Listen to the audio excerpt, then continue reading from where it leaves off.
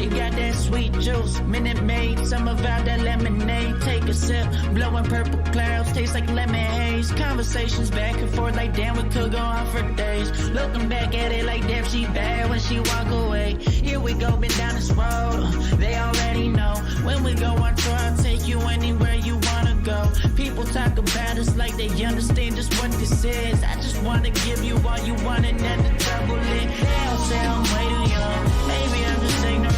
I won't find nobody like yo on some real shit. Spend a couple hours on the phone, hey. I don't wanna let you go, I'll be all about you, babe. I'll be all about you, babe.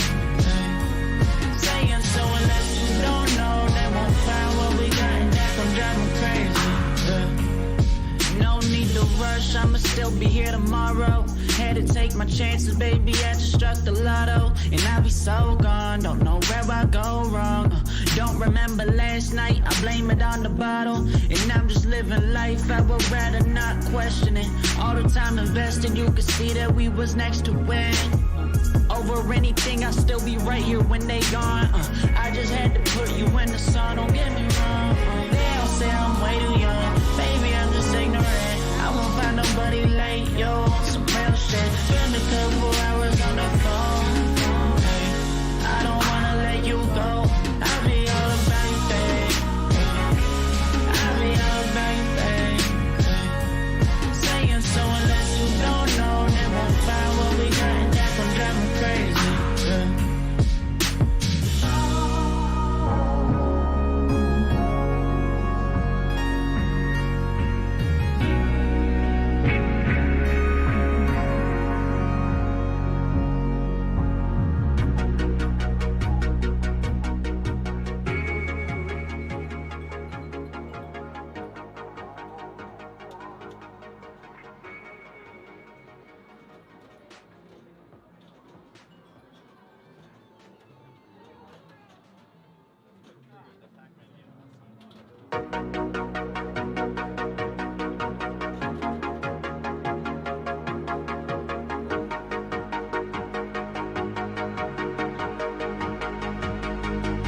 She got that sweet juice, Minute Maid, some of out that lemonade. Take a sip, blowing purple clouds, taste like lemon haze. Conversations back and forth like damn, we could go on for days. Looking back at it like damn, she bad when she walk away. Here we go, been down this road, they already know.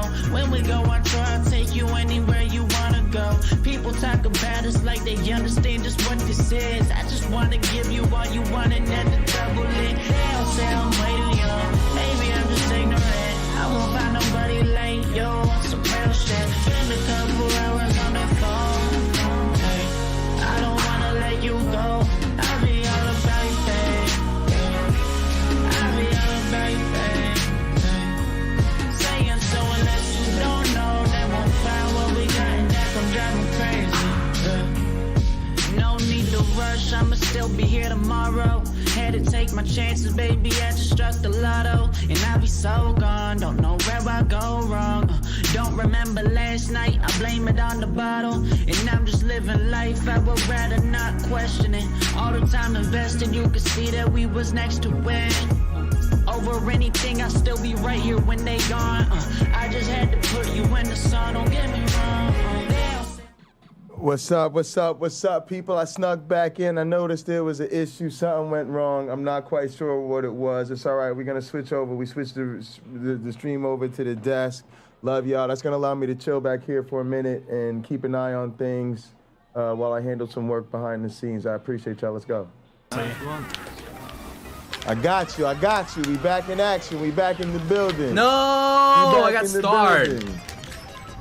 No need to alert the children. Dang it. Oh, that was amazing.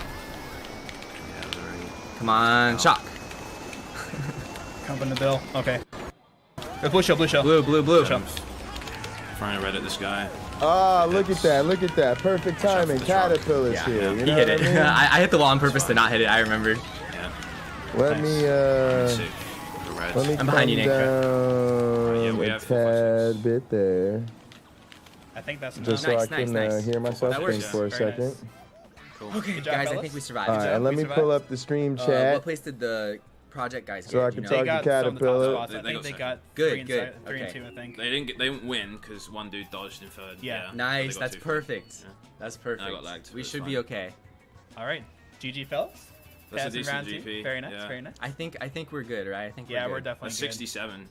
Awesome. Yeah, Tio got 8-10. So that was God damn it! I don't know why Yes. I capitalized Very nice, that very L. nice. Round 3, boys. Round Alrighty, 3. let's go. Let's Not go. round 1 or round 2. We take the. I'm Oh, still shaking finally, off the rust. Give it Caterpillar's a got her GP or mod 2 and outfit I'll on. reach my final form.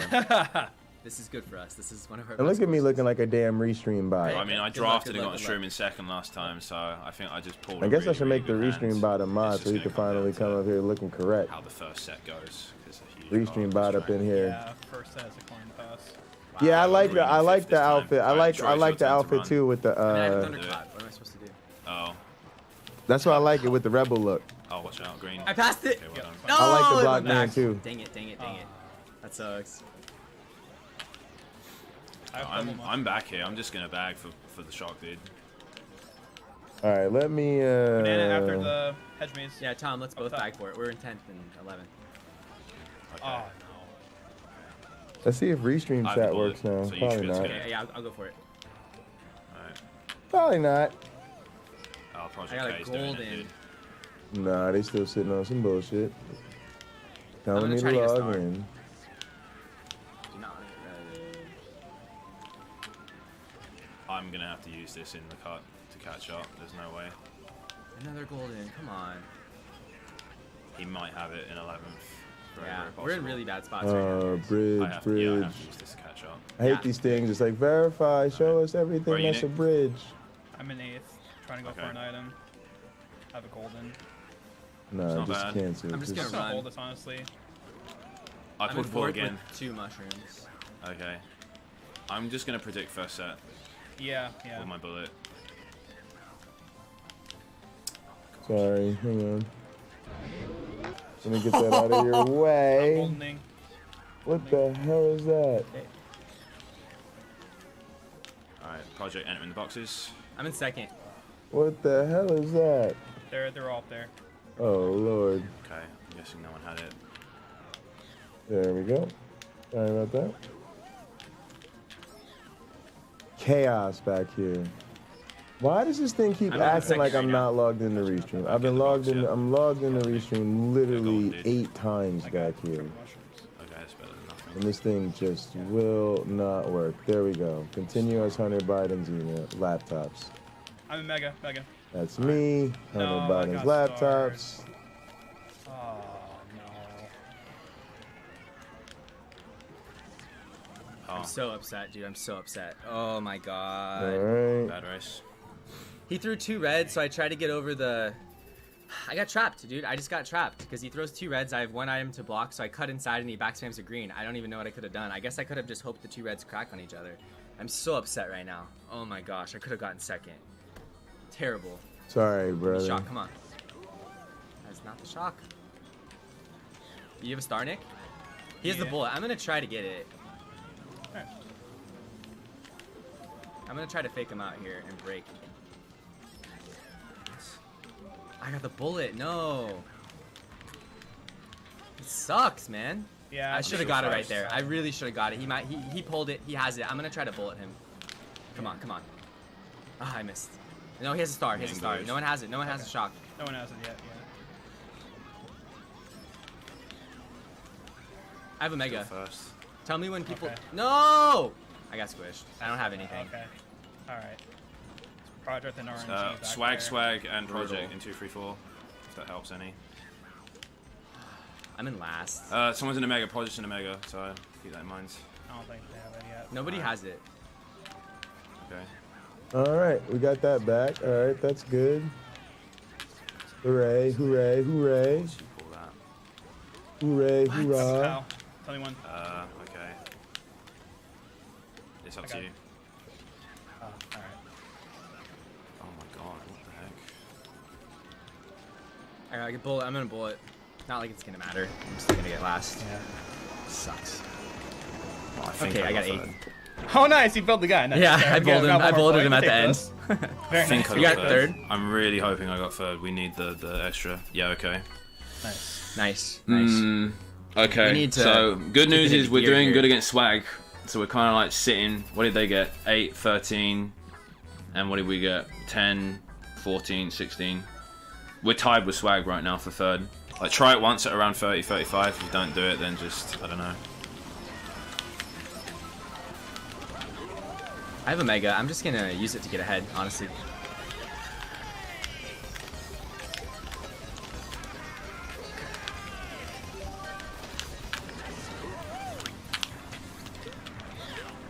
God, I knew he was going to throw it there. I'm in second. I have a power. I'm behind you in third. I'm going to get you guys in the air. You got me in the worst spot. Okay. Okay. I'm just, gonna be streaming ahead. I'm gonna be streaming. I just didn't get my right, trick to the boost right. because of that. Oh. Yeah, it's fine. Oh no, that's a fib there. Okay, it's fine. It's fine. That was scuffed. We're still in good All right, spots. you're in Project second, right? Q's in first by a lot, and Alright. second. I'm in third. Okay, first 7-8. I have a power again. Maybe you should call it, Troy. Yeah, I'm gonna call it. You call it.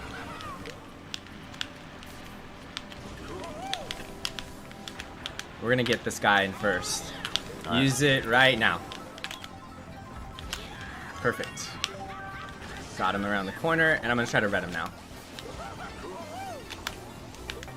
Use my mega in case they shock last set. Right. Goldening up. They're in a mega. I'm in RNG fourth. Source. I got a stream in fourth. Yeah, just run Are it. you serious? Oh my gosh, that was so close.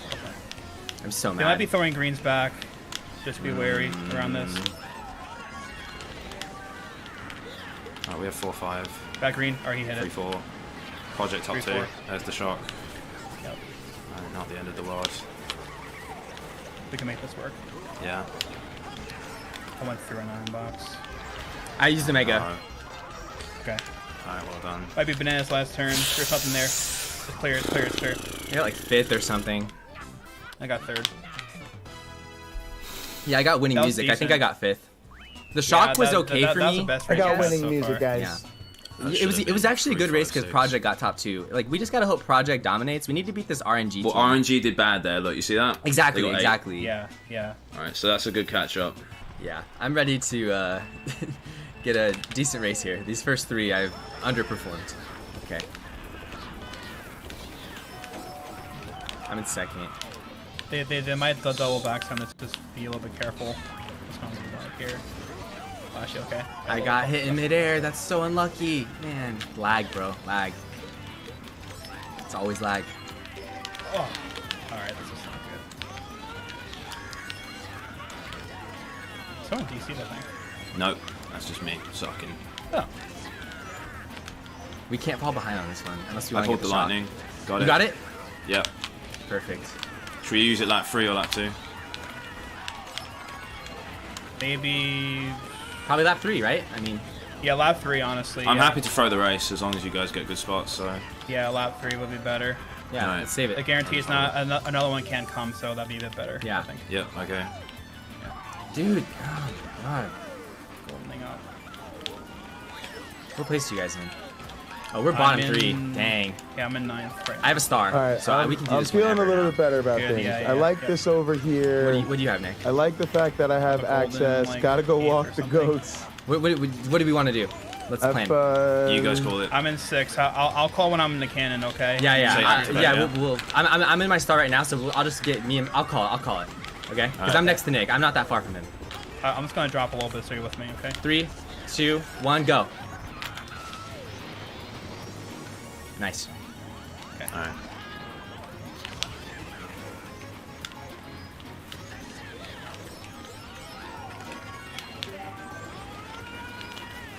Dude has triple greens. Might be throwing him. Yep, be throwing him up top. Yeah.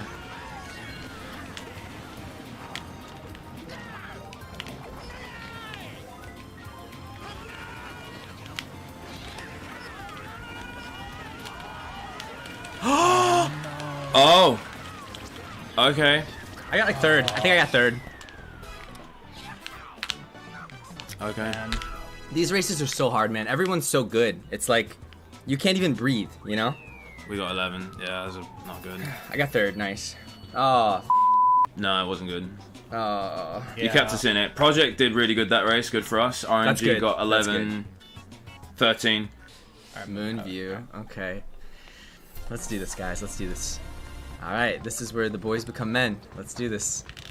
We must ascend to greatness. We got. We just bottom 3.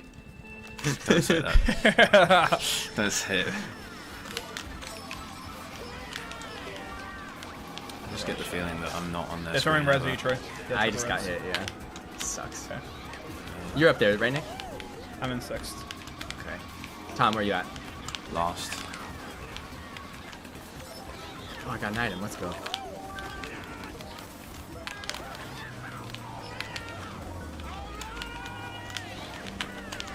Of course I'm your girlfriend. No, dude. Alright, Are you getting a shot, Tom? What's going on? I'm trying. Cool, cool, cool. No, I mean, I got a star in 11th. They're really far back here. It's swag in 10, 12. I'll let you know if they're doing anything. He's streaming. I don't think he has it. Yeah, okay. It's not in play yet. I'm in 4th. I pulled it in 11th. I've got it in 10th. Of course, it exploded there. What the heck, dude? Okay. I have lightning. No, I got a thundercloud. Do we want to use this to cancel it or what? What's the plan No, here? no, No. that's Okay, not yeah. my fault. I'll just get a dodge, I guess. Yeah. Nick's in I have a 10th. star. I have a star. Yeah. Oh, okay. Beautiful. I don't wanna get hit by any of this. Is there something around here? No. Okay. I pulled another Let me pass thundercloud. And while I'm I small. can take it. I can take it. I Take- can take Yeah, Let me yeah. take Please, it. please, please. I just lost it to a back bomb. it. I'm trying to catch. I want to take it. That's fine. Just go. This is a disaster. Work on Both the yourself. zippers, yeah. Oh, man. I'm just gonna use my star here, honestly. Alright, I'm Yeah, gonna use spam it. it. Oh, you took both boxes. Okay. I have a yeah. bill. No, it got bombed. Someone ran into it with a star. Oh man. I'm gonna hold this Oh, bill man. to try and get you guys a shock and a dodge. It could work. Yeah, I'm in a that can star. help. I'm just gonna use my bill here. I have it. Use That's it. gone. There you go. Use it, Yeah, use it. yeah. Go.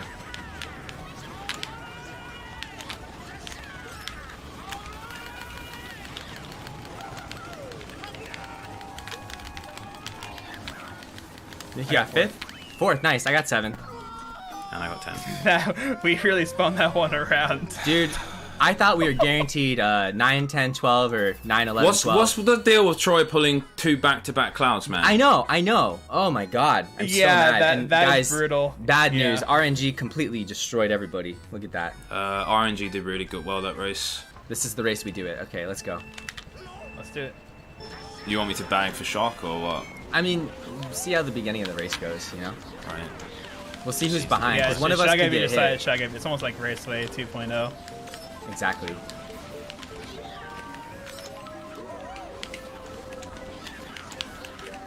I have triple reds in first.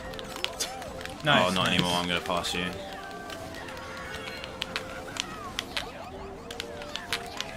Well, fib. Yeah. Oh, whoops, that one 4 instead of That's fine. It's okay. Cracked on an umbrella. Alright, we have top 2, but yellow. I'm in lol. 5th. I know, right? Are we just running this then? Just do it, cause honestly, like people overbag here a lot of the time. Yeah. So just keep on driving fast. We're top 3. Crab goes over there. I suck. There's red coming. Oh no, we're broken to crap. Okay, it's fine. It's fine. Oh, I thought I get the 2 we're fibs here. top 3, we're Make top sure you 3. don't hit them. Alright. Where's the shock? There's a blue shell. Blue shell. Alright, it's fine.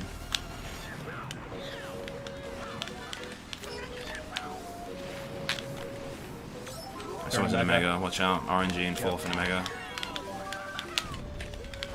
I have a Sherman 4th. Nice. Our res coming up. There's a guy in a bill, watch out. Yeah, of course. And here they come. Yep. I got Gosh. triple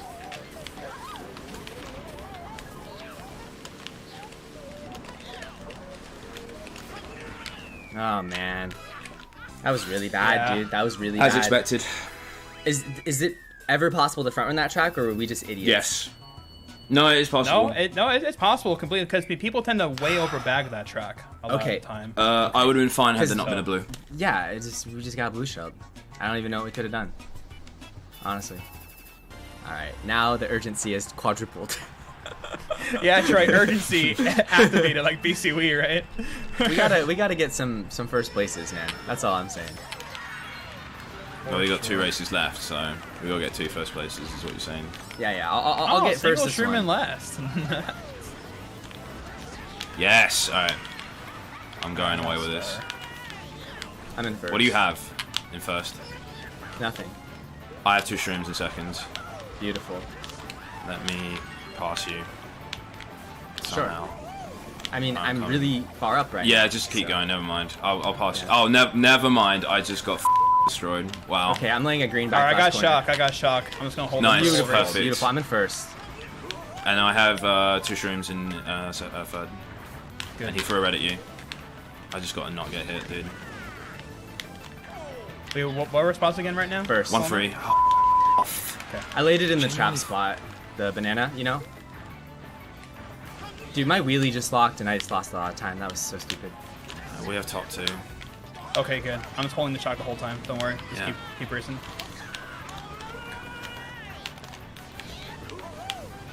Oh no. Oh, They dropped power, didn't Yeah. That POW Yeah. screwed me, man. they? Yeah. I tried doing the zipper thing, but I just couldn't get up there. I just didn't want to spam it I either. just can't. Wait, did can't you lose with the these shock? people. Yeah, you got Yeah. they dropped powers. No. Yeah, and there's a blue. Oh, we're so Yeah. screwed. Yeah. Guy used the star in 4th, but there's no We're shot. so screwed. This is so annoying. And another POW. Makes me lose triple streams in 5th. Maybe there'll be a blue here. I'm in second. I'm coming up. It's going to start here, honestly.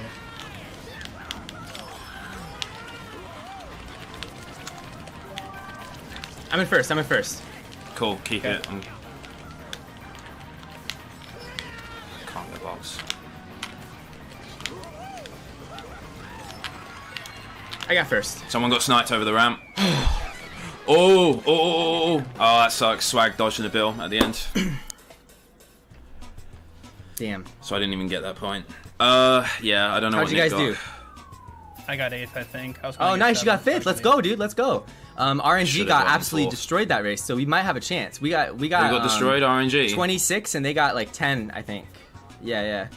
So But Swag, dude, they got 2-3. Look how well Swag are doing this GP. 26, 24, 15.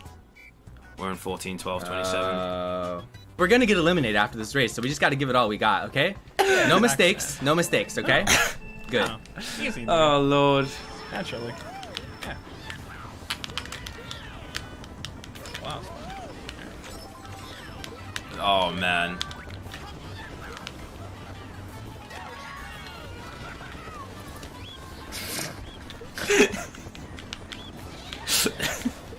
I'm wall bouncing it, by the way. I'm wall bouncing it.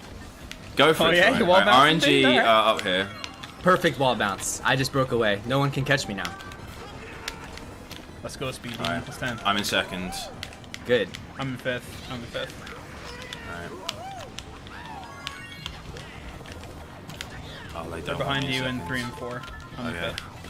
They have Uh, triple greens. No, they're The dying. blue shell, blue shell. I'm just staying Okay. inside. Alright. Well, it was fun while it lasted. If I'm gonna lose to a blue shell, I'm okay with that, you know? Yeah, true.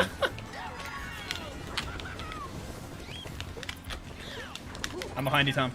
I have a shroom. Top so 2. Top 2. Yep. I'm not doing wall bounce. I don't trust No, it. no, don't do it. We're in good I don't spots. trust it. I'm in 5th, by the way. And I have triple reds, so you guys are safe. Cool. What place you guys in? 1, 2. I'm in 5th. No, okay. no, I see 2, 3, yeah. Alright. I'm in 5th. Pray that These can't reds be don't off. work, dude. Mario Kart Wii reds in a nutshell. Bill's coming up. Bill's coming up. Yeah. Alright. I'm gonna red this guy. No, the bats There are it gonna- is. Yeah, they dodged Stars him. coming up. Yeah. 2 stars coming RNG. up. Okay. Dang, that shock. Is what it is. Yeah. What place you in, Tom? Second. Yeah, I'm Blue shell, blue shell. in second. Good. I might get first, possibly. No, it's getting him off the line. Oh. I got like 5th or something. I don't know if that's enough. RNG winning that is rough. No, we're out. It's That okay, dodge though. was too good, dude. That We dodge did well. was too f***ing good. He dodged in second. Sixth. Thing. Yeah, okay, that's it. I mean, we it's just finished really in the hard. top like third of all the people who participated. So for our Yeah. first time doing a 3v3v3v3, like as a team, Yeah. we actually played pretty well, I'd say. You know, like I we're think only so. gonna get better if we keep doing these. For sure, for sure. I'm curious to see the results though. But goodbye. They're extremely close. They're like between fourth and second. I think it's still less than 20 points. I think. Yeah, we're out though. I'm positive. Yeah, we're out. Yeah. All right. Yeah. Well, it was a good run. Good games, Yeah, guys. good games, guys. Good games.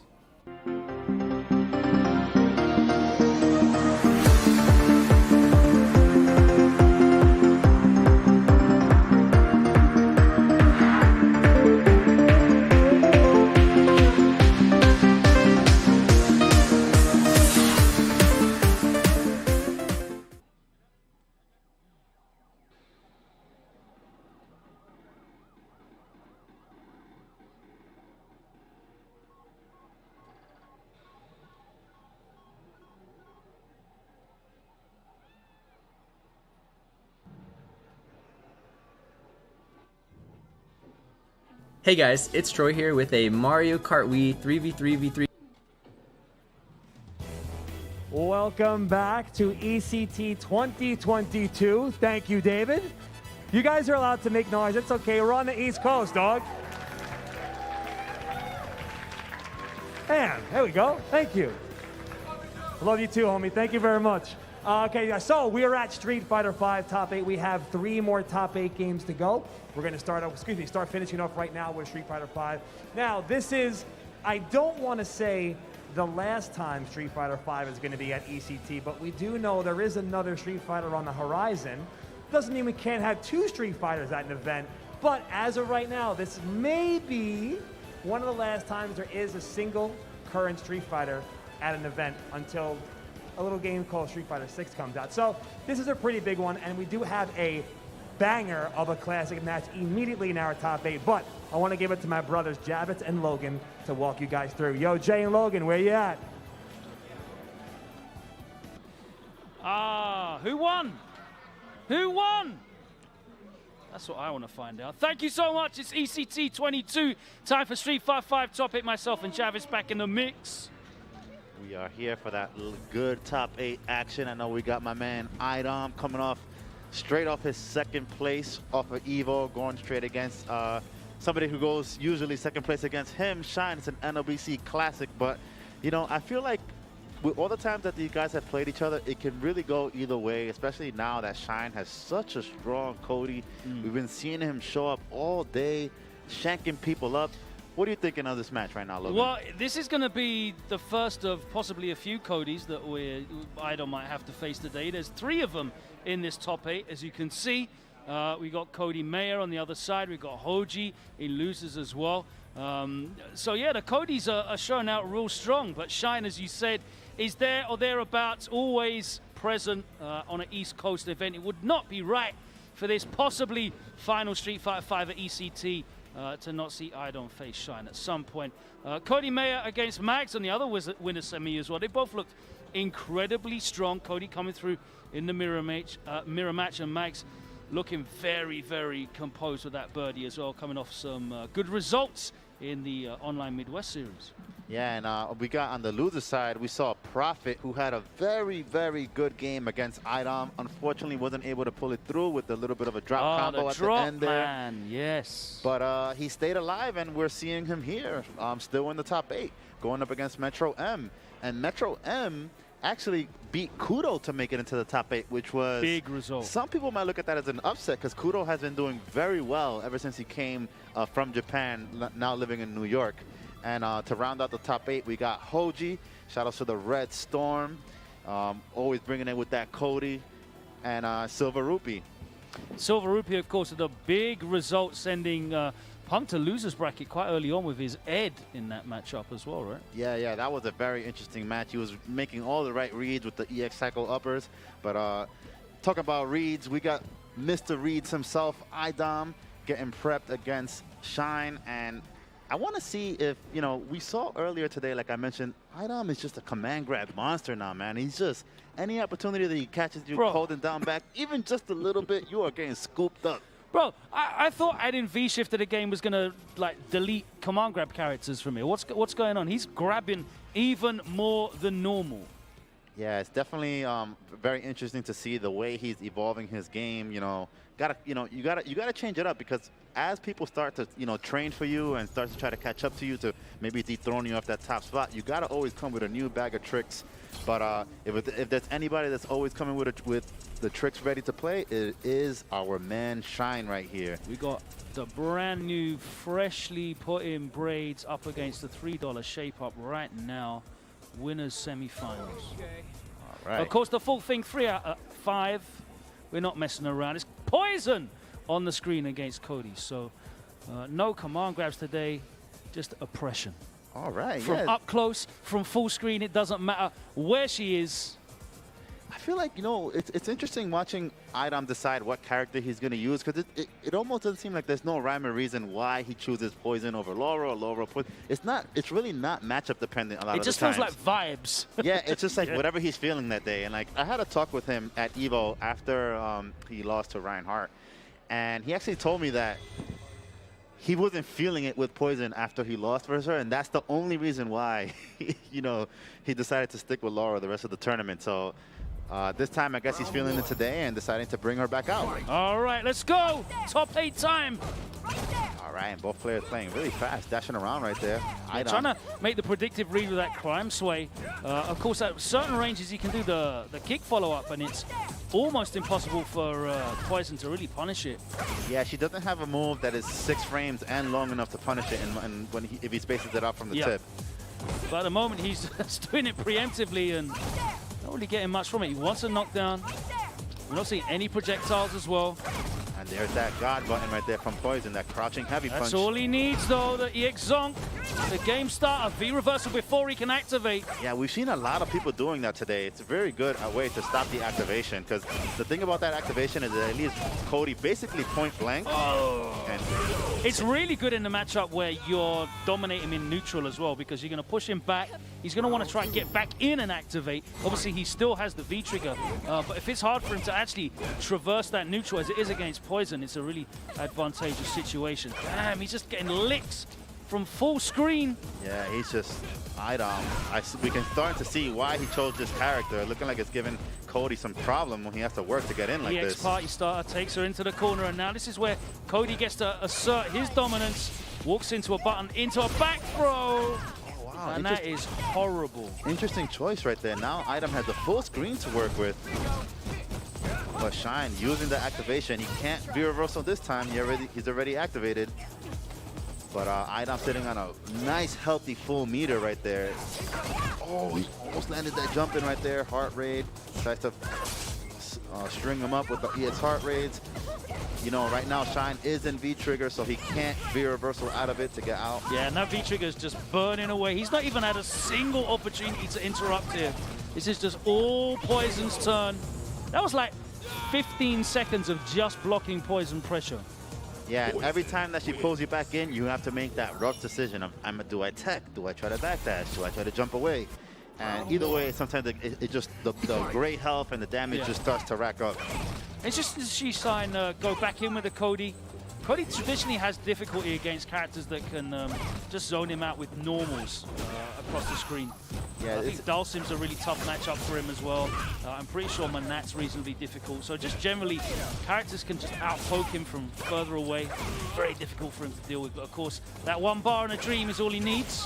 Yeah, even though he's a character that has access to so much damage, but if he's never in a position to get it, you know, he might lose the round before he ever gets that chance. So good awareness there from Idom, just clipping him with all the heart rage and the crouching heavy punches, just making it look like a nightmare for Cody. Yeah, he's just trying to make these hard reads on the V-skill, swaying, but he's just getting slapped up every single time.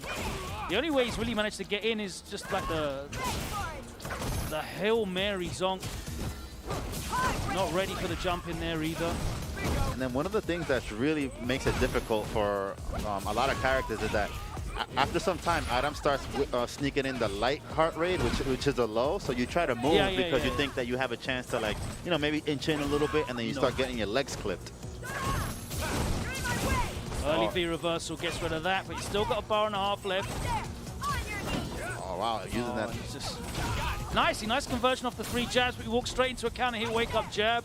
All right, Idam not out of it now. And He it's does. back to the impression, but the big jump in, and Shine is on the board with a round. All right, nice jump in right there. He's had a couple of those jump ins, so I feel like he has a good rhythm of the way that Idam is using the medium heart rate. Nice, he baited out the crouching medium. It whiffed, but he wasn't able to take the advantage of it. Yeah, you got to believe in it a little bit more. Especially if you're already committed to the empty these jump. jumps have been paying off dividends. I don't being a bit too comfortable with these laggy recovery buttons. Please don't take the back throw. He wasn't ready. Wow. Leave that crossed up as well. Idam using a jump of his own just to get out of there. Yeah. Nice throw tech right there. Didn't get the jump that time. Yeah, doesn't bite on the throw, Shine. All right, but Shine does have a pretty good lead right now. He just can't overextend too much and take too many big risks, or else he'll lose that lead, and then he'll be back in that situation. Yeah, the problem is he has to keep going in, though, because at this range, he's going to eat gray life, he's going to eat normals. He has to keep pressuring, he has to keep trying to get in on poison. All right, no EX Zonk for him to work with at the moment. He's just going to have to go in the honest, traditional way. See if he sneaks in a jump. He's not too down on life right now. Wow, sniped out from the sky. That was like, he'd already, like it was a predictive. Yeah, he just let it rip so fast. It was like, you can't even tell if that was on reaction or he just made the hard read. All right, nice use of the walk-up standing medium kick. That is plus. There you go, nice V reversal right there. Trying to get some space. Now he's not out of in the corner. And ready with the EX flip. The big thing here as well is we've hardly seen Shine activate a V trigger at all. Yeah, he hasn't had a chance to, because sometimes he just has to use that V gauge for other resources. And this is looking bleak. Yeah, this is looking really rough. I would like to see him switch to the Ibuki, because it's just the Cody right now. It's not looking too good matchup wise. Shout out to everyone who got blown up by the Twitch auto ads. All right, that nice little 2-piece right there, taking out a fat chunk. All right, nice, there we go, but nothing off the back of it. Yeah, I've been seeing him try that like a couple of times already, but it hasn't really led to much. So I'm not sure if it's something that maybe he's just using it to maybe avoid some chip, or if it's something that he hasn't represented properly yet. The problem is he takes counter hit damage on recovery as well, so it's a very real risky. bad risk reward.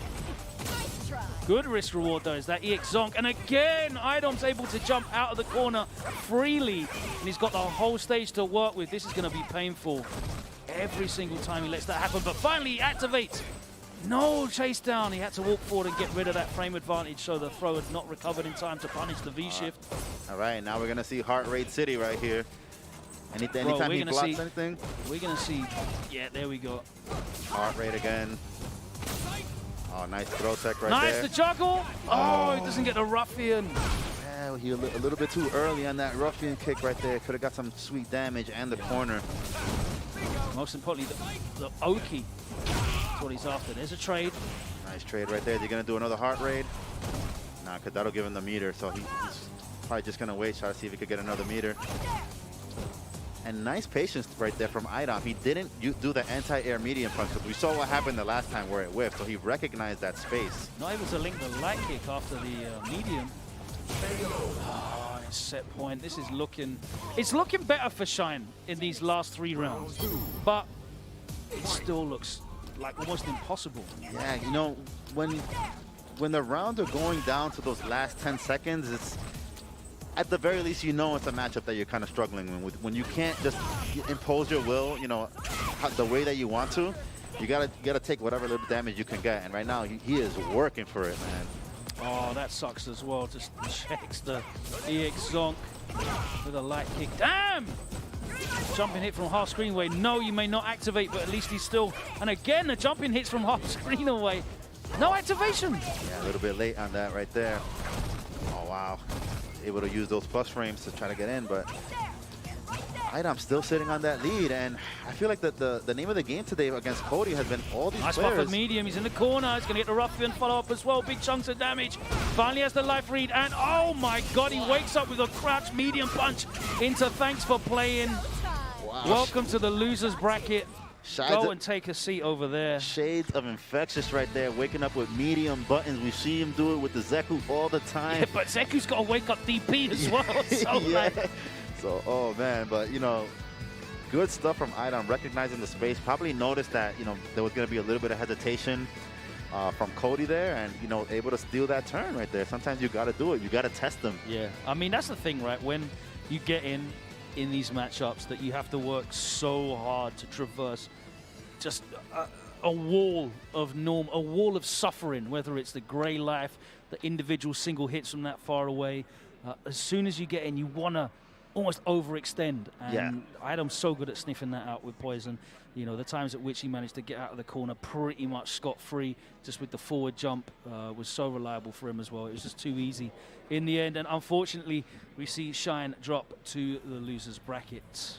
Yeah, and you know, Idom, he's so good at those micro decisions, like those little frames or twos where you gotta decide, should I jab, should I just block? Yeah. He just always knows how to thread the needle in those situations. So good stuff to him.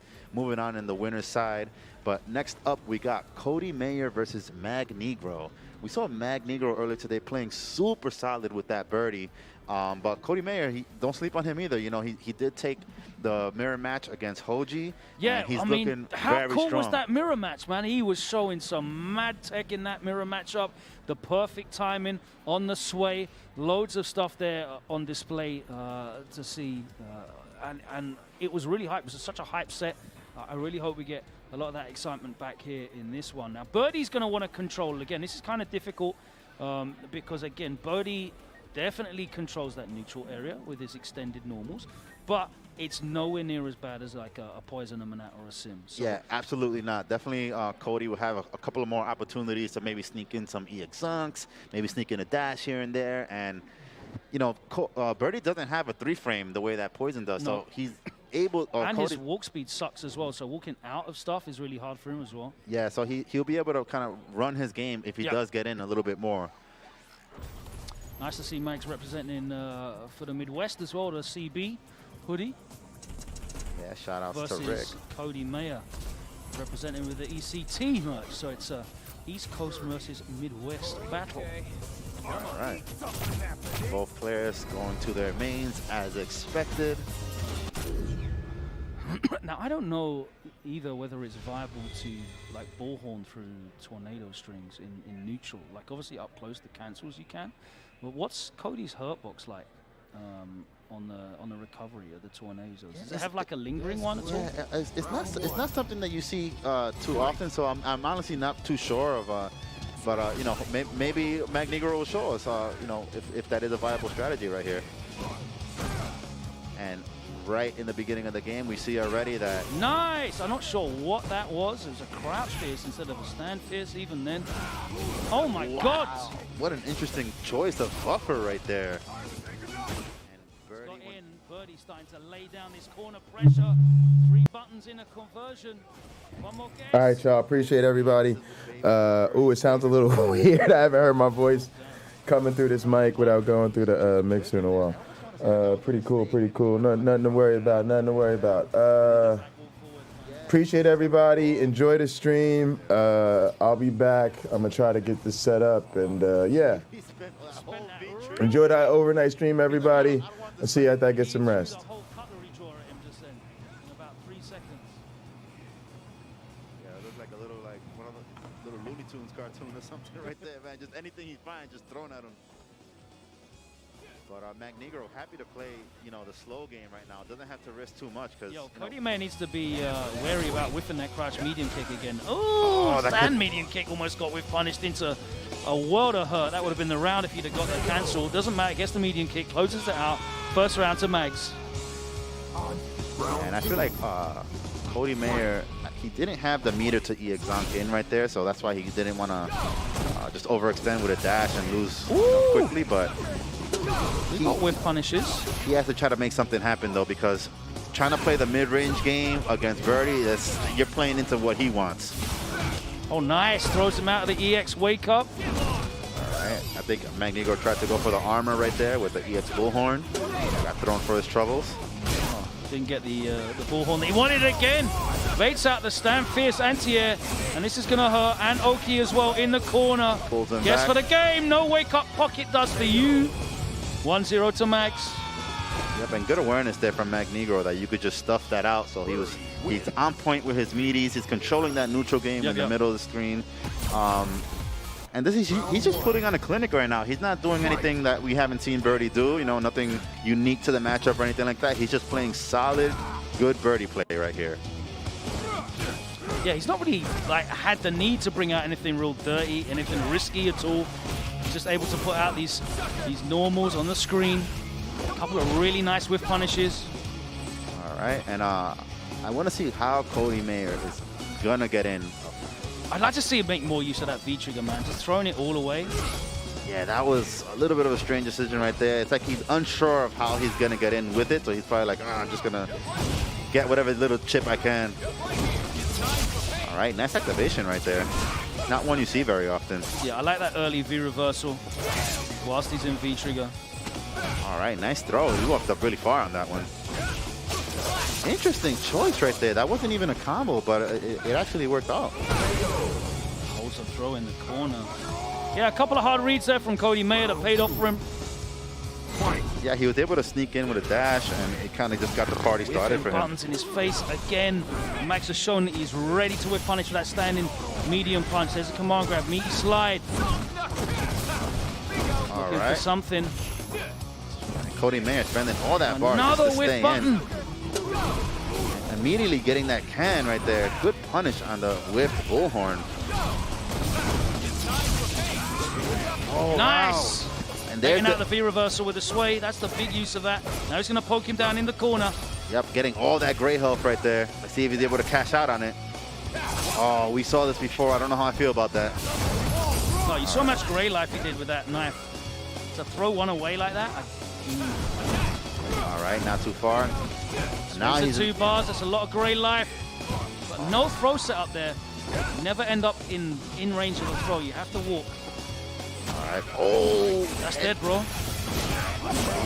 he suspends the whole thing. A 0 bar kill as well. That's huge for Max. Huge. Yeah, he was able to just save all the resources on that. I feel like Cody Mayer had to be a little bit more aware of that situation. You know, Magnigo was sitting on a pretty light, healthy amount of V-trigger. That he didn't have to press a button right there. So something that he definitely has to think about in the rest of this set. You know, if you have a life lead like that, just back up or just walk back, lower the risk. You don't want to give him that kind of free damage. And right now, Magnigo down by about 60% right now. But he is sitting on full bar and V-trigger, so he definitely can make something happen. Dashes into a medium punch and gets taken across the screen. All right, and opting to save the extension on the V-trigger right there. Wants to use it for the rest of the round. That's going to hurt. Oh, wakes up with the EX armor. All right. Oh, he's dead though. Wow, nice extension right there from Cody Mayer. Able to put him up 1 game apiece now. Yeah, not giving him as many opportunities to whiff punish right in his face. He's just walking in a little bit closer. Needs to be wary though if Mags stops using the medium and starts switching to something else. He's going to be walking right into range of stuff like the roundhouse, the medium kick.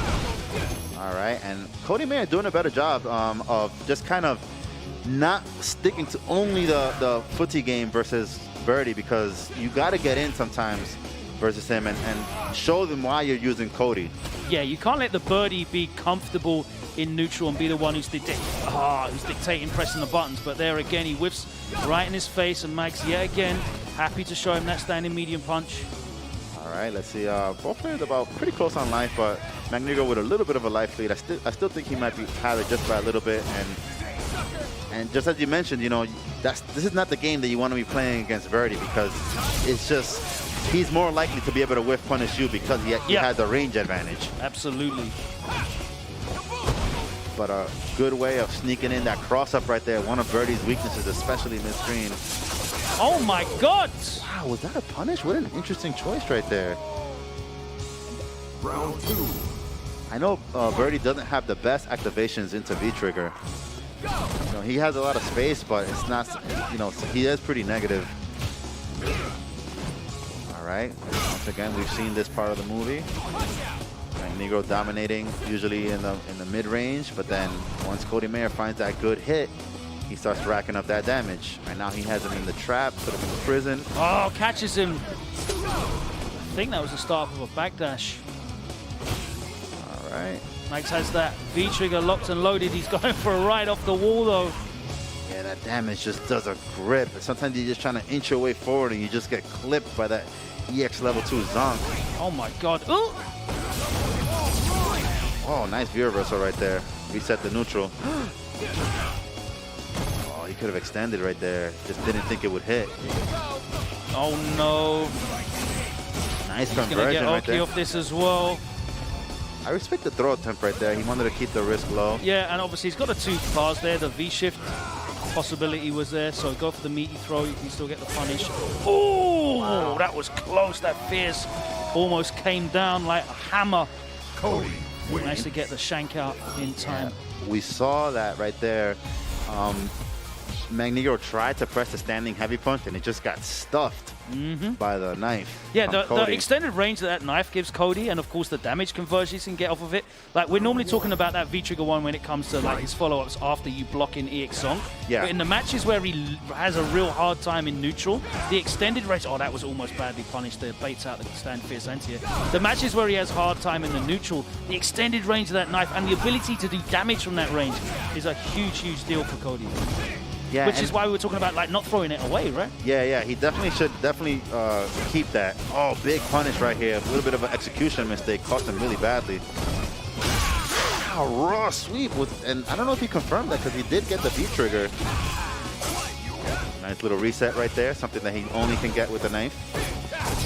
All right, I like that one right there. He just used it to get back in. That is plus. So it's not a punish. We saw that it was reversal, and he was able to block. Right, I think it's a punish off the activation off of some normals. Ah, gotcha. I see. Yeah, and it is plus, so maybe he just probably, you know, tried to test them real quick, see if it'll hit. Oh, there we go. You don't need to get hit by this when you know that that's the only way.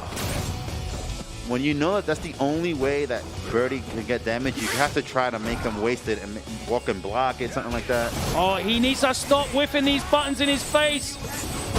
Oh my God. Oh, the safe overhead. I almost feel like Cody tried to jump away or something because it looked like he got was hit standing. Yeah. For Avenger. Put him in the dirt. All right, and Magneto trying to turn it up. Nice, ready. Oh my God. Wow, he still got the level 2. That must have been like the first possible frame that he got that out because it was really early in the round. He needs to stop whiffing these buttons. Oh, Again catches him. That pocket dust hitting air. All right. Oh, nice punish right there. Just as you mentioned, those whiff buttons are costing him dearly right there. You don't want to be whiffing like that versus Birdie. Yeah, and it's so hard for Birdie to actually walk back and make you whiff. His walk speed's so bad, but it's happening far too frequently here. Mike's looking to level it up. He needs one good solid hit. All right. Now, Magneto trying to create that prison of keeping you in that position in the corner where even if you try to jump, you'll be ready to anti-air. As soon as Cody gets that second bar, yeah, there's the activation. Now he's on the front foot. I'd like to see Magneto backdash out of this pressure because you don't have to take this many buttons. No. Especially mid-screen. You have a lot of space to work with. It takes so long for the Grey Life to start coming back as well. You don't want to just stay. Oh, that would have been it. All right, maybe he just... Sometimes it catches you off guard. You're not sure. And that sweep, they did nerf it, but it's still, if you're not ready to punish it, they can still get away with a couple of them. Oh, man, now in a bad spot. I'm not sure who has the lead right now. Yeah, he's going to have to take this EX activation. Oh, my God, it hits anyway. And that's it, and it's 2-2. Good awareness there from Magneto. He saw he had the time to just walk it out. He didn't have to risk anything else at that point. No risk of a low. Cody was not going to get to him fast enough. So Yeah, he really snuck in that EX bullhead right there. Just at the right moment. Yeah, where, I mean, it was always coming. He had the 2 bars. He wanted to get in and pull that life deficit back. It's a free activation. You can't really do a lot about it. Yep, and he also had the can protecting him. That's why he was so comfortable just throwing it out. A little bit of a weird angle to land to try to hit that anti-air. Oh man, now this is getting real close right here.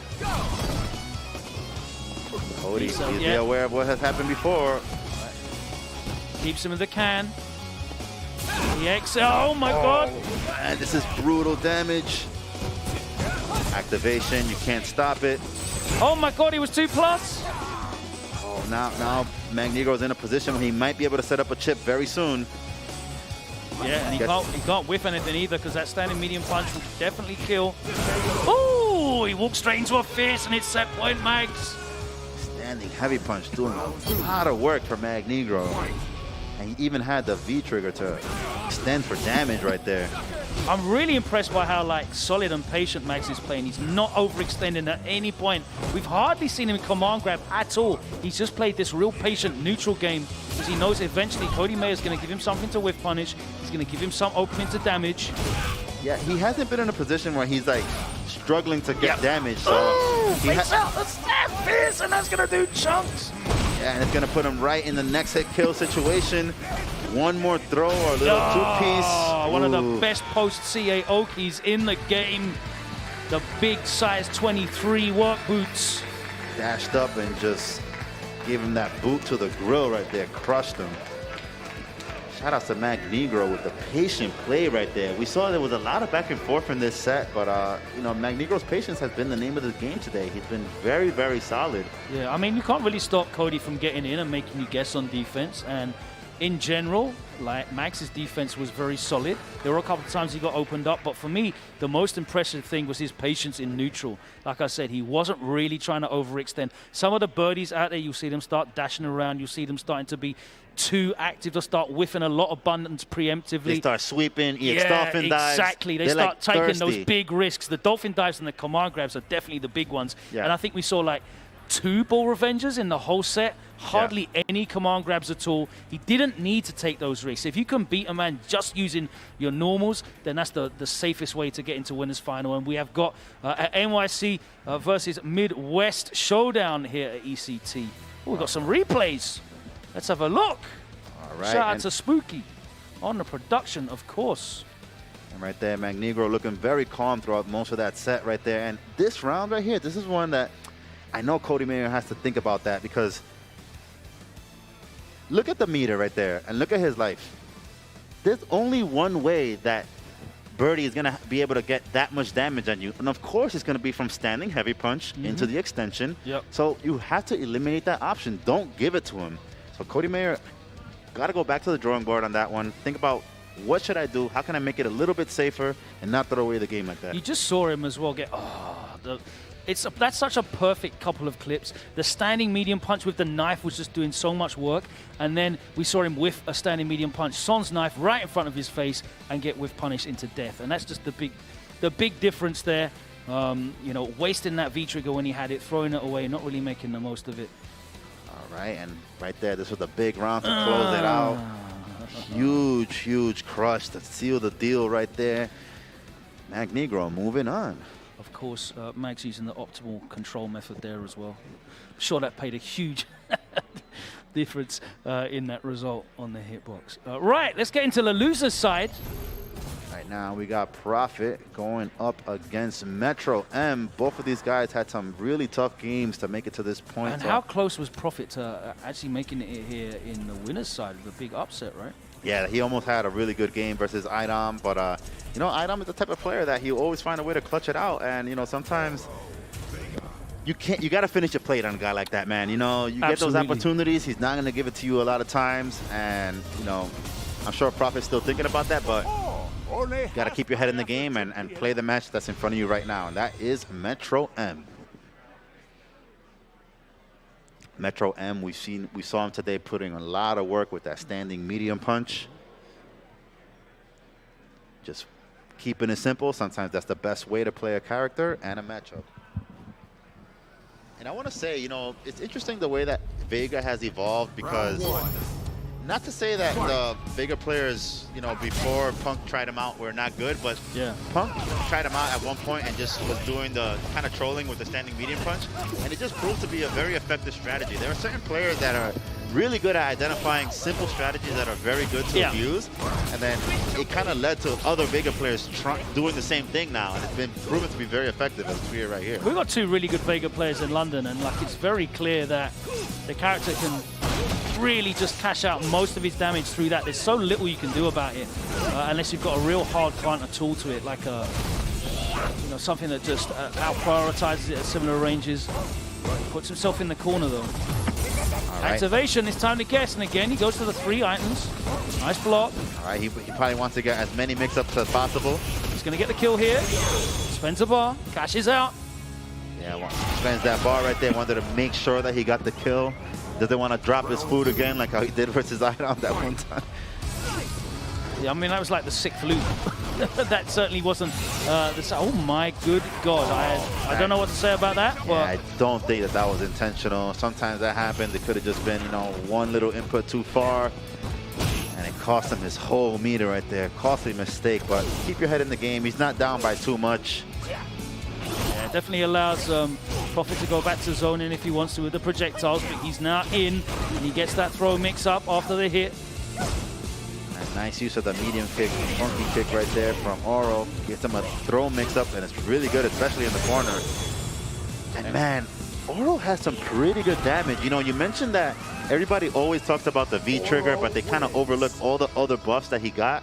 And you know, like I mentioned some of the things that I think he does exceptionally well compared to other characters. If he anti-airs you with a medium punch, yeah, you're going. Tell me what happens. I want you to tell me. You're getting 3 DPs into the corner at least. Yeah, you're definitely getting cornered, and he's getting some really above average damage compared to a lot of characters. So while he might have some deficiencies with his normals on the ground and the footsie ranges, but the way that he converts is actually very strong, and we're seeing that from Prophet right now. Prophet. I think his projectile game's really good as well. Like obviously against characters that are not able to easily circumnavigate it, his projectile game is very, very effective. Yes, if you see the Oro versus Zangief matchup, that matchup looks terrible when he has the when he's throwing out the V skill and just zoning you from full screen. It just looks like bullet hell for Zangief. But luckily for Metro M, he picks a slightly better character going up from the bottom. All right, interesting use of the double jump right there from Prophet. Maybe trying to throw off Metro M spacing. Definitely could have got a punish on that. Yeah, that was pretty close right there. Prophet just not ready for it. And Prophet doing a good job actually of not getting hit with as many medium punches. Oh my God, from there? Okay. Excellent punish right there, but didn't go into the CA. Oh man, Metro M has had a couple of drops that are just costing him, but nice defense right here. Blocked it all out, but took a throw. I guess that's not too bad, right? You survived 3 or 4 mix-ups and you only got thrown 1 time. Not bad, but... Yeah, that was... I mean, I know he died in the end, but taking only 1 throw's worth of damage and a bit of chip from that many turns off of the longer lasting Tengu Stone. Yeah, we call that near best case scenario right there. Yeah. So not too bad. Oh, nice whiff punish right there. Oh, a little bit messed up right there. Cost him dearly. Prophet definitely going to store the data though that he was just down back in, because obviously he blocked the chicken feet in front. See if he can hit him with the variation on that mix-up next time around. Big jump in though. Yeah, only got a light kick from it, but... Oh, he slid straight into the overhead. And using that new buff with taking off the mask. So for those of you that don't know, when Vega takes off the mask, he deals 10% more damage, but he also takes 10% more damage when he gets hit. So it's a little bit of a double-edged sword, but when you got the stun and you just need to get a little bit of extra damage for the cash out, might as well just do it anyway. All right, nice use of the Buster Claw right there. Too far away to get a follow-up afterwards.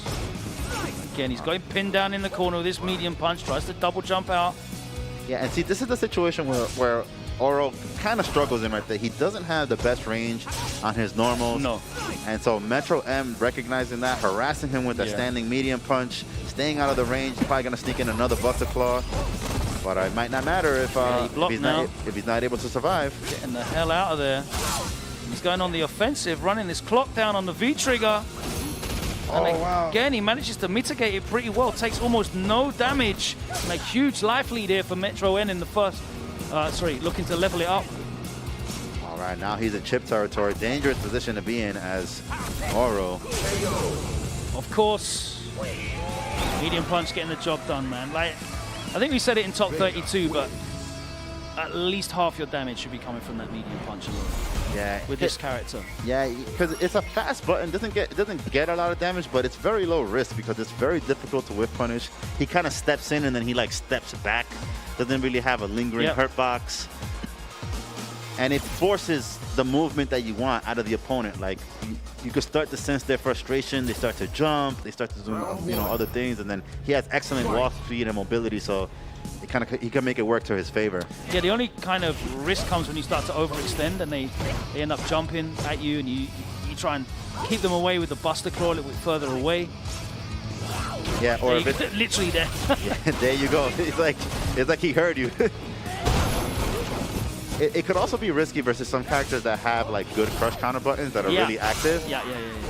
Like Birdie Stan Roundhouse, for example. Yeah. Lucky for him, Oro's not one of those characters. He is not, sir. He's got to take this guess now. Dashes him with the jab. Mask off again. That is dead. Didn't even need the damage boost, but just wanted to make sure. Doing it for the fans, right? Yeah, show his pretty face, you know. All right, and Metro M starting to run away with it. Trying to get around that projectile. All right, nice use of the V-skill right there from Prophet. Using it to get a ton of frame advantage to get in.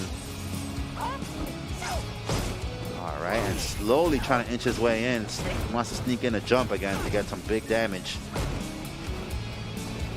All right, there it is again. He's on the ground. Stance change and that's the command grab. Right, that command grab does do good damage. Gives good Oki as well, which is the big benefit for that thing. Buster Claw and Prophet getting very close to the V-trigger. I wonder if he's going to keep using the 3-stone one or if he's going to finally switch to the... I have not seen him use the 5-item one all day.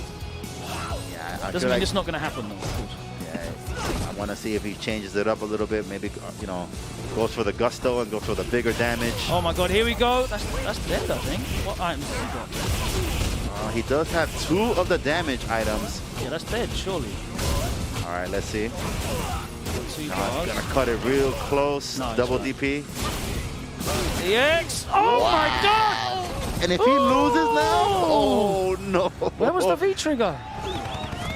I feel like that always happens to every Oro player. I feel like every time I watch a Broski clip, it's always that. Shout outs to Broski from the UK, one of the strongest Oro players out there. Oh man. Couldn't have got any closer to killing.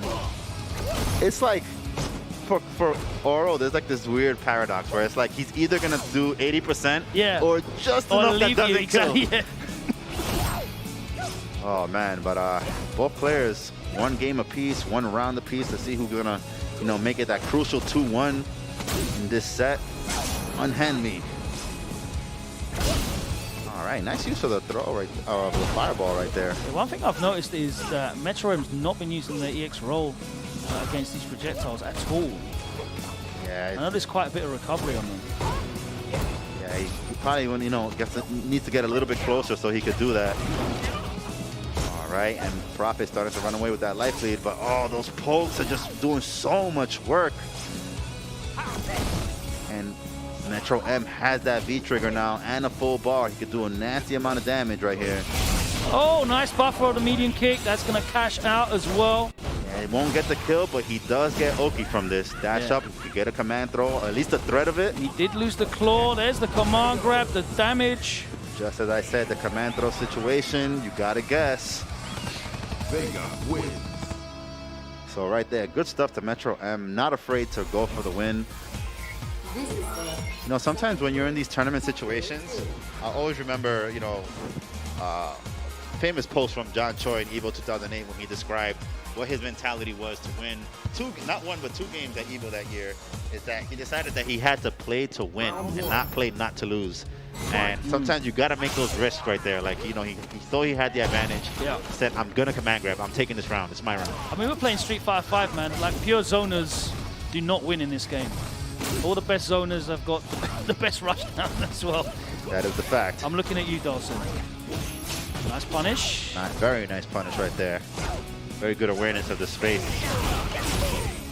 All right. Opts to keep it simple. Just get a little bit of Oki. Nice throw right there. Made him respect it. Yeah, didn't want to backdash out of that pressure. Yeah, I've seen him get punished for that 2 times now when he does the toward medium punch into the kick. Yeah. I feel like he's just kind of being a little bit automatic with that, so I'd like to see him change that up.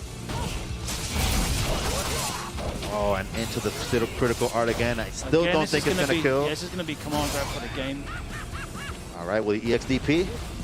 Oh, nice. Oh my god, he woke up buttons. All right. Right decision. All right, and he hasn't really been able to open him up with a V-trigger. First throw that you have to take. Now have to right. take 2 more. Oh my god, he just ate the fireball. Sneaky, sneaky, sneaky, sneaky. Good stuff to Prophet, putting himself on the board in this game. Right now, match point for Prophet to try to tie it up 2-2. Yeah, that's a punish. I wonder if he could get a little bit more than that, because that's not going to really deter. I'm not sure what reach is off a cancelable normal at that point. Yeah, maybe the toward medium punch, but I don't know if it was one of those situations where if he tries that, then the hurt box will retract. Yeah, the retracting hurt box, yeah. Oh, nice. Makes the knee whiff. Oh, jeez, and he's ready with the DP as well. Yep, one of the good things about having a flash kick motion for our anti-air move. Don't have to guess the side. Right there, Metro M. You need to stay out of range of that forward medium. Okay, just activates off the fireball.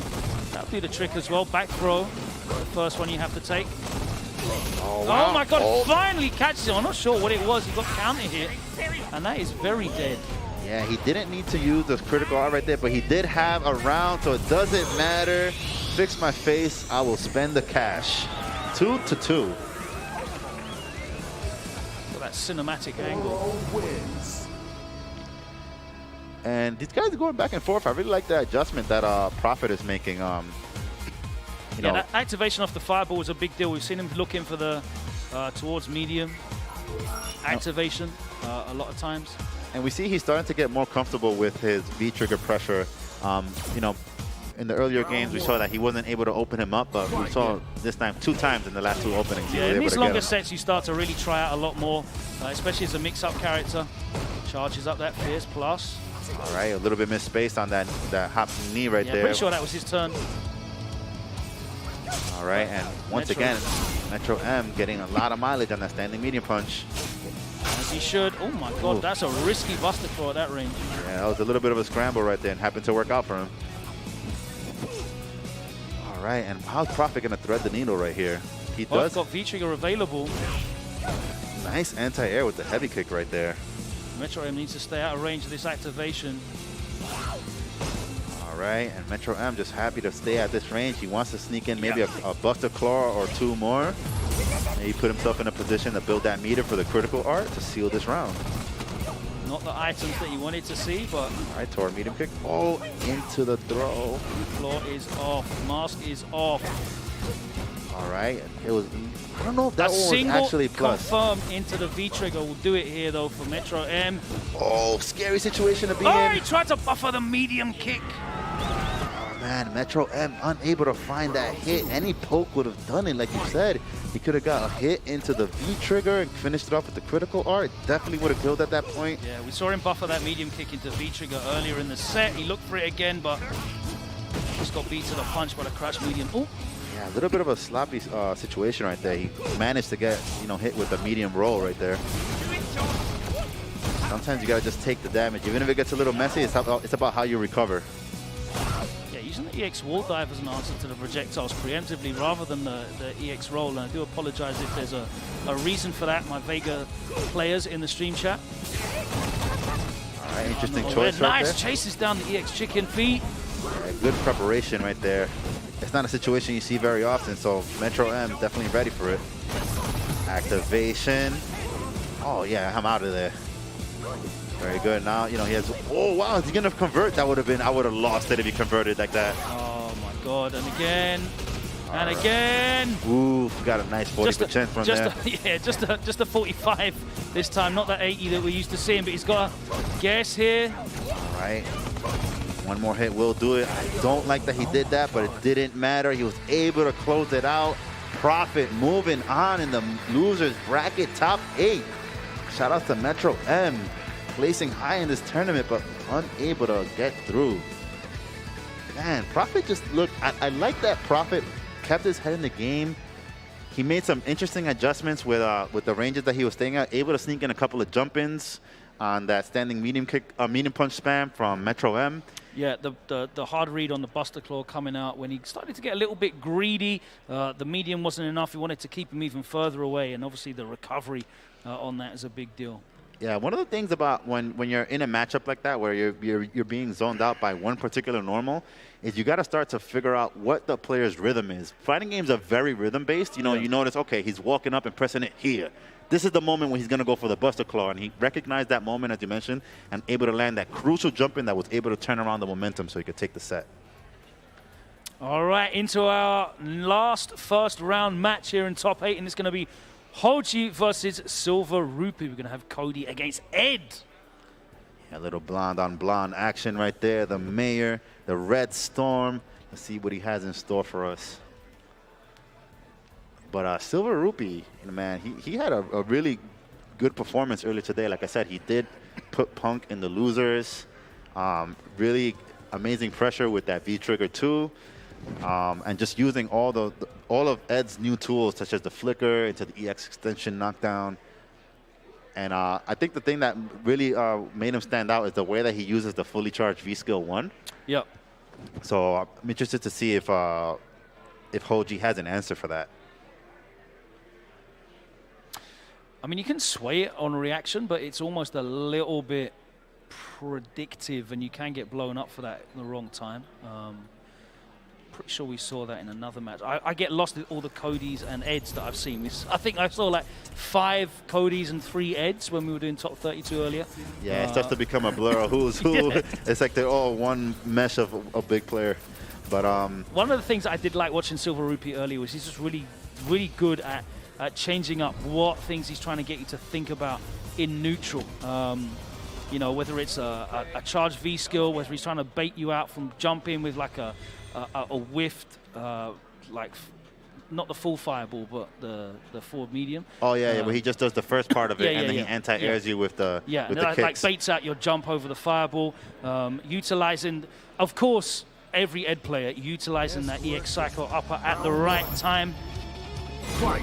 Yeah, it's you know, versus the character like Cody, you got to be very careful about that because Cody will make you pay really hard. Yeah, he gets a few. I'm sure he gets a couple of nice punish combos, right?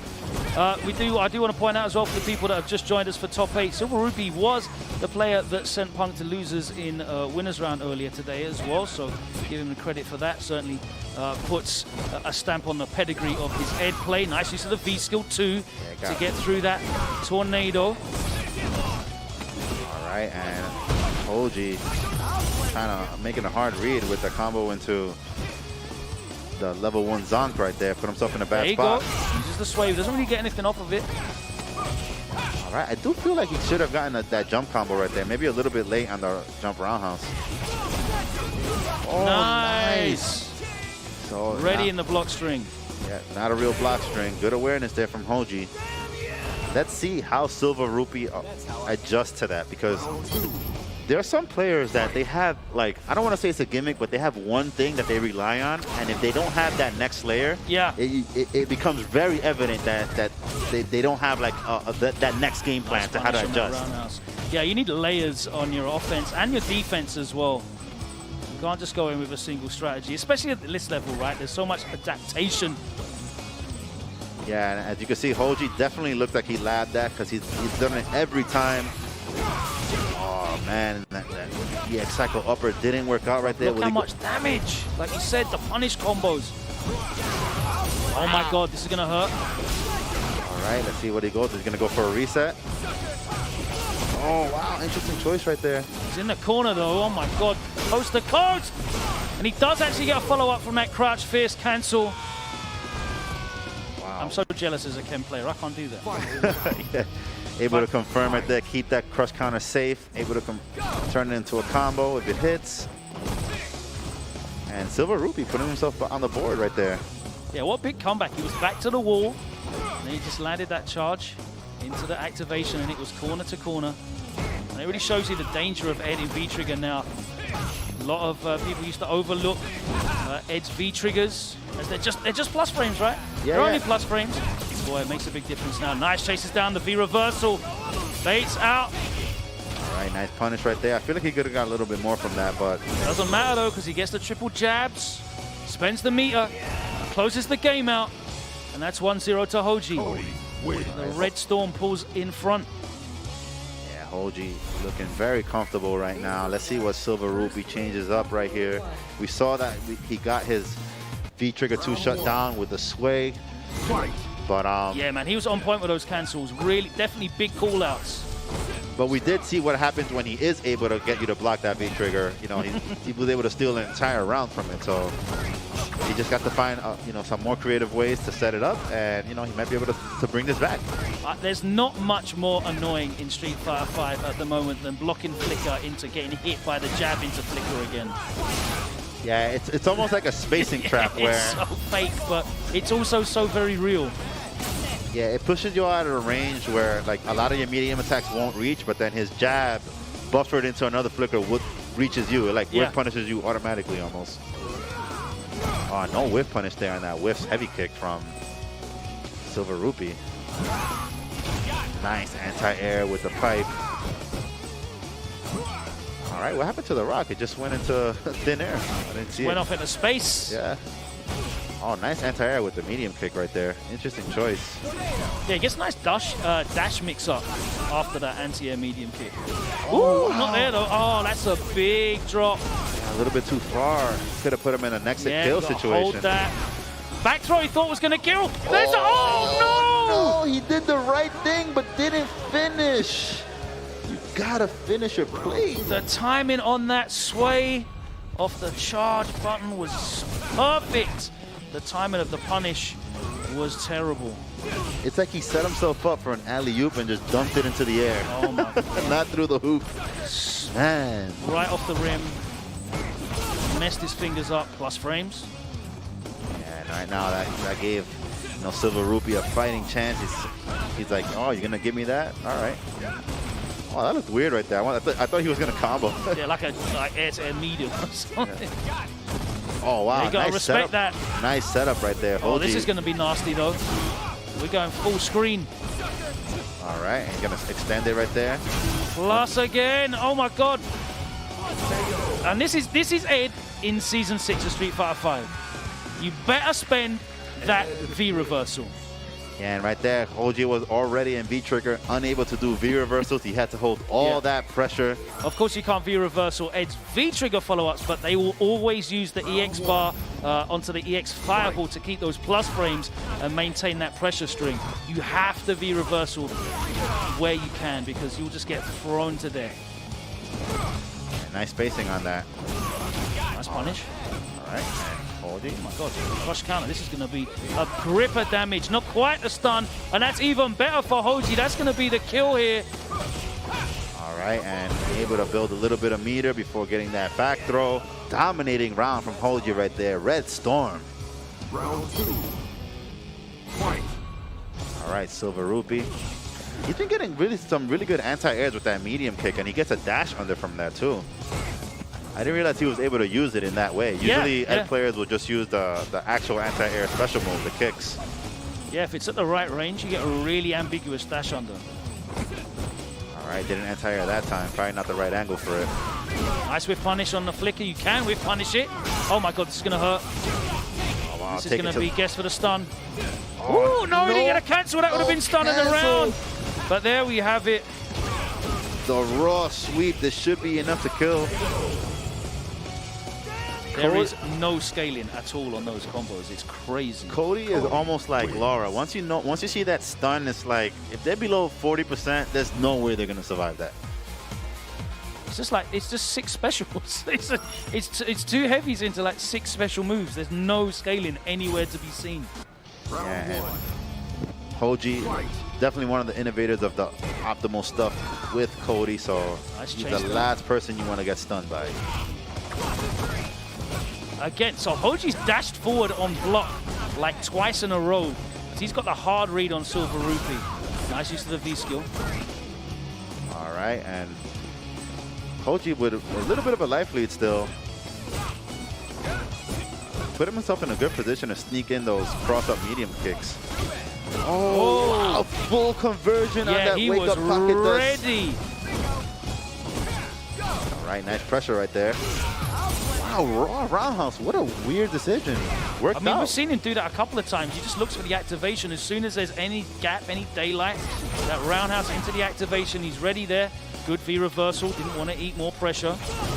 All right, we see Hoji ready with that sway right there. But Silver Rupee committed with a heavy punch in the neutral and just got raw jumped on. Yeah, hard read jump. Nothing he could have done there. Not enough time to charge the fierce and zip underneath. Nice punish right there from Hoji. Already got the corner. Very bad spot, but wow, Silver Rupee able to back throw him into the corner. Wants to keep it so bad. He did the EX cycle upper. This is where he wants to be. And not as scary as Cody in the corner, but definitely still does have a good corner game. Yeah, it's just really reliable pressure, right? That's all it is. It's not huge amounts of damage. Wow, he was full screen away and did an EX cycle upper. He's just drunk with power right now. Hold that throw. Oh, he gets a reset, the sway! Oh, once again, that same punish that we saw earlier. Oh, wow! Red Storm ready all the time. You can't sneak one past them. With that stuff. I didn't even see that. He just knew. Man, that's the eagle eye right there, man. Because a lot of times when you look for a situation to do that, it's maybe after a cancel or like a very obvious situation. But he just did it raw, and he was ready with the sway right there. Good stuff to Hoji. Looking like prime Mayweather in the pocket, just dropping the shoulder. And there was that round where he had the really good sway, but didn't finish the job. But we saw he trusted the tech. He was able to use it in all the other situations. And, you know, Silver Rupee, we saw a couple of good games from him where he was able to get good mileage from the V-trigger, but, you know, it just wasn't enough against Hoji. Hoji able to, you know, bring it back whenever he was down and using those punishes, those sways through any time that Silver Rupee tried to use the V-trigger, and that's what ended up sealing the deal for him. All right, there's the bracket in front of you. We're down to 6. Idom and Max in winners final. Cody Mayer profits. And Shine and Hoji in losers quarters. We still have 2 Codys in the brackets. Yeah, Cody just dominating right now in this tournament, just being one of the biggest threats of this season. And you know what? He's a real popular character. There's a lot of representation for him. Yeah, and he's one of the characters that, you know, usually when a character gets buffed, it's still usually the ones who are dedicated players of said character that are still doing well. But with Cody, there have been a couple of players that switched to him, like Momochi, and they're starting to do well also. Well, Momochi did use them before, but he kind of switched it around. Takeuchi's a good example. Yeah, Takeuchi. But yeah, the character is definitely a menace. A matchup that you really have to learn this season. And he just had those quality of life buffs, man. Like that V-trigger is real now. Yeah, and just like as if he didn't do enough damage, the little extensions that he gets when he's able to do the crouching fierce. Yeah, I was just going to say that's a real anti-air into real damage. You know, the level 2 Zonk coupled with the conversions he gets from a crouch and short paired together in that block situation really make a huge difference. Yeah, he's a terror now. But this season is just full of terrors. Like every character is scary right now. You know, even like I've seen a bunch of Dan players out there making that character look scary. Yeah, Dan is what we call knowledge check the character. If you don't know how to deal with those strings from the V skill 2, he'll just keep abusing them on you, and it's all spacing traps. That's what it really comes down to. A lot of times there are gaps where you're able to, you know, push the right button and push him back out.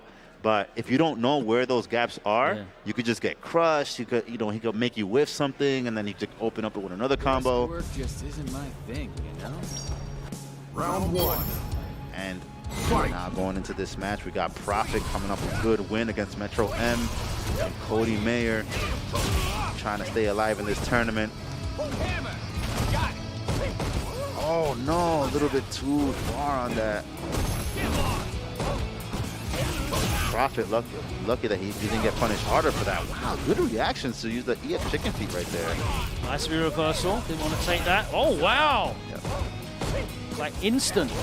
Oh wow, a little bit missed space on that sword medium kick right there. All right, didn't have to worry about too much right there. Looking for the clap back with the sway, never came, but he got away with it. Big life lead here though for Prophet. That's gonna be it. Wow, Three touches into the kicks. With the 3 light confirmed right there. Right, I didn't know he had that. Yeah, I never seen it like in that particular situation like that. Good stuff for Prophet. Recognizing what he could finish it off with. Wow, he caught him right in between the 2 hits of the EX Zonk Knuckle. It's kind of reminiscent of how some players know how to space out Urian's EX tackle and interrupt in between. I see people sometimes doing that against Cody's. All right, nice back throw right there. All right, now Cody's the one that wants to have some fun with the knife. Let's see if he's able to get that forbidden nooch. Immediately V reversal right there. Wants no part of that. Good decision. Put in his place though right away. Oh, a little bit too far right there. I think he could have done the EX command grab. Right there. Prophet with a pretty comfortable lead right now. Just have to, you know, just keep it tight. Not risk too much. Don't want to let Cody Mayer get too close. One of the things I've really been impressed by with Prophet is just his ability to utilize the V-Gauge for something other than V-Trigger. Like we all know, Oro in V-Trigger is just mad oppressive, but Prophet has been able to spend that V-Gauge wisely when he has a significant life lead and when he can see that he has a dominant position, either like in the mid-range or just like a little bit further out with some zoning on the projectiles. He's happy to go back to that and spend the bar either on V-Reversal or V-Shift to just get out of danger, and I really like seeing that. Yeah, and it just goes to show that, you know, when you really have to try to master your character and not just one particular aspect of your character. You know, the V-Trigger is arguably one of the strongest V-Triggers in the game, but he does have other tools that you need to be able to master at your disposal, because you're not always going to have the V-Trigger. Sometimes you might need to V-Reversal. You might need to V-Shift. Yeah, I mean, like, relying on them to guess wrong is not a tournament winning strategy, right? You have to be able to play outside of that and have a winning strategy that doesn't rely on putting them in guess situations. Because some days they might just guess right. Yep. Right there, Cody Mayer working on a big life lead. No anti-air. That would have been a big deal if he'd have got that crouch fierce. All right, gonna go for some throws. No, oh, nice. He did a backdash right there, able to cause a little bit of an air reset. Sometimes when you get that air reset, they land pushing buttons. You're not sure what the timing is to meet them. And Cody Mayer able to steal that round right there. Oh, no. And once again, Cody Mayer with a nice sizable lead right there, shutting down the possibility of getting a V-Trigger from Oro in that round, forcing the V-Reversal. Okay, Cody Mayer not ready with the punish right there. No. Relaunch, no. Oh, he messed up the DP. All right, nice little double jump right there, trying to throw off his spacing. Interesting. I feel like he should have done the EX right there just to completely get out of the corner. All right, and now Cody Mayer has him in the jail position. Yeah, try. Super. Really making the most of the range. Extended when you hold the knife, and of course he gets conversions of silly ranges. Yeah, he was almost half screen right there, the way he hit with that standing fierce. Cody wins. And went for crouching strong into the shank him up, I like to call him. Slice and dice. Yeah, he has a lot of nice tricks, knife tricks, man. Looks like he made good use of his time in prison, you know, getting reformed up in there, learning knife tricks. a lot of work in the canteen. Yeah. Here we go, Prophet thinking about that one a little bit. Fight. All right. There you go, nice use of the low sway. Yep, that is a very good, one of the best anti-fireball tools in the game. Super long, hard to punish, only -6. All right, That is -2. Sweeps him back. Sweep the sweep. That was that's pretty far out. Yeah, I think it's one of those sweeps that has like an extended hurt box just to make sure that you're able to punish it. Oh, so ready with that anti-fireball right there. Nice whip punish. That's what he should have done the last time. You know. Nice dash under. Like he gave up that anti-air damage for the screen position, and I really respect that. A little bit of a strange pause right there. There's the punish on the sway, preemptive. The guess didn't pay off. He's got to take this throw for the round. Thank you very much, Prophet. Look at him petting the turtle real quick. He's like, oh, what's up, little man? Round 2. Fight. All right, put himself on the board this game. Nice jumping right there, using that deep jump heavy punch. Oh, we've seen that happen to a couple of Codys where they land a really far out jump heavy kick and they don't extend when they land because they misjudge the range. What? Yeah, bro, we saw that in top 32. Oh my God. It's like a force dome over the back of his head as well. Somebody clip that, please. That was definitely behind his head. Come on. That hit him like down the middle of his spine and he's still anti-air. He was completely behind him. Oh, nice punish right there. Oh, I don't know why it's he a big didn't cancel. jump in. That's dead. There was still damage left after that. Yeah, he could have done the EXDP. Got like another 100 damage out of that. Wins. All right, nice way to bring it back there from Prophet. Brian F popping off in the stream chat. Shout out to everyone restreaming as well. Celebrating, enjoying ECT. Yeah, Some Street Fighter 5. I know Brian F is a big fan of the way Prophet plays because, you know, whenever you see him describe the way Prophet plays, he's like, oh, he does weird stuff because he uses the 3 stones. And back then, he was using the hitbox. And for now, I feel like Brian F is becoming closer to what Prophet is. Now he's a hitboxer too, or at least he's learning one. And I know he experiments. That whip punish was sick! Yeah, and just like you said, that's one of those things that is really good and unique to Oro. Getting such big damage from whiff punish. And again! Oh my God, this is... Oh man. That was a beautiful round of Street Fighter. I don't care what version it is you like. That was some footsies. Yeah, very clean play right there. Just spaced out the... Oh, that EX Zonk probably could have punished, but a little bit late on it. Right there, both players slowing it down. Didn't want to use the anti-air medium punch right there. He didn't have the right angle. Oh, and he's so ready with the sway in all he got those the big damage sway as well, not just the low. Yeah, not just the kick. He went for the punch canceled into the ruffian kick, getting like a nice 200 out of that. Exactly. That's going to put you off throwing fireballs predictively. Oh, no confirming to the EX kicks right there from Prophet. Walk up toss. Oh, he got plus frames. Yeah, he got to know that's plus. Not a good place to challenge right there. Not out of it though. He does have the V trigger ready. Uh-oh. Okay, time to guess. Activation. Time to guess a lot of times. Oh, and this might be it. So he's got just a 1 damage item. Oh yeah, he's definitely got him. EX. EX. Run again! So exactly the same situation. He can't get out. And Prophet again leaves him on a pixel. Broski is just home like, glad it's not me, man. It's not gonna be my clip this time. Feels bad, man.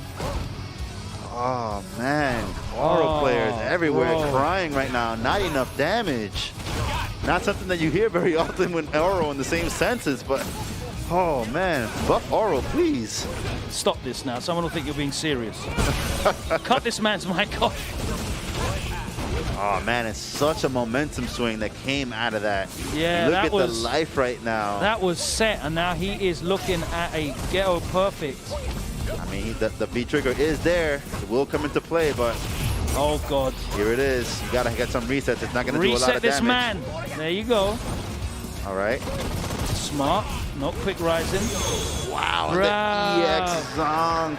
TTT. The criminal. Sneaking it in there. What a momentum shift that was. Man, this is giving me flashbacks of his game versus Idom. Yeah. It's getting so close and it's just running away from him. Is that going to be a mental guard break? Because that next round was, it was pretty one way. I mean, I respect taking the pause here. I mean, he has shown already in this set that he's able to make the adjustments necessary to change the strategy and win. But after being so close to the W and it running away from you and the way that the next round went, man, he's in a tough spot right now. All right, losers quarters. This is an elimination match. All right, and Cody Mayer starting off with a big life lead. Nice. Got the side switch on that too. Velocity plus. Oh, nice. He is sitting on meter right now, so next time that he does that, he will get the EX version. Oh, and Cody with one of those normals that annoys people so much. He steps forward, so even if you make the read on the jump, he goes right under you. All right, not in a bad spot. That's one of the things about Cody's EX Zonk, that while it's a move that lets him skip neutral on his plus, but at least he's not in a throw range, so you can kind of like walk back, maybe backdash. Not when he's in V-Trigger 1, mate. Yeah. All right, now he's about to get it started with the V skills. Oh, nice. Oh, combo this man! Combo this man! Oh, wake up, Pocket Dust gets the business done again here for Cody Mayer. He said right back at you. I got big combos too. All the plus frames. Oh, look at the big meter right there. That was a big whiff in his face. Oh, wow. Kept it simple. Nothing fancy necessary. And now Prophet sitting on a full bar going into match point of the final game. Losers quarters. ECC 2022. All right. Nice jumping right there. Got the big EX kicks right there. Dash up or decided to go for the fireball right there. All right. Oh. Wow, still able to convert. That was pretty far. That was from downtown. All right, nice defense there from Prophet. Not taking any damage from that activation. Oh, that's gonna hurt. Oh, nice. I like the setup. That almost combo. That would juggle again. Wow, I thought I would have lost it. Man, Prophet just. I feel like it should have done it. You know, I'd have lost it, but I would have also thought, yeah, that makes sense. Oh, my wow, God. nice little trickery right there. Oh, now the knife is gone. That was so delayed. Oh, no, that could have been a combo into CA. Risky business there from Cody Mayer. Oh, he can't whiff anything right now. Next touch, and he's dead. Oh, playing so patient. He doesn't have anything right now, though. No meter, no V gauge. Oh.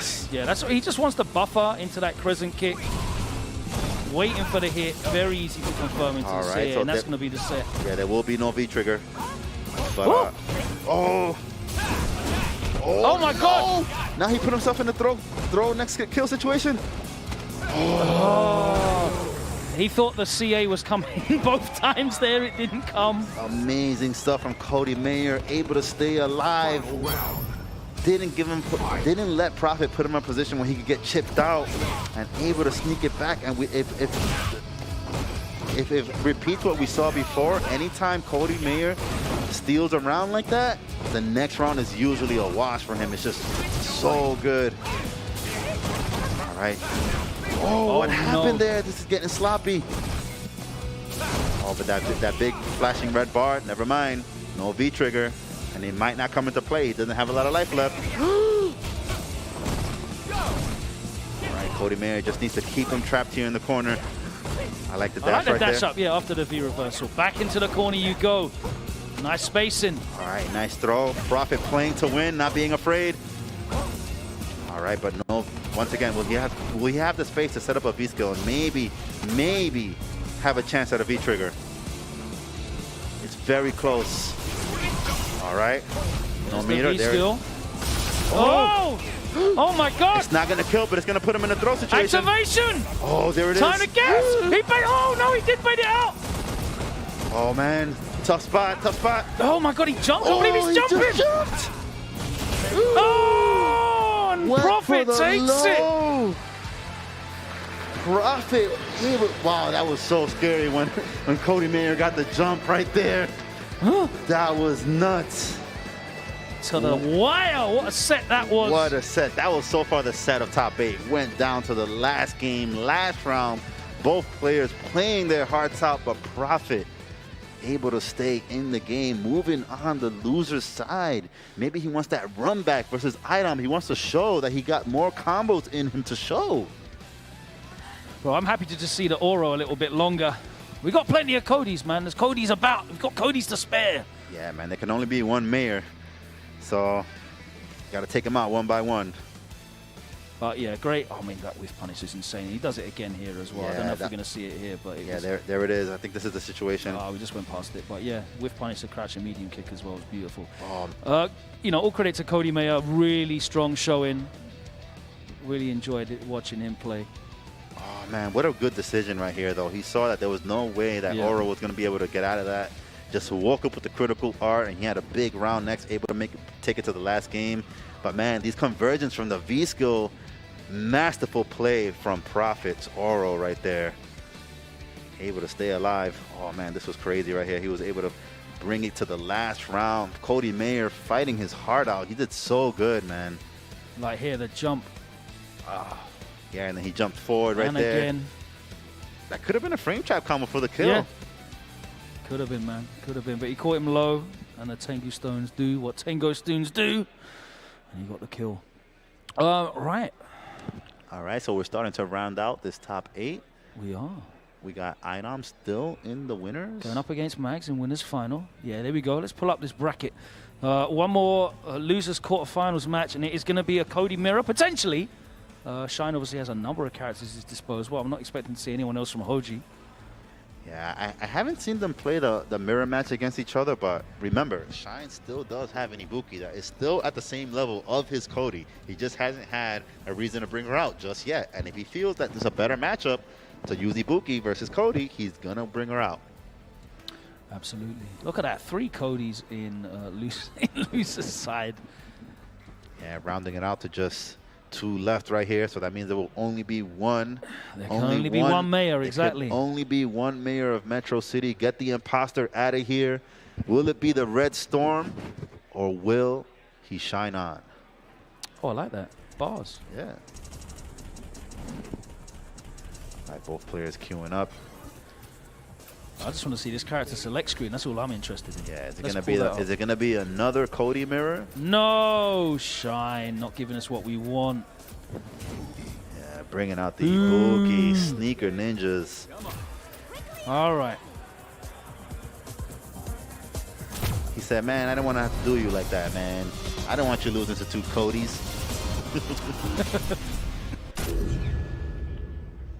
All right, so we still have another chance for a Cody. All right. And I like that, you know, Shine has been playing for so long now that look how calm he is. He's just like, he's been into this position so many times now. No stranger at all to this pressure. Yeah, he's just like, I just got to perform. I just got to do what I do. Nice counter hit conversion. Shine caught reaching. And he's in the corner already. This is a horrible situation. This Ibuki is getting blown the hell up. Yeah, you're going to start the round with a perfect. Is this how he feels? Look at that. He hasn't even built the meter yet. Just got it. Throw? Yeah, wow. You have to take that. Yeah, I don't know. He probably didn't want a view reversal right there. He said, you know what? If I'm this low on life anyway, I might as well just try to block it out. And might as well just mash the DP and then pray you get to play again. But what a big opening statement from Hoji. Nice. V-skill's the V-skill. A little bit out of range with that anti-air attempt right there. Nice punish right there. She has a super far standing light kick. Huge range on that 4-frame light kick. Yeah, gives access to so many punishes. Yeah, it's like her, Ryu, and Sakura. Yeah, they have like really, really long standing light kicks that still hit crouchers as well. Nice, and right back at him with dominant comeback in there. All right, shorter than that, you know, that first round. That was just a glitch. Yeah, it's just a fluke. You know, I'm not worried about it. The empty jumpy low, nothing off that though for her. Oh, didn't convert right there. Was that the wrong hit? Yeah, it looked like he did the wrong angle, right? Usually he's ready for the conversion on that. Swinging with that crouch fist, looking for something big. Shine not biting. There's the plus frames. Oh, nice. I feel like he could have extended from there too, but maybe a little bit too far. Oh, he gets something from that far too? Okay. No TP right there. Interesting. Yeah, that Kazaguri's got mad range on it as well. Jumps in. All right. Stuffs something. And Shine with a huge lead. And and Shine showing why he chose this matchup. Catches him flinching. There's the command grab. Perfect timing. One more guess for the stun. V reversal. So smart. Excellent use of the V reversal right there. Oh no, bad spot. You don't want to get command thrown. It could be lights out for you because Ibuki is a low health character. He's looking for that standing medium kick into the CA. That will kill. Empty jump low into the throw. And again, Shine's able to get that empty jump into a low. So he doesn't get a lot off of it. You know what it is? The threat of the Air EX kunai just kind of makes you freeze up sometimes. And I'd like to see Hoji maybe go for an air-to-air so he doesn't have to guess. Even neutral jumping as well is an option in that situation. Because if she does go for the EX kunai, you'll get a big punish. Yep, so Shine showing the composure that he got perfected the first round and he just took the next 2 rounds pretty convincingly. Yeah, that's a sign of a professional, man. You will get perfected in this game. It does happen. Yeah, it kind of reminds me of if you remember in the Street Fighter 4 days Seth. when exactly, you read my mind. When you have to fight Seth, you will get perfected. Yeah. Probably every set. It's not your fault. Yeah, it's just the nature of the character, and that's the mentality that you gotta have with this game, and particularly with fighting some characters. You just made me remember a grand final set of Winner Stays On back in the day. F-Word versus Problem X, Seth Ibuki. There were 6 perfects back and forth, like 4 against 2. Oh man, sounds like a wonderful game. Yeah, we all miss Street Fighter 4 though, obviously. Yep. Meanwhile, Shine closing out another round, and since he lost that first round of a perfect, he has been unstoppable. Yeah, he's with the perfect performance right here. All right, that was a counter hit crushing medium kick. I feel like he could have got an extension from that, but maybe he wasn't ready for it. Nice with punish.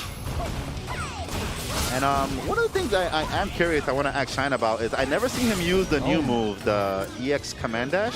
I'm not sure if he's just kind of has his mindset in the old stuff that Ibuki has, and it just all still works, or maybe he doesn't need it. You know, obviously he's winning without it, so.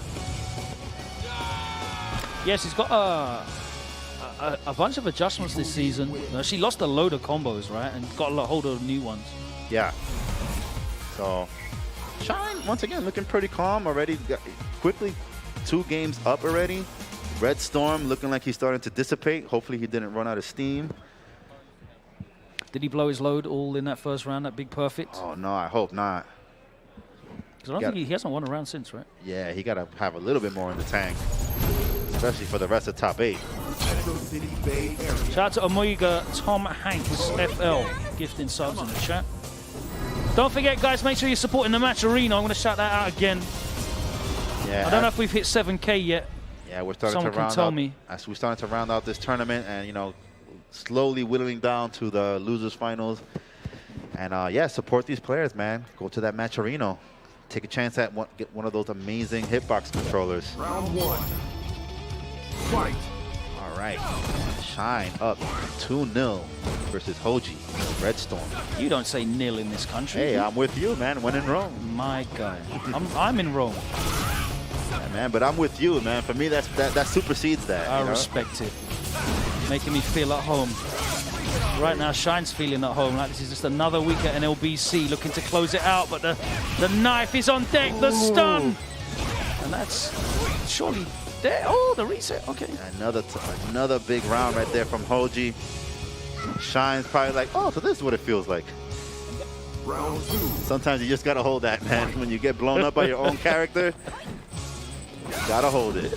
That was punishable, right? Yeah, definitely punishable right there. Mad high. Yeah, that's one of the things one of the strategies that works against Ibuki area. Yeah, walk in. Just walk in, play close game. It's so counterintuitive to walk towards her when she jumps at you. All right, and it looks like Hoji's waking up. Hopefully it's not too little too late.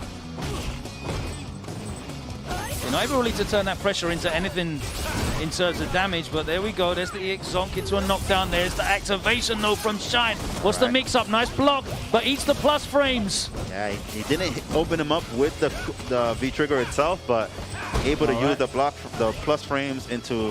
That was counter hit low forward. Could have got stand light punch after that. Yeah, all right, nice beer reversal right there. Oh, wow, he was able to dodge the entire kunai like that. Interesting. Yeah, I thought I'd have seen like the punch follow up into an activation. Yeah. Wow.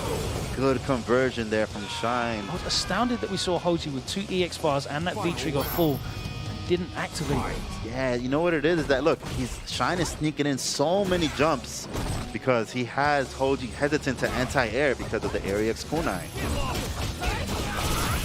All right, next target combo into the Kazagiri right there from Shine. Nice anti-air. Now he's Activation, anti-airing here now. we go. Early doors. All right, not a bad trade. You know, he was able to keep the position at least. Yeah, she don't have the help to be taking trades here, but there's no trades in this damage. What side? In front. Thank you. Good night. Keeping it cheap, not giving you a chance to play. And I guess technically now we have no Codys left in the bracket. Hey man, it depends if who Shine decides to use, but Now that Shine has turned traitor on the Cody Brotherhood. that's what he does, man. He just uses Cody just to get through the bracket, and at the end he's like, I'm gonna go back to my stuff. 4 left. Yeah. Idol Mags in winners final, and it's Profit with the Oro still keeping it alive, and Shine. Yeah, this is looking very NLBC online at the moment. It's nice to see Mags representing as well. Yeah, and I actually wonder if Prophet is still using Gil, because I know that both of those characters are pretty tough for Oro, and Prophet does have a very good Gil that he has in the pocket. So I wonder if he's gonna bring it out against Shine and maybe try to get some of that big damage. Yeah, a bit of unfamiliarity as well. You know, the changes that Gil got to the retribution system are really cool. Like way more routes into getting access to that. And of course the changes to the V-Trigger as well, making the V-Trigger a little bit more viable. So I would love to see some Gil. I mean, both of his characters, I love seeing both of these characters, Gil and Oro. So either way, it's going to be good fun. But we're going to go to winners final now, and it is going to be Idom and Mags. New York against the Midwest, East Coast, Midwest showdown here in winners final. All right, and I wonder who Idom is gonna pick. I feel like the logical choice would be to go with Poison against Birdie, but as we've said before, he doesn't play against people based on the matchup a lot of times. He really just kind of, it's what he's feeling. It's not even about the other player, it's just what he's feeling at that moment, at that time. All right, all eyes on the character select screen. Who's he gonna go with? Let's get that character select screen up. Shadowly base at night. All right, and both and players. it is gonna be Poison for Idom. Right. Birdie, of course. All right, Max. Both players dapping it up, showing mutual respect for each other. You know, one of the things that's really cool about, you know, being able to play in this scene is that you have access to be able to practice against even the highest level players. And Idom plays so much that I'm sure these guys have run into each other a million times before. 100%. Yeah, so it's definitely no unfamiliarity here. It's just about who's more prepared in this matchup. Right, interesting choice of the chain right there. Hanging chain is a hard read. Just trying to catch Poison. A little bit too far for a punish right there. Oh, nice. And Idom content with taking that. You know, he jumped out. He only took a little bit of damage. Not in the corner against Birdie. Exactly where you don't want to be. I'm not even sure he's at a range where he could have done jump back light and just maintain that corner position, but he was a little bit close right there. So Idom happy to reset it back to the neutral. Yeah, again, Max looking for that big jump in, but Idom somehow knows when to and when not to press buttons. And one of the things that is so strong about Poison is that even if you V-reversal her EX heart rate, she's cutting down on your resources and your ability to use V-trigger to make a comeback. That's one of the strongest elements about this character. And opting to just burn all the meter right there. Wanted to make sure he gets that kill, kick to the grill. Man, look at that zoom in right there. Magnegro in a world of hurt. Yeah, that EX heart rate against characters that have got like terrible backdashes and terrible walk speed. Obviously, it's only +1 now, and she can lock you down if she wants. Well, yeah, and especially mid-screen also, where you don't get much from a, you know, from a V-reversal. He's content with just making you burn it. Yeah. You know? It's like it's serving multiple purposes at the same time. Oh, and there goes that crouching heavy punch. Nice punish. Able to get all the way out of the corner with that. Oh, she is extremely punishable on that. I think he's like minus 19. Oh my God, get stood up and that's dead. All right, he's gonna probably throw a Molotov combo right here. It's gonna do a lot of great though. There you go. Getting a little bit of that unskilled damage a la Dalsum. That's one of the things about Poison that makes her combos so damaging, that whenever she combos into the Molotov and you're cooking in the flames, that's all unscaled damage. Yep. For a character that's already doing a lot of damage. Round 1. Fight. So this looking like a very tough matchup for Birdie right here. Oh, nice use of the heal. Idom introducing the different anti-air options for the different ranges. Wow, good punish right there. Able to use the standing medium kick on Birdie's down forward heavy punch. And this is when it starts to look bad. When before you even get a chance to get in, you've already lost half of your bar. Just like that, chipping away with that medium heart rate. I wonder if Birdie can do, oh, there it is. He gets the activation as well. Yeah. Yeah, one of the things that makes this difficult though is that usually Birdie is only able to combo into the extension. Nice, the hanging chain finally works. Standing heavy punch or EX bullhead, but he's rarely going to be in the range to do that versus Poison without taking a lot of life. You see, he's just never going to be in that range because he just has to make super hard reads. And the thing with Idom's play defensively is he doesn't really get like flustered at any point when you do make hard reads that come off, whether it's a big jump roundhouse, whether it's a full screen EX bullhorn, like any of those things, it doesn't matter. Sorry, bullhead. Yep. All right, opting to build meter. And that's when it starts to get a little bit nasty, when, you know, he forces so much respect that literally while he's playing neutral, he's building meter. Yeah. And she doesn't really need to use it defensively either. Yeah, it's really more for like combo extension or heart rate. Yeah, EX heart rate or super. Yeah, cashing out into the critical art. All right, and there it is right there. Idom opting to slow it down. And little by little, chipping away with a medium heart rate. One of the things about the heart rate is that they did give it a property that it does a little bit slightly less chip damage than other moves of that category do, but it's just that she's able to land so many of them that it still adds up anyway. It's so difficult to stop her from doing it. And now Idom in a position where if he lands another heart rate, he is able to confirm into the critical art. We've seen it do it a ton of times. Oh wow, nice use of the raw EX bullhead right there just to get in. I can't believe he teched. That's it. Finally manages to land a fierce cancelled into the V-trigger 2 and gets around on the board. You see how much work he has to do to close that space, like that no man's land. It's like going over the top. World War I. All you're running into is a field of machine guns. Yeah, saving that ammo is Magnegro until he gets to that corner. Able to take the battle right there, but now he's again fighting from behind. That life lead just starts to get bigger and bigger from Poison. There it is, the crushing heavy punch. Oh, nice jump right there, able to thread the needle. Still not range of that fierce. Yeah, still not super close, so he's not completely as threatening as he can be. Oh man, he's gonna back throw. Forward. Nice tech.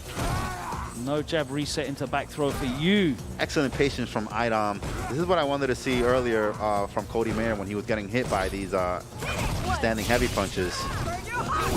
That's the only way that Birdie's going to get the damage on you, so you just have to wait it out, weather the storm. And he had a huge life lead as well, so there's no reason for him to like panic. Yep. Oh! Nice jump back, light kick right there. Went for the hard read. But it actually worked out for Idom, making the read that there was going to be a throw. Yeah, shades of third strike right there, using a jump back button to beat a throw attempt. It probably could have even instant overheaded depending on when he crouched. Yeah, I think it was at the startup of a roundhouse. It's like he made a hard read on a V shift or a backdash, but yeah, clipped something on startup that wasn't a throw. Yeah. Either way, worked out for Idom. Yeah, excellent awareness right there, using options that cover multiple options. That's the name of the game at high level play. Just like that, Idom starting to run away with it, looking comfortable as ever. Magneto does not have other characters that he goes to, so definitely a very uphill climb for him right now. Has to win 3 games in a row versus arguably the best Poison in the world. Possibly the best player in the world, like on form. Yeah, definitely in contention for that. He's been certainly one of the most consistent this year, having a couple of majors under his belt already, and 2nd place at EVO very recently. Yeah, I mean, the number of events I've seen Idom at that he hasn't been in grand finals, I can probably count on the fingers of one hand in the last like 3 years. Yeah, he's definitely that caliber of player. He is human, you know. Magneto can't be phased. He just got to stay, you know, use that composure that he had to get him to this point. He's in the winners final. He's not that far, you know, from taking it to where he needs to be, but it's his item right here. Cancel. And the one time he needed that confirmed, it would have led to so much. There we go. There it is right there. The problem is he's losing fire damage. Yeah. All the while, whilst doing the combo from the Molotov. Nice buffer, and that should be it. It is. Yeah, nice interrupting right there. Keeping it close, trying to find that hit. And it was a good, it was a good decision to just keep the pressure going, because if he would have let up just even a little bit, Idom would have started the EX heart rate pressure. Yep. He would have been happy to burn all of his bars to mix you up 3 times. Yeah, he's just looking for that back throw. No punish. All right, a little bit late on that punish for the EX hanging chain. All right. Heart rate. Nice, he makes him burn one of those bars. All right, more crouching heavy punches right there. Oh, he's just taking so much damage to just make it just within half screen of Poison. And it's so hard for Birdie, because even if he did decide to jump, he has one of the floatiest jumps in the game. So he has to literally jump before she even presses it in order to get a punish. Like, it's such a hard read to get this jump in. Max is doing a really good job of patiently getting in.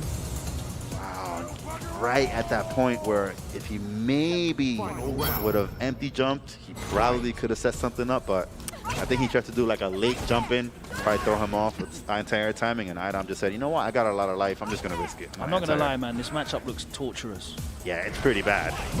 Oh, there was an opening. Yeah, nice. Very nice right there. Uses the bubble gum right there. Wow, almost converted from that. Dash up back throw. You hate to see it. Exactly what he wanted. Once again, getting good mileage out of that EX bullhorn. Yeah, and that's basically been the only thing that's kept him in the game, right? Just hard read EX bullhorn. Yeah, sometimes you got to do whatever you can. Punish on that. All right, little by little, just clipping at those legs. All right, both of them trading fierces. Yeah, Mag's looking. There's a hard read on the low chain. All right, now he's got to keep doing it. Oh my God. Oh, he didn't even tech. He just got caught by doing a crouch and short. EX flip kick, doing the work for him. It's kind of like an auto shimmy right in your face. Would have caught a backdash, would have caught a V-shift, would have caught a throw tag. Just covered so many options right there. In the end, it caught a crouching short, and Idom getting the job done. Torturous matchup there for Mags, but he drops down into losers. We're gonna have to relive this suffering. Yeah, man, brutal, this man brutal. not suffered enough already. Yeah, this is definitely one of those situations where, as good as he is with Birdie, it's just a sore reminder that sometimes you gotta have a secondary, man. Especially when you're playing, you know, when characters like Dawson, Poison, you know, that just shut down characters that are kind of slow and have to work to get in. It makes it very difficult to get, you know, much deeper in the tournament. Let me ask you this. Is there anyone left in the bracket that can beat Idom, realistically, in your opinion? I think Shine can do it. Yeah. Shine is definitely very capable. I'd like to see him possibly try out the Ibuki, maybe at least a game. I would like to see Profit as well get the opportunity after that set that they had in winner's side. Yeah, that's true. Yeah, as long as he's able to clean it up and not get flustered if he has a drop here and there, because, you know, you can't expect every game to go perfectly as you want, but you also have to be ready to keep your head in the game when it doesn't go your way. And you know, against a player like Idom, he's not going to give you a lot of chances. So you definitely got to just try to remain as focused as possible and do your best. All right, we're going to get this matchup right now, though. Losers semis, Prophet against Shine. Yeah, I want to see if Shine is going to go with Cody or Ibuki. I feel like versus Oro, I feel like Cody is probably the better pick. As we saw in the earlier match with Cody Mayer, he is able to sway through the fireballs, get big damage. If he could bait out an EXDP from Oro, he's going to put him in a world of hurt. Character select time. All right, let's see. And Shine looking calm as always. You know, he's not, you know, whether Prophet picks Gil or Oro, he's not, you know, he's ready. He came here to play. All right, give me that Rubicon, Cody. Come on. Yeah, just as I expected, going with Cody. Cody does have a good amount of tools that can handle Oro pretty well.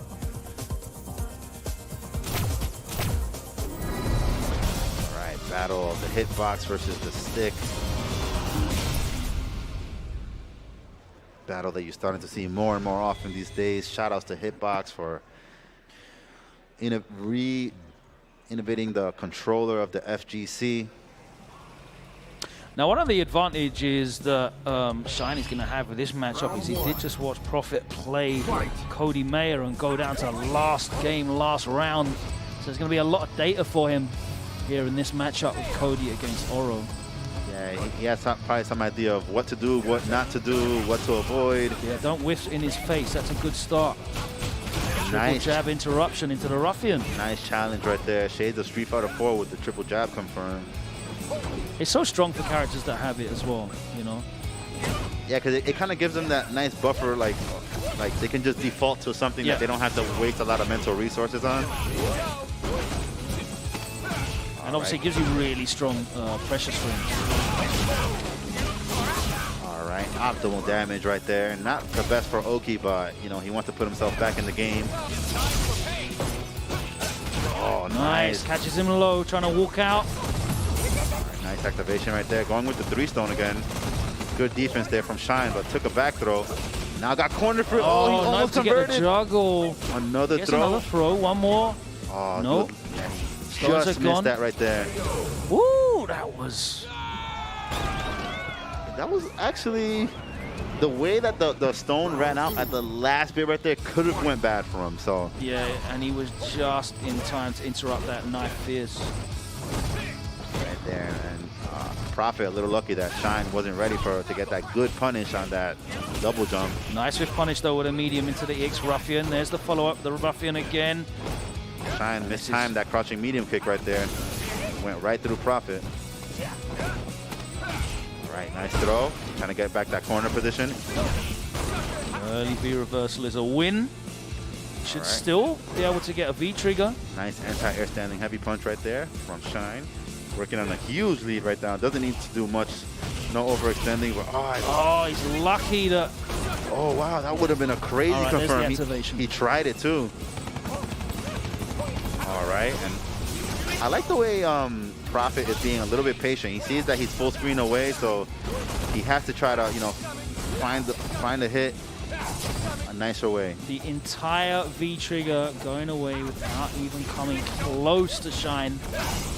Shine's got to be happy with that result. Nice space on the medium Ruffian kick. From zoning, boys, need to be wary of the sway at that range as well. Oh, nice standing light kick right there. Shades of Street Fighter 4 able when all you need is that one toe tap. Kind of lifts his legs a little bit so he won't get hit with like a low forward. Getting the job done with one of the ugliest kicks in the game. Yeah. Corner carry, of course. It's not ugly if it gets you the W, you know what I'm saying? All right, using the standing. Nice counter hit conversion. One more touch for the stun, a delayed jab. Plus frames, has to be reversal, get that stun down and get back to Nooch. All right, using the plus frames from the V skill to get back in, but didn't want to overextend right there. Has a big hill to climb right there. Huge jumping from Shine, oh my gosh. That was a big risk as well, jumping in, but Yeah, but, you know, he had such a big life lead that he said, you know what? I'm willing to take it, you know. Prophet taking a deep breath right there. Just has to gather himself. Think about what does he need to change? What did he do versus Cody Mayer that was working that he could possibly apply to Shine? Even though Cody players are all very different, but there's stuff in the matchup that is consistent, and you gotta go to it. Nice confirm right there with the toward medium. All right, and now something is working because he got a huge lead. Wake up jab. Interruption. He ends up getting back thrown. Nice spacing on the rafting kick. Auto spaced. All right. Uh-oh. What? Tried to dash under and get a relaunch. Tried to get cute with it to keep putting back into the corner. Yeah, that would have been another highlight reel. Finally, the sway pays off. Chases him down off the V-shift. And the activation is here. Could get bad. I don't respect these plus frames. Oh, God. Damn, that was dead. Oh, man, so much great health racking up. Oh, wow. Straight into the knife toss right there. That was so much chip. So much pressure with the knife. The forbidden nuke. The inventor of it himself. And Shine looking very comfortable in this matchup. Yeah, I thought he was going to close it out after that V reversal completely whiffed. But got the job done anyway. Looking very comfortable though. Yeah, 1-0 up. Yeah, The round as well. spacing that standing heavy kick really nicely. Not in a range where he can get whip punished for it. Oh, right there, nice. Caught him on the landing frames. Oh, and the shimmy. No, this is not looking good for Prophet. Yeah, another huge hill to climb. No V trigger to rely on. We've seen this happen in the last game. Tough situation to be in. He's going to have to do this very honestly. It's going to be very hard. Oh, man, that cross He doesn't jab. need to do anything other than that. Yep, and he could occasionally throw one. Yep.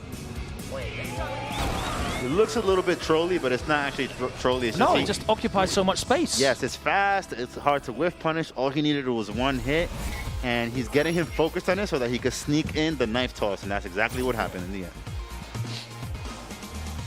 Prophet down 2-0 right now. Thinking about why did that happen so fast? What adjustment can he make? I kind of want to see, like I mentioned earlier, I do want to see the guild. Yes. If it's not working out with the Oro, you have another character. And you're very good with the character. You got to bring him out. We saw Shine willing to switch characters just to get the job done. Are we going to see it here? Okay. Still hovering over Oro. All right, he's thinking about it. Let's see this character select screen, guys. That's the big focus here. Thinking long and hard about this one right here. Okay. Ooh, there it is. It's resurrection time. This is what the people want to see. The character that he's known for. Went for the blocking. All right, what V-trigger is it going to be? Both of them very good for different reasons. Both lead to explosive damage.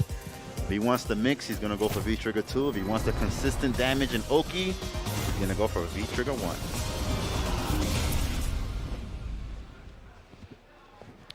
Ice of Doom. Okay. Consistency it is. We got wall bounces. Yeah, and this isn't exactly necessarily an easier matchup for Gil because Gil also does have a fireball that is susceptible to Cody's sway. Yeah. But, you know, at least he has access to, like, you know, being able to play on the ground a little bit better than Oro can. And there goes that Nice step kick right there. Conversion. Didn't get the best Oki from that, but... Right, almost jumps into the cryo ball. But instead, sends him all the way to the corner. Nice buffered medium punch again. All right, and Shine showing no fear. He has no care that that's the final boss of the game. Not this game, Brev. Wrong game. All right. All right. All right, here we go again. He's still iced up. One hit could lead to a ton of damage with the right conversion. All right, now it's out of play. No more knife to worry about. Still iced up. That's not going to go in until he takes a hit.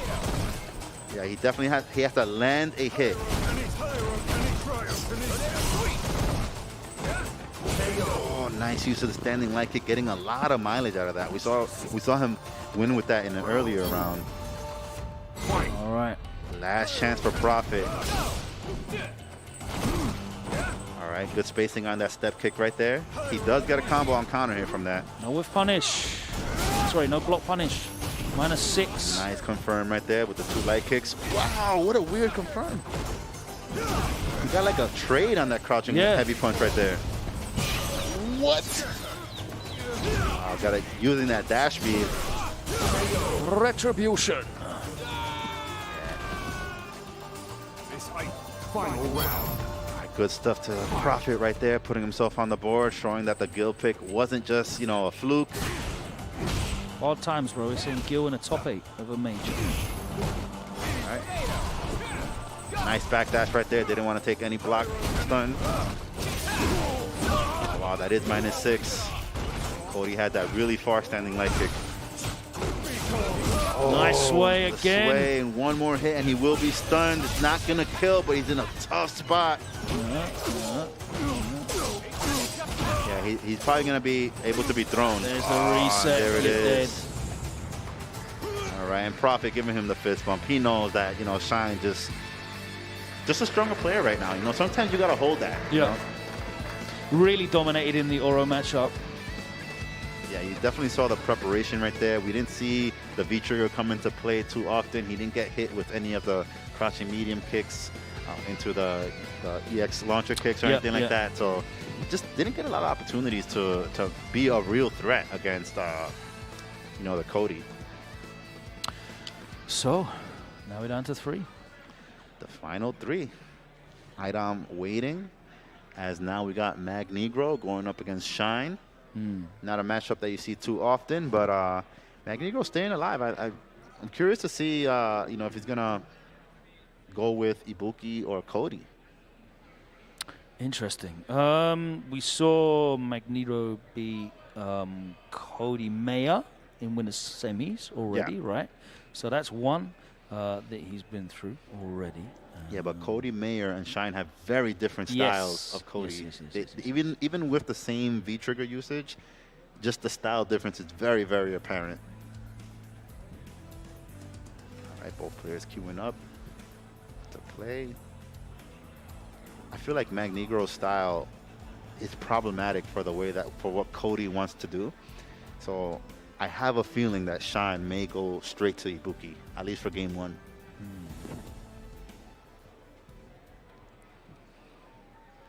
There's not many practitioners of either of these characters, like, still active now. You know, you'd rarely see a lot of birdies out there, and Ibuki's a character that a lot of people have moved away from over the last couple of years as well. They fall in that category of, all right, there's certain archetypes in the game where the character themselves are not bad, but within their archetype, there are better versions of them.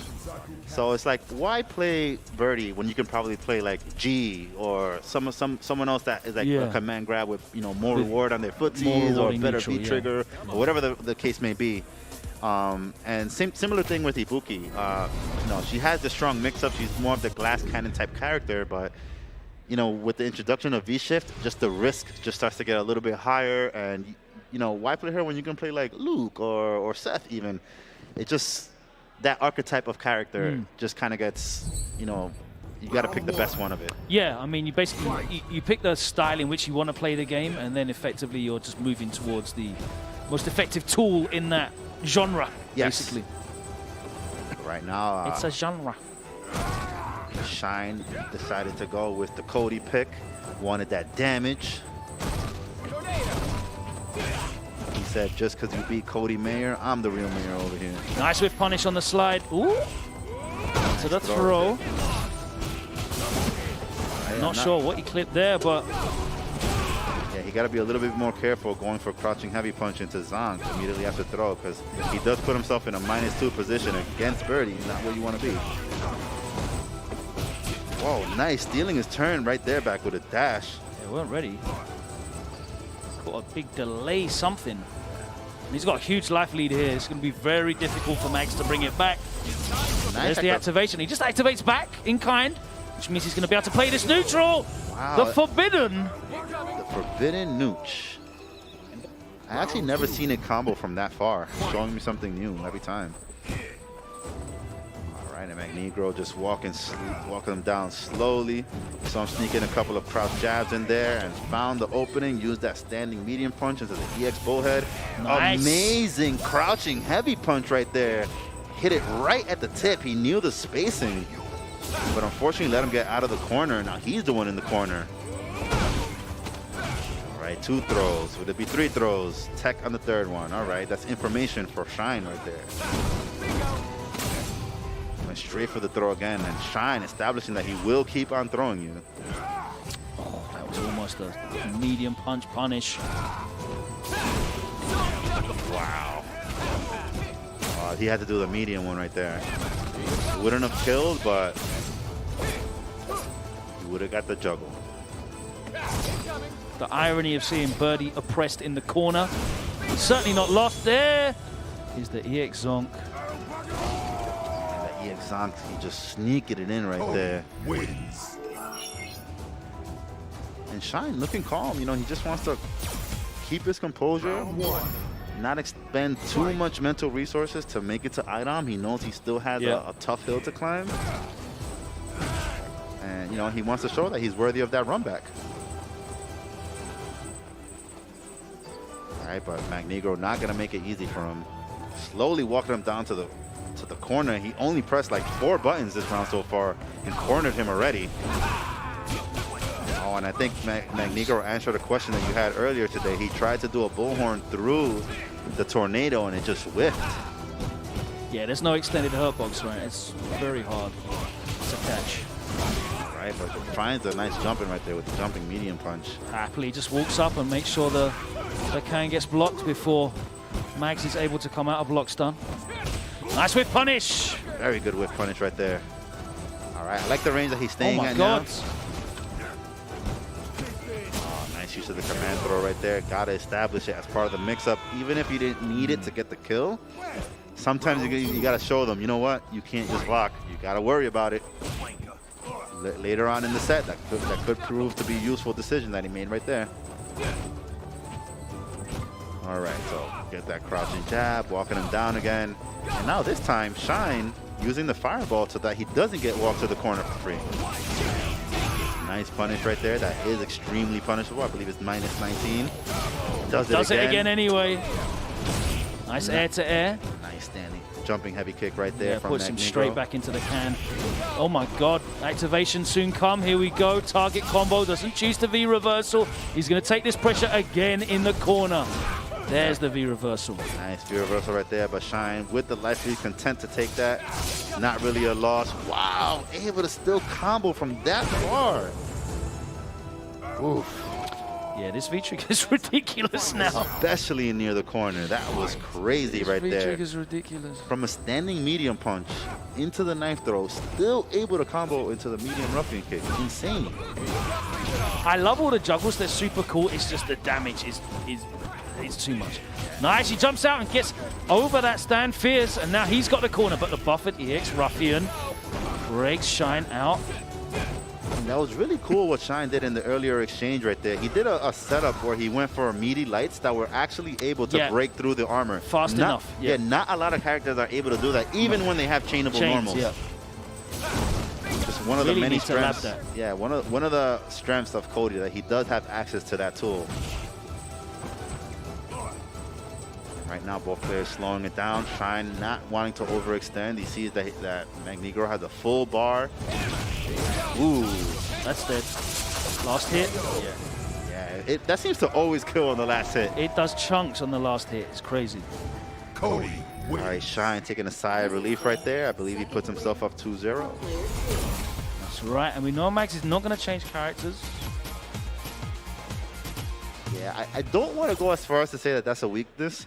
That's definitely his main. That's what he practices the most. But I do feel that at this stage in the game, it wouldn't hurt to have a secondary character for certain matchups. especially Birdie, because he's so polarizing. Like, Yes. he just doesn't have a toolbox that's big enough to present answers to like the questions that are being presented this late into the game. Exactly, because the issue is that suppose Magnegro plays out of his mind right now and manages to bring it all the way back versus Shine. What does he have to play next? Once again, Poison. Run it back versus the Poison that just completely watched him to be in this position. So and Idom's not here to entertain. He's definitely going to pick that Poison again. And and you have the same problem if you run into the Sim matchup. He's got Birdie's got a bunch of bad matchups in this game. Yeah. So he although while I have said many times that I do feel he's the premier Birdie, it's just a very tough character to use. So just a testament to how strong he is right now. He is in a position fighting from the back now. Down 2-0 versus Shine. Set point here for Shine. Nice baits stand fierce anti-air. We're in the corner. The two-piece into the headbutt. There's a command grab as well. No! Punish! But that would have been stunned. Yeah, that definitely would have been stunned. Nice little delay on that standing light kick as well. Catches Shine off guard. And that is going to be the round. What a big, big statement that is from Max here. Trying to fight back, stay in this bracket. Yeah, showing that there's a reason why he made it this far. He doesn't want to go 3 and out at the end of the road right here. He wants to show that he still got some fight left in him. All right, Shine going back to the fireball usage off the right wall. There. Michael Jackson. All right, nice and heavy kick from Shine. Damn, just catches him below the ruffian. Yeah. Nice, and there's, bruv. These characters are menace. Oh, wow, he's going to get the big combo right here. Oh, and the shimmy. Gets the perfect, making a statement right there. He said, you know what, I got to take you out fast because I got something else ahead of me. That wasn't putting the brakes on. That was just head first into a brick wall for that momentum that Max got after that first round. Yep. No punish right there. I'm not sure what Cody can Maybe get just at that because he range. wasn't confident about it, right? But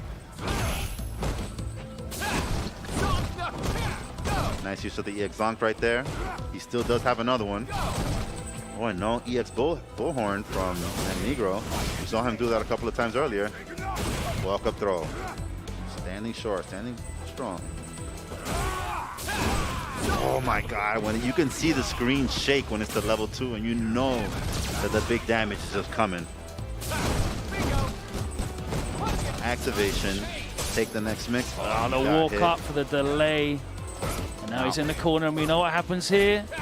Pin cushion. All right, once again, Shank standing up the medium man. punch. Standing medium punch. Olympic chingings. Look at the gray life. That's all come off now. The reset into the throw. One more guess. The plus frames. Oh man, and Magnegro not happy with the way that went down right there. Wins. But you know what? He made it pretty far in the tournament. He played amazing, made it super far. But Shine, he wants that run back against Idom. He didn't like the way that went down, man. All right. How fitting is it that we are here at potentially the last ECT Street Fighter 5 Grand Finals, and it is the NLBC Classic. Yeah, one of the NLBC Classics right here. Shine versus Idom. We see it happen all the time. If it wasn't Shine versus Idom, it was Idom versus Art. Yeah. Or Art versus Shine. Interchangeably, one of those the three-way dance, exactly. Let's get into this one. Thank you so much to everybody who has been supporting all of our sponsors, especially the Mazzarino. I think we hit 7K. Shout out to Sony InZone, the ECT monitor and headset partner, the M9 monitor and the H9 headset. And I have to say that H9 headset is very nice. The noise cancellation. Yeah, and you know, we're in a time where everybody's trying to optimize their game. So, you know, M9 monitor right there with that beautiful 4K display, 144 hertz refresh rate, ready to bring out all the hertz so you can bring the hurt. You know what I'm saying? Everything. Optimal setups only. And as I mentioned, the Mazzarino, we've already hit 7K, but keep getting involved. We're at $7,300. Thank you very much, Vic. If you want to win some raffle prizes this year during ECT, you can check out the Match Arena campaign and support the prize pools. That goes to the top 5 registered events this year that don't have prize support already. All your contributions go to the players, and of course, if you hit the required amounts with your support, then you'll be in for the raffle. Shout out to Hitbox for creating these beautiful cross-up and hitbox controllers as well, bespoke for ECT, featuring that ECT 2022 artwork. Yeah, look at that beautiful artwork right there on a beautiful product. Look at that nice cross-up right there. You want the best of both worlds. And right here we got the hitbox that's causing just all types of stir in the FGC right now. If you want to up your game, get those quick inputs, nice and precise, switch to that hitbox right there. hitboxarcade.com/ECT22. There you see, that's what they're playing for. Hold that up, Joe, nice and high. Lovely, beautiful. Yeah, ECT, you know, music a big part of this tournament. You know, the spinning disc right there, and we're gonna see right there the champ, IDOM, ready to just... It will be no surprise to anyone to see IDOM and winner's side in grand finals. He's looked very, very comfortable. Had a bit of a scare against Profit, but other than that, he has coasted here to grand finals. But Shine, definitely capable of upsetting, but he's gonna have to do it twice at the loser's side. We need to reset the bracket first. It's 3 out of 5, of course, the whole way through this top 8. Which character is it gonna be? Definitely very capable of doing that. It's just gonna a very tough road for him right now. And you know, these two are sponsored players. You know, they deserve to be here. They're professional players. Getting ready for Street Fighter 6. The jury appreciators. Yeah. He was able to give him a little bit of that feet action. Shout out to Just a Kid. If only she had a dive kick in Street Fighter 5, eh? Yeah, I'm sure he would like that very, very much. Shine, Nice no stranger punish. to the dive kick game. One of the menaces of Yang back in the Street Fighter 4 days. All right, and this is one of the characters that IDOM actually considers her top 5. So, who, Poison? No, he actually considers Jury top 5. No way. Yes. He's a troll. He really believes IDOM that. considers Jury a top 5 character in this game. He does, yes. Yeah, he's a troll. We know he's a troll. All right, and not looking very top 5 right now, the way he was able to close out this round. Yeah, well, Poison's got to be top 4 then, because this is looking real uphill. Yeah, slapping him up real quick for troubles. Round 2. All right, and I wonder if Shine, how much in practice he is with Jury. It's not, you know, I know he knows how to use her, but it's not a character that you see him bring out very often. So it's one of those things like maybe, you know, he just has to try it because... She can't space that roundhouse. Nice side switch Punishable right at there. all ranges almost. Why does Poison have such a far-reaching light kick that cancels? She doesn't need that. That's just top-tier things Oh right my there. god, the jumping just stuffs! And that jumping heavy punch right there from Poison just messes up with your anti-air timing. By the time you think you have to anti-air, you're already getting hit because it reaches so far down. And IDOM just looking just like another day at NLBC for him. In his mind, he's in Brooklyn right now, just ready to trying to close it out so he could go home. And Shine is out here fighting for his life. What we saying, down in the basement. One more touch for the stun, keeping him in block stun. There's the flip into the activation though.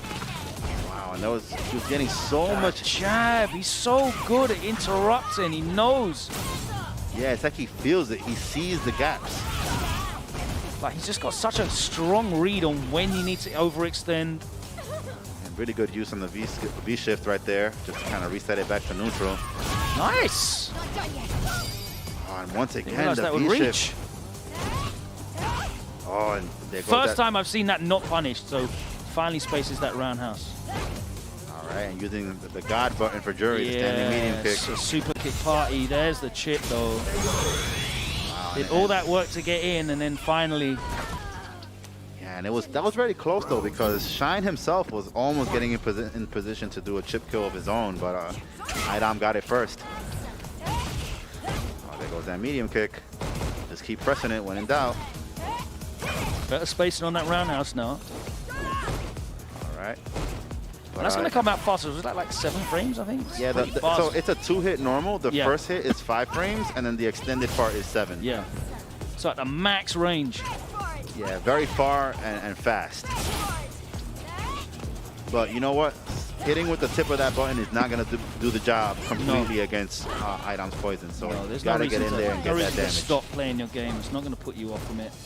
Like even in V-Trigger, she does get converted. Oh, what? Wow, it looked like he was ready for that. Showtime! He was ready for that though, and that is going to be another game.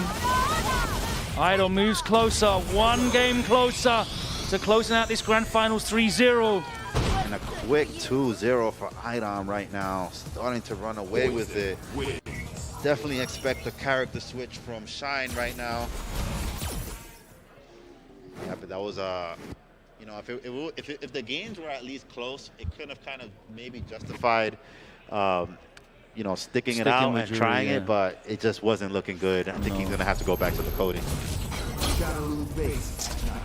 It's a tough one because then the neutral becomes way more difficult. But he was losing closer, but it was just not like he wasn't in a position to win, if you know what I mean. Yeah. Like he was just losing a little bit less, but never really in a position to really win apart from that one round. Yeah, I think right now, since he just doesn't have any more chances, at least in, you know, he has to try to at least reset it. He's going to go for the damage. And, you know, okay, we did see the last time that they faced off that he did land a couple of good jump-ins here and there. Not necessarily the most reliable way to approach the matchup, but it's something, and you got to try it. Yeah, the problem is in this position, 2-0 down, those jump-ins are going to be a little bit more predictable because you know that he's going to be looking for, there you go again, the anti-airs with the full range of anti-air options that Poison is in possession of. Right, heart rate just like that eliminates the threat of V-Trigger. Yeah. Looking for Cody, he has a 2-bar V-Trigger, so he still does get another chance to do it, but... Avant anti-air as well, like he's showing it all up. Nice counter hit conversion, he gets the corner though. Right, good patience there from Idom. Yeah, tries to use the V-Skull to get out, but...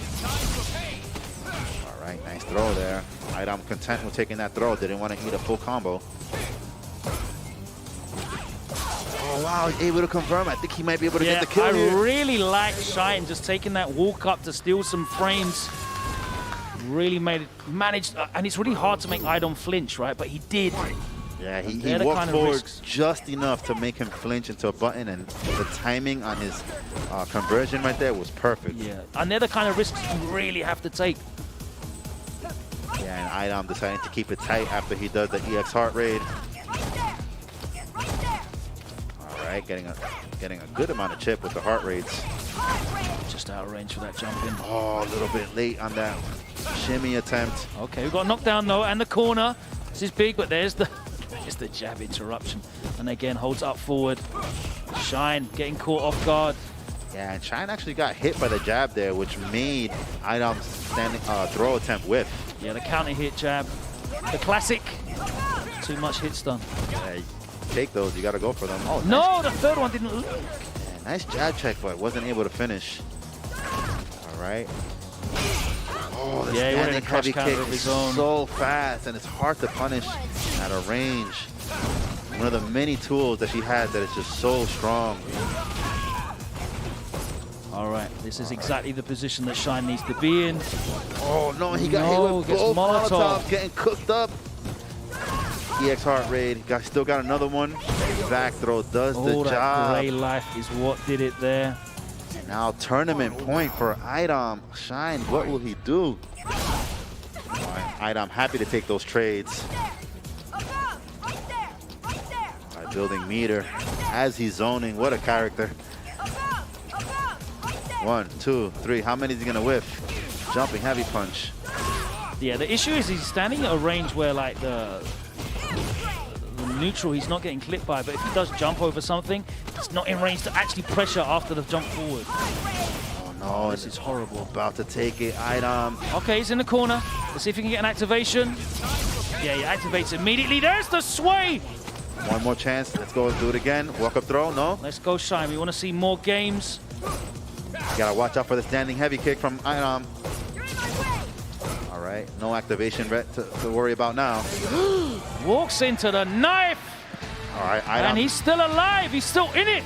Idom with a nod of approval right there. He's like, all right, you know, it's not gonna be that free. Okay, I gotta do some work. Round 1. And Shine, I like the way Shine kept his head in the game right there. You can't count yourself out, you know? The crowd might be able to count you out. The matchup might be counting you out, but you can never count yourself out. Everybody else, you need to know better. You need to believe better. Nice. All right, nice. Anything that keeps her there. There's the stun as well. Yep. And Shine with the momentum now. Sway into the ruffian. There we go. And it's another round in the bank. These are all adding up now for Shine. Yeah, you gotta believe. Make it count. Get that big damage. Keep her in the corner. All right, just like that. Idom trying to slow it down, getting a little bit of an anti-air with nice buffer. What a whiff punish. Level 2. Nice challenge right there. Idom's so good at finding those gaps and finding the perfect button to challenge with. A little bit late on the punish. Heart raid.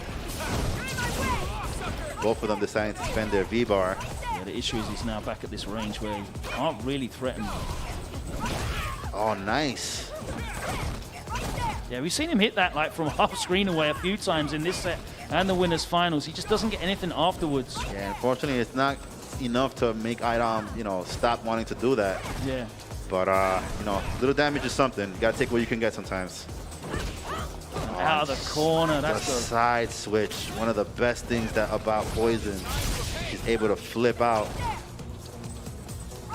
All right, tough position for Shine right there. Down on life, has to chase all the way down. Idom with so much space. Oh, that's a shame. You hate to see that happen. Desperation, full screen, too far away, and it's another set point here now for Idom. Look at all the resources he's got. Yeah, one medium heart rate into the critical R is gonna put him in a bad spot. Wow, the back throw just about with a 30% life lead right now, making it 50. Oh my gosh. Not like this. Not a perfect, please.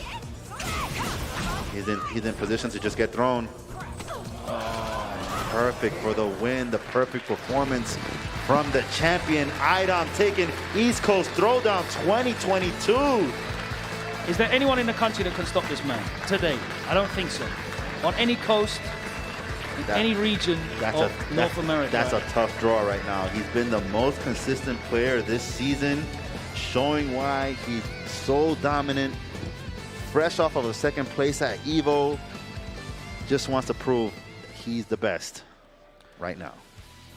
And I think it's so hard to argue. I mean, if he'd have got to top 8 in winner's side at EVO, it's hard to argue that anyone would have been able to stop him then as well. He's just so dominant at the moment. Like, no pun intended, but the domination is very, very real. What a great raft of characters that he's got for it as well. I mean, he throws back to like Knuckle Doo Season 1 with the combination of Guile and Mika. Like, this pairing of characters that he's got of Poison and Laura, they just fulfill so many roles for him. It's really difficult to counterpick both. Yeah, it's like the perfect storm. Like, whenever you have it, whenever there's a character that counters Laura, he could go straight to the Poison. And it's usually like a hard counter to what they were trying to counter him with. Yeah. So definitely dominating performance right there. Closing it out. Slapped up for your troubles. Perfect. Shine acknowledging that he just got cooked right there. But, you know, he did well today. You know, it's He fought his way back through the array of top players that we had here in the losers bracket after going down in winners. A really strong performance, and we got to see a number of his characters today as well. The Ibuki came out and got the job done. The jury looked on point, but just wasn't strong enough in that grand finals. I respect the pick, and of course the Cody, the last remaining Cody of a field of many. So, you know, Shine at least gets the title of mayor today. Yeah, the mayor, but you know, you got to finish the job, and Idom was the one to do that today. So good stuff. Absolutely. Let's throw it over to the stage and see your top 8 here. And, of course, awarding Idom the prize. Let's go over to Joe. Real quick, before we get to the top 8 ceremony, I don't know if this is going to be the last time Street Fighter V is ever at an ECT, which I said before. Maybe we do a 5 and a 6 when 6 comes out, but this could potentially be the last time there is a single new current Street Fighter at an ECT. So let's give it up for Street Fighter V and the legacy that the game has given us and the players and everything else. Again, I'm not saying it's never going to be here, but, you know. Yeah, it's just going to be in the other room. Yeah. I'm kidding, but yeah, I'm not going to get into it. Never mind. Let's move on. All right, now to the awards ceremony. First, we got in 7th place, give it up for Silver, Rupee.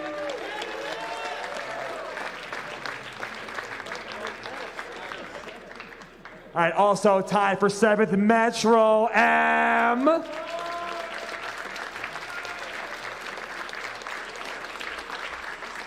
On to the 5th place finishers, we got Cody Mayor. Yeah, raise it up, dog, raise it up. Be proud, brother. Hey, hey. All right, and in 5th place, give it up for the man, Hoji FGC. Yeah. All right, now on to 4th place. If you are a Street Fighter V player, you've been clipped by this man and has been posted on the internet. His name is Prophet. Give it up for Prophet. All right, now in 3rd place, give it up for one of the OGs, Magnegro.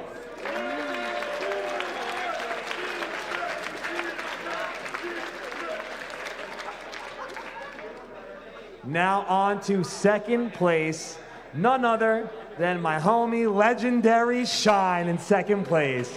Give it up for Shine, please.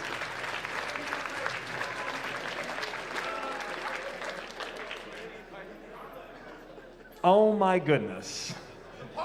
And in 1st place, I don't even know if it's arguably anymore, probably the best Street Fighter V player in the world is standing in this room right now.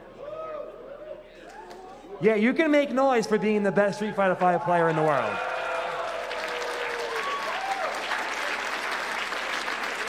Everybody loud and proud for the ECT 2022 Street Fighter V champion, IDOM. Congratulations, man. You deserve it. All right, everybody, one more time. Huge round of applause. Street Fighter V top 8. We got DNF Duel coming up. Hang tight.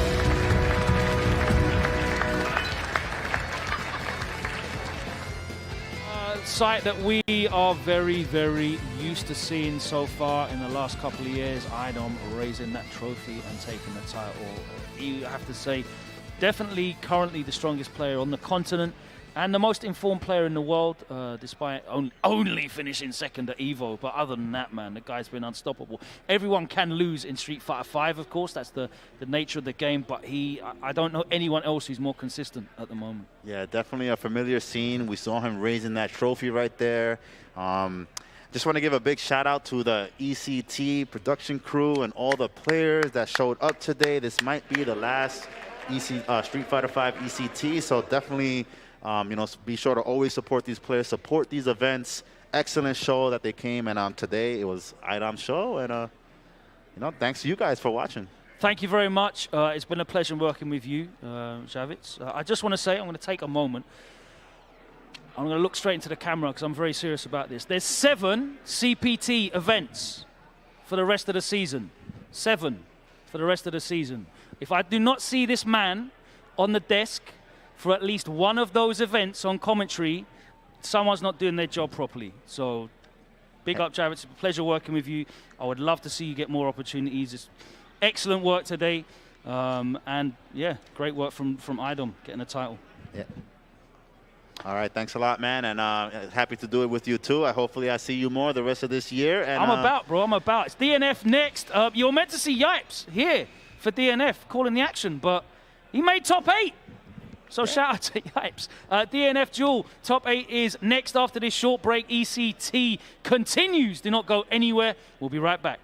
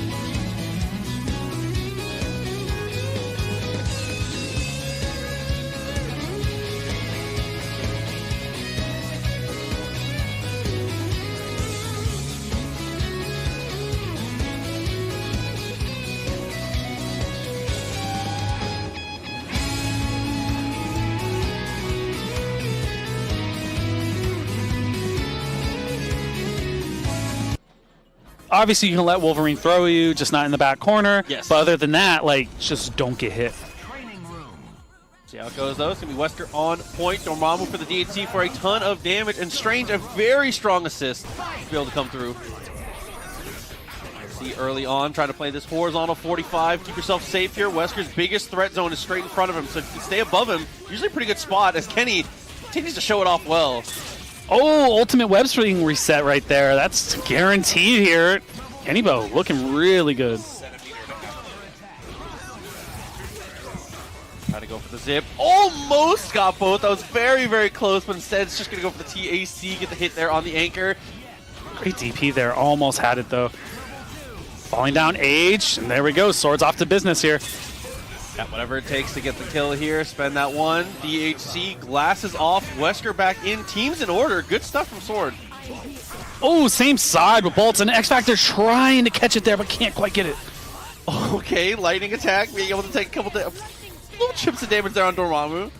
I definitely think Wesker has a hard time catching Storm, man. We're going to look for an air throw here or Phantom Dance, but nothing there. Great blocks from here from Kennybo. That's a punish, though.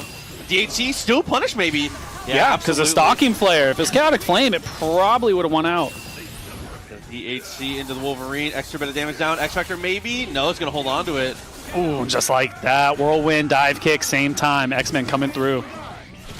The double dive kick there. Doesn't get anything off of it. Able to jump over. Tries to go for the confirm, but doesn't go for the upward tornado fall. There we go. Gonna take the damage on Strange here. I like that. Might have to DHC. There it is. X-Factor. I love this. Oh, go for the chip. Almost gets Wesker too. And that's the utility of Storm right there, is the DHC. It does so much damage. Hailstorm is extremely powerful. Yeah, really, really well played for sure. Being able to spend that X-Factor, close it out as best you can and as quickly as possible. The DP comes out, but is immediately hit by the Phantom Dance. Glasses off early. Ooh, right there, glasses off. You got the speed boost, and you got the damage here as well. So Spider-Man definitely has to watch out.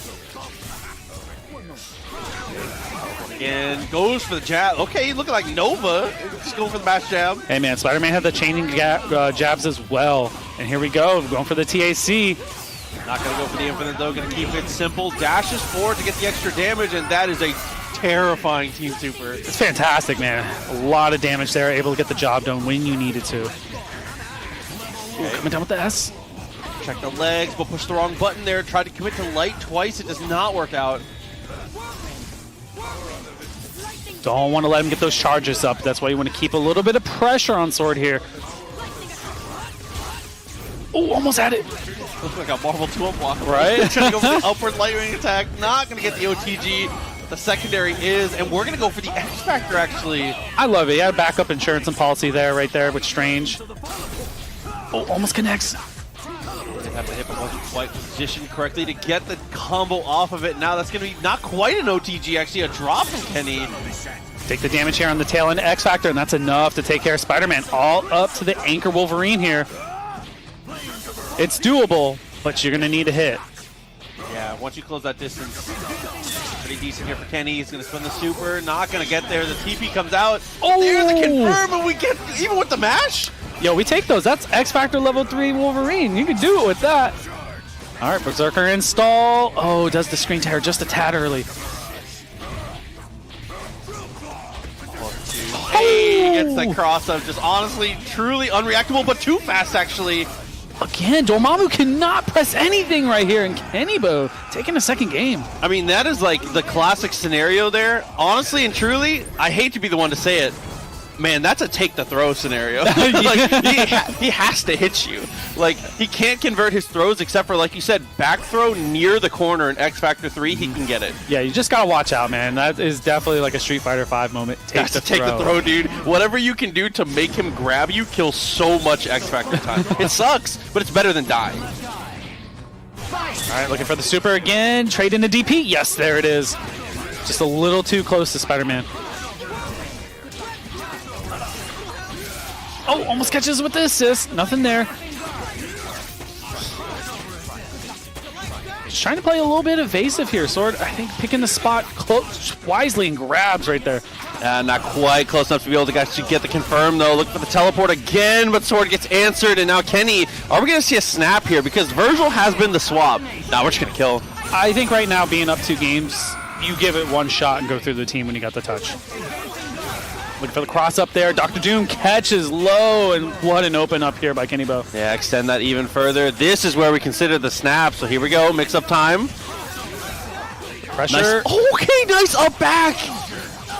Great timing from Sword here. Gets the kill on 1 meter.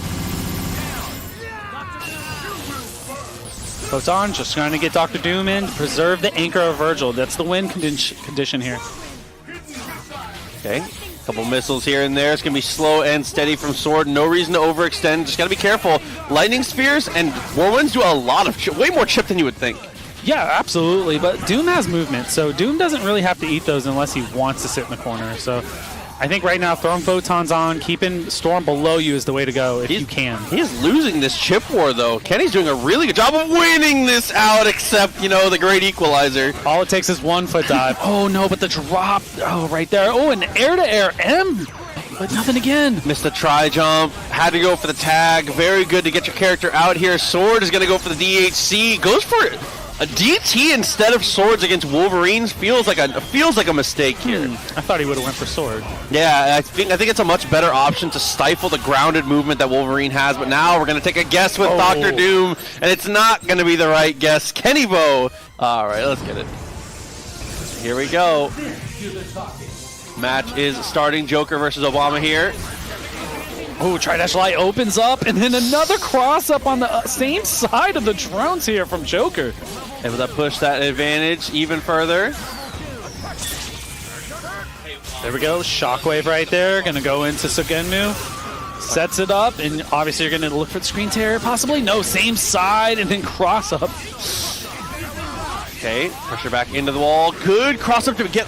Okay, doesn't quite get everything, though. Is able to get out of the drones, but Frank still kind of in trouble here. Has to find a hit or just match the team super on an assist.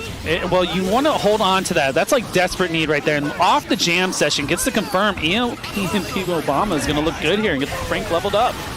All right, so the nightmare begins here. Mix-up time, but we do have one nice thing from Joker. He still has Sentinel, so he still has an ace in the hole to break out of this situation with the invincible reversal, but Obama will have setups to go cross-up guaranteed. Yeah, absolutely. I mean, hard drive will get you out, but you definitely got to watch out with jam session and Frank, man. Same side right there.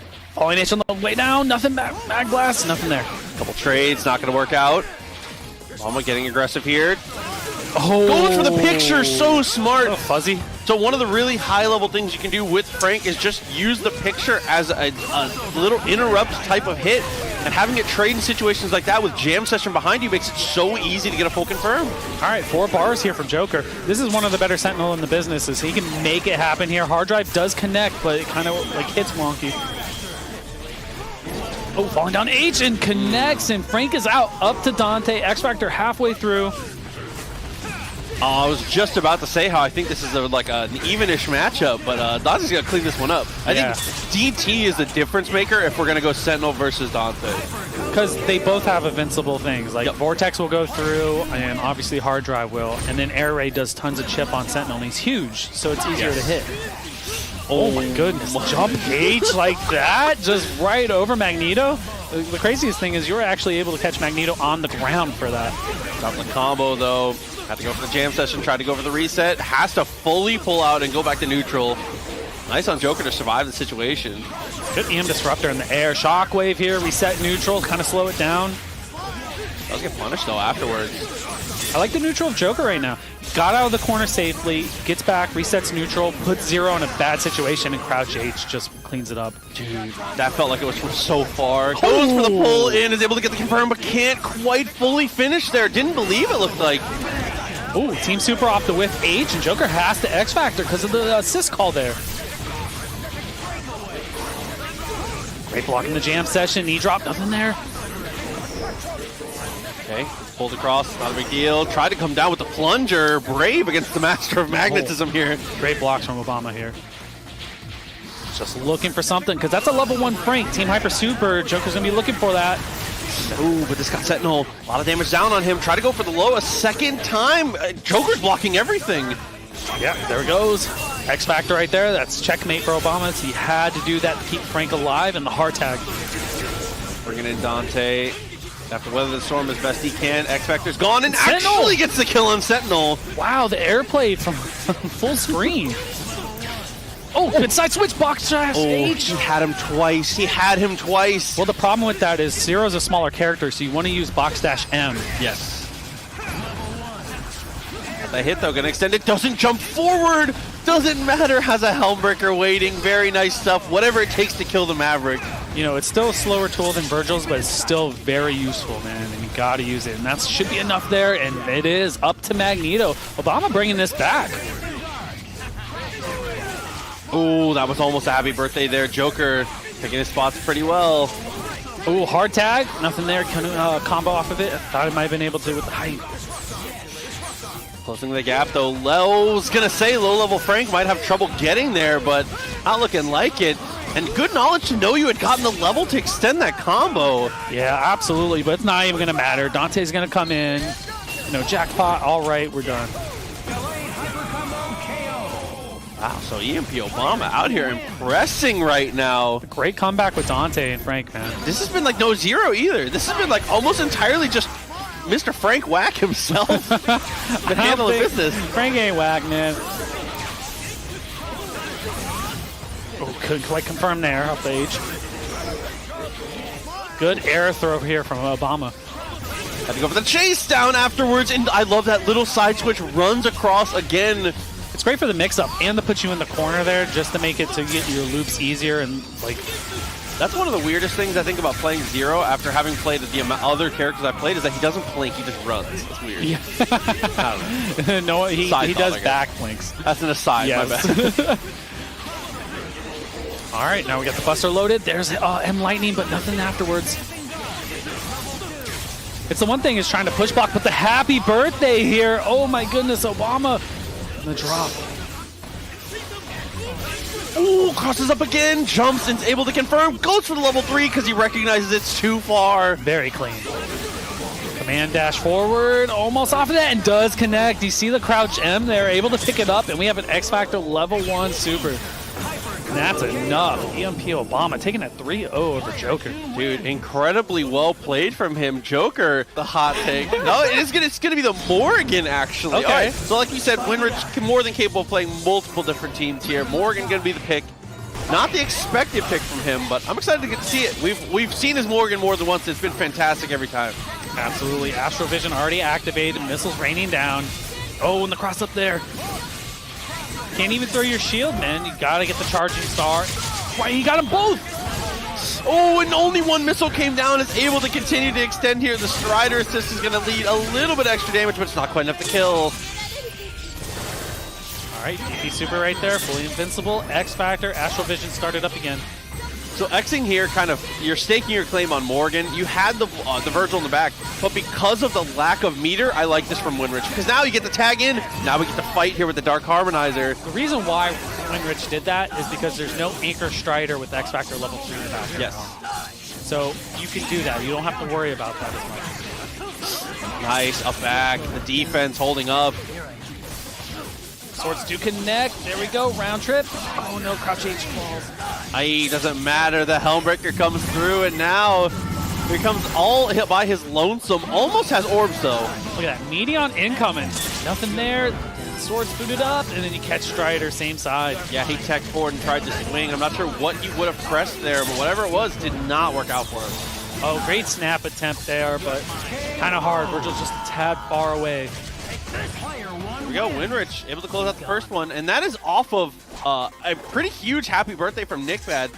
Had one more meter, chose not to DHC to kill Morgan, and that was the fatal. You paid for it, man. I think he may not have wanted to play X Factor 3 Virgil, but you got to spend in this game, man. Whatever it takes, yeah. Especially when you have a team like Nickbad. Nickbad's mix-up game on incoming in the corner is actually very strong. Absolutely. Oh, and a charging star does connect, catches the Morgan here. No X Factor, but look at that, the follower, the fireball of the Morgan clone catches. Yeah, I was able to stop the Strider assist from even coming out there. Oh, look at that. The chip's adding up. And there it is. Catches tap. Here we go. Astral Vision's already started up again. It's very hard for Deadpool, especially when Astral's going, man. Not much you can do there. Offense-wise, yeah, you kind of just have to hold it. Oh, and then catches with the standing low. There we go. TAC. There it is. Clean. Bringing in Virgil. Medion incoming, but just like that, Nickbad was able to get the low, but combo there at the tail end. George with the Helmbreaker twice. Drops his combo, but he's going to go for DHC just to close it out still. And I hate that Helmbreaker whiffs, and he still is like, pull up, it doesn't matter. Hard enough. I think Nickbad wanted level 3 Ouroboros there, and he saw one of the birds come out, and it looked like it was just a missed input there. Yeah, that must have been what it been for sure. Tough. That's 2 in a row here for Winford. He's going to take a second, get straight back into it here. Goes for the empty low. That's going to be Nickbad on the first hit. And what did we learn last time? Make sure you spend your money. You might not get another opportunity. You might not get another chance. You have to take care of Morgan here. And it's going to be close. Oh, and I love it. Spent the X Factor to make sure. I know it's level 1, but still, you got rid of Morgan, so you still have a chance here. This is definitely a situation where I feel like Nickbad needs to snowball it, so I like this choice a lot. Good pressure overhead. Great block from Winrich here. Photon's to kind of slow Nickbad down, going into swords here. Lost a couple swords as he lands. Lands and chooses not to swing, and then swings afterwards. A little delayed on that. Oh, and the rapid slash on the other side catches, and we boot up swords, and definitely got Deadpool here. Possibly going to look for a TAC. No, we're going to build the next meter. That certainly has enough to be able to build it up. Drops the combo, though. Is going to go for the reset here. Nick waking up with something. Nick has been swinging. When I said establish some respect, I was not expecting your boy's fighting. Gotta respect Winrich, that's definitely for sure. Showing you why right now. X Factor TAC here, gonna kick on cap. No X Factor for Strider, just about 3 bars. A lot of hits are gonna need to happen to make this happen. And this is a guaranteed lockdown here. Yup, with the Spear Flame. Not quite able to get the kill on the first hit, but doesn't matter at this point. Feeling inevitable. Look at the box dash right there. Oh, and you just can't block forever. Doom's Virgil Shell too strong. Especially with missiles. It's just so high powered for that Virgil offense. Misses the high time. And okay, Nickbad wakes up. The first hit. Ouroboros looking for the mix up here. You need another hit on Virgil. Anything you can. Not big enough. There you go, teleport. Nothing there. Oh, and the hard tag. Wow, hard tag punish, got the ram ready. Nickbad trying to make a case here. Oh, air to air. Oh, hits it with the H. Oh, and that's going to trade out. No, it does not. It actually wins. But luckily, Winrich was on top of that. Winrich takes that 3-0 over Nickbad. Very well played for sure. I mean, Nickbad, I think, in a lot of situations, though. The all green coming out, facing off. So aces and DXP. Nova versus Virgil is an odd point matchup. If you give Virgil space, it gets very difficult for Nova very quickly. As soon as you're locked down as Nova, it's a nightmare. Oh, look at the stare off right there. Nothing there, but just the teleport and the beam catches. DXP, first hit. Yeah, able to tag into Dr. Doom as well. Extend this combo even further here. Be careful for that late TAC. You know he loves to go for little shenanigans just like that. Oh no, the S whiffed. There we go, jump on Photon, swords booting up. We'll be able to go through here, but after the block stun ends, the swords become active. Great block from DXP to get this started. Still able to get the kill. Doom fight right there. Oh, the screen tear and Aces ready for it. Mamamoo versus Doom. Favorable matchup for sure here. Trying to go Dark Matter for the wall bounce there, but couldn't get the fully extended combo. I mean, that's the one thing. I know DXP has really good practice against Storm, so he knows the matchup. The butter gun attempt, nothing there. Photons, try to slow it down, bringing in the swords. Oh, he got crossed up on his flight. Yo. He went for the jumping S there. Not what he meant to do, I don't think. He's trying to get it with the blistering swords, and it does connect off the Vajra. On that hard knockdown, X Factor goes through. Is that going to connect? Dark Dimension, let's go. Dude, he was behind him. Oh my god. OTG has the assist, is able to get the kill. Huge opportunity for Aces. It's great for Aces because you get the kill with the X Factor and you get some health back for Dorm. He does not want to lose this character. See, he's using these normals from Dormammu to cancel out a lot of these projectiles here. Yes, stand M, jump M. Here's his chance right here. Oh no, Photons do get the kill here with Strider. It's going to be a little harder. Magneto, a lot easier. But Anchor Strider, level 3 though. It's a pretty rough deal here. Accidental screen tear there, lets him get away. Vajra comes out, and now time to get aggressive. Yeah, you can only block that for so long, man. Very rough. And here we go, Ragnarok getting the job done. Level 3 to take the kill here. DXP, I mean, DXP is very, very strong with most of his characters here, but the thing I fear the most from him is Strider for sure. It's like one of those things. Are you a Vajra player or are you a Strider player? DXP is a Strider player. Strider player for sure. He gets he both, was a though. Strider It doesn't player. matter. It looks like he's going to have to prove that he's a Doom player. This one. Good God. Go level 1, gets Strider, and one more with the Stalking player to set up for Dr. Doom on the incoming. All right, here we go. Stalking player once again. Keep that lockdown. It's a one-touch game for Aces. Tagging into Magneto here. I'm surprised to not see Dorm stay out, having a pretty positive matchup against Doom. Wants the mobility. You can just kind of play your better neutral Magneto. You know, Dormammu has to set up traps and teleports and whatnot, but I like Mag versus. Yeah, doing a really good job so far. Not really doesn't really have a projectile assist in this kind of format that he's playing at. It doesn't really matter against Doom. As long as you say, like you said, stay mobile, stay evasive, don't be predictable. Don't be below him. That's like the one. That's the no-no zone. Do not be there. Oh, almost off the Mag Blast. And I like that too. He gets the hit, it doesn't confirm, he backs off. Blink backwards immediately after your drop confirmed, just go back. Look at the bait on the super right there. It's making you waste your money there. Flush again, has one shockwave to his name. I like it. Take the hit, waste the X Factor, sit up there, chip starting to add up though. He's looking for a hard tag, but no, Aces will not bite on that. But with X Factor running out, now even with this, I don't know that DXP kills him on the touch. He has no meter. Ooh, great evasiveness for Aces to get out of that. Dude, DXP needs a ton of touches, regardless of how he hits. Oh, the cross up on the foot dive. Darkhold does save. Well, I mean, yeah, if he gets a clean hit here, he can still kill. He can get 2 supers if he gets to the corner. You know DXP has the optimal stuff, though. Tackle does get the hit. Gonna go for the chaotic flame. It's not gonna work. Use the X Factor. Take any chip that you can. Keep Doom in the air. This is just about over. Oh, good push block. There, great pillar from Aces. Calm, cool, kept the composure, got the job done. He's there. playing Galaga there. He said, shoot where he's going, not where he is. Very well played there to go for the medium one. There's a 1-1. Look at the Helmbreaker. Competitive set so far. I like this. This has been a really good night of Marvel so far. That was just about 99 seconds of neutral the whole way through. Ooh, the Centurion whiffs. I love the step back though from DXP. He was very careful to move backwards there to make sure he was out of range of that. Oh, and just like that, the instant overhead hits him. But no DI. DI straight up. Doesn't matter. He gets the throw. Extend that with the super. Takes the kill. That's huge to get the kill on Virgil. Now you only got one more anchor to really deal about. Oh, and the javelin does connect, but no. Oh my God, it doesn't matter though. He finds another throw. And then the presence of mind from Aces to get the throw so fast afterwards. Javelin meaty.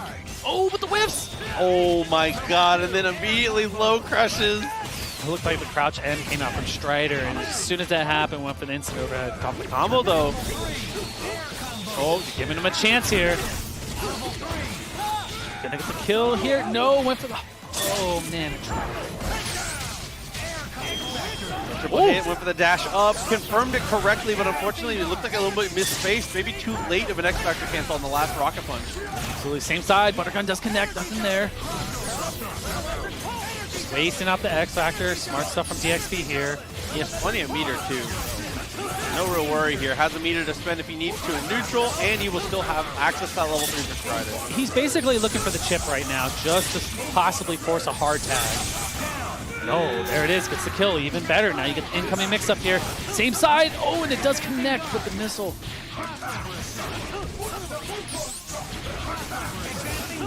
Block. Filler work here. EXP doesn't want to advance forward. You just let him have it. He definitely pressed something there. Had to force the X Factor. Like I know, and I love DXP just tagging immediately. He knows he's win condition. It's this guy here with the orb. Yes, absolutely. Orbs, TAC, no, but the orbs kind of messed up the TAC there. Does not matter, gets the kill. X Factor running out. Third bomb teleport, there we go. Excalibur on the way down, getting the confirm here.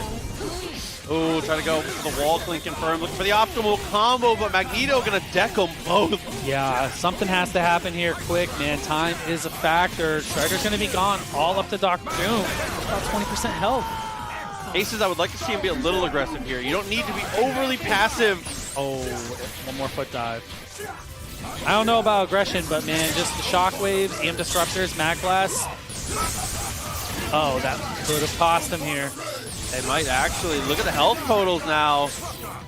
Has to shockwave. If that connects, that is going to end the game. Oh my for goodness. Sure. Medium disruptor. He went for it, just mistimed it, and gets away with it. Aces. Yeah, Aces had a couple opportunities in that one that kind of looked weird and almost threw the game.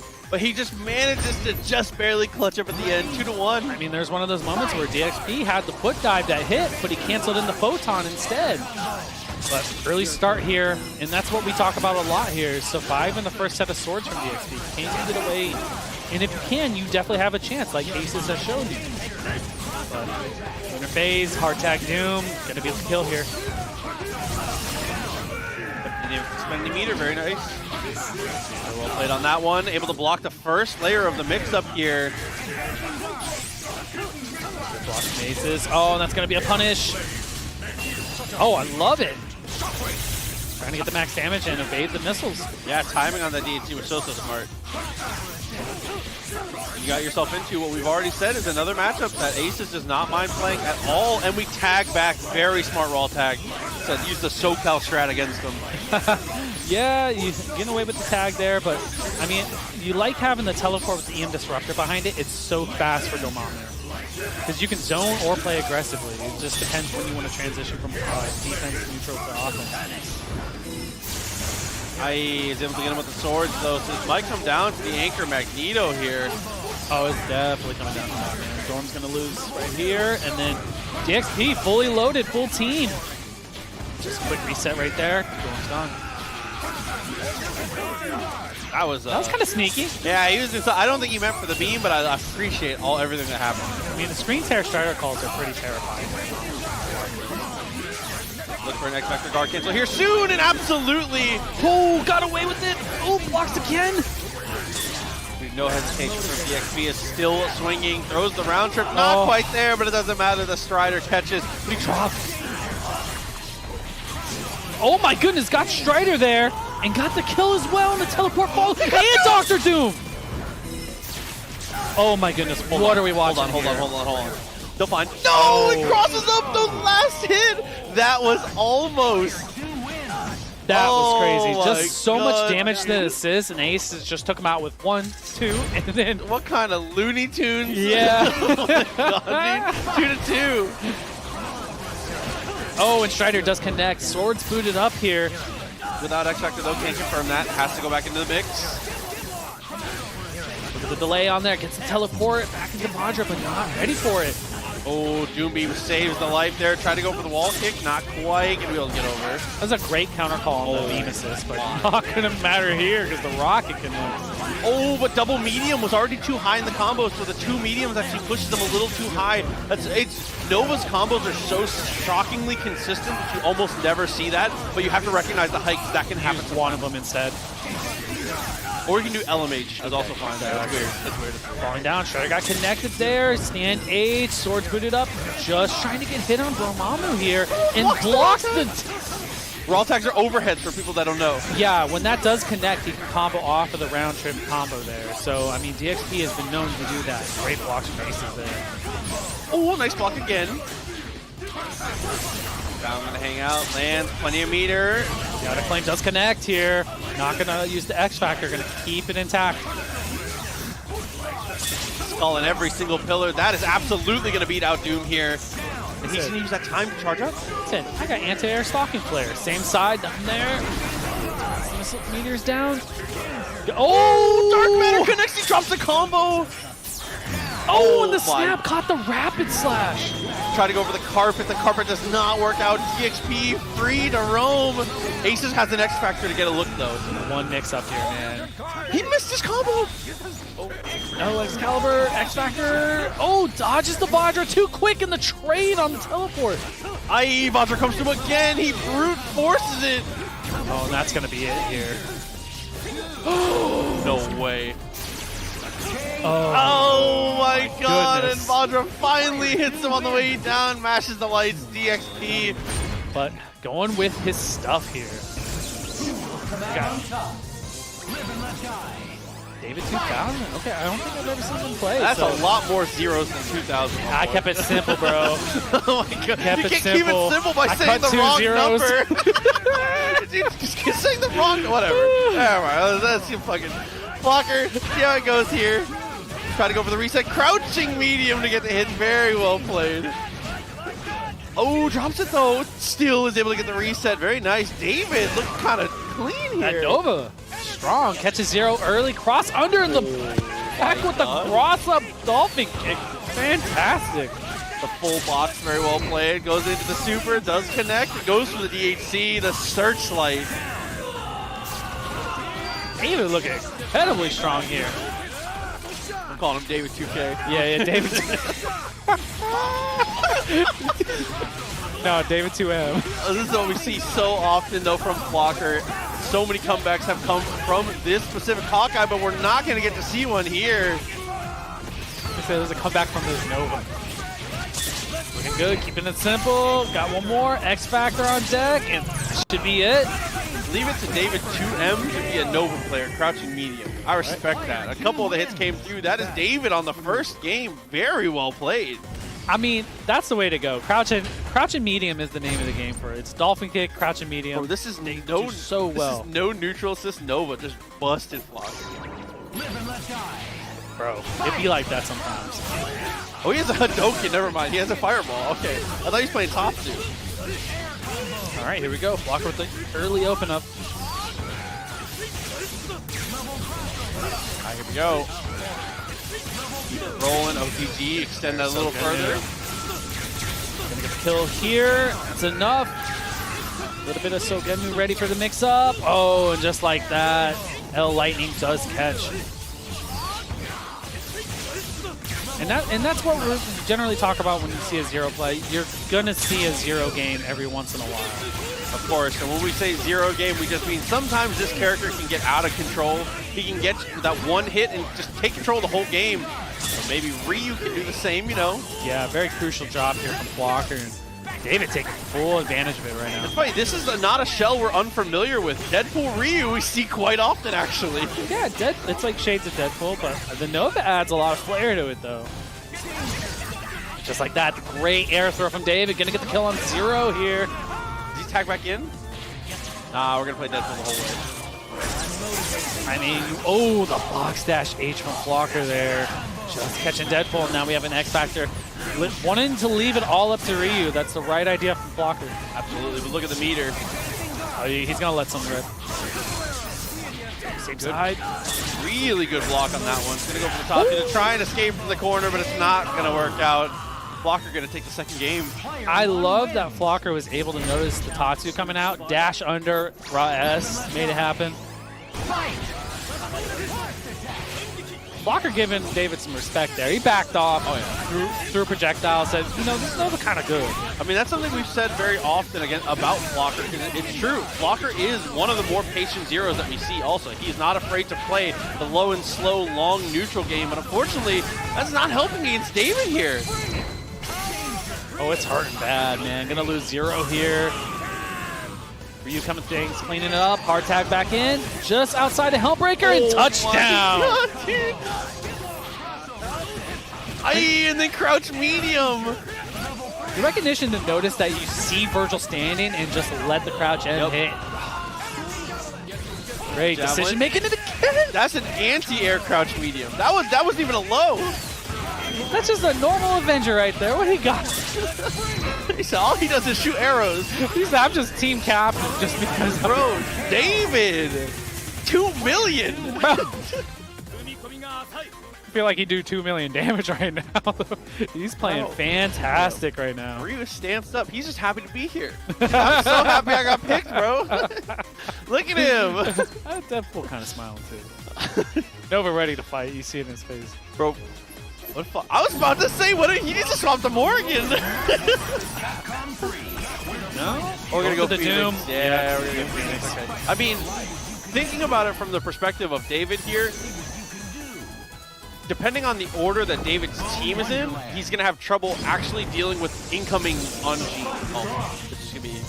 Well, generally when you play against Phoenix, you want to hold some meter for Phoenix, right? Yeah. With David's team, it's kind of hard. You're spending your meter to kill, man. It's not like you have a 0, it takes 1 to kill, but... matter. The javelin. I stand corrected now. Possibly look for the snap here?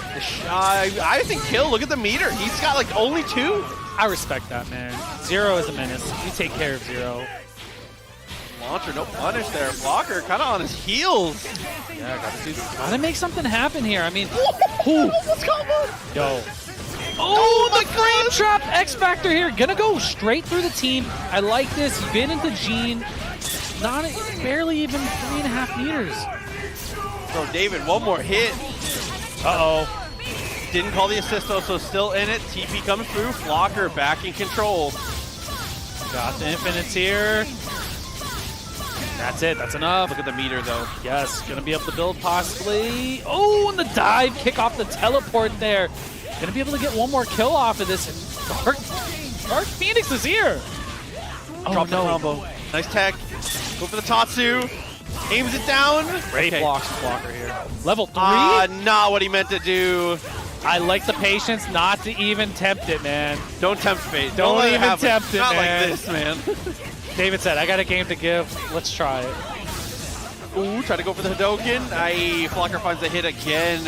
And this hit should be the end. Just like that. But that was a great punish off the raw S there from Blocker. Yeah, absolutely. Once Blocker gets the second hit when Phoenix comes in, the game's over. It should be, in theory. That's close. I mean, David still played very well. Just unfortunately got caught by Phoenix at the end. I like this so far from Blocker too. He's holding Buster specifically for mix-up and breaking Nova Shield only. Looking good, man. That light lightning was able to get right through there in the late teleport. So get the open up at the follow-up of the missiles. Blocker's looking good here. Gonna be the kill on Nova. Needs to get the kill on Nova. When Nova has died, it's gone really well for Blocker. But if Nova lives, it's been a nightmare. Ooh, the heavy lightning, looking for just any type of anti-air approach. David trying to make it work here. I mean, don't sleep on Ryu either, though. I am so asleep. I don't know. Dr. Doom taking a lot of damage here, but not going to matter. Blocker made the right adjustments there for the punish. Okay, send that again. Very nice stuff.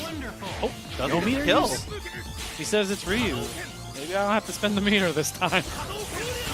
Oh, and just like that, the level 3 Buster just right through the Hadoken. Too much durability, man.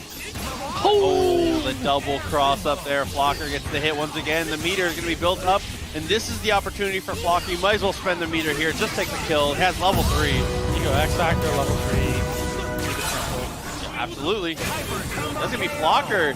3-2. David. What a showing from David. Nasty. Seriously. David is nasty. He's in the right spot at the right time, like basically always. There will be only one winner. It's do or die. All right, here we go. Early throw here from Obama.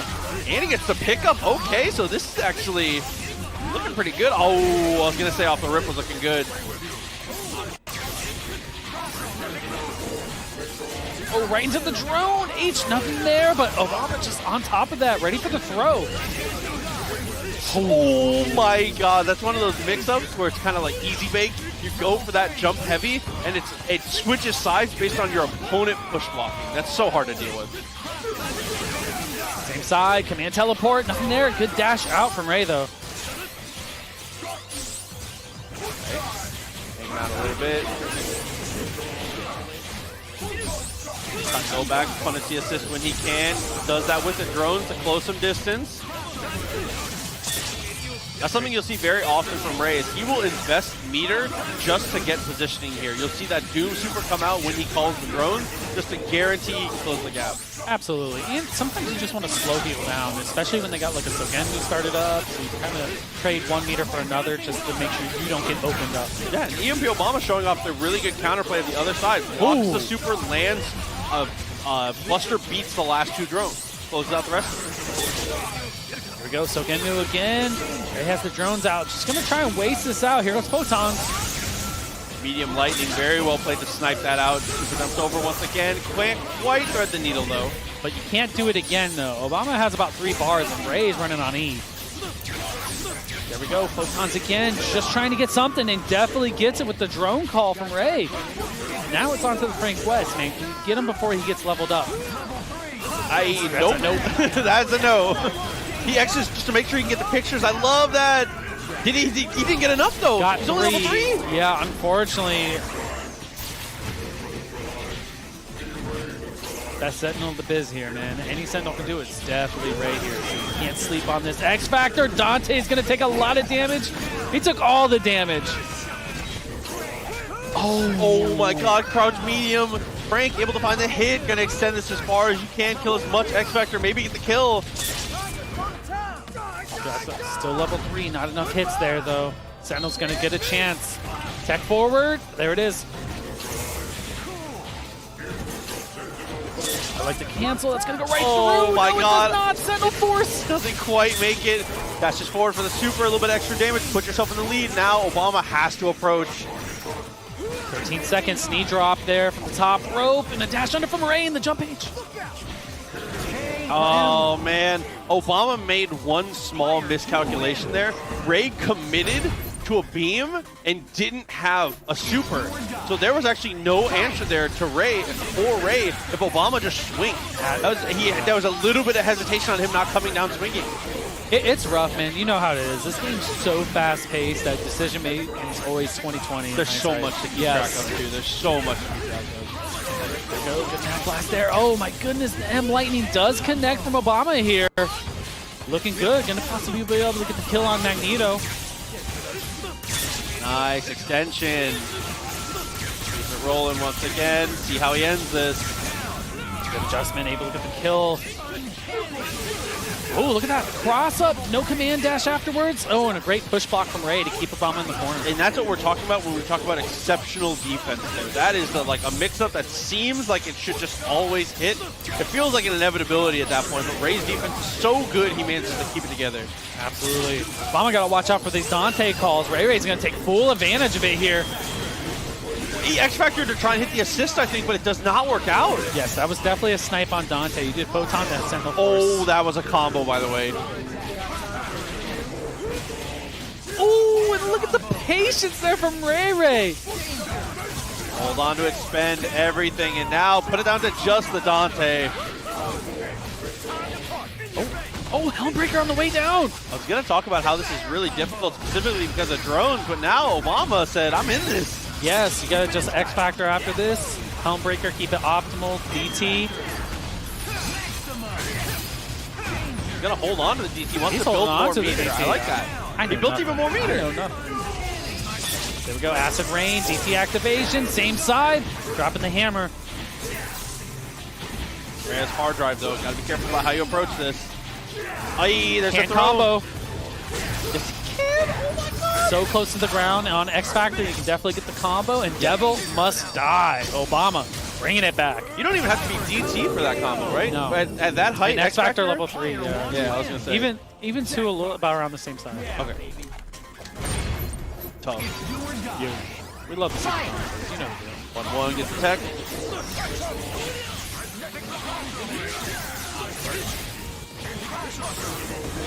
Okay, EM Disruptor doing a good job, just knocking him off his heels a little bit, breaking that Buster Charge whenever you can.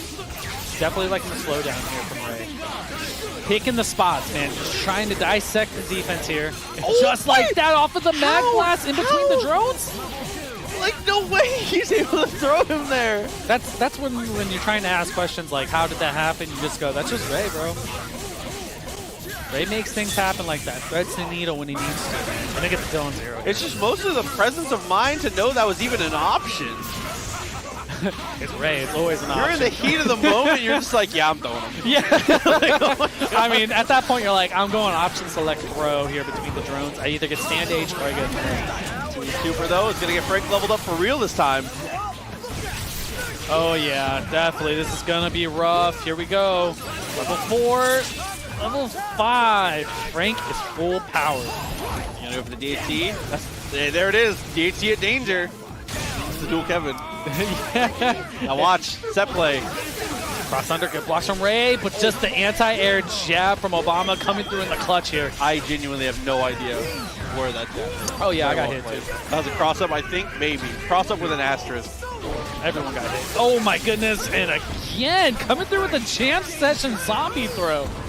And that is one of the hardest things, is flipping the coin in your head as a Sentinel player. You have all that meter, you have X Factor, you have an invincible reversal. What side do you need to input your reversal on, though? It's so difficult to do. At that time, you're just spinning like, you know, a 360. Yep. I'm churning butter and pushing 2 buttons and hoping my super comes out for sure. Just, I hope it happens. A lot of chip damage very early here from Ray, and chip damage has turned into almost a dead zero.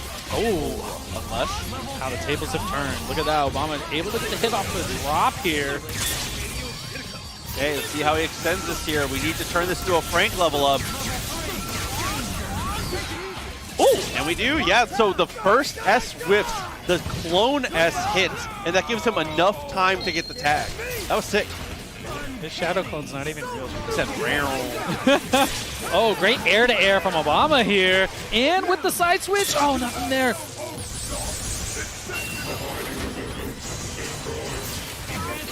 Just block everything, super jumps over. I think Sentinel does really well against Frank until he's level 4. Now this is a nightmare kind of situation. Yeah, and you can tell Ray Ray's picking his space wisely, playing the neutral, just trying to find something, and just like that, but not off the throw. You can't get anything. Like, you have to fight him in the air, but it has to be your engagement. Like, if he's engaging you, you almost always lose it unless you have hard drive. Or you're doing super preemptive jump M's. Yep. Oh, great blocks from Ray here. Obama popped the X Factor here, just swinging the chainsaws away. Oh, the hard drive. Is that going to be a punish? And it is. I have X Factor, though. The DHC just to get this team back into a better order, but it doesn't matter. Frank is still running amok here. This Frank's running wild now, but you, ooh, and a tri-dash low, getting the job done here. Ray back in business now. Ray's staying alive in this one. This is actually set point for EMP Obama. The missile battleground does connect, and the tech forward. Obama's out. Trying to set it up again. Photons to keep you locked down. Oh, and you realize Zero's so small, so just went for molecular shield instead. Love that super jump. Gets clipped by 1 hit, though, so he loses his Buster Charge. He's being more careful about preserving that. 25 seconds on the clock. Not quite a factor yet, but we'll start thinking about it here soon. Absolutely. Boots up the Sogenmu here. Air to air. Can you confirm? No, nothing there. Oh, just barely hit. Zero gets the throw. No X Factor to be able to convert it here. Goes Sogenmu. All right, 15 seconds. Gotta get Dr. Doom out of here safely if you can, man. You're gonna need that health to bring him back out, just in case this goes to a timeout. And also, I was gonna say it's so invaluable to get that life back. Goes for the raw tag. You never see that from Ray Ray. Never, man, never. I mean, it was one of those moments where he knew the win conditions there. If you're able to get Dr. Doom and Sentinel in safely, you can make it happen. Uh-oh. Not enough. Still not enough to time. It's about percentage of life, and EMP Obama's got a full character. That is going to be 3-1. Obama is going to take it over Ray. Now here it is. It's like, here's some Marvel. Yo, the Hagar costume? Bro, he is about to... Jason Kiddo is in his. He's dressed up today. You could go into the Merrill Ball. He's about to get presented the key to the city. Gets the pipe. You got the keys to this pipe. Extend that a little further here. So now we got to unpack this. Jason Kiddo versus Prodigy. Prodigy, obviously, fantastic Phoenix player. You've got to open it up, and you've got to get control of the situation and kill this Phoenix before she Oh my goodness, Kiddo just lighting up the team right now, but Prodigy getting the clutch throw there, but no, can't confirm. Back down, gets the kill on Magneto. Look at the life bars, though. This is Mr. Rogers Hagar. I can't. Oh, no lariat? Bill's looking for that pipe, trying to find it wherever he can. Oh, in the headbutt. headbutts. Okay, headbutt connects. He's gonna get the pop however he wants here. An X Factor command throw, Kiddo. He dropped. He spins. What is happening? Okay. I mean, at that moment, he said, of course he spun. Oh, Magneto actually falls out here. Gonna go Tempest here. Maybe a late DHC, trying to get some bait. I think he was just threatening the late DHC because he knew the super could have come out from Prodigy. I mean, at this point now, you're just trying to waste the X Factor of Prodigy just to try to slow Phoenix down. And health will start running out now. So healing field will become a factor. And she is still exceptionally strong here as a character, even without the level 3 X Factor. But all it takes is little incidentals like that. Kiddo made Dormammu look so fast in that like sequence right there. Fantastic. Whoa. My God, dude. That was a tough one for sure. Into the next game here, Kiddo. Getting aggressive, finds the drop kick immediately on Morgan, but it might lose the whole team for it. Prodigy looking very strong right now. Not going to spend the meter. I think on a happy birthday, especially one that involves Dormammu, it's worth the meter. I think you cash out. I think you cash out for sure. See how it turns out for him, though. Prodigy knows best. Rocky player, Shockwave, gonna get a setup here. Oh, and the tri-dash just opens up across him. Oh, great contest here from Prodigy for crouching low. Shell kick, gonna set up something. No Astral Vision. Wanna hold Phoenix still. Okay. It's pretty hard with just Morgan by herself and not using Astral Vision. It's extremely rough. I mean, she's still a very strong character, but it's way more work. It's a lot of work, man. And it's like, you don't want to call the Phoenix assist and just the reset on top of that. I mean, it didn't matter, though. Oh, yeah, absolutely. Hard tagging the Hagar here. Oh, an empty jump low. They wasn't able to block in that scenario, though. Goes for the lariat!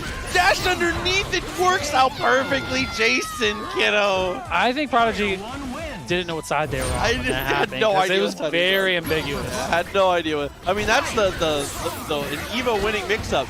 Just be vaguely underneath them, and the rest will work itself out. Hey, man, spinning the win, bro. The job done. And you know what else gets the job done? This TAC. We go for the full DHC, and now you're going to get to see the strength of the Kiddo shell. Watch this. Oh, yeah, hard tag here. Here's the headbutt, and again, and you just get opened up with the Dark Hole following it. Bro, the mix is just so unbelievable. Gets the snap, finds the headbutt. Morgan is in trouble. No, Phoenix is in trouble. Morgan's in trouble now. Oh, yeah, that's true. I mean, now she's by herself. It's even worse trouble. Right there, X Factor challenge with the crouching light, and that's a fully invincible. Bro! Until it's not. Oh my God, dude! Just one after another. They were playing Uno stack and draw twos. Oh my God! That was more like they both Kiddo had 2 reverse cards and Prodigy only had 1. Character's Raccoon. Slept on for sure. You think Shuma? I love to watch the Shuma, but the Raccoon is no slouch as well. Even the Dormammu. Between both players, all their characters, you can't sleep on them at all. Oh, and just gets crouching low there, but nothing afterwards. Too far. Is gonna go for Phantom Dance. Tried to go for the snap, but it's a very small hitbox there. With the eyes, with the teleport H, and a great throw here from Legend. Through Tremble? Yes. I actually didn't know you could get close enough to get the throw on him. That's sick. Oh, for that. Good tech here from Salute, but not going to matter. Wesker's button's just a little too fast. Great evasiveness here from Salute. Did not even have to touch the Tatsu at all. Oh, Spitfire opens it up though. Very nice. Man, Spitfire comes through in the clutch right there. Oh, purification, nothing there.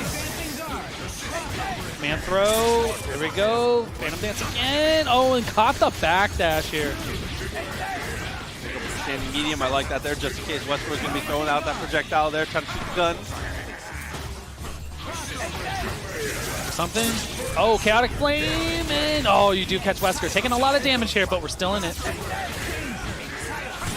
Not enough to kill, that's the most important thing here. Spitfire comes out once again. He's able to get the raw tag here. Living Legend, nice swap.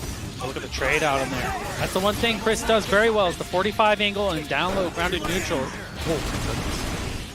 And you can't trade with him from long range either. Good blocks, dude, what defense? Oh, and only block for so long right there. Salute, threaded the needle. Big kill here. Like that one for me to build route, very nice. There we go. Set up right there with the pillar, and here we go. Massimo Wester doing it. Oh, great X Factor. Right there though, underground, sets up the trap. Mad Hopper, what next? How to approach a raccoon down backing on a landmine. You don't, man. That beeping gives you nightmares, man. Oh, gonna Hado across, and it does connect here. We got an X Factor, another one. Not gonna be enough. Oh my God, you saw the one fireball? So much, dude. A chunk off. One fireball. Oh my God, that was a tough one. First game to Living Legend in a back and forth brawl. It almost made me eat my words. I saw that fireball hit and the health went down. I said, "Ooh." Here we go. Glasses off. Trade here on Tremble though. Able to find the throw. Bend that a little further. Very nice. Reset. Gunshot. Oh, can't quite. Medium teleport. Look for the mix. Win for the standing heavy. Does get both. There we go. This is what Salute needs right now. This team, the best thing about this team is kill you off of throws as well. It's extremely strong. Watch this. Eyeballs. Top. Hard knockdown. Oh my goodness. Stocking flare. We're setting up the next kill right here. Salute looking good. Look for the teleport, and there you go. Mystic Ray coming in the clutch with the teleport, and now we got an X Factor and Salute. Absolutely going to be able to close out that one there. This Salute very well played on the game, 1-1. Yeah, I'm not worried about it. He got 16 spells charged up. He's got a pillar, both assists. He's fine. Here we go. We're gonna look for the super here. There it is from Legend. Oh my goodness, but Spitfire in the eyes do connect. Ooh, blocked the mix though. Salute knew that was a really unstable route for the combo. Had to go for a mix.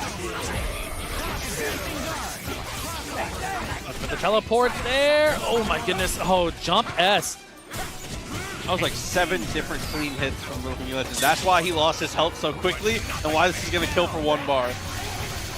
So close there. Side switch there, and just catches the whiff and button here of Salute and gets the throw. It looked like Salute was trying to tech a throw. I think he thought Legend was going to try and super jump up to stop him from getting away, but he exits it, doesn't kill. It's very delayed. Oh my goodness, in X Factor, Team Hyper Super does connect up to Raccoon. Fully loaded, 4 bars though. The patience, look at that, man. Picking the buttons right time, pressing it. Shot him in the legs, I like that. He said, "You don't need your kneecaps, do you, Wesker?" Hey, gotta get more done here. Need more chip. Something has to happen. There's the lock trap. Gonna set up possibly a Mad Hopper here soon. Oh my goodness, and he just digs! Let's try to go prone on him. Can't prone that throw. Too strong. 3 bars right here, though. Salute has a lot of work, so I can see why you want to set up the mix-ups, though. Save your meter for possibly a Kuma. Not that Kuma has a lot of health or anything like that. More just, it's nice to have the level 3 option against the Kuma to rip it in case he goes for something. Oh, absolutely, because it can punish full screen. Oh, anti-air low! No, can't quite get it off the DI. That Hopper! And it does connect.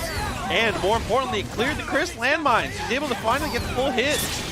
Extend that further with the minigun and is going to kill him the last hit. I called it. I had faith. Rock and roll, man. Doesn't do crazy amounts of damage. It's the job. And now you got 3 bars here, so you just let the level 3 rip. It's not quite going to be enough. Imagine what? My bad. Bro, that's Akuma. Akuma does not have a lot of health there. Imagine being beaten over the head with a shovel just to have napalm dropped on you afterwards. That's the most Looney Tunes thing I've ever seen. Oh, wow. Shuma's dash animation is so unsettling, bro. It's a Silent Hill creature chasing you down. I mean, I feel like they could both be in the same game and you wouldn't notice any difference. Oh no, this is definitely all. I can see all of these kids. The only person out of place here is Raccoon. Yes. Go look for the teleport on there. Oh, Chris, just a tad bit of damage, and there we go. Phantom Dance. Gonna get the hit off the teleport. Oh my god. Wow. Was that set play to land the meaty H? That was, or was he just like nasty with it? That was stand H into Samurai's Edge, call Tatsu confirmed. Oh my goodness. The Cobra Strike on the opposite side of the incoming. The Legend, no reason to overextend. Big chillin'. Look for something. Oh, the S so low to the ground right there. Now we have an X Factor. Crouch H, nothing there. Any hit Legend should X Factor here. Oh, and again, there we go. Might not even have to use a bar and gets the kill here. That's good for a salute. Now you can set up the Mad Hopper. Next touch kills, but you get it right away. Chris has to fall into it and take the whole mix. That is just unfortunate. Now, careful for the reversal. Now the whole mix is just can get in. Oh my goodness, and just like that with the trap, Mad Hopper. Didn't go level 3?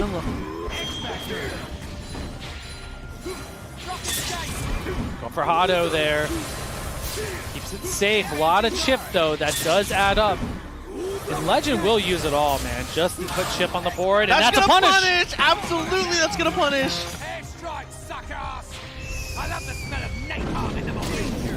It's not enough though. Be very close, not quite gonna build the meter, has to look for a mix, the dive kick comes through! Ooh, chip is adding up here. Legend needs one more bar to make this happen, man. He's gonna look for the snipe possibly if he can build it.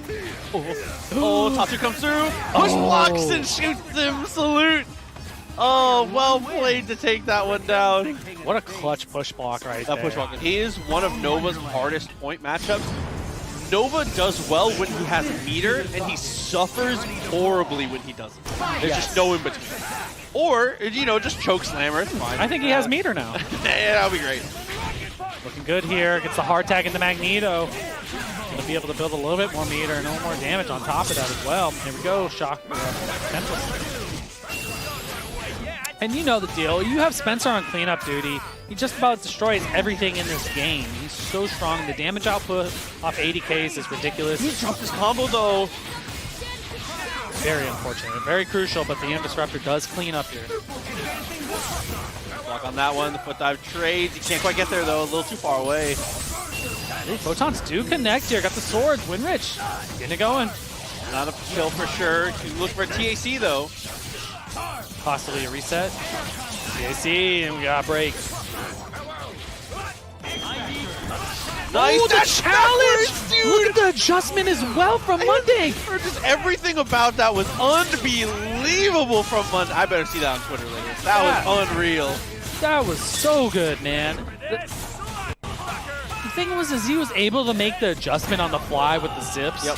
There's a lot of things to unpack in that one clip. We're gonna watch that one later. Here we go, good push block from Winrich here. Dr. Doom has a little bit of work to do. Can definitely get the one touch here on Spencer, and just like that, the fadeaway M.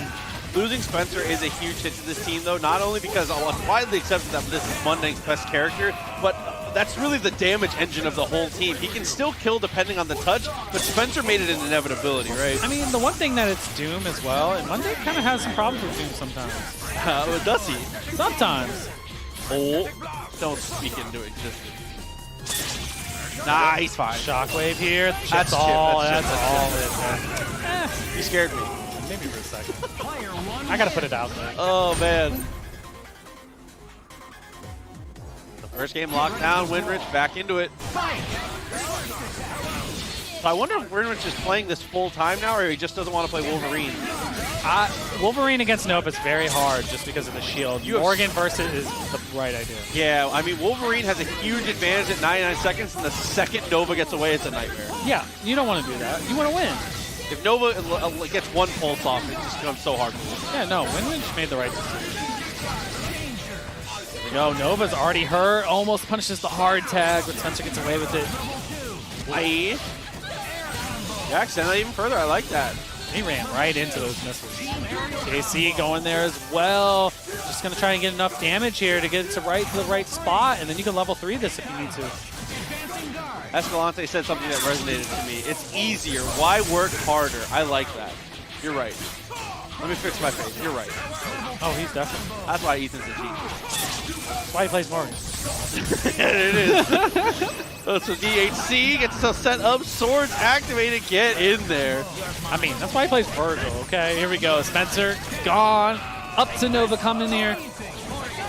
Our tag. Oh, and gets the confirm on the tail end of the round trip. Very well played to get the full confirmation off of that one.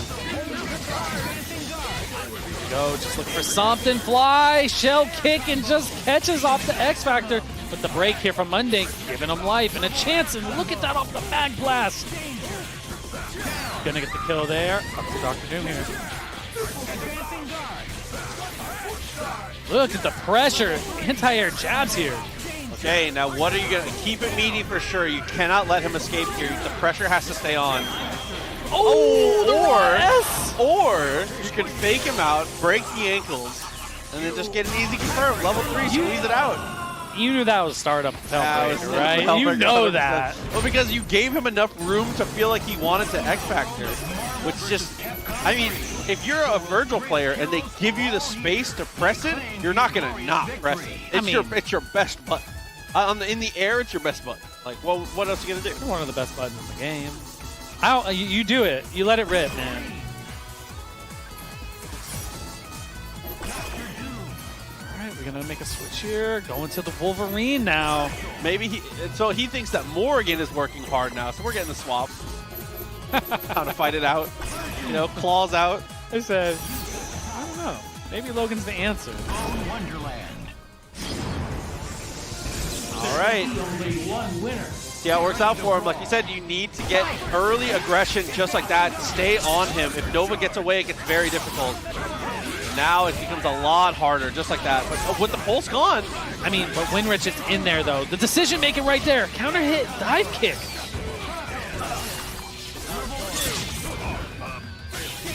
Is it enough? One more jab. Goes for the throw. Winrich. Maybe the Wolverine was the decision. Wow, Wolverine got confused. Dove the wrong way.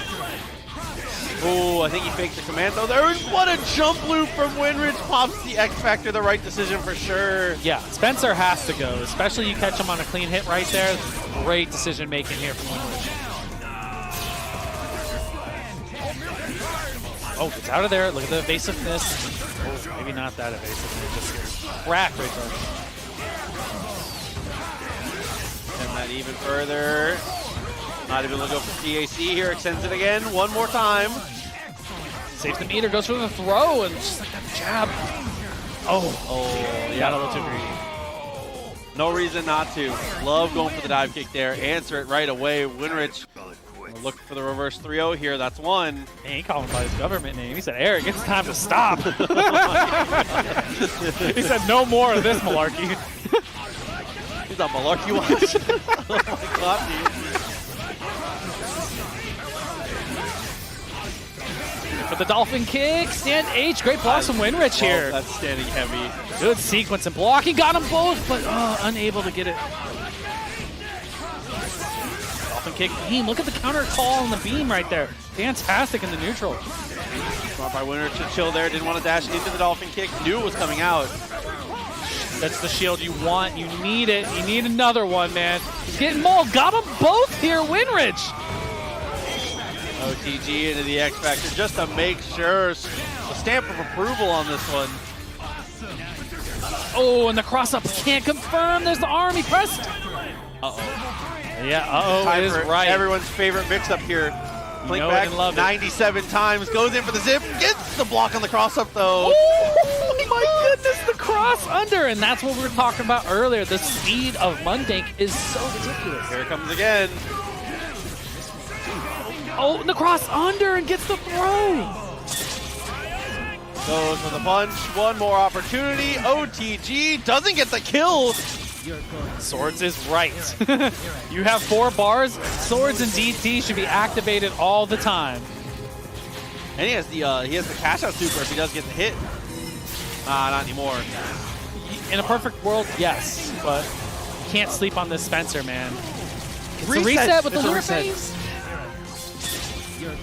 Gotta keep it optimal to get the kill here. I mean, he built another meter. You still have ground bounce there. You could have had the stinger off the ground bounce HS. But it doesn't matter. Still finds the hit.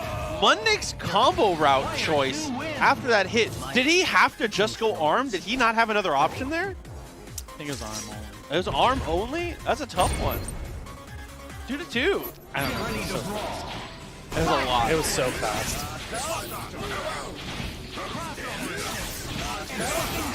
Oh, for the crouch M, unfly fly. Sets the shield up. You need to stay behind the shield at all times. There we go.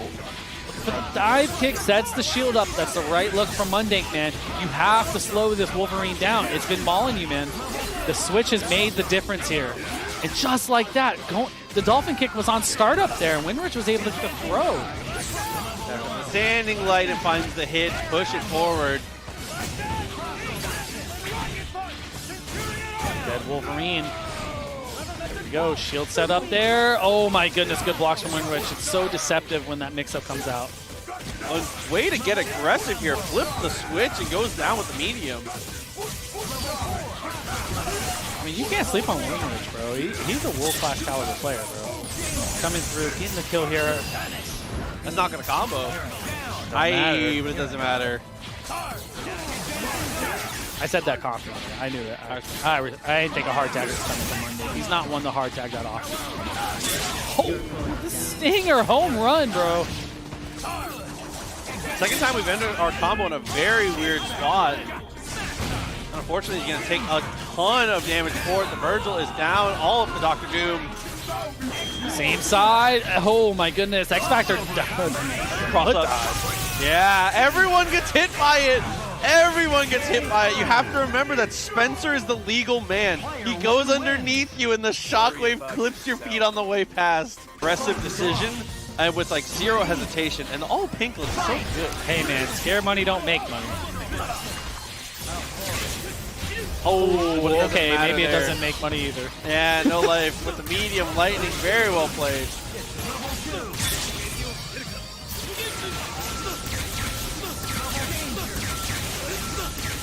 Got the zoop zoop, here we go, Nova's out of here, no life.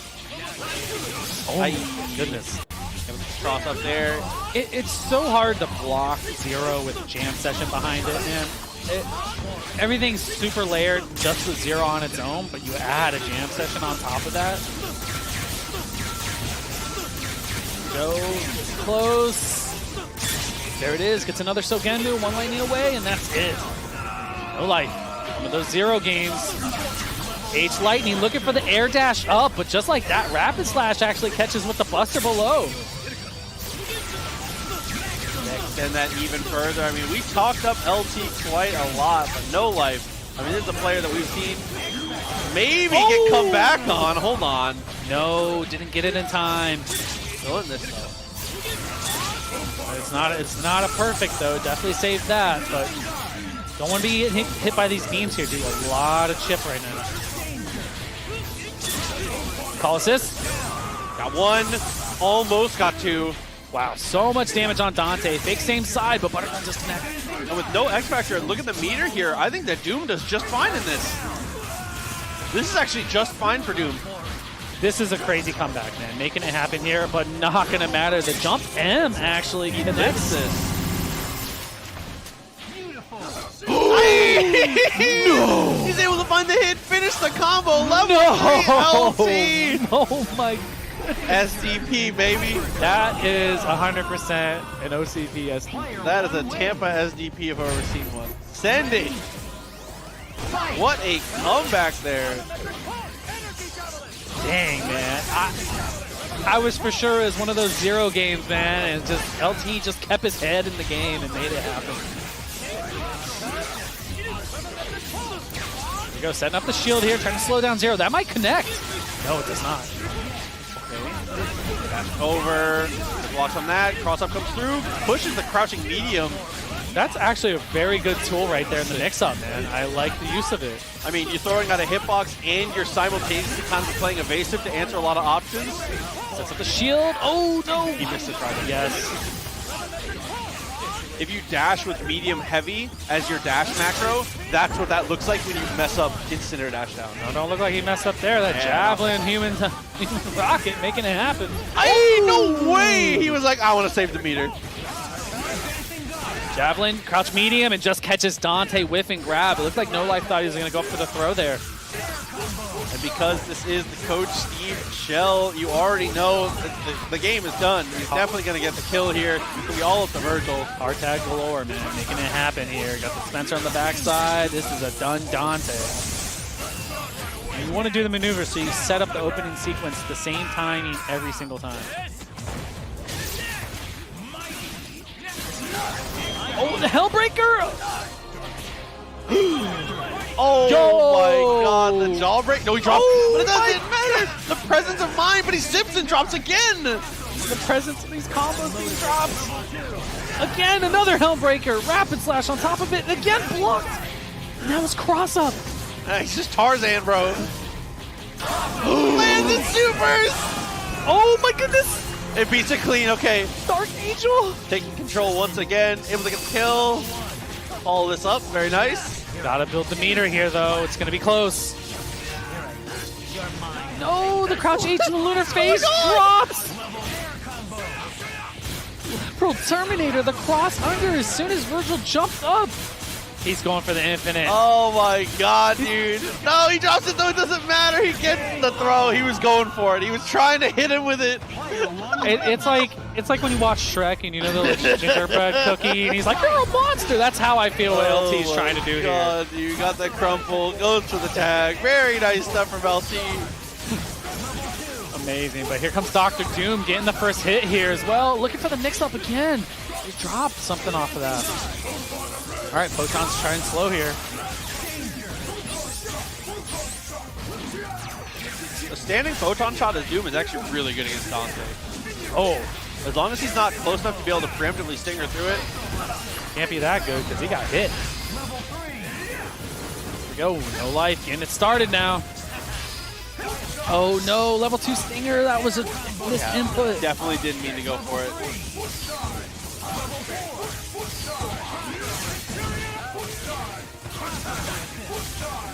Send that even further, spend the meter. Dante is in trouble here. And with the grapple, is going to take the kill. It's going to be Zero coming in. And Zero kind of at the mercy of the mix-up here. Is a monster of offense, defense. He's just a boy. He's a monster of blocking. No. The feet. He's holding up back. I mean, have you seen his boots, Proxy? They're too huge. Can't block. Clown shoes, bro. Can't block. His arms aren't long enough to defend that entire boot. Goodness, LT. He's going for it again. He's doing it again. That's my boy. Hey, I respect it. He's still going for it. So what did you have for lunch today? I made a very nice vegan wrap today. You back on vegan or you just? I dabble. Okay. Yeah, so we're gonna see how far he takes the infinite here. I mean, has plenty of meter, could have killed him at any point. Yeah, and I'll say it again. You're a monster. Because he is. Why would you do this to this man? No one deserves this. Chad is betting evens and odds on whatever it's going to end on for hits. I like that. I think the timer you gotta has bet a better evens chance. and odds. I bet on the timer. You got to bet evens and odds. Because right now he's looking smooth, and I know he has execution. He could do this. I found. Oh my goodness, there it is. And then just like that, a Team Hyper Super forces X Factor. Oh, I hope he loses. I'm going to be honest, I hope he loses. I hope No Life brings this back. I hope he No Life beats him, deserves dude. this now. I hope No Life beats him.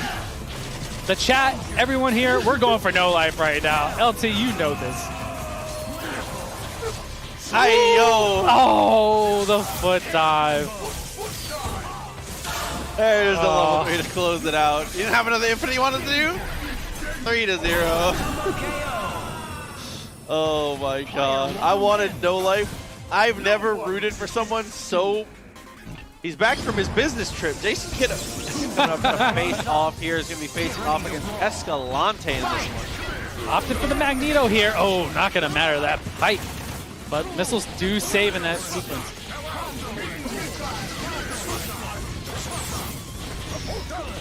Okay, nice jump over, trying to get aggressive here, looking for the hit. Does get the hit on Doom, which helps out to stop the missiles for just a little bit, but... I like that Kiddo is getting aggressive and backing off now here too, trying to threaten Escalante in ways to try to make an error in trying to escape, right?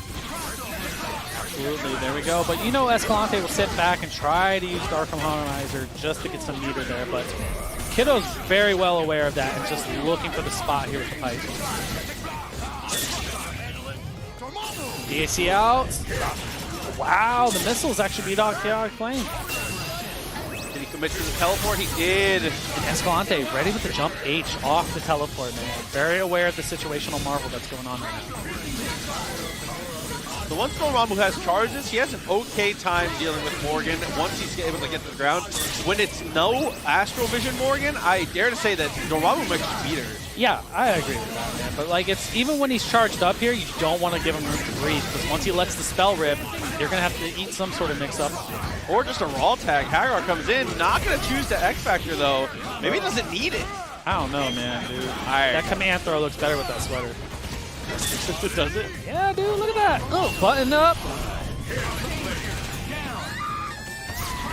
That comes in. It's going to be Magneto for the tag in, and there we go. A variation of the Evo winning mix-up there. Jump over with the Lariat. Here we go. You're going to see another one. Oh, my goodness. Puts the Lariat out and goes for the grab right away here. And Kiddo, about to build 3 bars. It's going to be close, though. Gotta extend this as far as you can. Gonna cash out here. I think that's the right idea, especially with X Factor on deck. I think Launcher, H, Disruptor. No, he doesn't even need to. He tags. He cashed out right there just so Escalante did not have a lot of health to regen if he pops X Factor. I thought he maybe built the meter to get the kill there if he goes for the extension. If there's spells built in. Doubles up on the super, does get the kill on Magneto. That's gone hard tag there. Raw S into the counter hit headbutt. Love that. Make him see stars there. The birdies come through. That's 1-0 for Jason Kiddo. Oh my gosh, Hagar stacks on him. Oh, trying to drop butt drop on him, but Kiddo or Escalante on top of that. Oh my god, what a read on the jump there. Extends even further. Didn't use the ground bounce, so gets to go even farther. Don't lose Magneto here, though. Kiddo has more than enough bars to take care of this.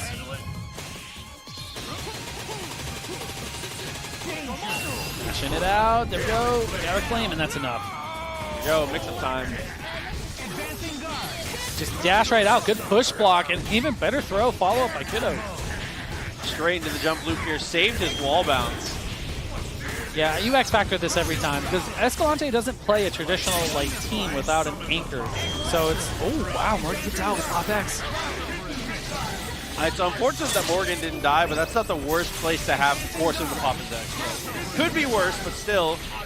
Yeah, but now you're given a chance though. You got out alive, you have 3 bars, you still have Dr. Doom missiles with Morgan, so you make it happen. just got to play this slow and try to find a spot to like take care of Hagar. And I think that's super smart from Escalante, not only just because to save Morgan, but because Escalante's moneymaker character most of the time has been Morgan. He's a standout performer for him, for sure. Absolutely. And Dr. Doom's fantastic, but oh, Shell Kick does connect as well. There we go, Astral Vision start up. Oh wow, we spin it on Dr. Doom to bring him in. Now we're just going to build tons of meter in. And that's why you see Kiddo switch to Dormammu so he can chase down Dr. Doom. Hit the pillar just to push him out of it. Photons, here we go, Astral Vision. You notice, like, you see how they're switching their characters in on matchup bases right here. Yes, as often as possible. Kiddo gets his charges set up and survives for no more bar to be built. So the really huge advantage now. Kiddo is really far ahead in this one. Escalante's still in it, but it's going to be such a long climb. Oh no, the drop there, very crucial. Look at the pillar hit, the chaotic, or the stalking flare, gets the hard tag in. That's it for Morgan. It's going to be up to Dr. Doom here, 23 seconds left. Stalking flare's still there. Kiddo has tagged 15 times in 20 seconds, dude. It's like an ominous feeling when you got a stalking flare just chasing you down the whole time and there's not anything you can do about it. Yeah, it's always an important note. To my knowledge, once you get the tag out, it's Dormammu getting hit is what gets rid of the stalking flare, not your characters getting hit. Yeah. So once Magneto's out, you have to hold the stalking flare. At that point, you almost want to jump into it in the air or get like lucky and get like a good solid neutral throw or air throw. Yeah, I was gonna say. Let's see if Escalante can turn it up. Oh my goodness, as soon as I say that, the air throw from Kiddo following. I love the Tech Factor investment here just to make sure that Morgan is going to die for it, whatever it takes. The rest of this team is things that Kiddo can very reasonably deal with here. Oh yeah, for sure. I mean, the way Kiddo's team is made, it's like any character can play through any of these characters. Morgan is the troublemaker for this team. There we go, Hagar just off to a great start right now. Go, punch him up. He's gonna DHC, set himself up for the better mix here, and now we're gonna get that set play one more time. Escalante has X Factor this time. Oh, just like that, and Escalante, he knows. All right, getting into it here. Looks like we got Salutes versus Obama. Yeah, so Obama's going to play the Nova, actually. Okay. You're not feeling coming out with that. Doesn't really want to go in with the 0. I respect that. Oh, just catches Nova right there and a side switch, but no, the drop. Salute there is very crucial, and just like that, EMP Obama answers back so strong with the Dolphin kick and has both of them here. There we go, they're tagging Frank here. Level 4 already, man. Oh my god, the knee drop, just rolling dice on that one. Oh my god, he blocked every layer. Great X Factor for a look there. He swung though. Maybe he thought he was going to have time or was going to be able to fight it out. Is my only assumption. I like what Obama just did right there. Took his win condition, tried to extend it more. Did like one of the only things you could do is go for a TAC just to waste this X Factor out more than you should.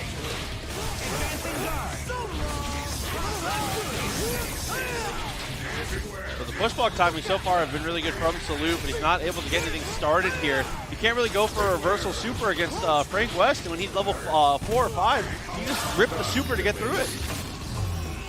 This is one of my favorite levels. It's fire. Follow up on top of that. There we go. Not quite enough. Flame does get the kill. Got a lot of work to do here. It's doable, but right now Obama has 2 bars. Gonna let him rock with the human rocket here. Oh, the teleport and the spell cast right there. Liberation on the ground, not gonna be able to get too much. Gotta watch out for the javelins. Chip is a factor now. Oh my goodness, Dante taking a lot of damage and didn't get greedy. Great decision, but not gonna matter here. I mean, that's a smart dolphin kick there. EMP Obama just occupying the space. I mean, Salute at that point was out of air actions, had to commit to something. It was just what you could do with great throw here for Salute. And that's the crazy thing, as we've said about Salute's team, Nova's dead off Yeah, of this. he can kill and build the bar for this, which is crazy because you have such wild extensions with this team here. Like, there's not a lot of characters and team compositions that just kill off of situations like that in the corner, unless you're playing like Zero. It's, yeah, Zero or like Virgil with like Spencer and Dr. Doom missiles. There we go. Look at just Salute, man, just on a tear right now. Stocking flare. Oh my goodness. Damage just adds up. There it is. And next touch is death. Give me the 07s in the chat, dude. Oh my god! X Factor still available. I love the delay on that air combo. I mean, right there, you know, Salute's going to get it to where you do the spike, you do the carpet, it goes a little bit more speeder, team hyper super, just keep it as clean as possible. It's cheap. Yeah, it's cheap. And if it's cheap, it's good in this game.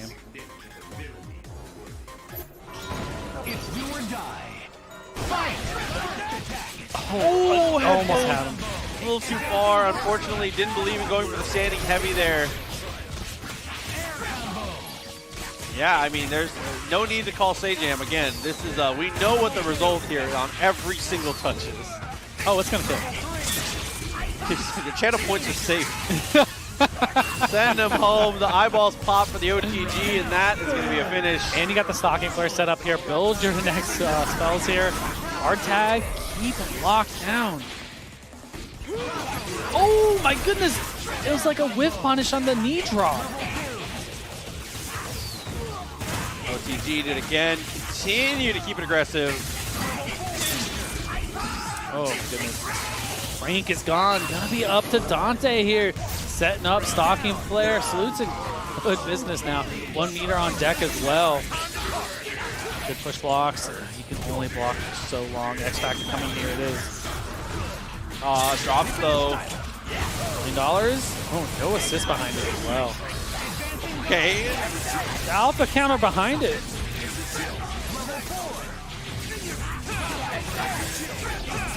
Oh, cross up Tremble.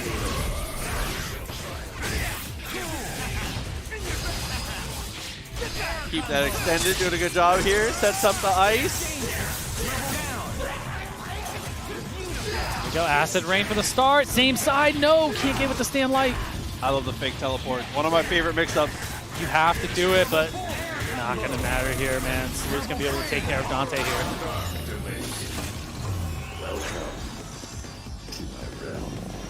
Realm, close it out. Shadow Realm. He said, Dante, time to go see your dad.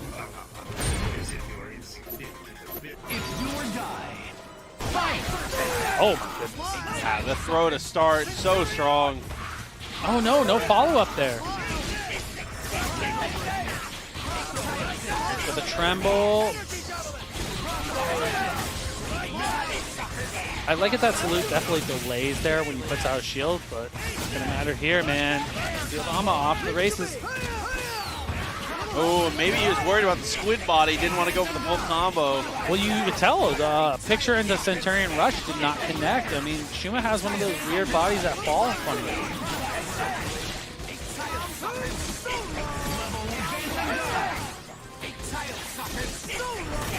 Oh. Is there a Tremble? Oh my goodness, look at Salute's movement, just hopping over with the Tremble. Able to connect from max distance. We love that. He said, time to clean. Here we go. Oh, same side jam session. Getting it going. Team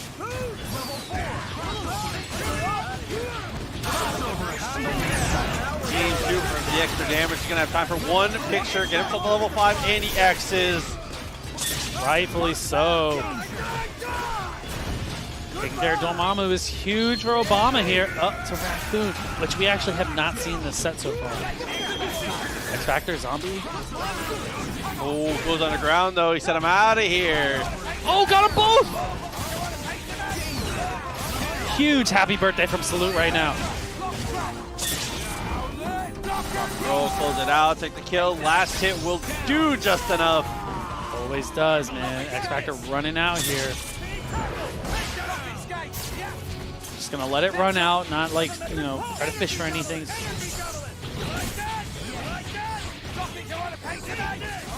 The lows get blocks here from Obama. Surprised to not see Salute go for any traps here. Maybe he's just scared of the human rocket punch that much. Oh, rock and roll. There's nothing you can do. That's fully punishable. Had to be an execution error. Yeah, I think it was like you were saying. I'm surprised Mad Hopper didn't come out, man. That's what kind of keeps your neutral a little honest when it's a 1v1. One wins.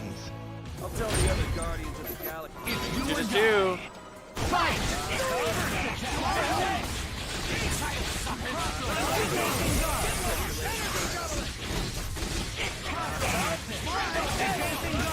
Oh, what a confirm off of the Spitfire.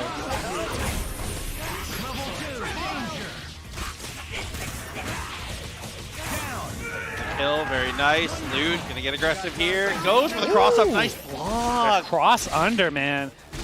Very ambiguous. Good block from Obama there.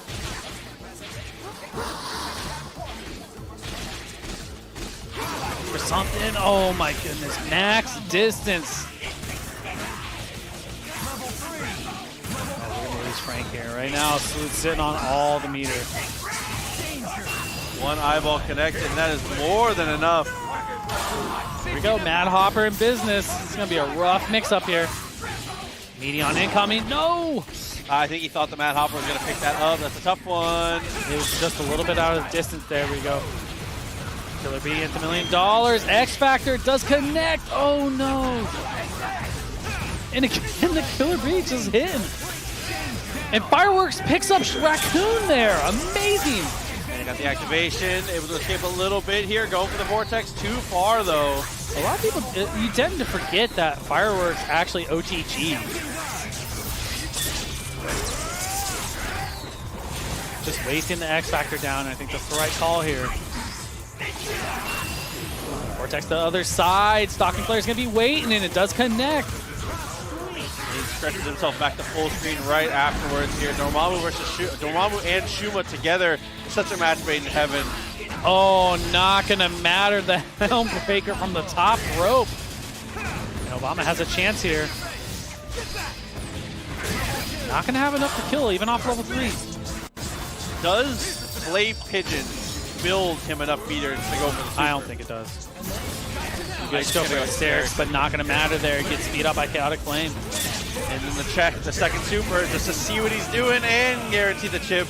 Not enough push block. 3-2, very well played, able to take it. Salute is playing Nova. I didn't pick Nova to think. I'm not a thinking man's Nova. There we go, see how he finds out, see how the Terminator can be the thinking man's Nova here. Because you kind of have to hold a lot of this pressure. Like, you can jab a lot of this different stuff, but I don't know. Make sure you kill here. Super important. I always feel like if you take care of Kiddo's Hagar, your chances go up a lot.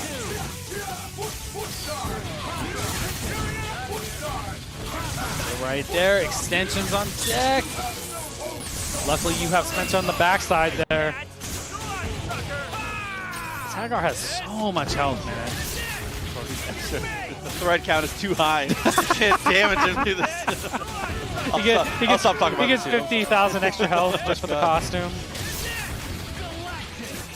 Same side. Oh, good evasiveness there from Kiddo to get out. And the movement was quick, but it doesn't matter. Terminator's able to track him back down once again. So I'd be crazy to say, I don't think LT will do it again. If LT can set it up, you know he's going to do it again.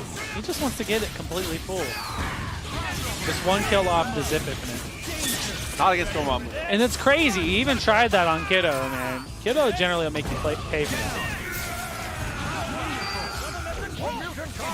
Same side, Shockwave here. Gonna have to force an X. There it is. Okay, able to escape. Very nice. Ay, crouching medium. I love that. And then was able to like get it right away off crouch H X Factor to know you're gonna make that conversion. First game down, almost a perfect there from Terminator. Really well played. Jabs, oh tech. I love that though, taking it to Hagar. Nova does really well against Hagar when he's initiating, but like if it's a neutral initiation or Hagar's priority, man, you're getting clubbed. I mean, as soon as you see Hagar jump in the air, you know the pipe's generally going to be on startup. So like if you could throw him beforehand, you get away with a lot of stuff there. But here we go, Spencer getting away with this damage though. That's enough, man. Gonna lose Hagar again. And that's been a very deciding factor in this early set so far. Kiddo hasn't been able to have Hagar play at all. If you're gonna swing a button there, you gotta swing one lower to the ground. You gotta know. You're always scheming for that command throw. And a jawbreaker setup. Perfect. Great execution from LT here. Just fills the second bar. Oh, that's definitely enough. What am I talking about? He's got a follow-up too. Come on, bro. He says, they have this thing called a Spencer? Ooh, good dash out. Oh my god, what a throw though. It was a great throw in between the zip. Kiddo's gonna X right when he gets to the corner here. I like that. I mean, you have to at this point. You literally have to build some momentum back for you. So the X factor to take care of Spencer, which is basically your home run hitter. And Dr. Doom on top of that, leaving Nova. Nova doesn't do a lot of damage, but he does have X Factor level 3 going into this, so there's still a chance here to make that happen. I love that, and I love especially going aggressive into that. Unfortunately, wasn't able to get the kill off of it. Oh my goodness. Technically, I think the capture hitbox of that is a projectile, so he can ignore it. I'm awesome. He is a human rocket. Yeah, I think that what's it called? I think that Strange can projectile parry the start of that too. Same thing. Hey man, that's the tech. Here we go. Dr. Doom off to a really good start here, man. It's just rough, man. Hagar just getting out of the game so early for Kiddo. Builds the third bar. All right. Show me how you're going to finish it up. Zip, zip. There it is. All done here. Hagar's gone. Next mix-up. This is the most crucial mix-up of the set, honestly. If Dorm goes down here... Oh, look at that. Looking for the jawbreaker setup again. Could have almost stopped there. Had the jab. DI backwards, man. There you go. Stalking flare. Spencer's still in the air. This is the way to go. Shockwave, so he's going to have to eat this. Almost has it. Another shockwave just to make sure Spencer doesn't get back on the ground and is able to do Spencer things. A hard tag afterwards. Magneto back in for the mix. Dashes backwards. And he doesn't read the didn't react to or read the tag. What's crazy though is Kiddo was able to keep Liberal Terminator in like block stun for at least 20 marble seconds, it felt like. But here we go, just getting opened up by Nova here. Gonna lose Magneto, LT.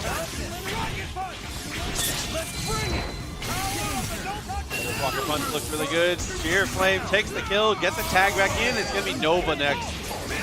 Neon incoming. Oh, good push block there. Oh no, it's getting rough here. Another chaotic flame just gets beat out by Terminator. the beam. Terminator did nothing for like 10 marble seconds there. You seen him sit there. He knew. He just down back for like 10 marble seconds.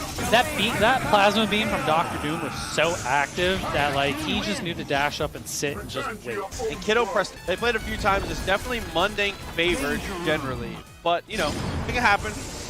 We're here. If it was inevitable, we wouldn't play the game. You know what I'm saying? On some real any given Sunday. Any given Tuesday, man. Anyone can get one game, and then it goes, anyone can get 3. That's if you play the game. There's the snap here from Mundane. Wants to go after Raccoon. That seems to be the one character that gives him problems here. I mean, Raccoon is the best anchor on this team, and also, I still maintain in the conversation for Sleuth Play. It's like one of those things, I feel like if you take away Spitfire, a lot of the grounded neutral mix-ups go away. I know you still have Mystic Ray, but like, for Salute, he makes Spitfire work. Oh, great throw here. GG spends the X. Rightfully so. Got to get some momentum back on your side. Here we go. Flame carpet laid. Oh, and the teleport Mystic Ray. Just too disgusting to block here. And Team Hyper Super. Kill, sends again. Oh my god. Same side. The late teleport makes it so difficult there, and you kind of, that's like a Goosebumps choose your own adventure. If you get hit by the dark matter, and what if you push block or not changes the next layer of the mix. Oh my goodness. You get to pick what happens next. I mean, you chose that. I mean, it wouldn't be surprising if Shuma and Dormammu were in a Goosebumps book, man. They could be the villain. Nice light on the way. She was the hero, bro. Come on. Yeah, shout outs to you for that Goosebumps reference. I appreciate that. That's a nice light on the way down, though. I appreciate this Infinite, though. Here we go. Monday, getting it started. Let's send it here. I mean, a wise man once told us, let's get boring. I mean, it does not take as long as a Dante Infinite or a Zip Loop Infinite, but Mundink generally has these in the bag. There we go, early end. Tempest getting the job done. Hard tag on the Nova there, Meteon incoming. Missed out though, couldn't get the full confirm with the crouching medium anti-air. Very well played. Great X Factor there, salute. Gotta take care of the Nova, get the momentum back, get it on his side. There we go, Mad Hopper for the setup. Oh my goodness, there's traps everywhere. Some more Looney Tunes coming. And another one. Oh, and it drops! He hit the ground in time. The jump S is so fast because it's so small. Okay, sets up the trap, gets the DHC. That's gonna connect. Oh, crucial drop. Was trying so hard to find a way to find the hit without hitting the trap. Does find it in the end though. He definitely did, man. Look at that. Spencer still a little bit of X Factor left. And Salute make it out. Sets up the trap.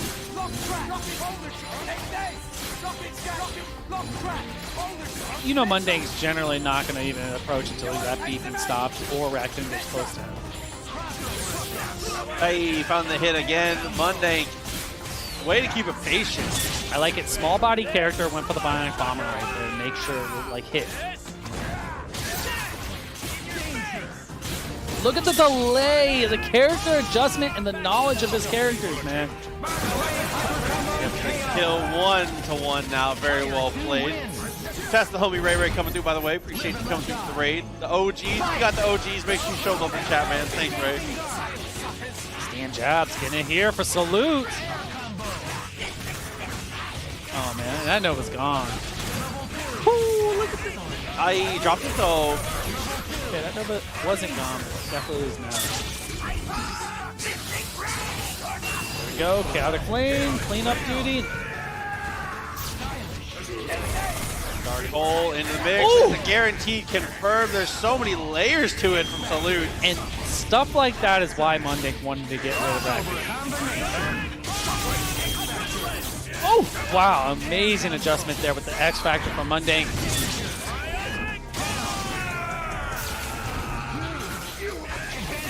Cross up block, goes cross under. How Salute blocked all that, I do not know, man. Great defense here. Again, nice use of the standing heavy. Couldn't confirm it though. I think that was a grab.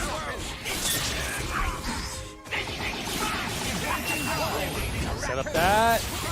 Dig under. Mix up, nothing there. Went after Magneto right there. Mad Hopper sets up in the neutral here. Slow Mundank down a little bit. Oh my god, standing jab. Gonna hit Nova players with their own stuff? And off the Mad Hopper, but can't quite confirm it. No. The tremble. The far going behind it. Just like that, Mag. Wow, man. Mundank just is so fast, man. Okay. Sitting on a really nice life lead here. 2 characters still alive. That somehow hit. The jump back light and then going into the Spitfire almost confirmed.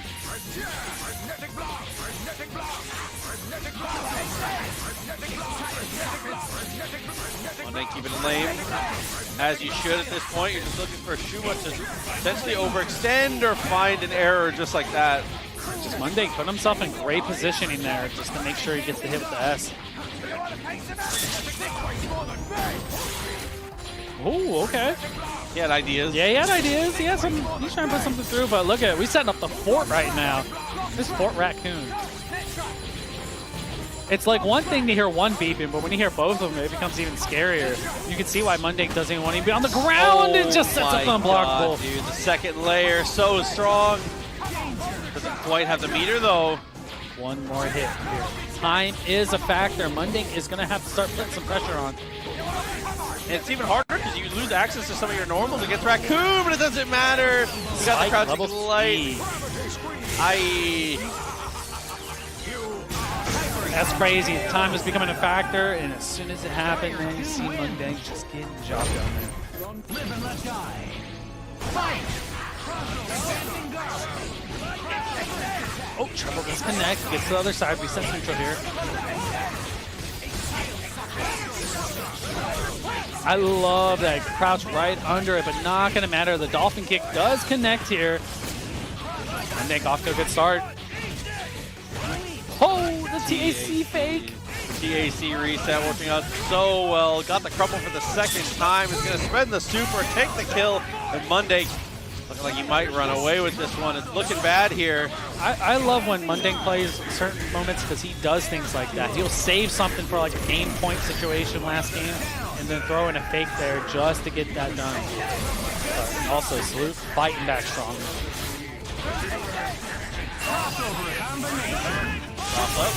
Yeah, try to teleport.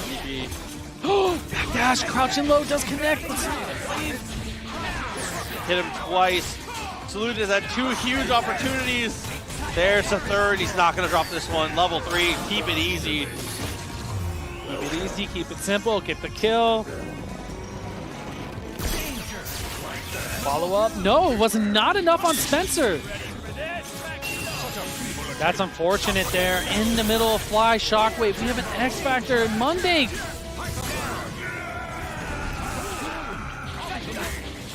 Ooh! He was almost out of there though. Poor Raccoon, man. Just got a boot to the head. Monday making it 3-1. It's going to be headed on into winners finals. Because Beam is super good and Repulsor. Repulsor is so strong for anti-air. But this is not one of them. The Beam would be okay, but like...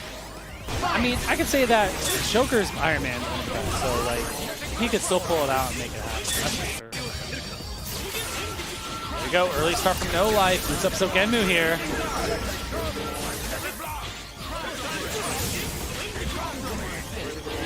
Oh, nothing there on the crouch. And off the Buster, can't get it, but the DP assist coming through for Joker here. Dude, we see that so often with Joker, and I love to see it, dude. And then he launchers, he pretends like it comboed. Oh what my goodness. happening? Looney Tunes. Looney Tunes. And the conversion there, making it. Joker comes out on top. Well, that was... Here he goes. Oh, for the screen tear possibly. Oh, keeps it in the same side late, and the layers coming through. Someone in chat said there's a button check. Yeah, I mean, dude, that was a hell of a scramble. Virgil comes out. Lightning should not beat him. He's going to get both, actually. Payday. But he does double super. He doesn't DT. The last hit does connect, and just in the scrambles like that, no hesitation. Looks at the tag. Dashes underneath. Not going to get anything. There goes Shockwave to slow zero down. Uh-oh. Command dash right into the rapid slash assist, and No Life has a chance to take it here. A lot of things happened in this game that I'm not sure were possible. Like Lightning losing a couple drop combos that were weird. He did force field into raw S. They both hit. On incoming. There was a lot of stuff. Bro, that was fire. There's a lot to unpack about that game. That's like dropping a counter on Wake Up DP. There we go, just trying to find something. Lightning on the way down. No, Pizza Cutter does not connect. Okay, positioning for the full screen. Light fireballs here. Try to get across from medium lightning. Does get the hit, but can't confirm it. A little too far to confirm off the DP. Shockwave got them both. A lot of damage on Dante. Let's gotta watch the assist calls here on that. He tried to reflect. He went for the force field. Aye, fuzzy stuff. He sees you standing. He sticks that big boot out. Oh my goodness. Up lightning. That's some Yuli stuff. The up lightning just basically goes out of air axe from the top or whatnot, and then rapid slash at the bottom. So it basically covers both areas of income. Here we go, Sogendu again.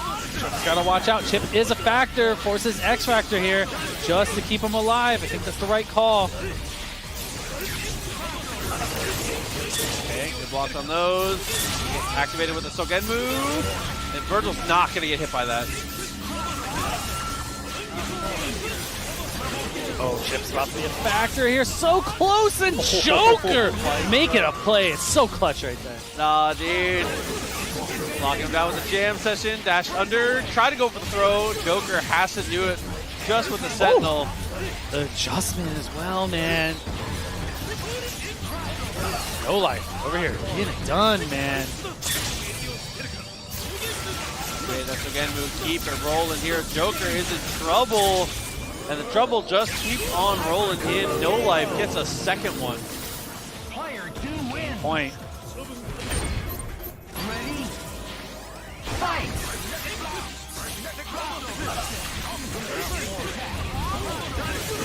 Jam session does connect. Great adjustment here from No Life. Gets the cross under and able to get off the jam session. Because that's like one of the things. If jam session hits, it's whatever way Dante's facing, the character's gonna fly. Yes, guaranteed. It's knowing your character so well. Medion incoming. Good tech forward here from Joker. Okay, nice connection. Oh. Okay, couldn't quite fix it. Oh, what's the trade? Here we go. So again, we start for No Life. Gotta watch out for. Oh, crouching light for nothing. Just to check and see what he was going to do there. Pushed away. Does get the hit, but can't confirm it fully. Hard drive. Oh, nothing there. S right into it, and great throw from Joker here, but no, it does not connect. Yeah, some characters that does connect on, but Zero's a little too small. Maybe the timing was off too. Could have let him fall a little bit farther. Yeah, it's a lot of space independent stuff, and also Zero being a small body does not help in that situation. And that is going to close it there. No Life. Going to take a 3-0 over Joker. And that's just one of the Zero once again. Facing off against the Morgan. We got the costumes on it. Everything. I'm loving it, man. The all purple. Same with the purple Doom is fire. Nice use of the shell kick to convert that one. Gonna get the knockdown here into the optimal starter of the fireballs here. Tags into the Doom though. Yeah, wants to stay in the air, you know, just waste out Astral Vision as long as you can. You know, Photon's help with the raw tag. No, it's going to cost Drew.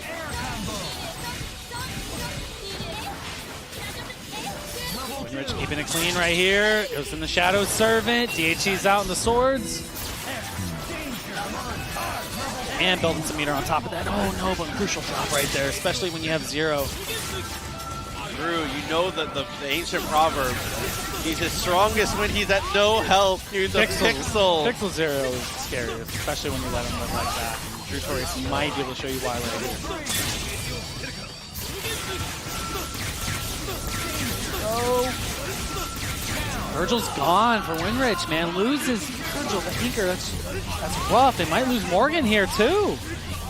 Yeah, looking like it's going to come down just to the Doom, but we've seen Winrich work magic with just the Metal Man a couple times. Oh, absolutely. We can get it done, man. Gonna possibly look for an SCP here. Pixel Zero just running it up right now. So again, we started here. Medion incoming. Oh, missiles to connect there. And just like that, the crossover with the follow-up with the missiles. Tutorius threatening it. Makes that foul before, too. Not in Liberia. Lightning down, gotta take the kill here. Drew Torius, he never let Zero live. Wow. It doesn't matter what you have to spend. Just, oh my goodness, man. Pixel just making it happen. Jutorius not giving up on that and getting the job done in game 1. Jason, very nice.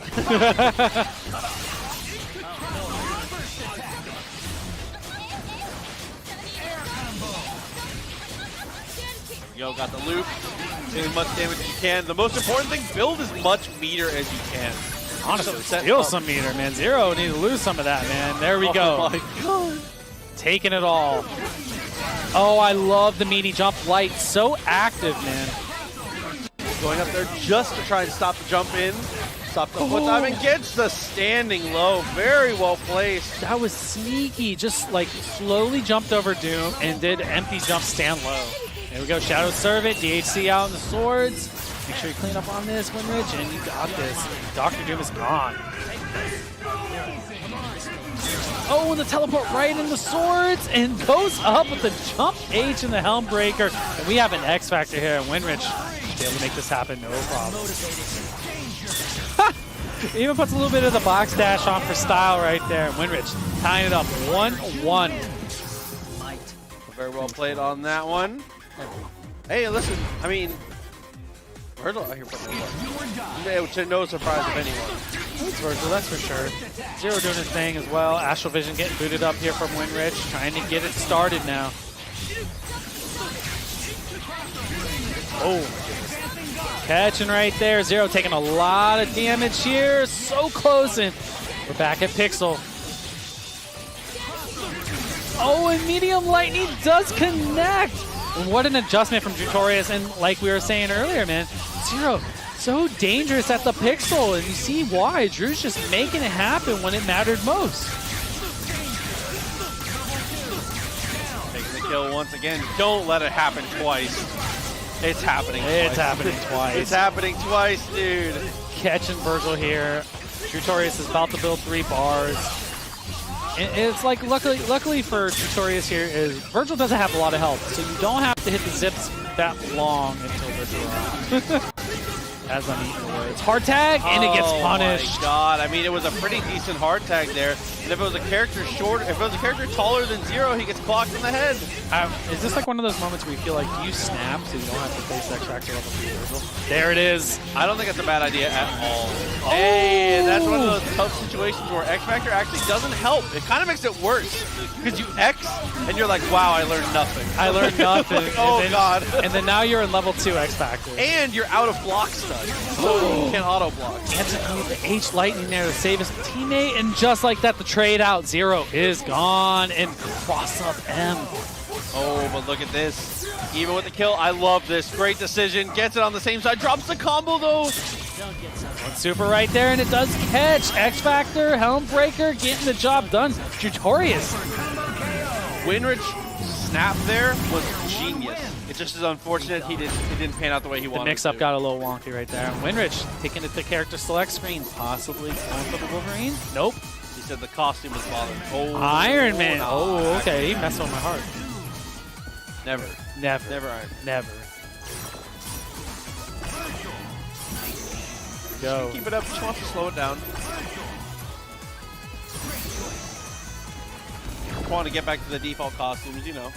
Sometimes you do like that, man. Here we go. Set point for Jutorius here. Can Winrich bring this back? It's like the name of the game, man. If Winrich can get rid of Zero, I feel like this game is generally as good as his. It's that Zero that's been giving him issues.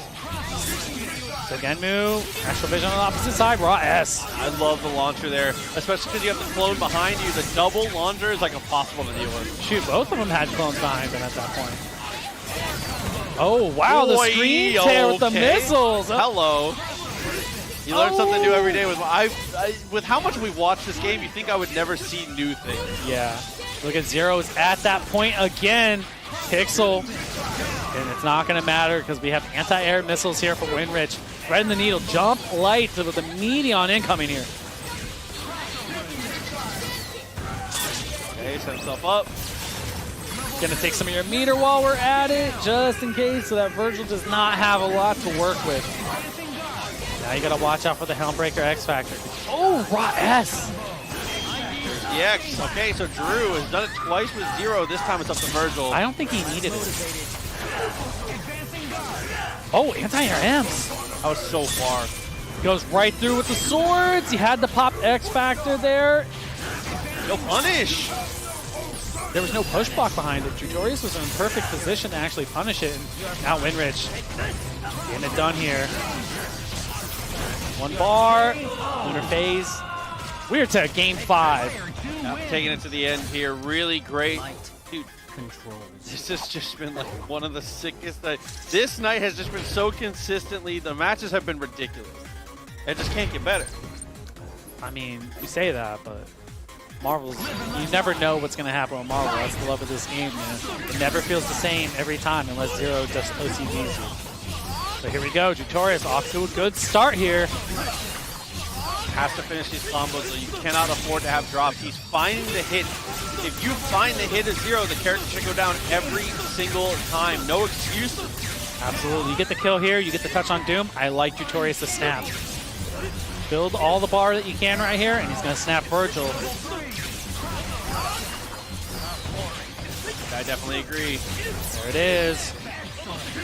Meaty on incoming. Oh, no adjustment for the missiles, and just drops the pizza cutter on Virgil's head. Yeah, didn't want to go for anything overcomplicated with the fastballs there. Instead, just push it down and heavy. Get Virgil, taste your own medicine. Absolutely. There we go. Oh my goodness, call up to Dr. Doom. Corey's working on a perfect here. X Factor engaged. Still blocking. Oh, and the Buster and the Lightning does connect. X was good. And Has X. Didn't even need X to fix it. The adjustment from Jutorius here. X Factor level 3, and Jutorius taking it 3-2. Winner said, I don't want to watch it. The match is getting ready to start here. Like we said, Salute versus No Life. First hit is going to win every game, I think, to be honest. Like, wait, it's just, there's going to be, yeah, because both these teams explode characters, and their incomings are so strong. Well, if you Zero, Salute's team is one-touch skill as long as Raccoon's on the backside, but No Life, obviously, with Zero back there, it's one-touch kill. Yeah, but not actually getting the kill on that one there. Dude, no way he loses the first game when I say first hit. Yeah, and you know, it's Marvel, man, that happens, but you know, the most dangerous Zero is the dead Zero. Here we go, hard tag, just get the, oh, and the cross under. So sneaky with the side switch with the drop follow. Yeah, these drops are just kind of plaguing it now. Has to block Hysterics. Raccoon is going to take a grip. That's going to be the DHC and the sword, just a guarantee to kill on it, but he dropped out somehow. It was just a situation. He wanted to keep Salute and block stun and take care of Raccoon, because when the swords hit 2 characters, they go away faster. So let me get some of that life back. Man, we need all the life you can get in this game, but not going to matter here, man. Salute's going to be able to close this one out. And not only just your character dying, but the combos from Shuma take so long, your whole X Factor is gone. Follow up, stalking flare, already set for the next character. Poor Dante is all I can say. Oh, God, disgusting. Dude. Layers. Flame Carper comes out, able to take a kill. That is a finish, and that is game 1 for Salute. And like I said, just based strictly on the structure of offense from these two, the first hit is almost always the same. Oh yeah, you definitely know that. And as long as you complete your combos and make it happen, you know it is. But here we go, No Life off to a great start. Catching with the lightning there. Oh, going for the snap. Going for the Raccoon like we talked about earlier, and then catching low with the side switch as well. There we go, keeping it simple. Got the Sogen booted up. Here comes some lightning loops. Oh, you almost dropped on the last one. Terrified. Oh, that was a lot of stuff to not drop to look at the confirm. I like the idea. No, oh my goodness, air to air, but can't quite confirm that. And Chaotic Flame will convert it if it doesn't. And we got an X Factor here. The nothing after Dark Matter, I'm surprised that kind of came out that way. Caught the startup of Hammer. Smart, right before the invincibility frames pop out.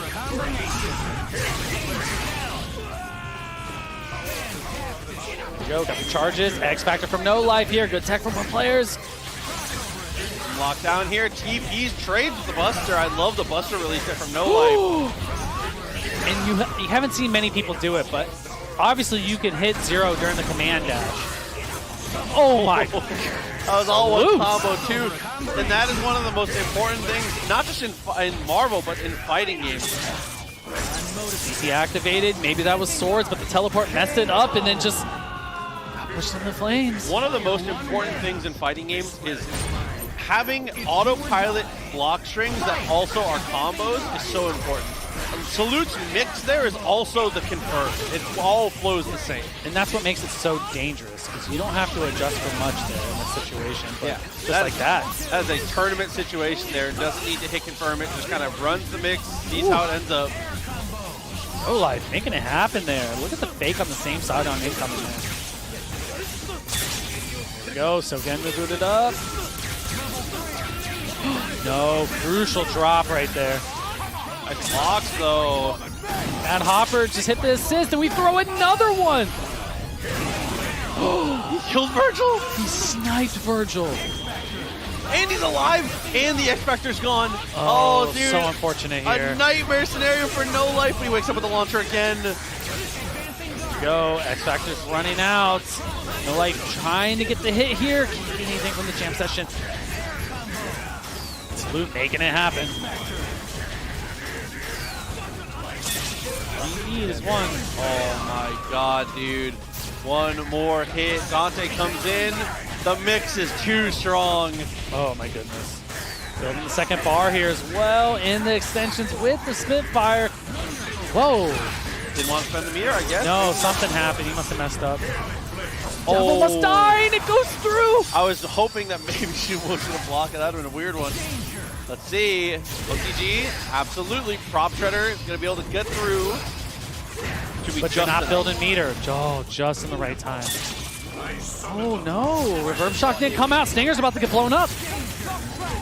Oh, see, if there's no DHC, Stinger is the best possible option there. But because there's another character involved, because there's a potential for him to swap out, it gets more difficult. There's too many layers. And Salute. Special Taylor. He probably went to Ronnie Coleman's Taylor for that one. Missile's the name of the game here. Starting Magneto, actually. I like this against Zero. You want the mobility there, you know. Kiddo's been watching Tutorius play. He's been seeing it. Oh, you want the layered on the backside. You don't want to give Zero those easy open ups, especially in the scrambles.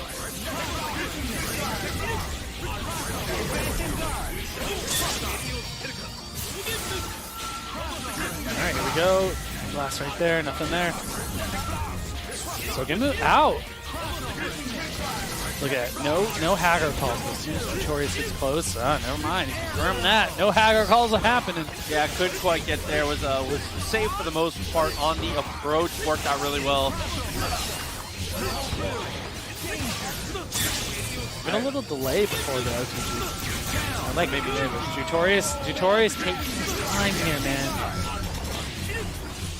Almost cross on it. Oh, hard tag, Lariat. Hit on one, stalking flare. Gonna be safe. Uh-oh, that's a punish. Oh, he got Zero. Yeah, man, he went for the lightning and just put the chaotic flame out, and just like that, got the throw. No X Factor, wants to chase down. Photons actually do clip at the tail end. Just barely. Aye, and very nice there. It's so important.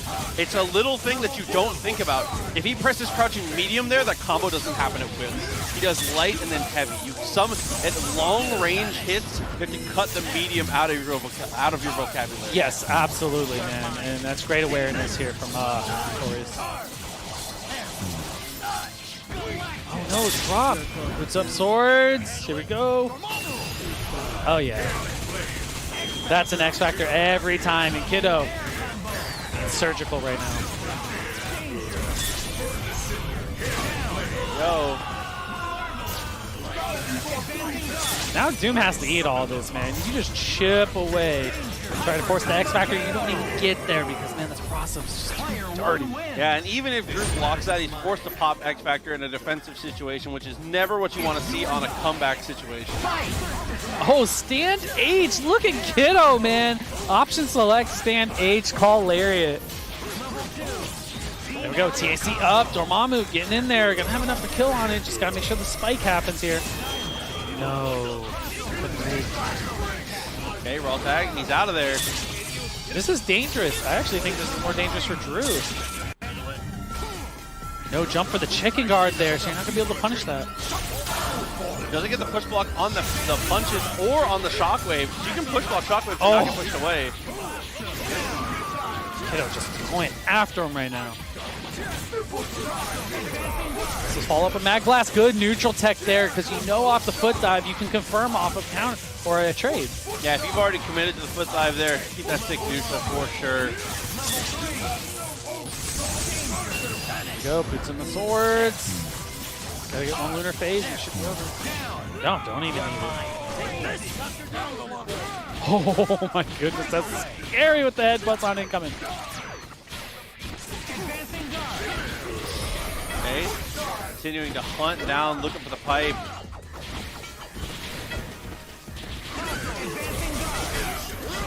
It's so scary with the cross under. Look at the blocks from Kiddo right now, and the pipe connects. Dark Hole making the extension worth it. Saves the OTG for some of this. Using violent axe to close the gap. Couldn't get anything, doesn't matter. Gets the launcher afterwards.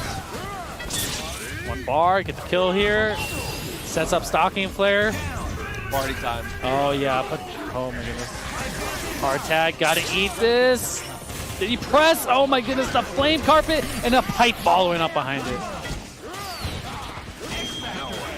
He's gonna go for the X just to make sure he gets the finish. Jason Kiddo is gonna make it 2-0 now. Continuing to do work magic with the pipe dog. Set point, bro. Cinderella's story of Jutorius could come to an end. He's got to take a second here. I mean, there's going to be no character swap. Even if he goes to character select, might want to cool down a little bit, but it's not going to get there. Yeah, it's not like Jutorius has been out of it, you know? He's been in it with the neutral and stuff. There's just a few things that he cleaned up. Just, oh, it's unfortunate right there. The Lariat just connecting on the tail end of the scramble. Simple. Game Disruptor, Tempest. Go. Stalking Flare gonna get the kill here on Zero. Luckily for Jason Kiddo, Zero does not have a lot of health. Hard tag, oh, and the headbutt, and threw him into the Stalking Flare with Jutorius pressing S as soon as he came out of that. That's crazy. I've never seen Hagar throw someone into a Stalking Flare. Great air throw to follow up from Jutorius. Has a chance here, but I don't know, man. Possibly an X Factor would have been the way to go there. Yeah, it's going to try and go into the sword loop here, but it's going to need to be consistent and clean for the entirety.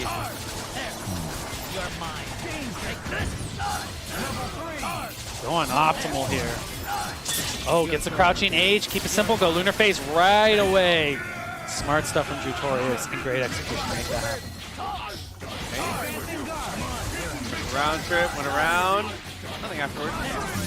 Aye, okay. Gotta watch when you teleport. Look at that. Jason Kiddo is already letting it spin. That's gonna continuing to let it spin. Oh, and great button there just before Jason Kiddo could DHC.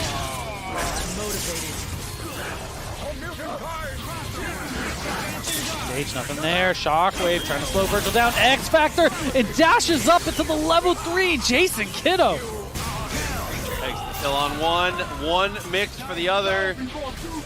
What a dude. Drew just wasn't ready for the low straight afterwards. That's going to be Kiddo taking control and finishing it up here, moving further and further. They're extremely fast. Plasma Beam will blow up a lot of stuff. It's easier to combo off it because it keeps them airborne a little bit longer, but let's see how they use them here. Nice. Medium? Ooh. Medium.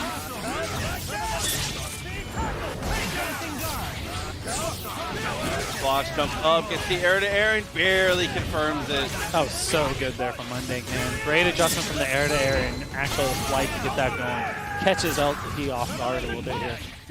Pulse underneath. Oh my goodness, it just jumps up light and gets the EM Disruptor follow-up, and we got an X-Factor from Munding. And what we talked about earlier, it's the Spencer. You X-Factor this character. Munding's aware of it, and Liberal Terminator knows too. You're going to do the same to Munding. Finish that thing off. Oh, not what he meant to do for sure. X-Factor comes out and barely gets the throw. What was that? Option select Buttergo?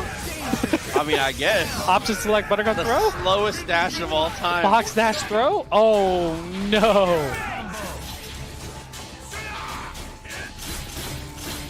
See how he finishes this one off. Goes to the bomber, straight into the super. Loves it. Keeps his OTG intact because you did the dash out bionic bomber. Oh, actually, no, you already used it. My bad. Just for the air-to-air. I was just about to say he's just going to try and stabilize and save up for 2 meters. There it is, Mundink on the board first. Caught the Nova early, man, and then X-Factor that Spencer right away, as you should. The most dangerous characters on this team, and just Mundink getting the first hit again.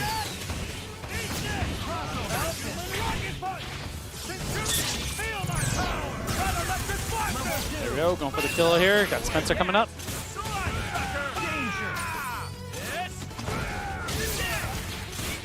GG it. Finish him off with the 80K. Very nice from Mundink. He's going to swap. Javelin, same side. I love him just hanging out there. No reason to overextend. Look at that. Still got hit right away, man. Bionic arm comes through. Again, it cleaned up for LT here, giving him a chance. And again, he caught them both. Oh no, he wasn't quite able to use the secondary arm. Because if Terminator gets his punch off, the second arm always wins. Oh, asterisk. 95% of the time, the second arm wins. He said Mundink wouldn't do a bionic arm here in the scrambles either. All right, so do you think LT will go for his dip loop if he does get a hit with Spencer? I mean, no. He wouldn't do it again. He wouldn't do it again. Not on Monday. Right now, LT just putting the pressure on, trying to get some hits here, but right now the defense is holding up, and that cross under from Mundink so clean. There we go. Here we go, one more. Maneuvers coming out, getting the job done here. 2 characters away. Mundink trying to punch this ticket to grand finals winner side, throws the javelin, keeps it on the same side. Easy X-Factor. Yeah.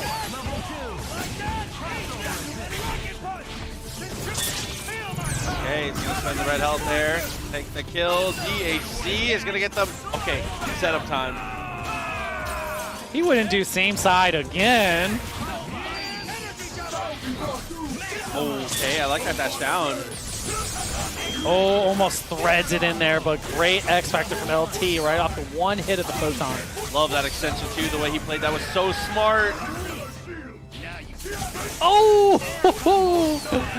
Oh, just honestly walks understand H.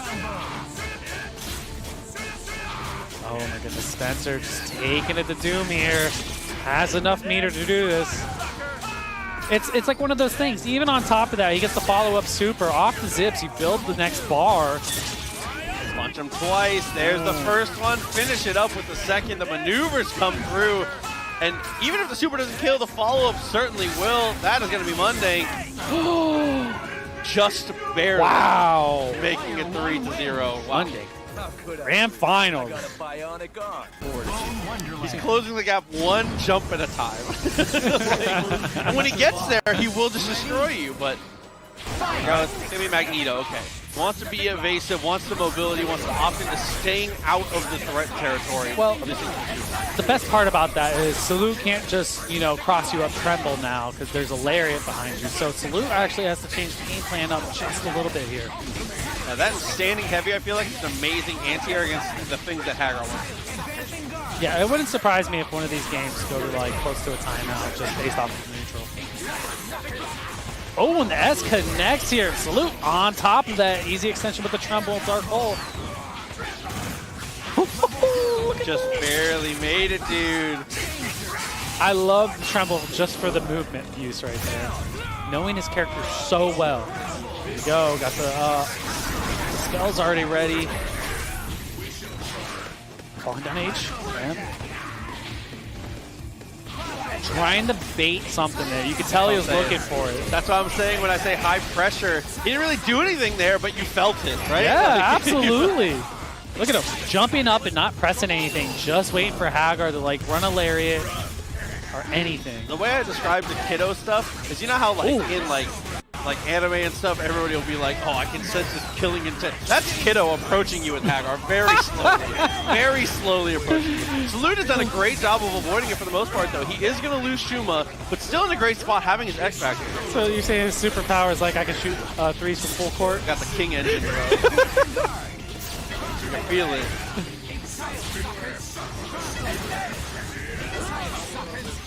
Just slowly trying to approach. I mean, Dormammu's a little harder just based off the teleport. X Factor cancel here from Salute. And great decision. And look at the adjustment with the flight right there. Trying to get the guaranteed chip, missed out on it here. Here comes the Stalking Flare. Chaotic Flame is going to be the response, and it's a great one. Absolutely. Rock and roll. Going to put a little damage on here. Helps with the X Factor. Going to be close. Hardtack gets away with the trap follow.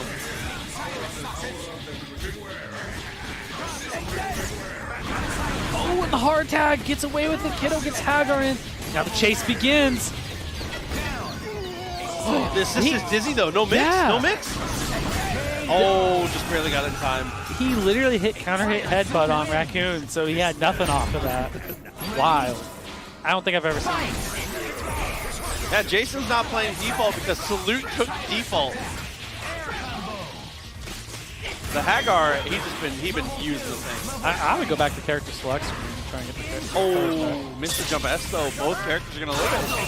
There you go, Stalking Flare. Team Hyper Super gonna blow. Oh, it trades out. Oh man, if Jason had been able to do anything OTG there, that was Merry Christmas. Yes. Go, good adjustment off the flight here. Keep it simple. Stalking Flare.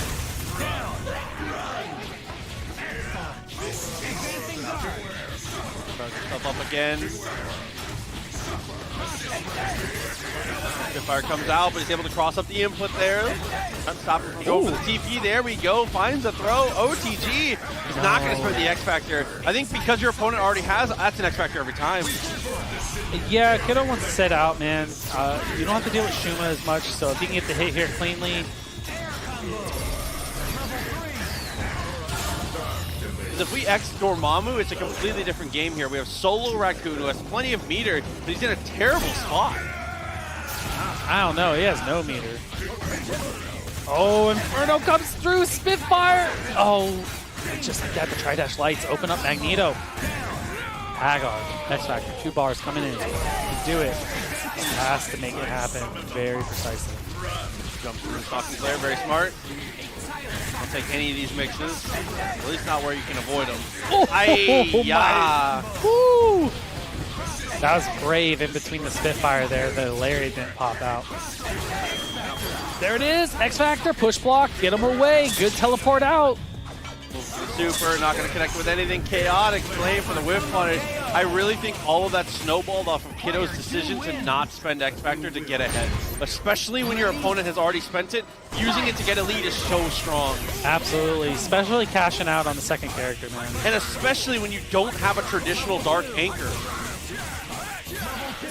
Oh no, EM Disruptor drops out. So Shuma gets out here, and here we go with Stalking Flare to try to save up, but gets beat out. Yeah, there's a Spitfire coming behind him.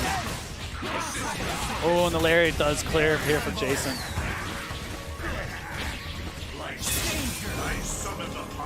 Yeah, luckily that hit there. Hard tag in, so the Stalking Flare is still going to be going out there in the super.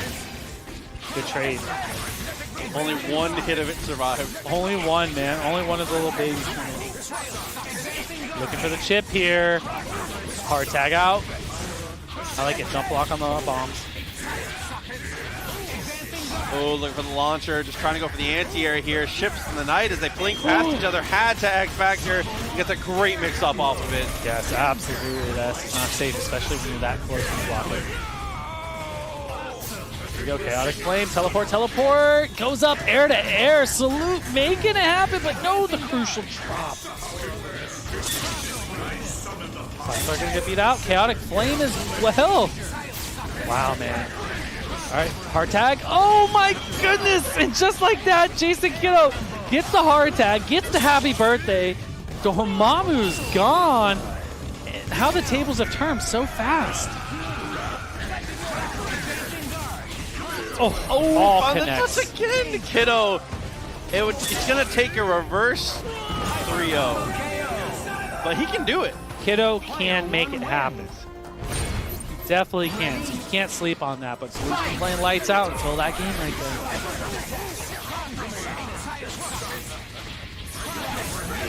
There we go. It's just like Salute was looking, he kept super jumping, looking for the spot to get out of the corner. Positional marvel. That is fun. Tremble out. Okay, a mag blast, delay a little bit. Look at the slow play right now. They've changed the speed of the game now.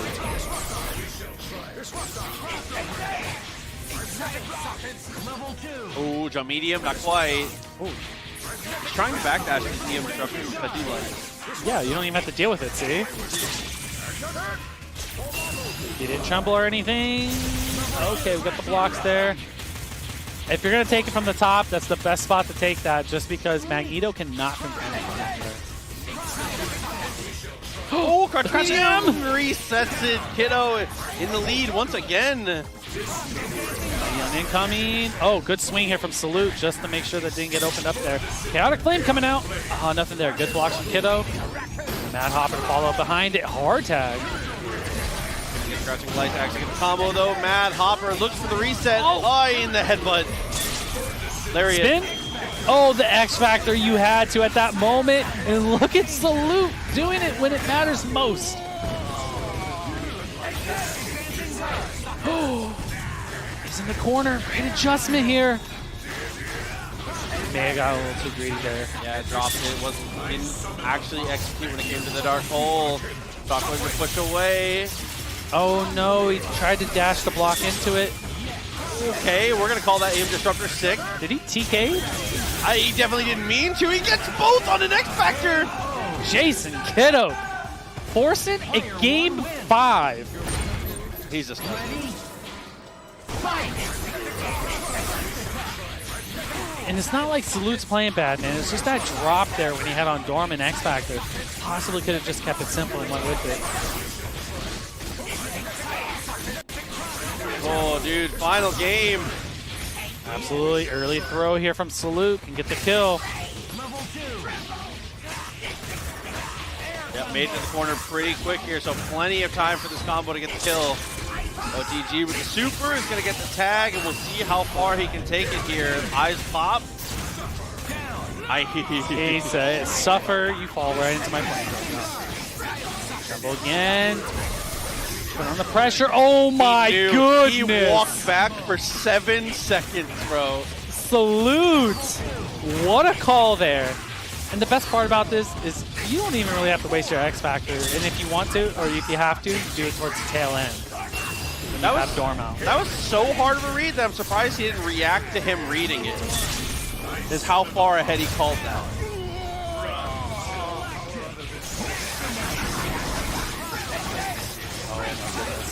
The pressure, stand H. Chaotic Flame's gonna punish that. Gonna get an X Factor here from Kiddo, not giving up. Double Chaotic, not enough kill though, still gets a guaranteed chip. Double TP, got the hit, a little bit of chip damage on that one. Oh my goodness, X Factor there. Oh, it's just a delay on the stand M, and it just looks like Salute. We were saying it before, and now we can say it again. Salute is looking very good. This might be the day. Here, I thought you were a man of the people. Listen, I say what I say. Here we go. Let's see it. Can Salute keep the momentum up? Got the bags rolling early on. Like we said, these two play very often. Again, to my knowledge, correct me if I'm wrong, Chad. I believe these two are training partners that play really often. Well, you're going to find out. You know, the way most people play against certain characters, against certain players, it's definitely going to be high level here. Eyeballs. He tackled the block taking Salute. Slowing it down as much as he can here. Salute got to close the gap and be threatening, because in the end you will lose the chip war against his Doom Beam. Spitfire is really good for closing the gap, but Doom is just so brute force to break through these situations. I mean, it's one of those things where Shuma can kind of just lay back. He can low profile the beam, but not gonna matter here. Oh, and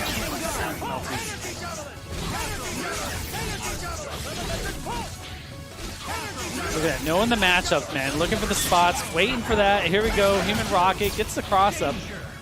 No falling on the air-to-air though. Oh, throw. Yeah, trying to go up there, trying to get the throw, trying to get a little bit of that life back, you know. Find the combo. Salute finds the hit. The character is dead, but not going to be this time. That was 40 Marvel seconds before a clean hit. And that was just Terminator. Honestly, looking very dominant in those first 40 seconds. So in control. Look at, I mean, that was 40 seconds of neutral, and look at the amount of damage he took. It's rough out there, man. Refs are excellent, so too. He's up there like, man, I'll wreck my room. Should have seen me 30 years ago. Oh! Same side. Couldn't have even got behind him if he wanted to. And combos off of it with instant overhead light. Yeah, Salute knows. He knows. He knows. Both of them a little pause for the fans, you know. LT gonna lock down the first one. He said, pause for fans, pause for myself. It's all about that shield, man. When he doesn't have it up there, Salute's willing to go in. Just like that, the TK Tremble gets it done. All Salute has to do is close the gap when shield is not up one time, and that's how easy it can be. I mean, you know how this game works, man. It's one touch, man. That's all it takes here. And it's a snowball effect. You can run through a team just like that. Because it seemed last game, LT was pretty dominant in neutral, and just like that, Salute's out here doing the same thing. Gotta watch out for the arms, though. There it is. Backdash through. Oh, but the cross underneath. What a mix. I'd love to call that like a Spencer box attack. Just the way he's able to do that. No, but the drop. A good follow-up from LT here to get the throw. Another drop. 2 in a row. Missing out on those is a big deal here. The push block on top of that. Look at that. The Spitfire goes into it. Here comes the eyeballs. Going to lock him down for long enough for Stalking Flare to come out. The eyeballs are connected. And they blow up just in time. What a mix. Mystic Ray on top of that with the teleport. Looking good for Salute here. Up the Dr. Doom for LT. He tried to hit him with the I love it. He tried to hit him with the stuff. I love it.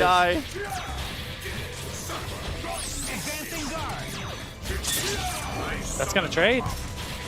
Oh! Beat it clean, actually. Went for the low. Not going to work out. Super jumped up because he didn't have snap available. If he kept the DI straight up, he might have plunged that. Yeah, maybe.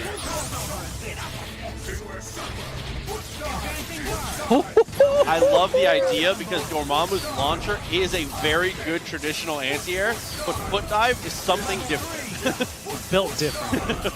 Keep the same energy, LT. Same side, good blocks from Salute. Backdashes with the M's on the way down. And finding that throw is crucial here for Terminator. He's getting as much damage out of this as he can. You do not want to spend the level 3. There it is. One character off of SDP here. Same side. Good air-to-air button. Gets out of the corner. Now it's a time game right here. I mean, Salute has the bars to make him not go in. He can low profile the beam. The only thing that's going to hit him is photons and rocks. He was underground the whole time. Tried to go in behind him. The trap is gone, but he wasn't recognizing it. No, Salute! Yeah, on the stare down. That's going to be the finish there. Terminator going to take another one down, and that was Salute's game to win. That definitely was. That could have been easily a 1-1 right now. But going into game 3, Terminator, game set.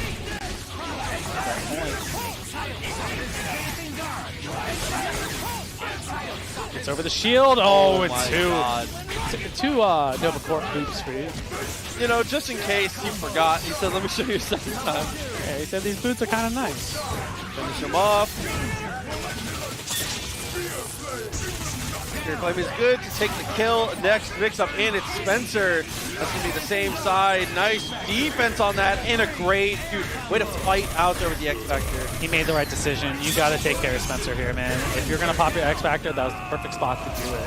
LT had too much momentum going on his side there, and Salute had to take a little bit of his own. Oh my goodness, the stand M Spitfire call, teleport cross back over. Disgusting. Salute has a chance here again.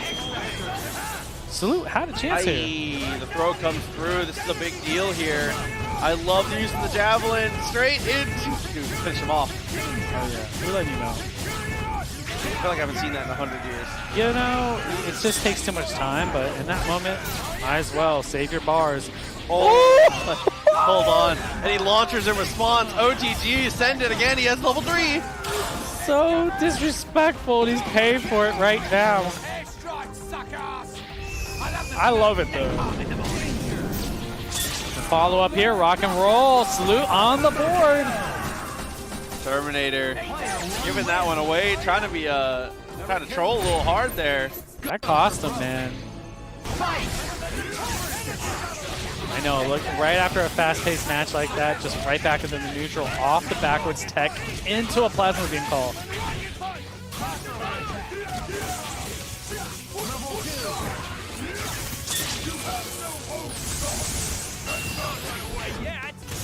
Go Spencer on cleanup duty. I mean, I don't know.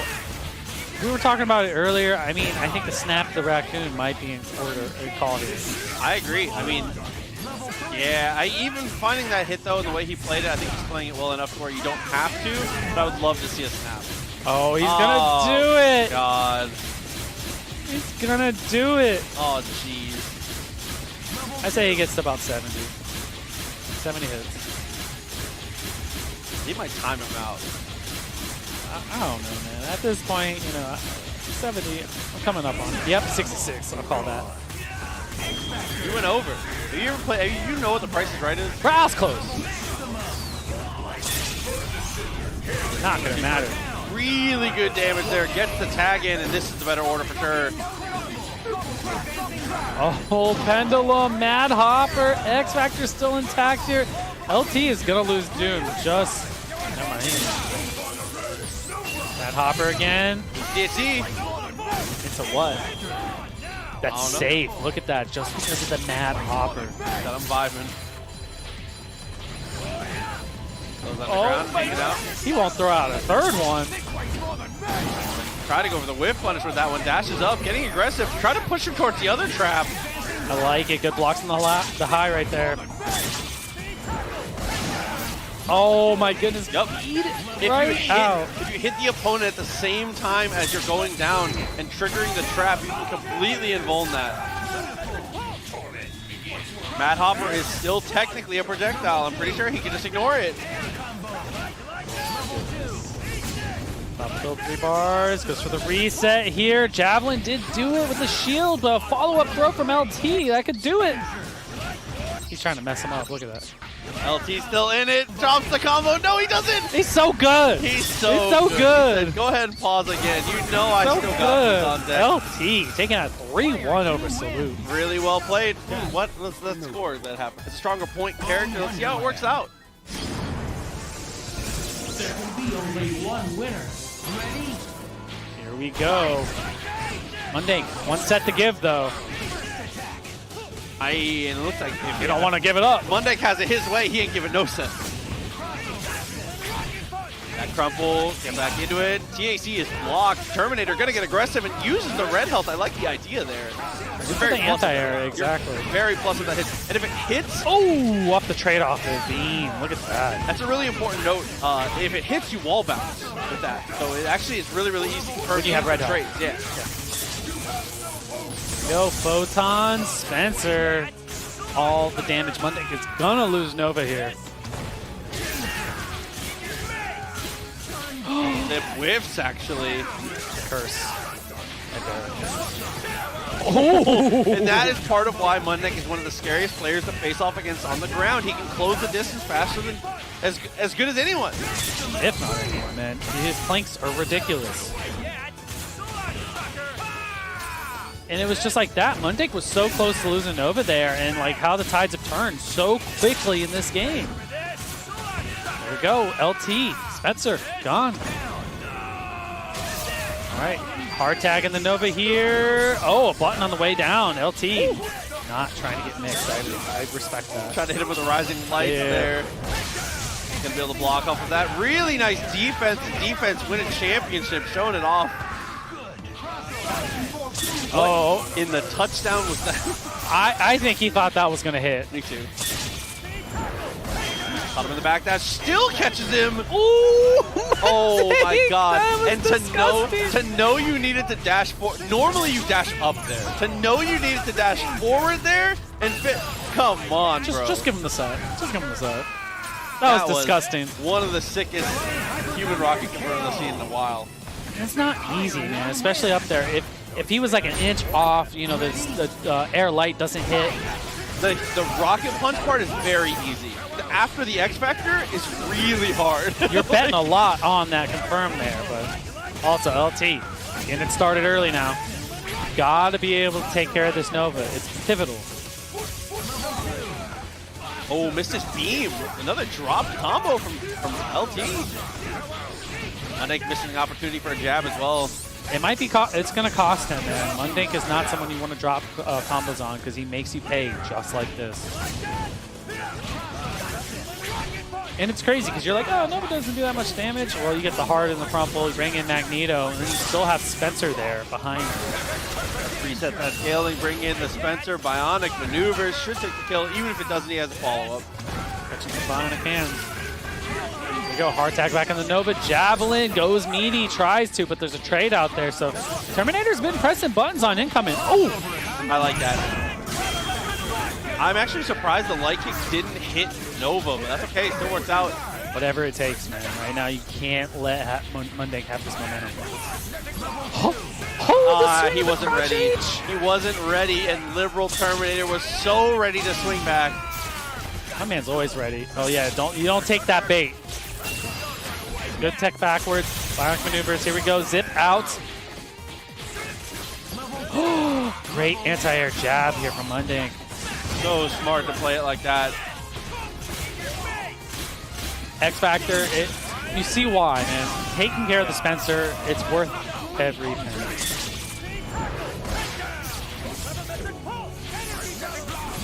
Oh my god! Dude! From there, that felt so non-threatening. That was like the most non-threatening mag blast I've ever seen. And then you airbag? Come on, dude. Those are mag blasts. That was the least threatening mag blast I've ever seen that turned into the cities. That's Mundink, man. That's where you see if LT can make some adjustments here. It's not that he hasn't been able to hit him.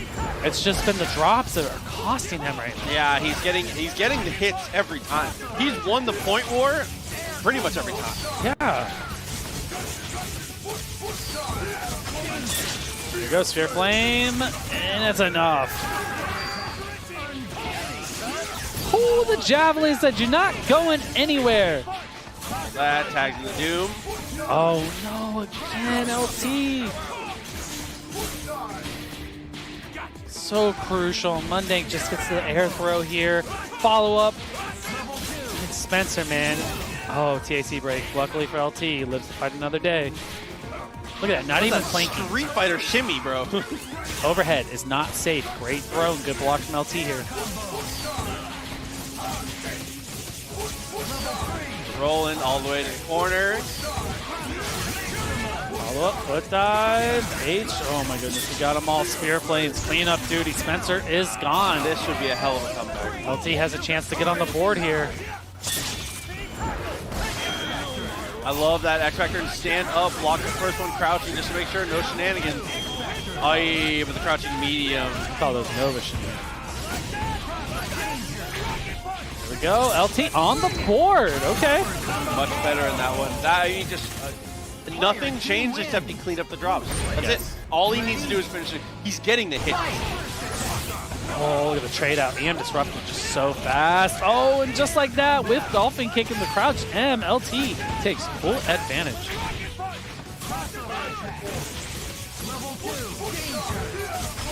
They're just keeping it simple, man. Yep, take my kills, take whatever they give you. Time is meaty, that's okay. Still in a good spot. Nice block. Oh, he thought the EM Disruptor was going to connect, and Liberal Terminator. Nice defensive Dolphin Kick there.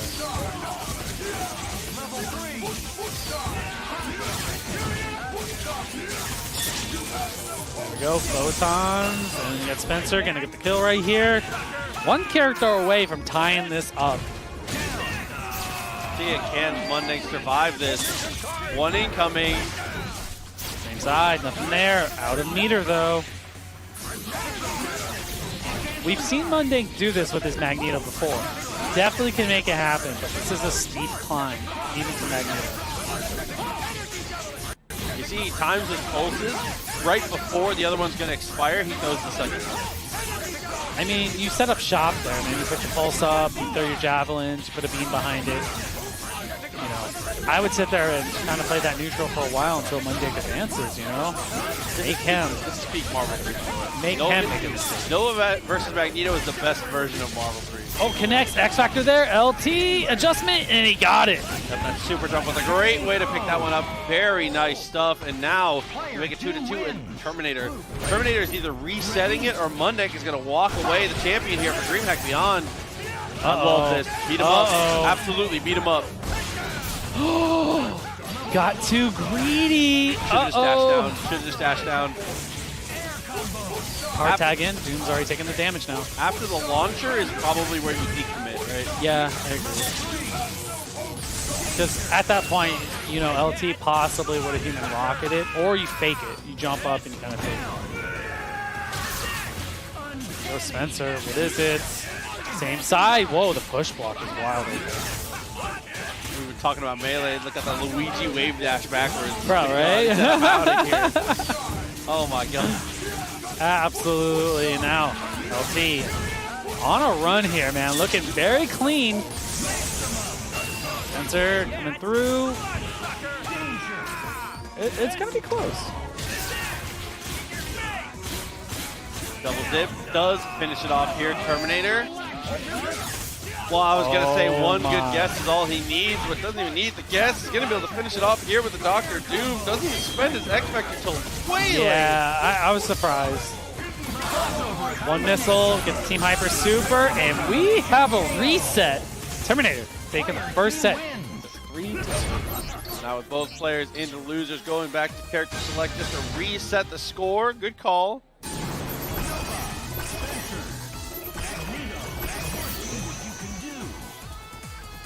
Yeah, LT taking his time here, man. You know, I think that's the right call. You just brought it back from... He's typing in Twitch chat. That's taking time. It's just, you're like, oh, he's taking his time, really thinking about it. He's typing. No way he's not. I don't see him, bro. He's taking his time, man. I think that's the right call. That was a very clutch 3-0 after. It was. 3-2 afterwards, man. Oh, trying to go for the S. Must have been an execution error. Looked okay, though. Thank God for the early start here, man. You know he's made his hits count.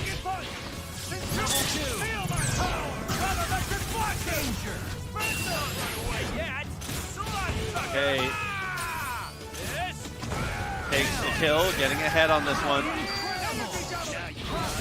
Oh, great blocks from LT, and an even better X-Factor jawbreaker. Anti-air one, too, because he knew that Mundink was going to fly cancel that. That's knowing your opponent so well. He pressed here, X-Factor. There we go. Mundink answering back very strong.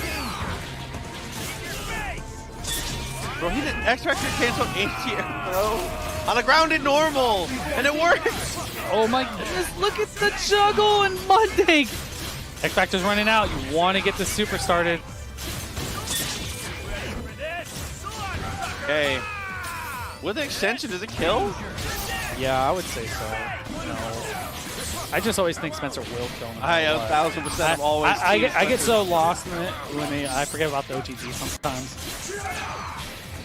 Not gonna matter, man. This is a steep climb from Liberal Terminator. Monday takes game 1. Player 1 wins. Here we go. Second game coming up. Terminator backing it off a little bit here. Gets caught trying to throw up the shields with no assist behind him. It's a very risky. Against a lot of characters, I don't know how much of a risk that is. Against Nova, that's a huge risk. He is so good at closing the gap. Absolutely. And Mundink piloting him too. You know that movement's world class. There you go. Follow up there. Zip, zip. Nova, gone. Oh! Last time he went behind, and that time he went back, crossed under and then crossed back up just to get the hit. Not going to matter off that drop. Great blocks here. X Factor, nothing there. Amazing push block there from Mundink to mitigate the secondary mix-up. Look at him swinging right there. Oh, and the crouch EM. EM Disruptor cleans it up.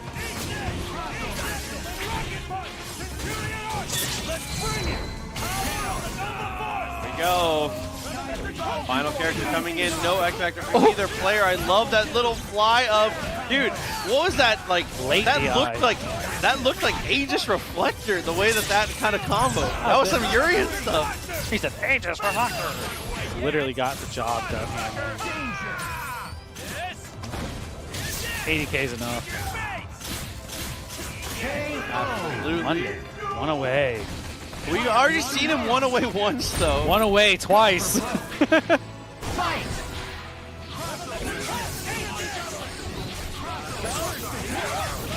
Uh-oh. Uh-oh. First hit for Mundink is almost always one. He's like 90% win rate on the first hit. That's kind of amazing. Yo, Spencer. Obviously he's going to get the kill here.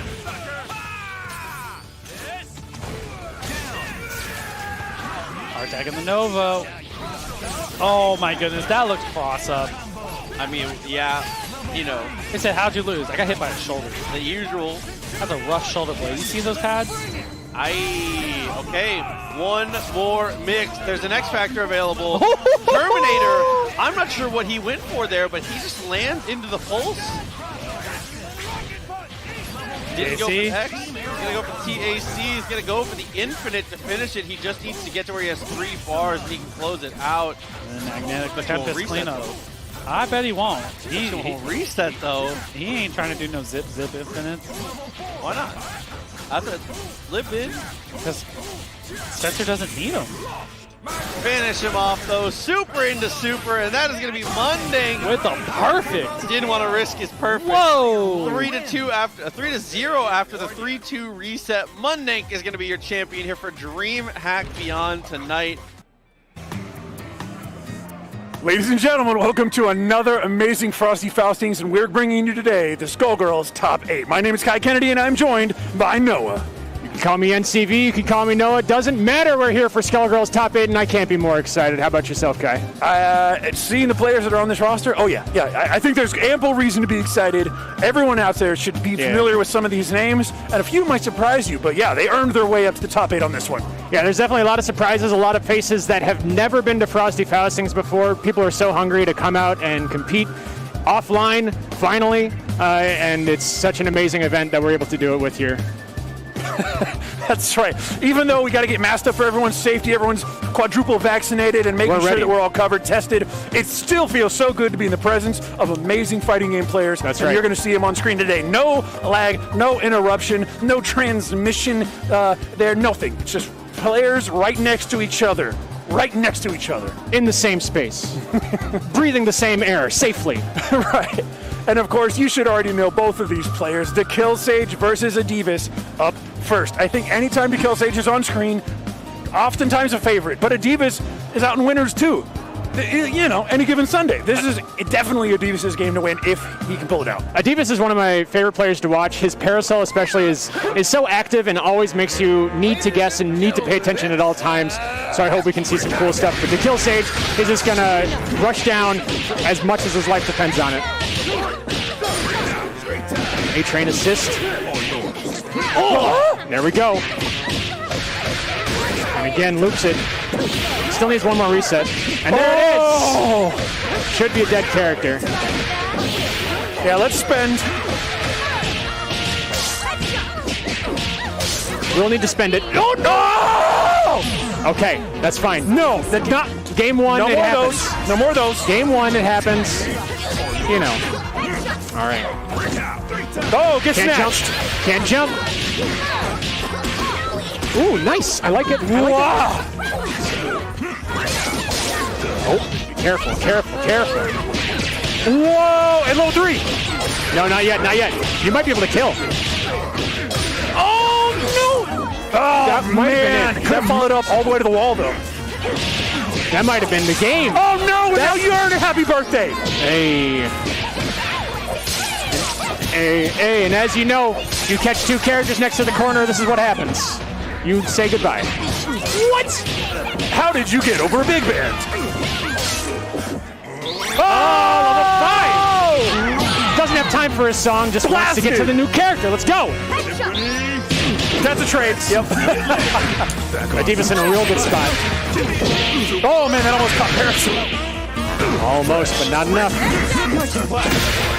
Yeah, careful with that assist. You don't have... No, snatched! And just like that, last characters.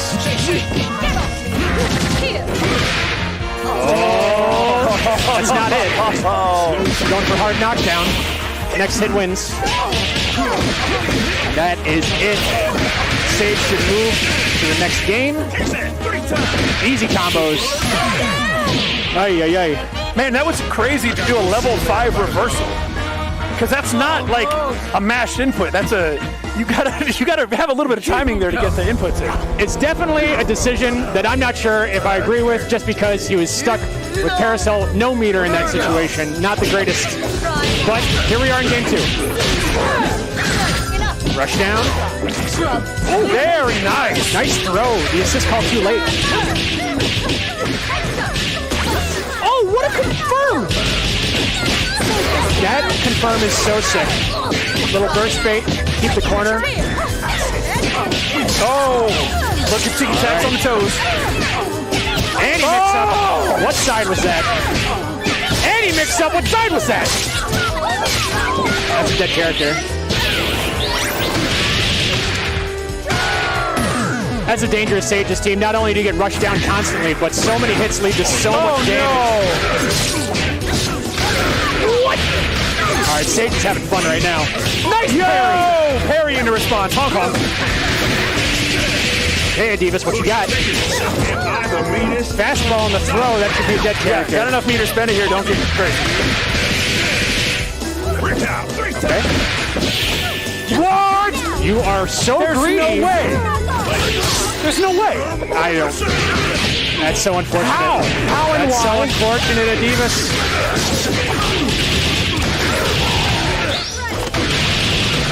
It has the meter to spend. Gonna do it. That's absolutely heartbreaking. Yep. The fact that no super came out there, that was the game maker. Yes, it was. Oh, and he's too short. Doesn't matter how big that fireball is, it's Annie's. Good response. Very good, but he's gonna need a lot more. Okay. There we go. Oh, that normal's so good. Oh, too far. Just barely gets a click. Oh, nice. All right. All right, Adivas, what you got? In there. Gets the low. Yo, nice confirm. That was really weird, but it works. We'll take it. Got 1 meter left to spend. Oh, get the punish. Oh, it doesn't think to spend the meter there in that situation. Oh, no. That is wrong orb. Gotta guess right. Wow. No! Blocks the overhead. Push block guard cancels for the punish. My goodness. Holy moly. Adivas in there, even on meter.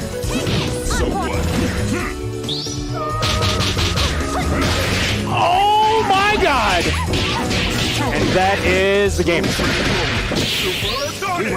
Oh, never mind! Never mind, never mind. Never mind, never mind.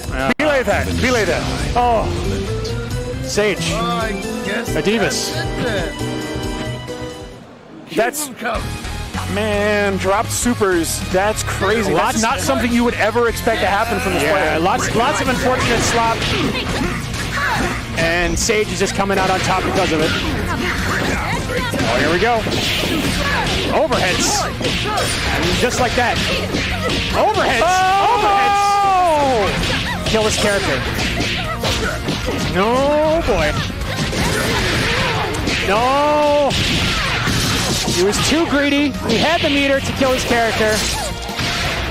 And unfortunately, this is the product of that mistake. Oh, Divas. Still in there, though. Julia really low on health. There we go. Okay. Yo, I like it. Oh, no, I don't like that. Not terrible. If he gets this snap, that's a lot of red health. There you go. Wow. Okay, Divas, this is your game. Good bait. Nice, very nice. Just the tip of that normal. Gotta watch out for that. Nice. Oh, wow. I would definitely get hit by that. 10 times over. Wow. No throw for you. Oh, no. The juggle on that got really weird and he just couldn't pick up.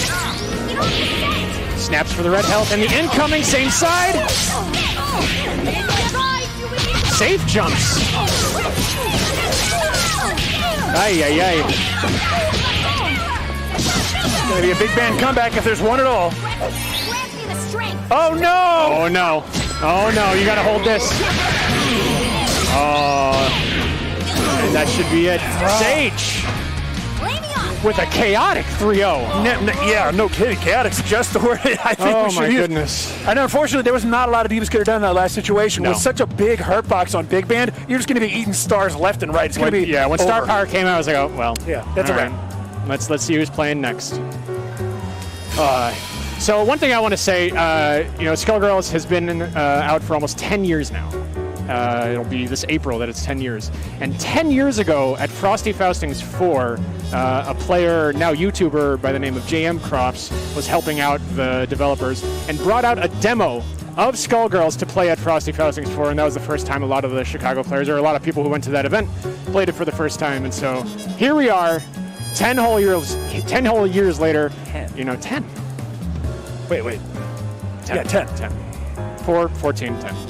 But it's just so amazing to be able to have this event and see the game grow this much from just humble beginnings of a little game built by dudes hanging out on a forum, and here we are. It's crazy that Season 1 Pass is active right now in a game that is 10 years old. Right, you'd be talking about every other game in existence is in its old people phase. Yeah, where only the old heads are playing this game still, and there's still influxes of new people in this game. We don't age discriminate in this community. No. It's not a senior citizen home. No. It's a full co-op housing. Exactly. A vibrant community. Vibrant, there you go. No ageism. No ageism. Even though some of us are certainly getting old. Well, that's why we're here. That's why we're here and not, playing and losing what little time we have left on this earth due to stress and whatever else this game's going to throw at us. But let's see. We got JCFu versus KJ. Very exciting. Or KJ versus JCFu for player 1, player 2. So even though JCFu has done phenomenal to get out in winners, yes, I am leaning towards KJ on this because KJ's trajectory of performance has just been going up. I've been watching KJ play today, and he's been playing so well. JCFu, no slouch, but definitely an upset as far as how this bracket turned out. All right. Now Eliza. Some crazy mix-ups on Eliza, but doesn't get it. You want to see crazy mix-ups? Let's see what KJ's got. Just with the classic chop. And thanks to having a duo team, does a ton of damage, doesn't need super to end that. Oh my goodness. Nice! Meaty Tears goes to empty jump low. This is dead. Optimal. Yes, look at that. Optimal. You grew up strong. If nothing else. Oh man, let me ask you a question. Air thrown. He's gonna need a lot of resets here. Oh! Meaty Tears. Meaty Tears, you gotta watch out. And that's it. I have full faith that KJ will finish every combo that he does in this set. Oh yeah, that's a KJ trait right there. Strong combo finishes. So, I mean, that was pretty definitive. I don't really think there was an answer there, but it was really just a matter of taking that first hit and never really being able to break out. No, but at the same time, if you're JC Fu, you got to just let that one go, because if you get rolled in this game, that's fine. That's what this game is. Nice block, nice block. Matching a little too hard there, got counter hit. Not enough to kill. Woo! Instant overhit that on him. That Fuku assist is so annoying as well. Good! Go! It just doesn't stop. It will never stop.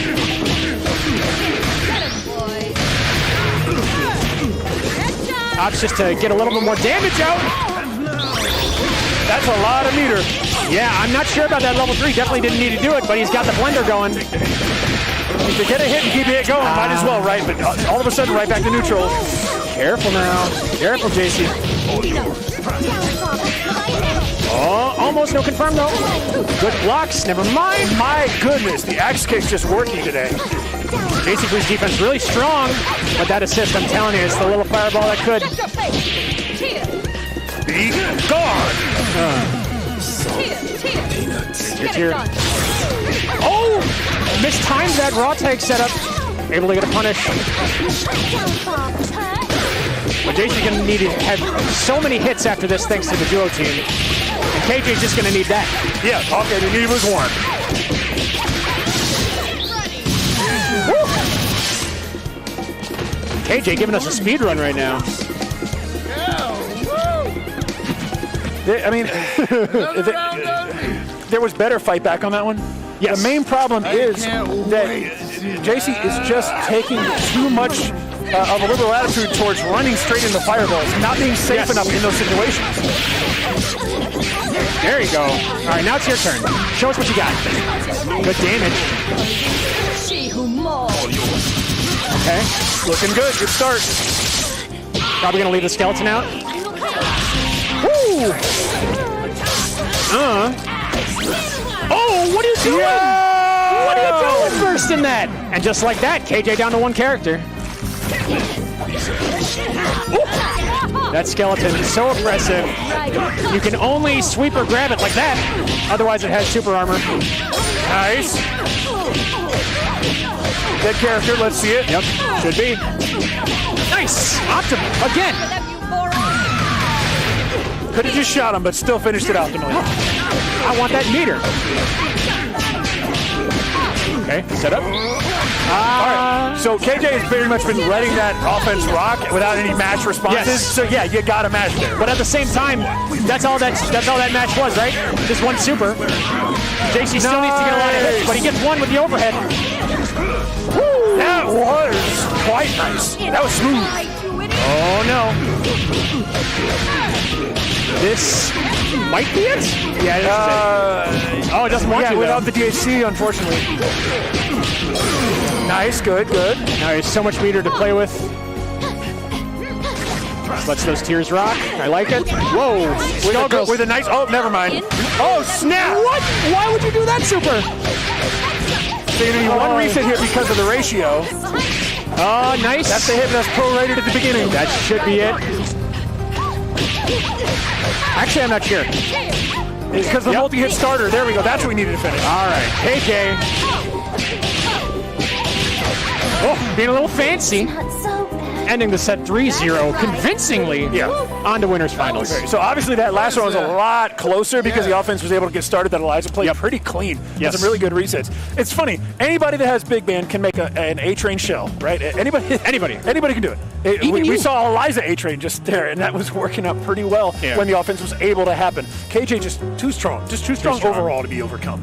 Yeah, and the mix-ups just weren't tight enough, and maybe the team composition was, especially with Fuku being able to double jump out of stuff, it's you need to lock down that character really hard, or else they can escape, and we saw what happens.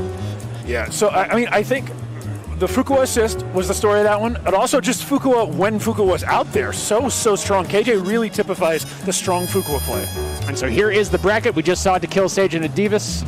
The Kill Sage going on to winners finals, and then KJ and JCFu. KJ moving on to face Sage in a little bit. And up next we have Cat Pie, Scene Conroy, and then Dry Trap PME. Yeah. So it's certainly not Skullgirls if you're not seeing some 3-0s, because Momentum is a real son of a gun. Oh my goodness, it is. Yeah.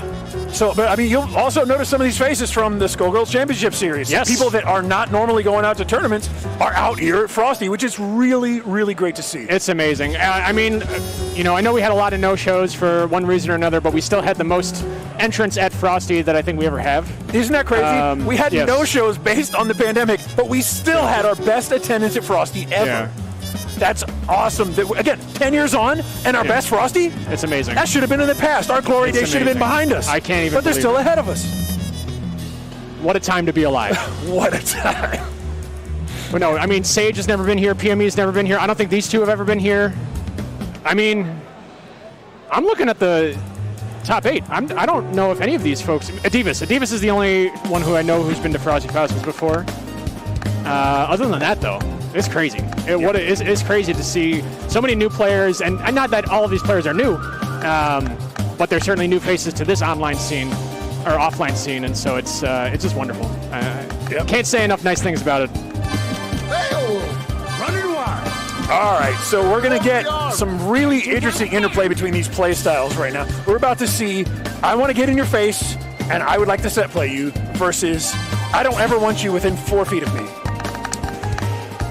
Oh yeah, so Beowulf is just rushdown incarnate, but also gigantic normals and really annoying things that you have to keep track of, whether it's grabs or throwing the chair. And on the other side, we got Robo Fortune, who's just gonna run away for her dear life. Oh yeah. Zapping you. Oh yeah. And the one thing that I really like about Robo Fortune on Duo is that every little bit of chip is gonna hurt that much more, and you're gonna eat a lot of chip facing against Robo Fortune. And so you're gonna see a lot of chip being dealt, and then Scene only gonna need one hit to finish a character. Yeah.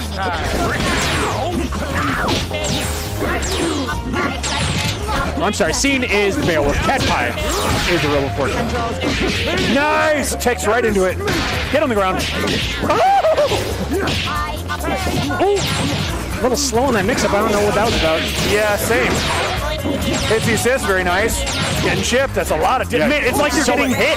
It's like crazy. you're just getting hit. Duo chip on trio is ridiculous. And here we are. Here's the one hit that Cat Pie needs because of that chip. Optimal. And that's a dead Beowulf. All right, what's the setup? Backing off. Oh, gives up the corner. Nice block.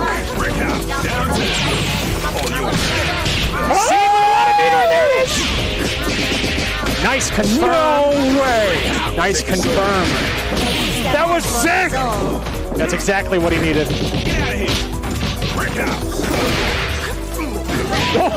So scared of the super. So scared of the super, but he got it anyway. Woo! Not a mix-up. That was just a fancy combo. Yeah, that was actually Cat Pie not mashing to get out of that stagger, and it worked out for him. That sucks. Level 3 incoming. All right.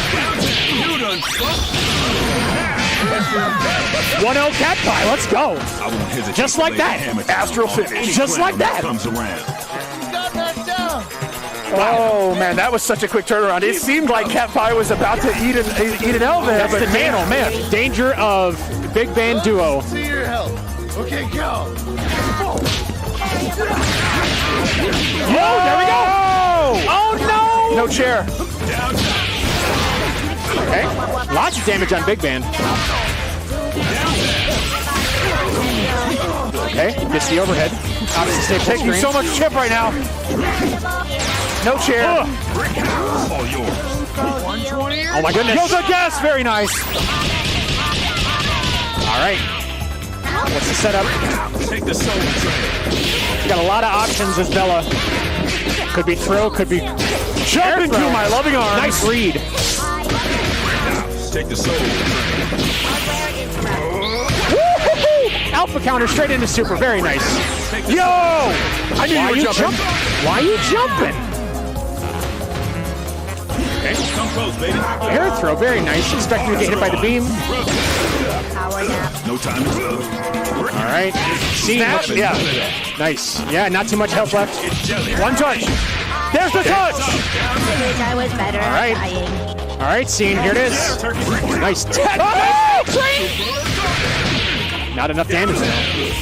Just barely not enough. Oh, no, and you had to know it was coming too, that's the problem. Risky. I understand wanting to save meter, but you can get Beowulf in there relatively safely with meter, but opted for the raw tag. Lost the carry because of it. Oh my goodness. Oh my goodness. Maybe going for air throw there, not sure, but Cat Pie up 2-0. Man, let's talk about how the ratio is the star of this show, because every single time that Scene has been making progress, one turnaround situation all of a sudden makes it Cat Pie's game, and it's just rolled downhill from there. As it is necessary. Yeah, we just haven't seen enough of Scene locking this character down with Beowulf, making them guess. Just struggling to get in at this point.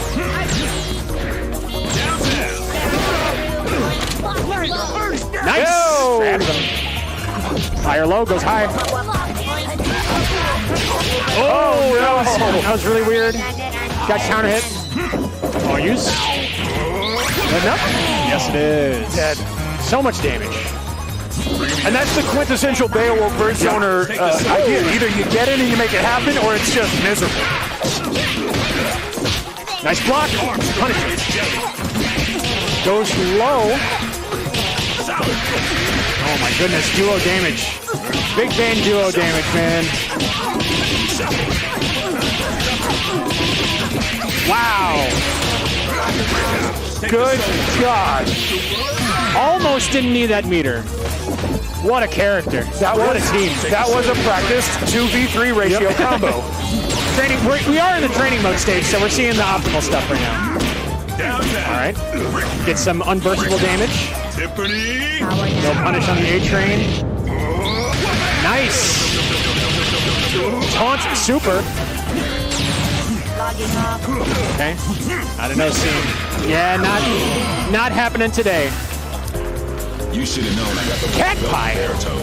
That's been the story of every match that I've seen Cat Pie play today. Yeah. Absolutely oppressive zoning and clean play when they do get a touch. It's just been something no one's been able to really overcome this, except for the person who said Cat Pie down into losers. But it's really difficult, even when you watch it, to imagine a situation when you could get past all that. Such high probability movement and beams placed right where they need to be. Lots of experience in saying, I know you want to get close, but I really would prefer you didn't. I want to be on the opposite side of the screen doing little bits of damage over the course of the entire game, and then eventually hit you and win.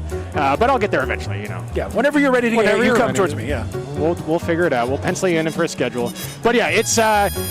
this game is just constant chaos no matter who's playing, and so in these scramble situations, in these 50-50s, and these toss-ups, it's like, if that duo gets the hit, it's going to hurt a lot more. So up next, we have Dry Trap versus PME. PME is definitely one of my favorite players who's in this bracket right now. We're going to see another Robo Fortune. He does Robo Fortune, Annie, Misfortune. Really great team. So you're going to see a lot of similar stuff of the runaway, taking advantage of chip, but also doing some really cool conversions with, getting kind of straight hits, converting them into any pillar, which is going to allow her to combo afterwards.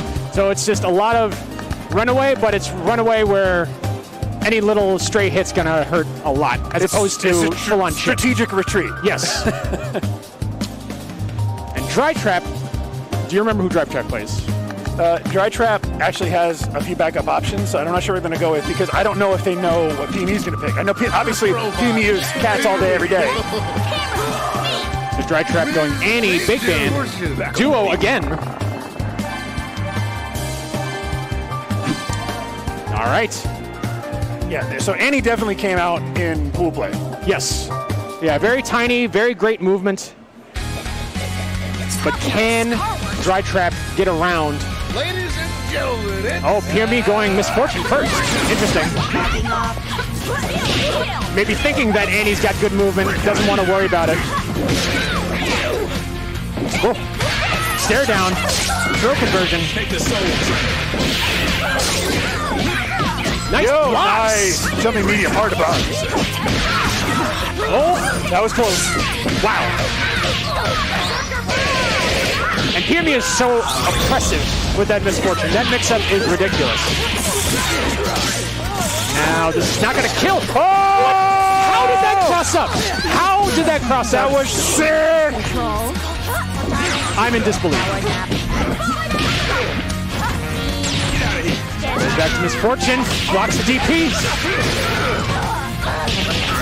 Good ratio for damage can make this over if they want to spend. They should. They really, really should. Take the soul. Give him the brass. Yeah. Just gotta do it. Unfortunately, I had to use all of those meters, but it's worth it. Oh, this gets hit. No pickup though. Oh, yeah, that sucks. Could have just gotten a hard knockdown with A-Train. Okay. And here we go. Whoa, nice. I just realized PME going Pain Wheel instead of Annie. Maybe just a little more familiarity. But here we go. And that's a dead dry trap. Keep it simple. Yep. Whoa! What? I don't understand how that was burstable. Yo! Moral victory achieved.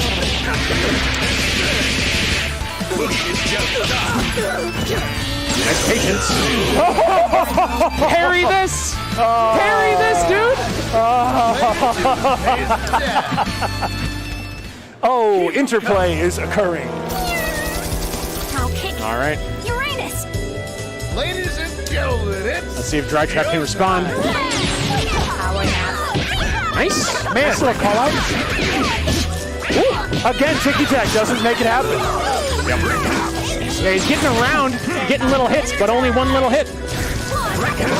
Wants to head back. Assist covers the DP. Oh, gets out of there. Oh my goodness. The movement. The movement. We're moving. EBGC in the get hit. Classic. You get a lot of damage and the corner. What are you doing? Nay, nay. Oh, nay, nay, nay. Yeah, it's not going to kill, so opts to reset. Oh, overhead. The slowest overhead that everybody gets hit by. PME on a tear right now. Nice pickup with that assist. Goes low. All right. Yeah, Big Man's in a lot of trouble right now. And plenty of meter to wrap this up. Headless Fortune. You have to be so careful with absolutely everything you do. I don't think that was strictly necessary. No, but you never know. Duo.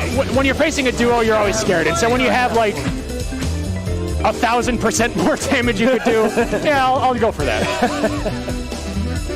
All right. PME. PME wanting to keep this a top 8 of 3-0s. Yeah.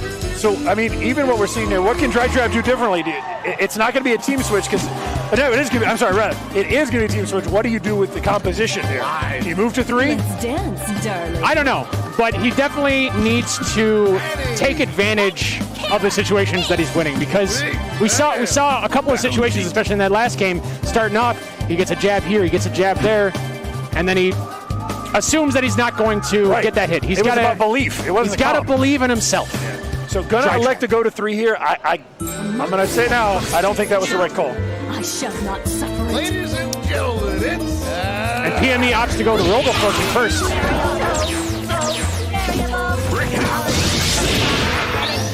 Oh, that's blockable. Oh, wow! Yeah, that's blockable, but you still got to block the other part.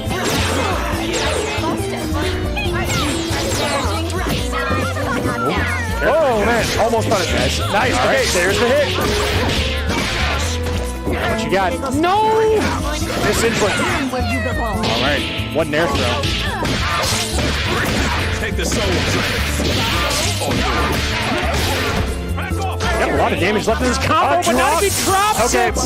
that's two. That's two in the first 25 skull seconds. Yeah, it's not great. Honestly, shaking hands right now. Dry Trap, please, you got this. Still a fairly even game. Oh, oppressive overheads. Wow! Looking for that all match. Gets matched though. Just a little too far to confirm. That really sucks. Now it's my turn. Back to Fortune. All right, Dry Trap. Oh, what side was that? Take the soul. All right, this should be it. So much meter, you gotta spend it here. Oh! I baited the super, but...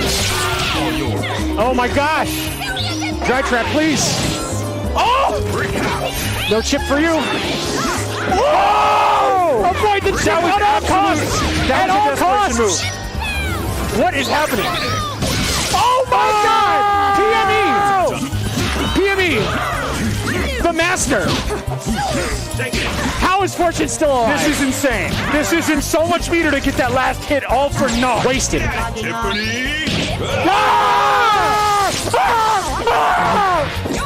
Oh my God! PME playing out of his mind right now.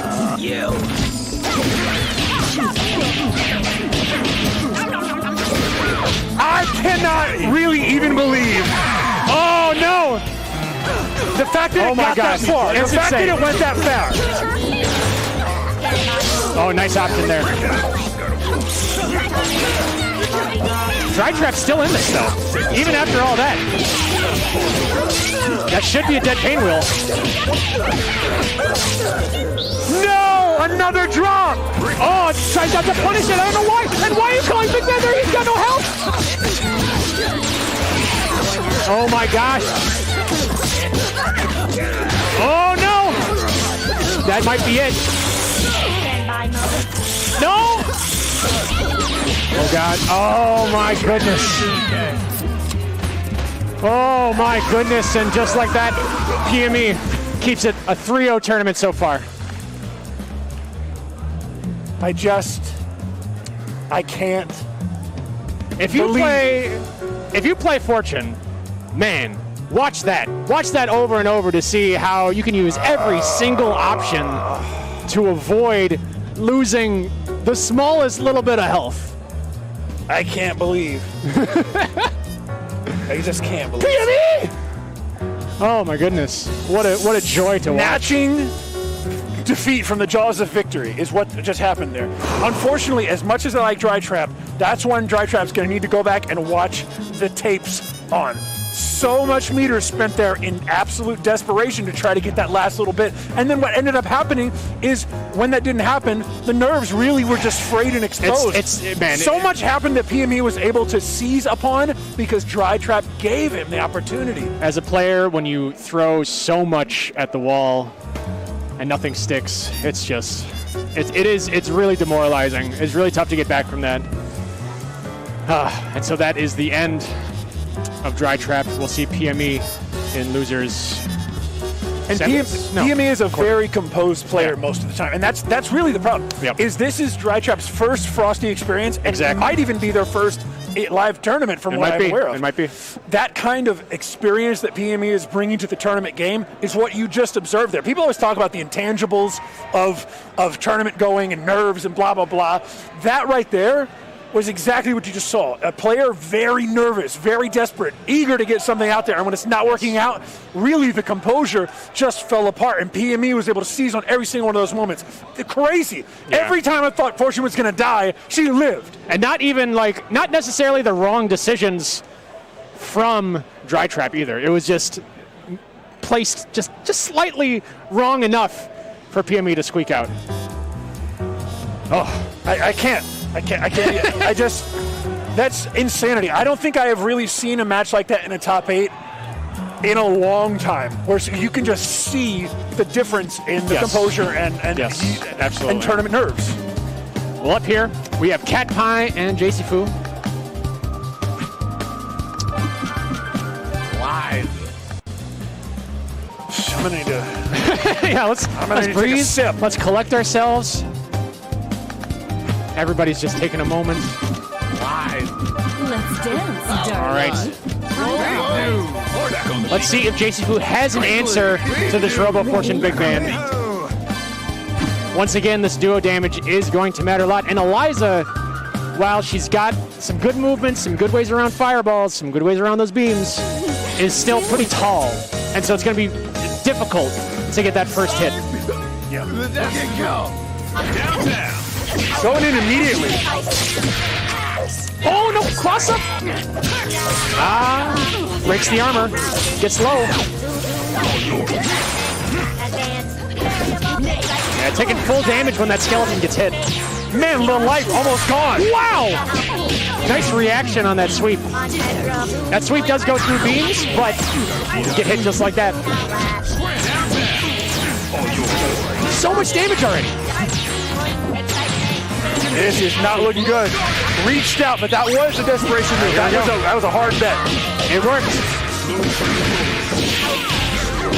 Woo! Goes high, goes low. Get the character. This should be a dead character. Spends meter. Might as well. Big man's coming in. Cross up, but no. Yo! What a throw. Cat pie. Come close, baby. Get busy. About to build the killing meter right here. Oh, goes to the reset, and you paid the piper. Yeah, I don't know about that decision. Got 5 meters, though. I don't know about that decision either. I know you're scared of every single reversal that he's got. Why? What is happening? Lots of things are happening. Okay. I say spend all the meter, finish it, yeah. Okay. Oh no! Falls too fast, gets the air throw though. JC Fu takes the first game. Woo. Wow, not how I expect that to go based on the first 20 seconds. Absolutely no. Catpie was in total control, and then JC, obviously, look at that. Grooving. That was kind of bonkers. Ladies and JC Fu, I think, wants to be a little bonkers. Oh. Just like that. So much health gone. Nice block. That's very risky. The sweep from Eliza is always going to get ate up by that crouching medium kick by Robo. Oh, yep. That crouching medium kick is going to break that armor every time. It's really hard for that skeleton to contest it. Man. Same show last time. Eliza goes down hard. Oh, TP. No cross up for you. Nice double jump to get out of that setup. Oh, boy. Very nice. All right. One reset, then you'll have the meter. Oh, it doesn't pick up. Oh, the armor doesn't combo somehow. Big man's still in there. No way. Building the meter. Building the meter. Not quite. All right. Not quite. Unfortunately, still gonna do as much. No, not no big man. That's fine. That might have killed the assist. Yeah, no kidding. That would have taken out a character. I guess Catpie just wants to have the DHC again, just in case. I'm not sure. But he's paying for that decision. All right, but got a full health big man coming up. Man, so much red life too. Oh, yo! Everybody's too chill right now. Overheads. Great damage. Oh, the assist! The assist got touched by the burst, so it was safe. Oh man, Catpie in there. It's a one-touch game for Catpie. Okay. JC Fu. JC Fu's gonna take this. Got the meter. Got the meter. No way! Oh no. You should have known I got the black belt. Oh no. JC Fu opts to go a little too optimal there and drops it because of it. Another round on me. I don't know if you needed to go that optimal. I can't wait. This is pretty messy. All right. Lots of damage on this starter. And the overhead. Nice. Early kill? Are we looking at a different kind of game? It might be. Nice blocks. Nice blocks. And he's out of there. Nice. With the assist. No punish. Nice. Touch the assist. JC Boop playing really well right now. Other side. Yeah, needs to do the super to get some health back. Oh, the same, but he misses the follow-up. I don't know what you're doing. Catpie just needs a super. Oh. Yeah, I don't know. Leaving that skeleton out, that's a lot of health. That was gone. risk. That was big risk. Next time the assist comes out, what do you think? Spend the super to get him dead? Maybe. I mean, you have Squiggly in the back, but you don't need to do it.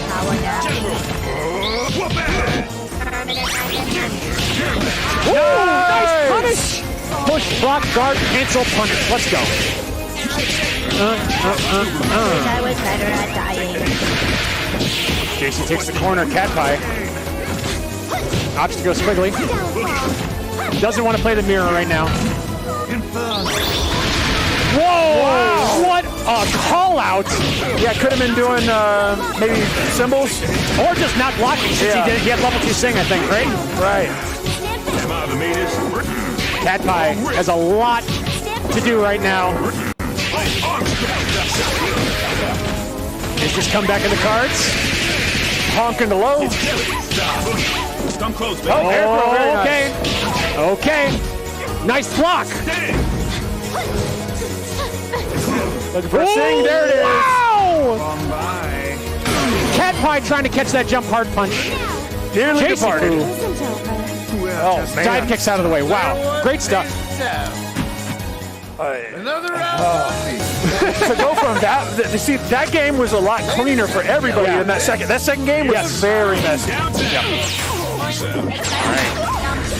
Catpie gets to play their game first. Oh my God, that hurts so bad.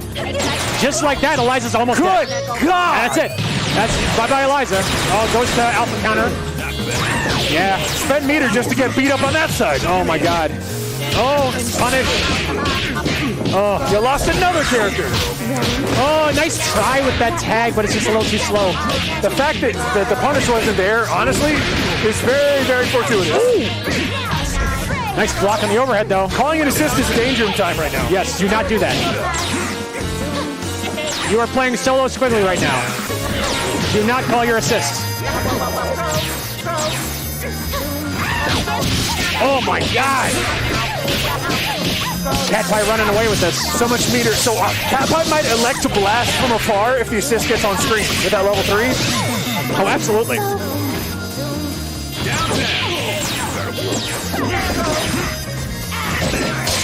Oh.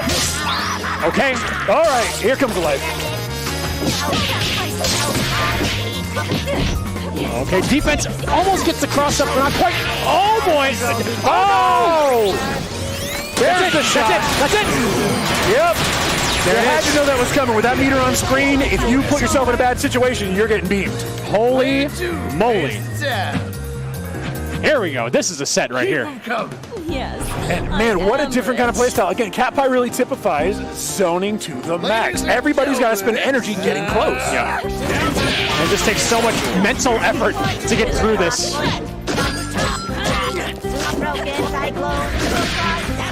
But that's one thing about JC. Never afraid to use that skeleton to get in. Even if it means losing a lot of health. He probably figures I'm going to lose his health anyway. He's going to get a lot of it back here. Yep. Nom nom nom nom. Still, that's a ton of red life. It is. Oh! Nice hit, and you can get the character. He might be able to. This one's going to be close. Oh, yeah, went for the reset. Oh, not enough. That normal is so good.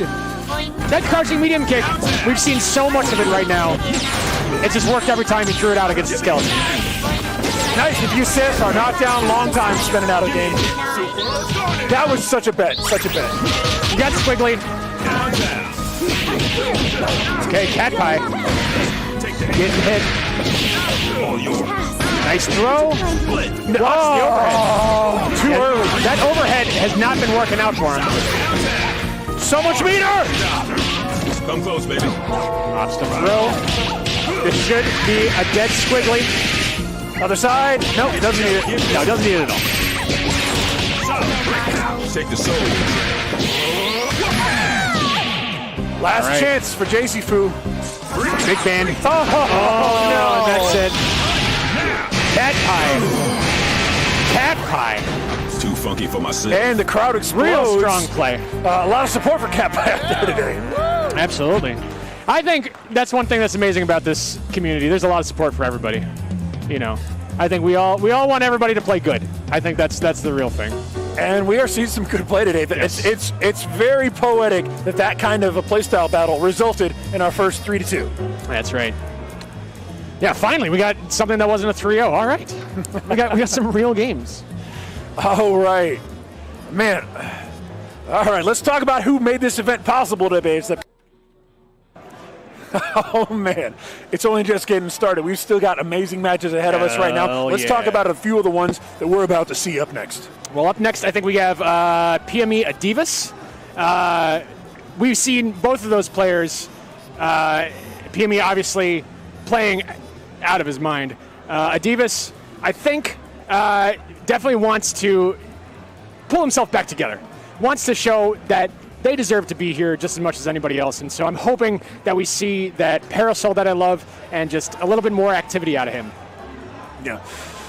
I'm very, very excited for DeKillSage versus KJ because, again, DeKillSage is such an enormously strong player. I mean, world-class talent, really, in every game that he touches. And KJ is also really good. Yes. So definitely the underdog, but KJ's got it. I think KJ actually has the stuff. I think, yeah, if there's anybody in this bracket right now, I don't know what their record is tournament against each other, but KJ's just been playing so well that, I agree. It's just going to be a hell of a set. I think another interesting one's going to be Atheist and PME. Those two players definitely have no shortage of personal experience playing one another. Yep. They've met many, many times, so it's kind of be old hands playing one another. I'm not really sure how that one's going to go. I think Atheist does know how to play against PME with that Parasol. Yes. But, I mean... Again, I think we're going to see PME go Robo Fortune first because Parasol struggles against those beams. I mean, we've been seeing a lot of characters struggle against those beams, but Parasol especially... Limited movement, pretty tall. It's just going to be tough. And so we're going to see if Atheist can thread the needle to get through and get that one hit that he needs. That one makes me a little less confident because robo-zoning patterns when a player is really good, it becomes something that just you have to work so hard and then it all comes apart. And if there's anyone that's ready to play at the top of their game, it's PME right now. And they're just setting up. Plugging in controllers, talking about their controllers. There we go. Atheist has got, what is that, a bear mask? Is that a little cute little snout he's got there? You look at that cute little snout. Look at that cute little snout. PME, I'm not sure what his mask says. I'm sure it's cool, but he's got a nice shirt. That's Skullgirls shirt. That's a pretty sweet shirt. Yeah. Where's that from? Official Skullgirls eSports, apparently. That is eSports right there. That's an eSports logo jersey right there. But all right. Nice, respectful fist bumping. Yeah, no surprise here. Robo Fortune first from PME. Same old team from Atheist. Let's see. Oh, wait, no, excuse me. Swapped out for Misfortune. That's an interesting decision because I think you're right. It would have been statistically, or at least logically, we're better to go with that. But I think Beam Assist is the logic. At the same time, both Misfortune and Robo Fortune are very big problems for Parasol. But A-Train's there. And this mixturization begins. Oh, a little too late on the air throw. Misfortune can just duck right under some of those shots. Like that. Yeah, crouching, light punch, low profiles. Definitely. Oh! And that is a dead Parasol. Install, let's go. Damage. Doesn't need a finish at all. And Fortune right back in the game. Oh man, that setup is so good. Beam covers both eventualities. That they tech it and that they get hit by it. Yeah, H-Beam, probably one of the strongest hits in the game for sure. Okay, nice, low! This should be a dead Fortune. Nice, dig him a grave. Robo Fortune coming in. Yeah, tries to use Sing to keep him on the same side, but not working. We're gonna install again. Yeah, it has to reset, and it works out. My goodness, PME in air. You bring Pain Removal Party, you know there's gonna be some damage. And then now PME can just do this for a while, but Adivas, no slouch, ready to parry. But it's a struggle, he's so big. That band is so big. Nice parry! Yeah! Nice parry! Adivas, not out of this by any stretch, has a ton of meter. Overhead. Definitely should spend some meter. Oh, that is a dead big band if this combo finishes. Yep. Oh, this damage. My goodness. To die with 5 meters, though, is such a heartbreaker, because you're right. Could have just spent. Could have just spent it. Probably optimal combo into level 3 would have done it. Another round of Heartbreaker, but Adivas is still in there, for sure. Ladies and gentlemen, it's showtime.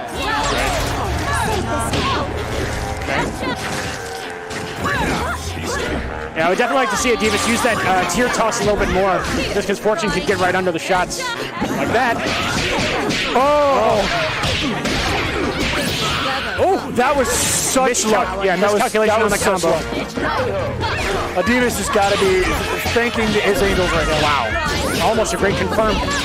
Oh! Push block, assist, punish it. Oh my goodness. And that's a dead Parasol. Never mind! What's gonna happen? Oh my goodness! Invincibility of the super went through the overhead. Alright, Adivas is in control now. No meter on PME's side either. This is not a great spot. Oh no, Silver Cord, that was dangerous. What a block! Oh! Oh my goodness! Man, defense! Ta ta ta. For real. Nice block. Playing with fire, kept it in, and unfortunately going to eat a dead character. Gonna get close to the corner. We got Robo Fortune, nowhere to go. Lane cancel jab! Into level 3! Other side, oh no! What a drop. No, a little too far! Mix up no good. Level 3? No, doesn't need it. Now with the head roll.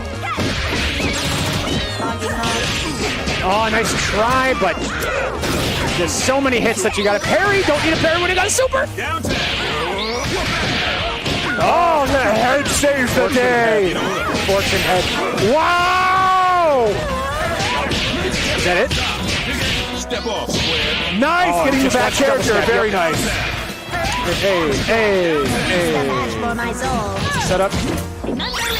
Yo! Okay. That was pretty sick. Okay. Good bet. Good bet. Oh! No meter. Better reset. Oh, that. Woo! Oh my goodness. What the hell? Wow. Ah! That was everything and everywhere. That was all over the place. Man, the happy birthday with a side switch in the center of it. That was That was what a not the combo caramel drop. filling No. that he was looking for. No. Oh, no! Double snap right back at you. Holy mackerel! Hey. Gets the head off. Setups for days. Adivas out of there with a nice punish. Nice blocks. Great defense from both players. Oh, hey, let's take a picture. Screenshot. You gotta save the moment, you know?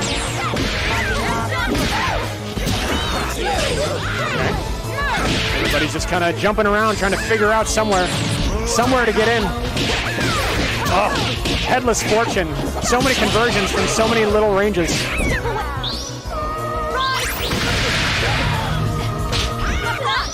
Oh my goodness. Freeze frame. Yeah, OTG already happened, didn't get the combo. Oh my god. Oh my god! Yo! Not out of it yet. I mean, still, let's be honest. Oh! That's so unfortunate. He could have ducked the beam. Oh no! Oh no! Oh. Yeah, that was a wild option from PME to counter or alpha counter into the beam, and it worked out. Yeah, it did. And Adiva's sitting there looking like, really? Really? Really? H-beam? No, you be quiet. Okay, go. All right. Nice. So yeah, right here, toss out some tears so that PME's got to run. There you go. And see? More than happy to chillax. Yeah. Yeah, there you go. There you go. Ah, wow, the patience. Oh my goodness. What a block. Oh, golly. More screenshots. We're saving these moments for later down the line. You can tell Grandpa. He wants to remember that mix-up for all time. That should be a dead parasol. Wow, big time damage. Le grand damage, as the French would say. Oh, weird trade. Davis getting his damage in where he can on the head. Oh, careful now. Wow, really lucky.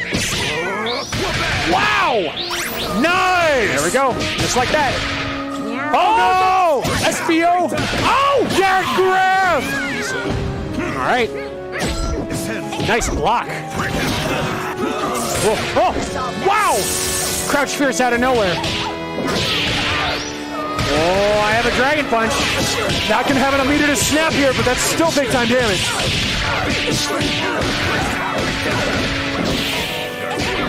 Oh, I like very nice little bit of visual confusion there. Oh no, overhead. Oh man. Whoa, Atheist turned this one around in about 10 skill seconds. Whoa!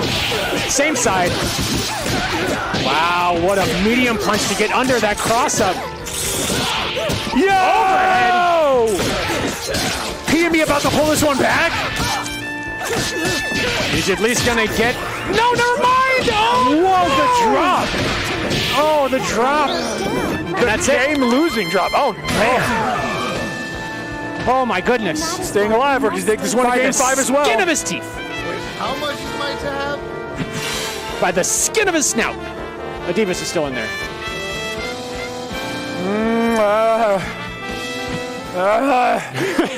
This is stressful. This is stressing me out. This is stressful, man. I can't wait. I thought I was going to have a nice tournament experience.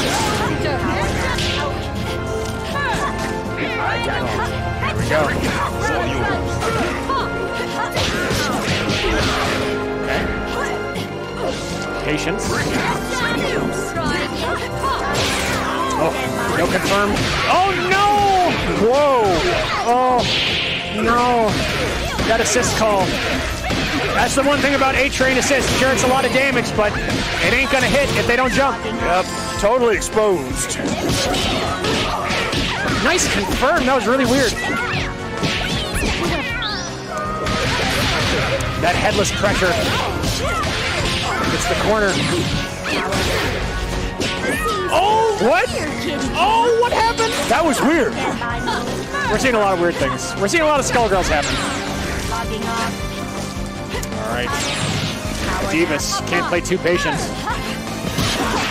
Oh, that pinion assist is just gigantic. Pinwheel may be small, but that hitbox is huge. Oh, little ticky-tack. Oh, nice. And that should be it. Man, PME closes out so confidently.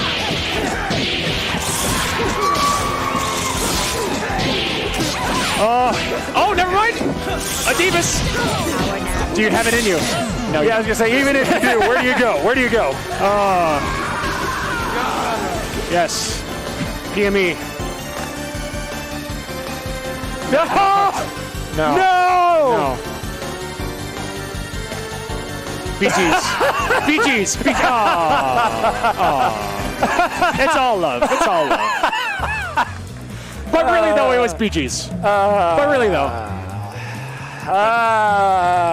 We're friends after the bracket's over. Yeah, we can be friends tomorrow again. That's how it was. Oh, Jake? my God. No. This one? No. Oh, Are that we cool? was, that was. Yeah, we're fine. That was some sloppy chaos. My goodness. Yeah, no kidding. Jeez. But hey. XBLC carries sloppy chaos. Yeah, that's the alt costume. Yep. Oh, man. Woo. And here we go. So let's talk about who we got up next. Oh, we got Evil Genius's The Kill Sage. The man to beat.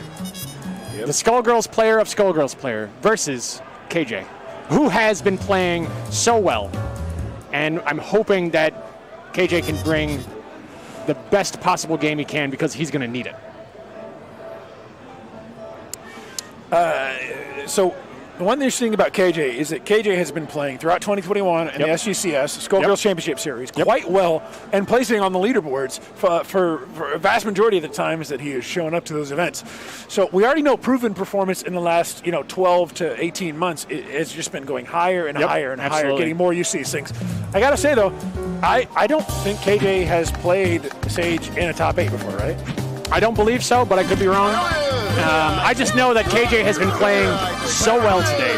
I watched him in pools play. He's playing so well. We obviously saw him 3-0 in his first winners match. So I'm hoping for some strong play. On the beat. No surprises in the teams here. Fist bumps, let's go. Decide the destiny. All right. Sweep to start, okay. Whoa, that air fireball. Really great option there. Oh, man. KJ playing really well. Defense, air throw, no conversion, but gets the mix up. I was going to say, we went almost 10 skull seconds without a hit. That was wild. All right. Oh. KJ getting out of there, but just not enough. Oh, no. Oh, rare drop. Very, very rare drop. Nice blocks. No punish. Whoa, just barely. Oh, no! Oh, no! You hate to see it happen. And thankfully, that's a character that was closer to death, but still, big time hill. Big time hill. You're a duo, so now you only got one left. And Parasol. Oh, nice patience from Sage to get out of that reverse super. And this should be a dead Parasol.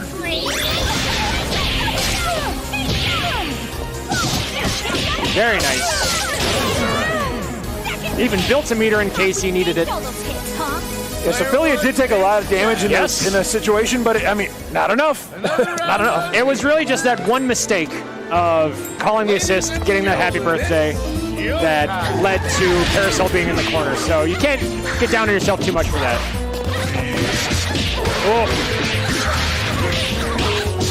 Oh my goodness! Mix-ups. Wow, nice call out, but punished for it. Absolutely blazing speed right now. That's Sage. That's Sage in a nutshell right there. Get hit, blink, lose a character. Yo! That confirms. Knuckle gets it, and OTG saved. Yeah, real nice for Sage.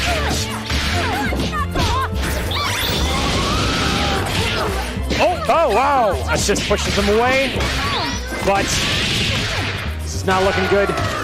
Sage goes into pillar. Big damage from this. Oh my goodness. Is this gonna kill? Yes, it is. Oh! What? What happened? She's outie. That's crazy. That was crazy. Oh my goodness, Sage, just like that, 2-0. Yeah. Showing why he's the man to beat today. I was going to say, as much hope as I might have had in KJ, it's certainly looking like the Kill Sage is looking to win today and not taking no for an answer. All right, KJ opting to switch the order around. I'm not against this because now you have Fuku assist, that light fireball. It's really annoying. It helps you get in, probably more so than the other order that he was playing before. So let's see if we'll see it in action. Oh, gets hit by the assist. Oh my God! Mix-ups. Killer, no good. Oh my God! Just the speed. The speed's crazy. Yeah. If you're not ready for it, it'll get you.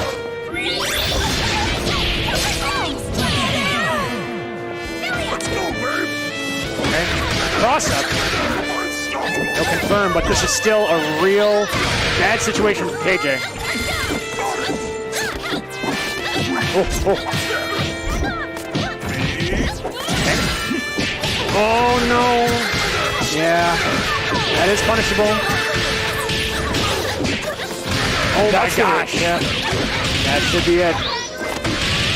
Sage quickly with the 3-0. Will anyone be able to stop Sage? Yeah, KJ does not look happy with that. No. I mean, one would imagine who would. It is what it is. It's Skullgirls. Yeah. So, like I said, world-class player right there. World-class. To kill Sage, you probably know him from a bunch of other games where he does well pretty much across the board. Yes. This is not a fluke thing. We're a pretty good Skullgirls player, right? We're talking about the kind of player that knows how to position things the way they need to, early, often, and all the time. And also, that team that he runs is just so oppressive. Philia being backed up by 2 really great lockdown assists that even if he doesn't get that hit, I'm still making you block for the next 10 seconds. And making you guess. And it's hard to guess right. So, a lot of players will have their flow chart, for lack of a better term, right? Their flow chart, what they're gonna do at the start, and then they'll adjust from there.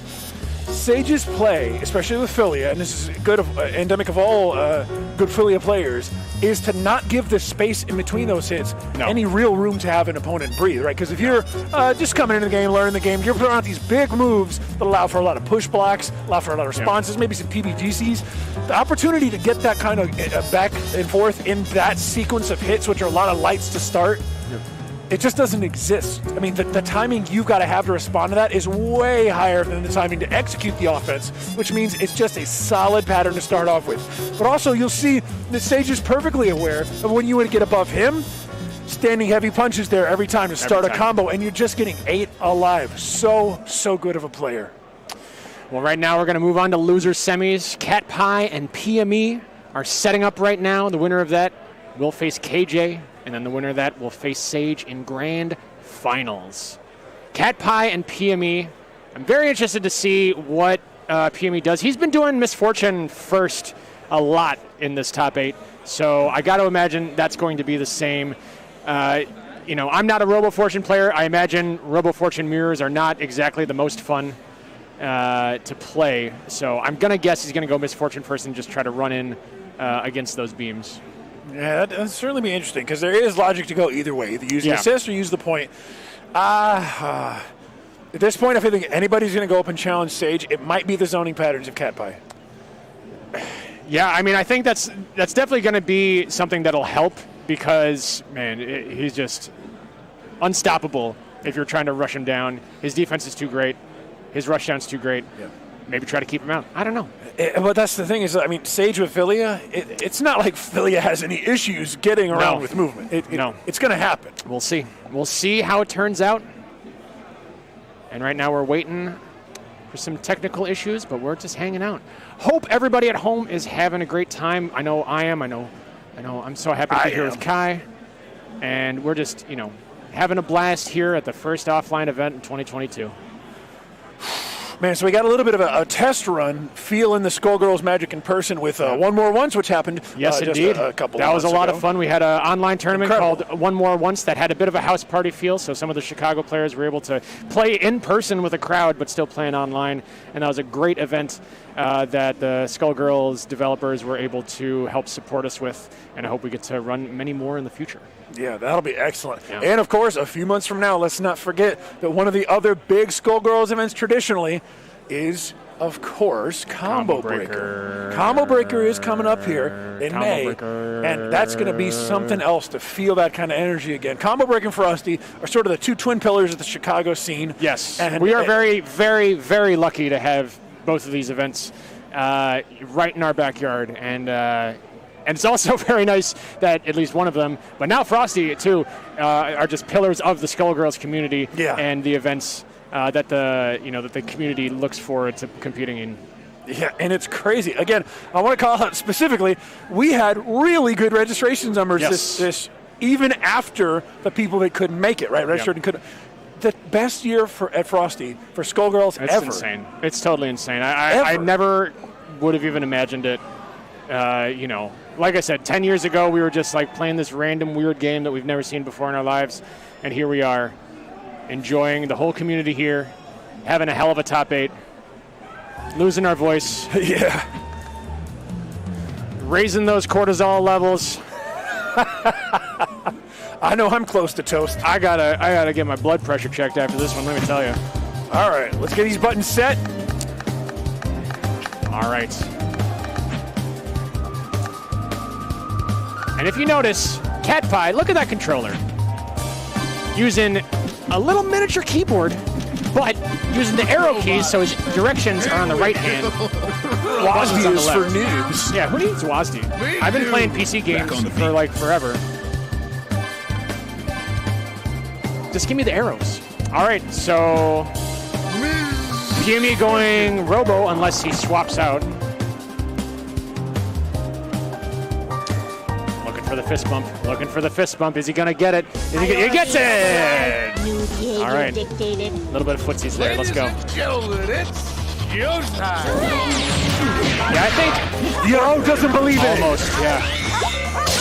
Oh, empty call. That was weird. Oh my goodness. Damage. Hard knockdown. Head's coming out. Block all this, can you? Yo! Wow! So weird. Gets out of there though. Oh no. Blocks below. Oh my goodness, happy birthday! Can he do it? No! Oh! I don't know if that's nerves or what. That was a really weird confirm for sure. Oh. Yeah, that HP assist, it's so good. PME's staying in the face. And this should be it for Big Band.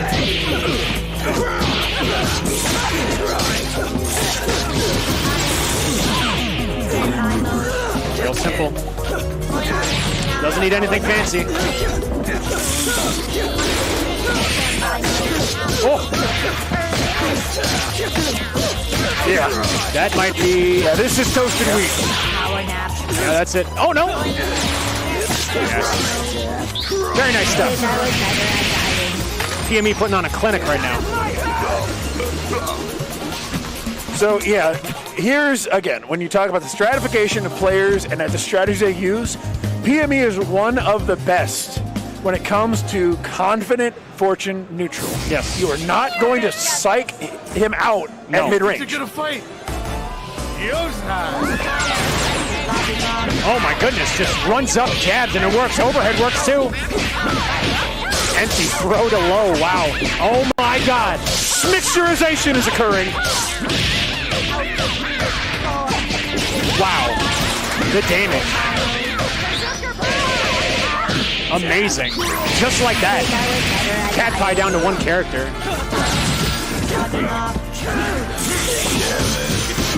Oh! I don't know what he got counter hit out of. That's really unfortunate. PME working on a perfect. Never mind. It's a little too late on that A-train.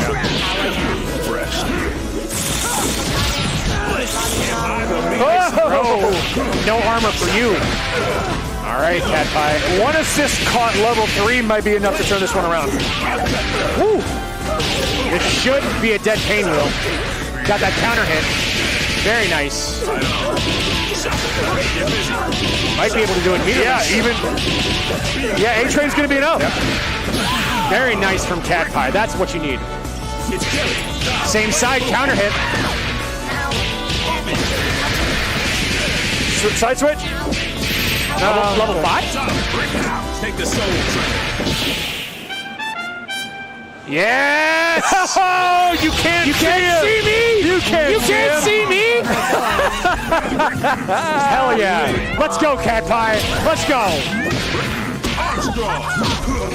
This is still scary, but Cat Pie. Oh my goodness. Holy moly, is Cap Guy gonna bring us back? He just might. Cat Pie! Cat Pie. You got it, Cat Pie. Just finish it. Holy moly, just finished his combo! Just finish the combo. Thank you. Let's go. Wow. Yo! Cat Pie. Make some noise. Oh my goodness. Yo! He hits him with the Bing Chilling. Oh, gotta love a level 5 song. If you play Big Band and you don't have a song locked and ready to go, then what are you even doing?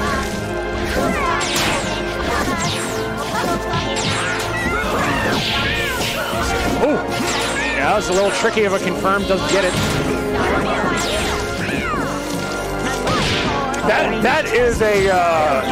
That's a referenceable comeback. That's going to be talked about for a little bit. Yeah, that was a wonderful match. Run up, bro. Yeah, I like what Cat Pie's doing now. Not giving up as much screen space right away. Not being afraid to run in and just get some of that space back so you can run away if you need to.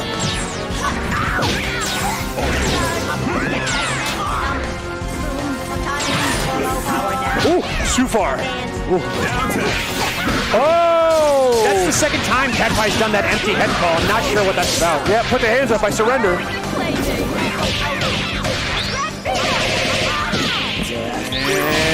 And super.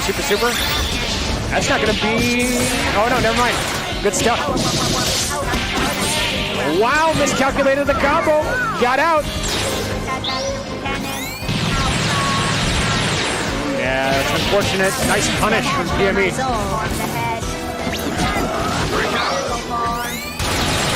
Oh, wow. Not Interesting call there. There wasn't, like the payout for doing that correctly wasn't much.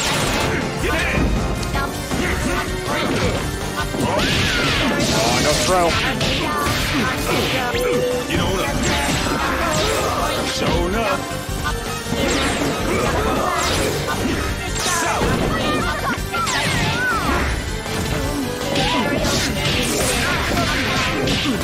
Four screenshots.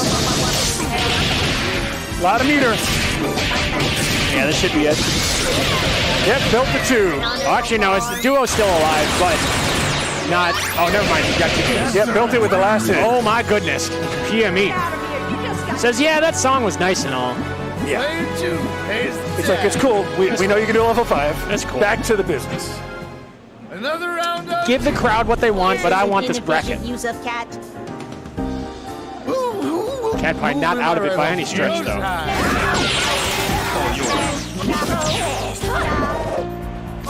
Right away. Being annoying. Oh, push blocks the DP away. Could have punished it. Oh, no armor for you. Oh, God. So much damage. Oh, my goodness. Into install. Is this enough? Oh, this might be enough because he's got the head there. Never mind. Goes for a reset, but now it is. Blown away. Oh my goodness. Get out of here. Heading home. Show enough. You won't do it again, Cat Pie. You won't do it again. I dare you. Yeah, that headless fortune is just a nightmare. It just never stops. Oh, and that assist, keeping you safe.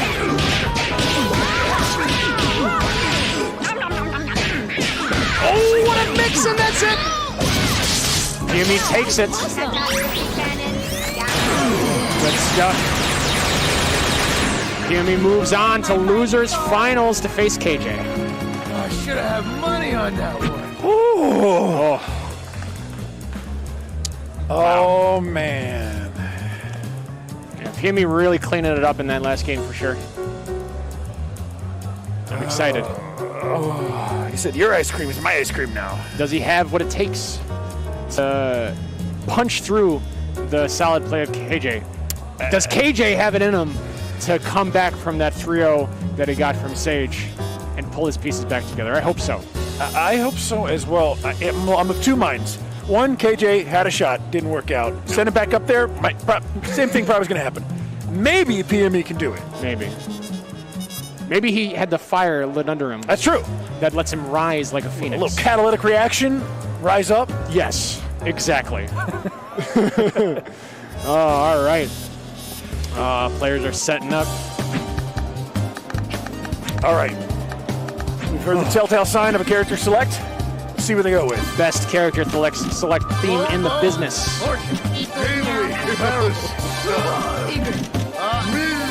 When you hear this music blast through the ballroom, oh my goodness. Just those good chemicals start flowing.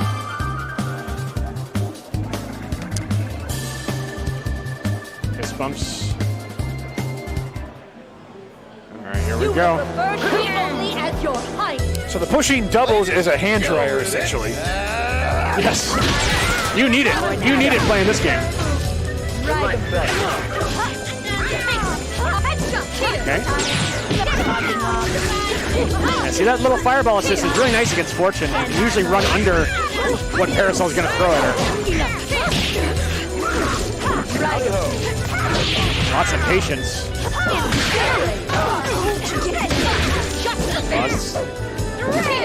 I don't even know what to say. They're just evading each other at every opportunity. Very respectful neutral. Oh, doesn't get the stomp. Nice punish. The right button for the right time.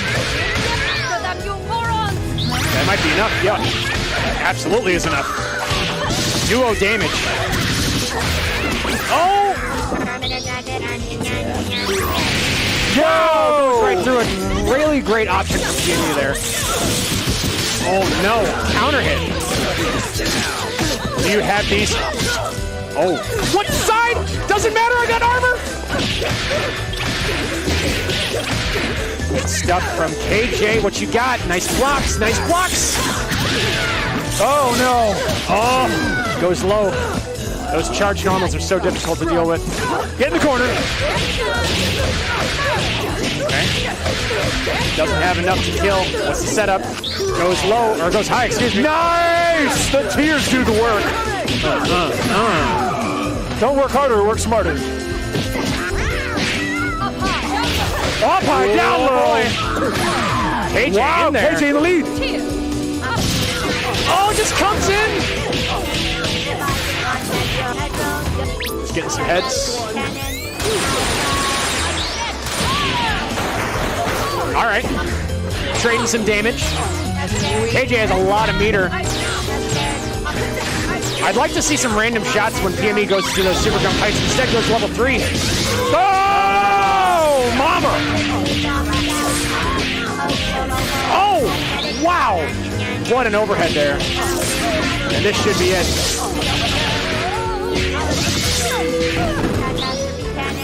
Really great stuff from PME. But that was anybody's game. That was. It was such a strong back and forth that one. Another round on me. All right. And KJ, bring it back. Whoa, everybody on screen. Yep. It's a party.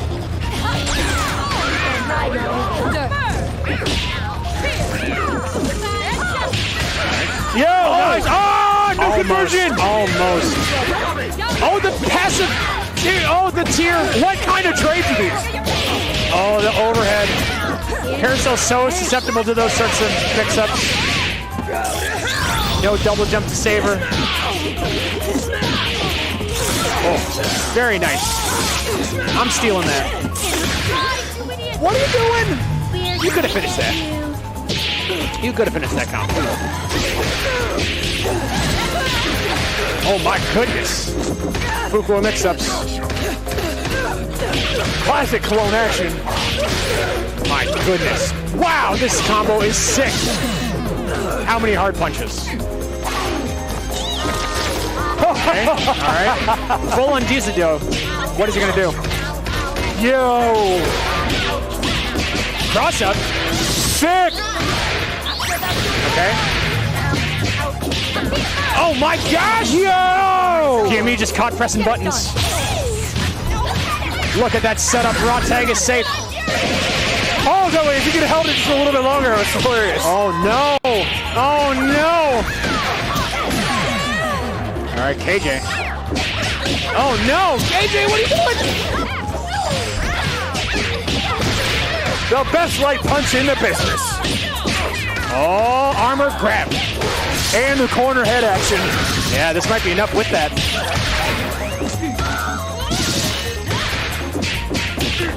Oh, with level 3 too. Yep. All right. Just like that. The power of duo. It's over. Oh, jab, jab. Jab, jab.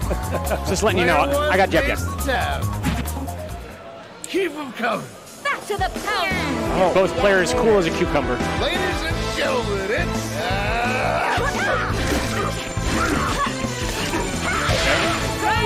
Patient play again from both players. Oh, that head roll. Nice blocks. Oh no! To lose a character so early in a duo, it's brutal. It's so brutal. It's pretty much, that's a wrap. That's mental damage. I got jab jab too. Parasol's not doing this. This is not a fun matchup for her, that's for sure.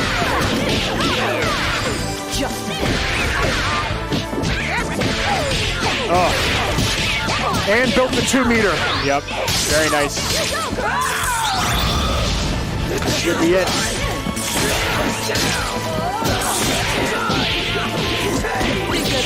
Not enough, but still, this is basically impossible. I mean, it's functionally impossible. Because one mash and it's a wrap. However, how many overheads are you going to get hit by, Cammy? To spend all that good offense on a losing round. Okay. Still needs a lot more. This is promising, but how many overheads? KJ, if you, there's no way. There's no way. There is a way, and we're seeing it. It's impossible. It's mathematically impossible. The beam didn't come out. Oh my gosh. I couldn't believe it. I didn't want to get my hopes up. I always am hopeful for Parasol comebacks. No, dead heart. I'm dead-hearted. I can't hope. Keep hope alive, man. Keep hope alive. Who will be my ride home to you? All right, KJ. Just be a little bit more calculated with those assist calls. You don't want to run into that situation again. Oh, nice command throw. Get the combo. One reset. Oh, that was it right there. Counter hit, so he's going to have enough to work with. Options to keep it simple. Oh my God! KJ is coming in, hitting buttons. Gimme knows that KJ's going for something a little more complicated, so he's like, you know what? I'm just coming in and pressing buttons.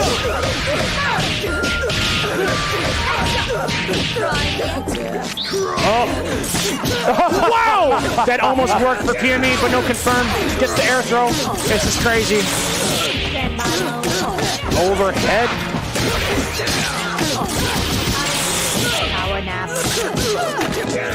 Nice! And got the meter. Spend it. Spend it. No, not like that. Okay. Yeah, KJ is still in a good spot in this match, for sure. Wow, gets the counter hit. Interesting ops to go to Robo Fortunate instead of continue that combo. Oh, just way too far for that super to connect. Nice. Now we're seeing the movement out of KJ to get around this. Nice, keeps the assist out for a while. That slide's putting in a lot of work. Oh my goodness, there's the clone. All right. That should be a dead more Robo. than enough. Takes the corner too. Nice, nice, nice. Okay. This is not going to be a fun comeback for Painwheel, especially if you get hit by overheads. Oh. All right, just like that, KJ makes it 2-2. Woo! It's unpredictable. It's anybody's game right now. That's right. Another round on me. All right. 2-2. Who's going to take that? A start drill. Aggressive start, and it worked out. Blocks. Oh my goodness. PME. Oh, weaseling his way out of that mix-up, but not this one. Oh, great option to get out of that mix-up. Probably going to DHC. Yep. Front load some damage.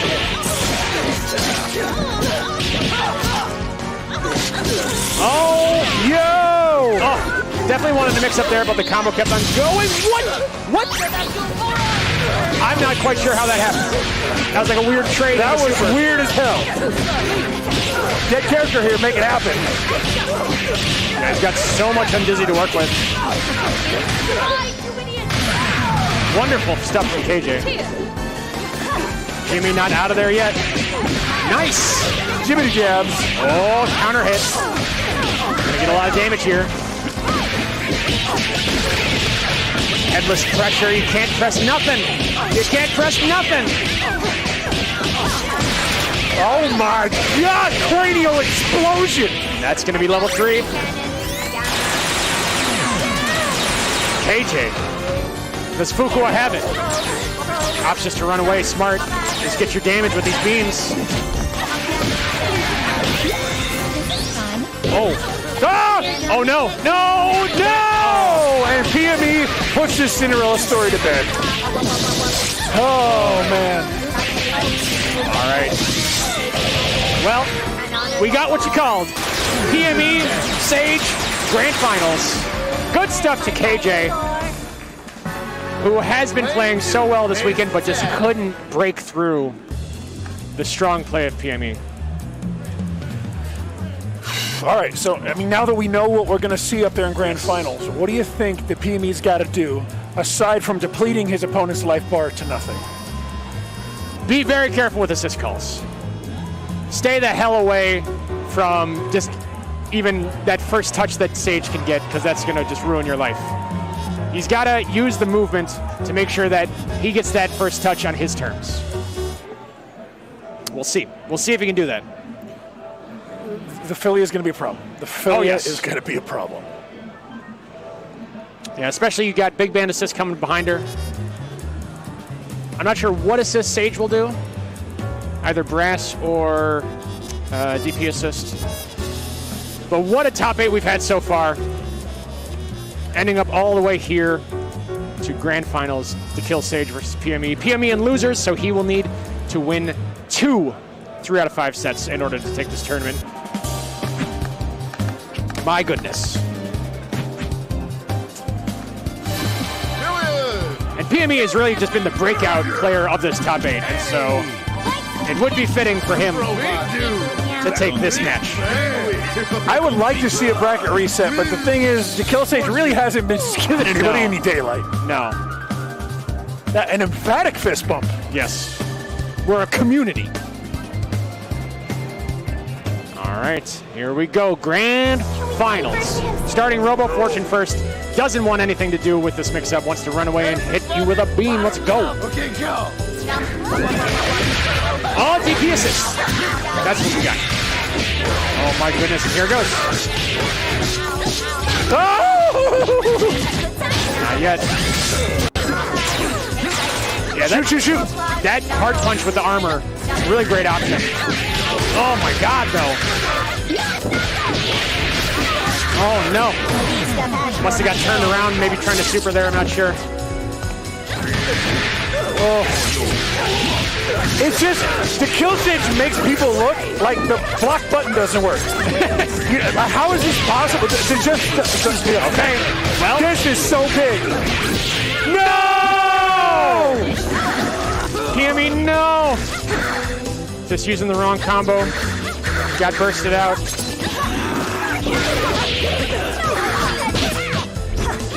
Okay. It's not, it's not out of his grasp. Whoa, that was weird. That was psychic is what that was. You got to be careful, though. And he's got a lot of options to DHC into, so we're going to see one of them.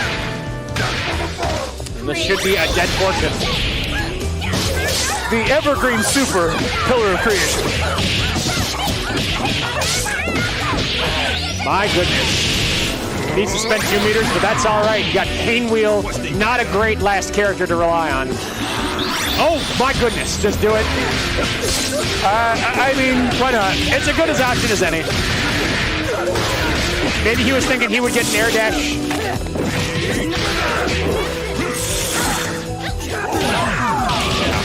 Tough break. Sage just in total control. Unfazed. Not sweating. Not at all. No perspiration to be seen. Ready? Down the hatch. Use hatch. There you go, yes. Run the hell away. Get your chip.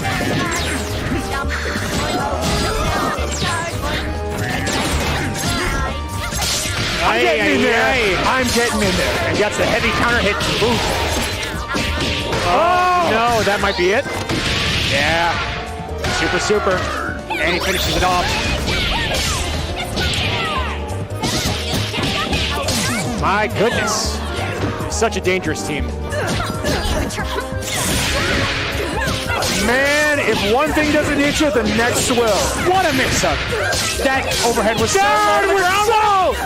Oh my God! That's a dead Painwheel. Sage looking unstoppable right now. Can Robo Fortune do anything here?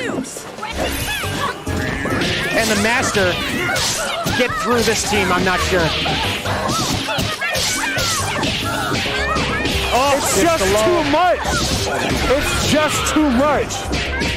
Wow, had just a little bit of undizzy left, able to finish this combo. And that might be it, yeah.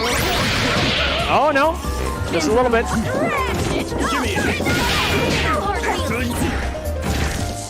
Hope and a prayer.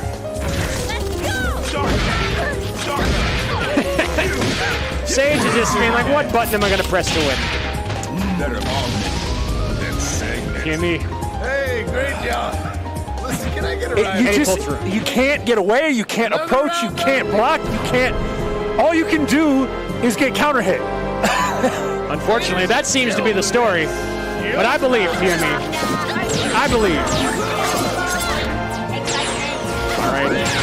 Yeah, Sage is just really expertly moving through that zoning, so PME decides, hey. I don't want your Philia. I do not want it. Yeah, pretty good choice here. Still scary team with Big Man on nice conversion. But Robo can really handle it a little bit better. Oh my goodness. Not a good getting hit though. Opts not to use meter. Because I got an instant overhead. That is a dead Robo if this combo finishes, which it should. Sage looking to take this tournament quickly. Double jumps out of the armor anti-air. Beautiful decision from Sage. Beautiful. God. Okay, meets him in the air. Gets the overhead. Oh, that's a really unfortunate situation there. It's not going to be enough to kill. Wasn't able to confirm off that, but gets the kill. All right, PME. Okay.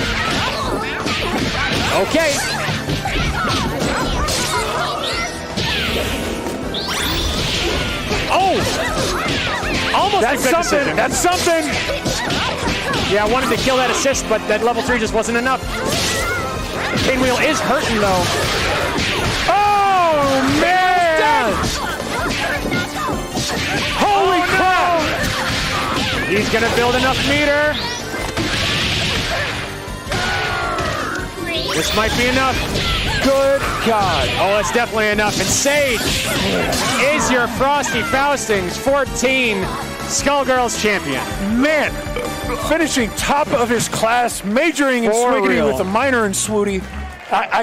He's got a doctorate. He's been hired. He's got tenure. He's teaching us all what this game's about. That's for sure. Just absolutely insane play. If you took away nothing else from that, you're looking at world-class talent. That kind of play is something that only happens with the most insane and egregious war criminals in this game. It's true. Sage has been doing crimes against humanity for a long time now, and it's great to see him do it here.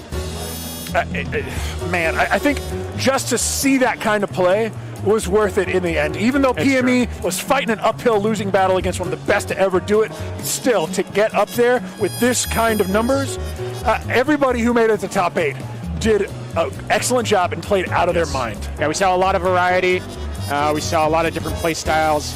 We saw a lot of different crazy moments. PME with that amazing avoiding the chip. I gotta watch that again. That was amazing. Yeah, this tournament I think is gonna be the new. You should really watch this one if you want to get into Skullgirls thing for a little while. Kinda, yeah. This was pretty damn good. You know, we didn't see like all of the characters, so we didn't see a Peacock team, which is pretty interesting actually. But you know, we saw a lot of what the game can offer and what you can do as a player to express yourself in it is just something so special. Yeah, I'm gonna say Dry Trap and Cat Pie were my breakout. Yeah, players. Cat Pie was really great. Cat Pie and Dry Trap both played their hearts out and got really far in this tournament. So big hats off to everybody. But I'm really proud of those people that showed up and are not used to this setting and still managed to go far. So let's talk one more time about all the people that made this amazing event. It's been a hell of a day, but we finally wrapped on Skullgirls at Frosty Fausti's 2022. What can you say except to be speechless at that action? I'm just so happy and proud of every single person here in this room that keeps this game alive. I can't imagine spending more time with, I can't imagine any other way to spend as much time as I have, not only playing this game, but meeting the players and being a part of the community. And it's just so wonderful to see not only the game flourish, but the community flourish and come out and put on such a great show.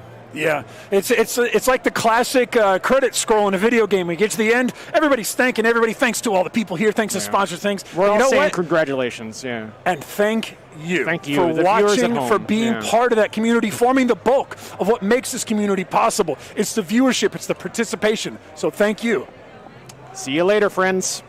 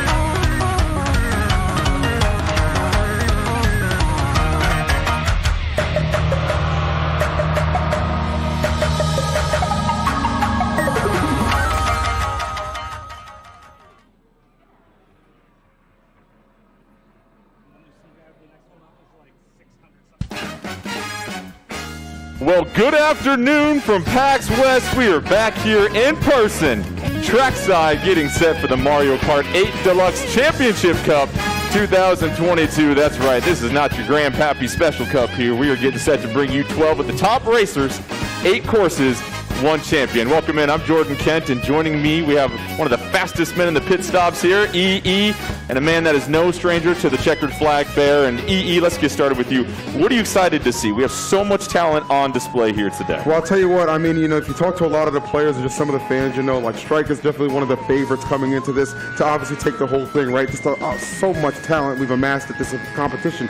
But for me, there's a wild card pick I would like to go with. My man Bowser. He qualified here by winning the PAX Arena. He's won on a stage like this before. He feels very comfortable playing in front of a live crowd in that kind of environment. I think just seeing how these players adapt, you know, the differences from online to offline is really what's going to be telling about this whole event. And Bear, we're looking at so much skill on display here. Definitely. Where do we find the separation between these 12? Because it's going to be chaotic. So it really depends on every course, but in reality, you want to make sure that you have the perfect lines, go as fast as you can. But if you're not, you want to be really strategic with your items. So you're going to have a lot of good item play. People have to have like great course awareness of the mini-map, and then that's going to make or break for a lot of these races. Well, let's buckle our seatbelts and take a look at the rules here today. As we've mentioned, we've got 12 racers, 8 courses, 1 champion. Most points after 8 races wins. Seems pretty simple to me. 150cc. This is the way that we're doing it here. Normal items, all vehicles, smart steering off. Yes, you have to have your license ready to go here for this one. And let's go ahead and check out these courses. These were selected by the racers, and this will be in a predetermined order after a random draw. You see 2 courses from each of these 4 following cups here. And starting with this here, Bear, obviously the courses will play a huge role in the strategy race after race. Yeah, especially given that every single one of these courses are derived from, you know, all the retro courses, but the tour courses themselves, I'm very excited because these all have different variations of their specific Mario Kart Tour courses all on one track. And given that a lot of these courses have great comeback factor, you're definitely going to see some chaotic racing going on. You hear the round of applause for our racers as they get set, and EE, obviously it's Mario Kart. Yes. Items play a tremendous role in your success. You can say it isn't 100% skill. You sometimes need a little bit of luck, and there will be some gamemanship going on as far as when these racers decide to get their items. I mean, you know, honestly, obviously skill is a big factor to any, you know, game you play at a competitive level, right? Mario Kart being no exception, but the fact that items can, like, at any given point really kind of swing the game back into your favor, right? It can really determine, you know, you can be leading for 2 laps right there in that first place, and then somebody just out of nowhere, man, that shiny blue shell, spiky blue shell can really disrupt a lot that's going on. I was talking to my man Bear about that. He says he can't count the number of times he's been in first place. It's all looking good, and then just boom, in an instant it's done. Hey, you got to be in first place to get hit by the spiny shell. That's what matters. Look, it's the way it's basically rewarding you for being so good at the game. It's a nice little present, nice little spiny shell present for you to get hit by. So going along with that, we're going to be keeping our eye on 3 different levels of this race. Obviously, you have your front runners, and there's a strategy that goes with racing in first place because you have to be very defensive. Yeah, front runners really they're probably phenomenal at doing time trials, so they really know their lines, they really know their course. They're going to hold defensive items as much as possible, get that distance, and then you're going to have these mid-pack racers who like to play second, third, fourth, really play with second, third, fourth to hit out first, and then take it over on the final lap to make sure they get first place. It's a weird little kind of like honor code you have with second place as third, fourth place. You don't hit them. You don't, so that way you can hit first place. Then you have the chaotic people that are going to be in the back of the pack who may be just. Is that chaotic neutral or chaotic good? No, it's chaotic. It's chaotic good, but they'll probably pull really powerful items because the most powerful items in the games do not spawn until 30 seconds into the game itself for every course, but also 9th and 12th, they're going to have the most powerful items, and the way that they use them will make or break them. They're getting set for the very first race here, as we mentioned, 8 races. As far 8 races on these courses here, of course, you've got 12 racers. And how about G&B 75 from New York City? What do we know about him here, Bear? What has you excited about watching him race today? He is one of the most chaotic players I've played with, but also he was letting me know that he could probably alternate between different characters, so I'm curious to know what he decides to be on there, and solid racing overall for what I've seen from him. As we said, we're getting set for this very first course here, this first race. Yummy Bagel here, and we've talked about a lot of these different racers here. We have a Wario with Mr. Scooty, as we like to say at the joke, there's no holes in his game here. Yeah, I mean, I was wondering if you were going to bring that up. No, I had to go early with it. I mean, again, you look at all the racers that we have present, yes, they're from all walks of life, all over the planet. It's so good to see, but the one thing they all have in common, obviously, just solidified in their gameplay, how they play in front of this live crowd is definitely the thing that's going to be the most standout for me. And then, Bear, how about Adam, one of the heavy favorites potentially? Adam is a phenomenal racer. Very, very fast, very well lines. I've raced with Adam multiple different times, and every time I've raced with him, it's a pure pleasure because it's a fight to the finish. And we're going to see a wonderful race from them. Obviously, lots of competition around Adam. Brings us to our next racer, Strike from the Northwest, Boise, Idaho. And looking at Strike, also another favorite, and one of those Waluigis with the bitty buggy here, EE. Let me tell you something. I talked to Strike. I asked him, how are you feeling about this competition? What are you going to bring to the table? He says, I'm not leaving the stage without first place. That's all you need to know about him. After Strike, yes, the horn does work on the hat, by the way. We tested it out earlier. We have Mankalore from Columbus, Ohio here, Bear. Yeah, Mankalore is very well known for bringing very powerful items up front. So we're going to probably see a little bit of chaos from them. Great racing overall. After Mankalore, we move on to our next racer, Riding My Pidgey. Not quite yet a Pidgeotto. It's all right, but from Las Vegas. Obviously, he's done very well. Very competitive scene. We continue to move down the line. And how about Bowser from Quincy, Massachusetts? A little bit of a holler here. You got a double point right there, EE. I told you that is the wild card pick. He's been on this stage. He's won on this stage, and he's very confident in his Mario Karting abilities as well. I think that makes him an extremely dangerous pick. Then the very experienced LA Cruiser from SoCal, top down from Compton, California. Bear, you have to love what he brings to the table. LA Cruiser brings a wonderful energy, and he's going to be our token person using inside drifting bike, which is basically like Mario Kart Wii. Moving along here, it's Adrian from Tijuana, Mexico, crossing the border over here to get ready to race, and obviously another very solid racer for Adrian. Looking forward to seeing what they can do. And then Cozy Fog right here. Home track advantage from Redmond, Washington. Cozy Fog, DK in the bitty buggy. Solid racer as well. Still rounding out our 12 racers here as we continue to make our way and get set for the very first course here in just a second. And really with all of these here, Bear, they have so much experience racing against one another over the past couple of days here. They've had a chance to really build a really nice rapport. Yeah, a lot of them have been racing together, warming up, really getting to know each other. It's nice to see Anya as well, representing Montreal, Quebec. Very solid racer overall. We're going to see some really good driving from them. I've raced them before. Wonderful person. As we mentioned, a lot of talent on display. It won't be the same build for everybody, and that'll be exciting. It won't just be Waluigi on the Wiggler for the most part. And then we have G1989 from Vancouver, BC. Our only Roy racer, but also very talented on the Mr. Scooty. Oh, 100%. It's nice to see yet again, that representation from just all over. Got a couple members from Canada, obviously some representation for Mexico as well. NA all around, just an incredible talent pool. You got the little introductions right there. Little introductions, but big-time gameplay awaits.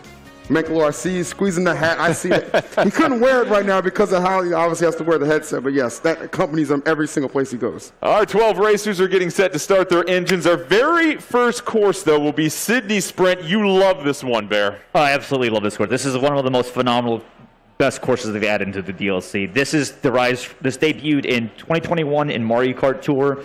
It's going to have two of the variations of the course combined, and the final lap, you're actually going to be going reverse of the Sydney Sprint. And one fun fact on this specific course itself is that in the Mario Kart Tour version, the trains, the toads, they throw actually mushrooms, bananas, and bombs, but in here they change it just to coins, so it's not as chaotic. It's nice they toss those coins. That inflation's real here, EE, and as they get set for Sydney Sprint, really it's a mid-pack course here, EE, meaning you're not going to necessarily hang out and bag in the rear end and collect powerful items because you've got to make sure you stay close to the leader. Well, I mean, it's quick, it's fast, and it's right to the point, right? This is kind of one of those reasons you like a course like this because you know you're going to get a lot of action right out of the gate. Obviously, queuing up right now. We have the countdown. We have our first race, and we are ready to go. And they are off. Here it is, the very first course in our Mario Kart 8 Deluxe Championship Cup 2022. You see G&B 75,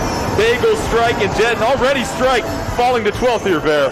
You know what? You got to make a comeback, okay? This is a great comeback course. You can't give up. It only really matters about the final lap. Mankalore in third. A lot of traffic in this bunch right here. LA Cruiser, your bottom right. Red Shell ready to roll. But how about Bowser, bottom left, has that mushroom here. EE certainly can utilize that here soon. Absolutely going to be looking to strike. As Bear said, comebacks are absolutely very prevalent on a stage like this. No reason to get discouraged in those opening rounds for sure.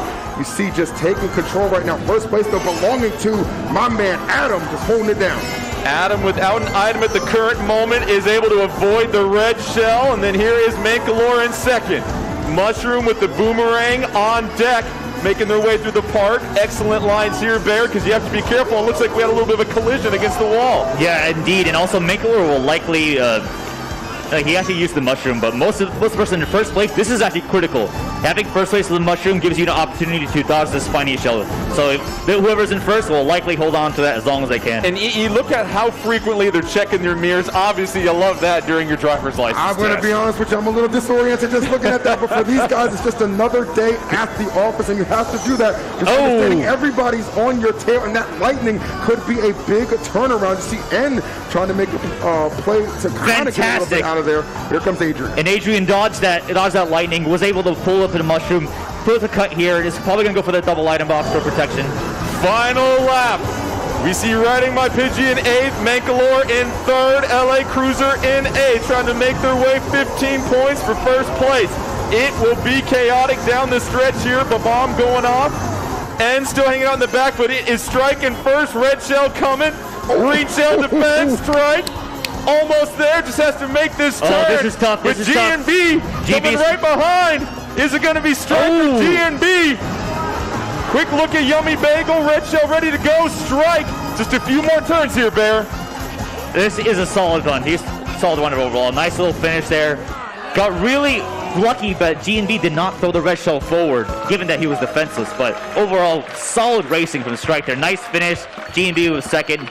Bowser with in third place and in fourth. Again, if you didn't get top 4, it's not over. You have 7 more races. It's all about your point placement in the races itself. Strike, an excellent job hanging out in first, and EE, of course, when you look back, when you are that front runner, you have to make sure you have a defensive item to protect your rear side. I mean, just the fact that he put himself in such a sensational position, just getting that first place and able to just hold it down. You mentioned the item play, like the item control, being able to hold on to those when you're most going to need them. Yes, being able to deflect all of the opposition coming at you is very, very important. Strike doing a master class at that to take that first course. Also, Bear, I love the strategy. In second place, you have to make sure that you aren't being too aggressive. You got to protect your second place because those are 12 crucial points in this whole scheme. Yeah, ultimately, like, that's probably the reason why that second place threw the red shell, even though optimally they probably should have thrown it forward because it would have hit first place on glider. But sometimes you just got to keep your points system when it comes to the Grand Prix overall, because it's the difference.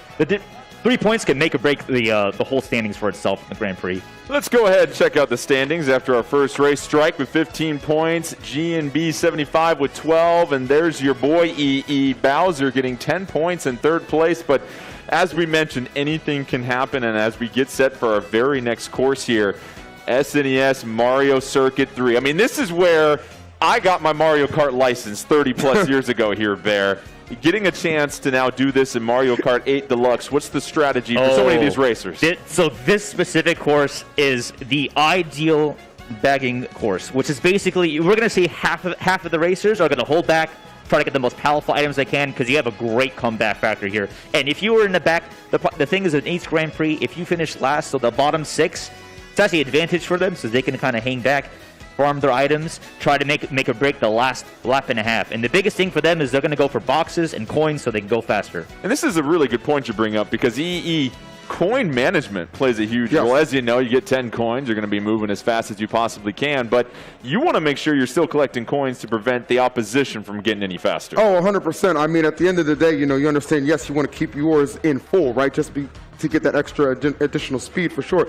But being able to cut off another additional resource for an opponent is huge, especially, when you see this field, how evenly matched a lot of these guys are. Sure, you'll have some guys who create some separation just naturally, maybe a little bit more skilled. But honestly, we said it all the time, items play such a huge part. You've got to know every little aspect. And Bear, what I love is mushrooms are so powerful on this course. There are so many different areas where you can save some time by just cutting some corners. Oh, absolutely. It's gonna be wild. If you have a golden mushroom in this course, you are, sorry to be ironic, you're golden. Nothing wrong with being ironic here. All right, here we go. SNES Mario Circuit 3. Strike was our winner last race. Let's see if you can repeat. Obviously, this will be a fast and frantic race, and already you see a little bit of strategy to go backwards here, Bear. We already see about 4 people that are going backwards. They're holding back. Actually, 6 right now. Wow. It's going to be insane. Yeah, just you want to keep an eye on who will grab lightning and who's going to grab an item to dodge that lightning. This is clearly not a Black Friday sale. Nobody in a hurry to get out there, and already we're taking a look at Strike in 11th and Yummy Bagel in 12th, hanging out there with those 3 mushrooms. But of course, there's a lot of ground you can cover with those mushrooms. G&B 75, but now we cut into Adrian with the star and a couple of mushrooms here. EE gonna eat up some ground. Honestly, for like the casual observer, you're probably so confused at just what just took place, but really it just seriously, it just makes so much more sense though when you realize the kind of items they're trying to gain access to and how this track itself does tend to play out. So really making some bold decisions, but we're seeing N right now in an elite position, got that first place on lock. How safe is this lead here, Bear, for Ed? Not safe. Not safe. You're in first place to the last lap of this course. You really have to make distance. So it is. Here we go. Whoever used lightning, 4 people dodged that lightning. So it is going to be an intense final lap here. It's going to be pure chaos, given whoever it has here. If you look at the mini map, N still in first, however, N finally growing up like a big boy and getting some more speed. Red Shell coming. And trying to fight off some competition. Coin in hand, looking for a defensive item. Going to gobble up that double box. Not in time, though, EE. Mushroom usage, perfect by GNB here. Going through, it looks like a nice little star. This could make or break. This could be Mighty Cell coming. Is it going to get just in time? Oh, my God. 1989 has to eat that, and GNB 75 stealing the victory here, EE. And I don't think Waluigi's taunt, it couldn't be any more perfect to describe what just took place. He absolutely snatched that one away. And Bear, you said it perfectly. Down the stretch, right? No lead is ever safe until you cross that finish line. And you know what? It pains me to see Roy getting hit. That is my boy. And it is difficult when you get hit right at the line, especially after the dash panel, because you really have nothing else to regain your speed there. That was really rough. But fantastic racing by GNB, and Strike maintaining that point lead there. That was pretty critical, because given that it's such a chaotic race, SNES Mario Circuit 3, honestly, if you place top 4 in that, you're winning. What I love is the collective groan from the crowd, because we've all been there before. Oh, yes, you're right there at the finish line, and then a Spiny Shell comes in just to ruin your Monday. Let's go ahead and check out Let's go ahead and check out the standings here. GNB 75 moves to the top, tied up with Strike here, 27 points. Sizable lead here, Bear, 27-16. Indeed. Just 2 races in. Yeah, that is a math. That's an 11-point difference. But it's still anybody's game. Anybody can still win this GP. Even LA Cruiser with 6 points. If LA Cruiser makes the top 3 finishes and the rest of the courses, he can still make it down there. Getting set for our next course here, we have Coconut Mall. Ooh. Obviously, if you have played Mario Kart Wii and have used that Wiimote and popped that wheelie on the motorcycle, you're very familiar with this course here. And Bear, real quickly, Coconut Mall, you love the shortcut that's early in this course. Love the shortcut early is pretty critical, but in reality, the best thing about Coconut Mall is if you have a bullet bill and you use it right at the Coco shops, you're going to be going through the whole mall, and you're speed running like you're a fastest mall walker out there. It is a fantastic course. Also, the one fun fact on here is that they updated the Coconut Mall, so the cars move now, and they spin at you, and they do little donuts. Okay, tricks in the parking lot. Reminds me of EE behind the wheel. Well, let's not talk about that, girls. All right, GNB 75 and Striker, your leaders, tied at 27 points apiece. They will take the pole positions here, and This time, more of a true start out the gate. You see those ramps. Obviously, green means you can go a little bit faster. And there's the shortcut to the right if you want to cut through the mall. Obviously, a mushroom helps out with that. Strike right now, EE hanging on to that first place lead. Yeah, I mean, Strike, you know, he's obviously, again, as I said, a lot of people, a lot of eyes on him for sure, and he's definitely demonstrated why he is such a phenomenal racer in these first two courses that we have seen selected. But man, I tell you, it's only going to get harder and harder. Even Bear, you pointed out, like somebody like LA Cruiser, a little bit of a rough start, but still has an opportunity to bring it back with the right amount of placement. Absolutely. And one of the most key things in any mall, don't go broke. So you want to make sure you collect coins because you want to go as fast as you can possibly here. And holding the mushroom in first place of Adrian, pretty critical because you have a nice way to make a comeback here. But it's difficult given you have Pidgey with triple bananas, putting that pressure into the beautiful, beautiful drag with that triple. Yeah, Adrian eating some potassium there and slipping up. LA Cruiser moving to first. Yes. Go ahead and do that for Gen X. I hear you, Mankalore. Ooh, Mankalore, swapping spots though here, Bear. The double mushroom and one of them having a triple single mushroom out this is super smart to hold on to that because you have two ways to dodge the spiny shell, but more importantly, you have ways to kind of make a comeback if you get hit. Riding my Pidgey, fireballs in hand, unleashing some fury. Has the mushroom. Here comes the spiny shell. Let's see if Mankalore was able to dodge this correctly. No pressure on them at all. Let's see. Let's find out. Mankalore avoids the spiny shell and stays in first place, EE. Cool as a cucumber, like not even a chance that was going to touch him.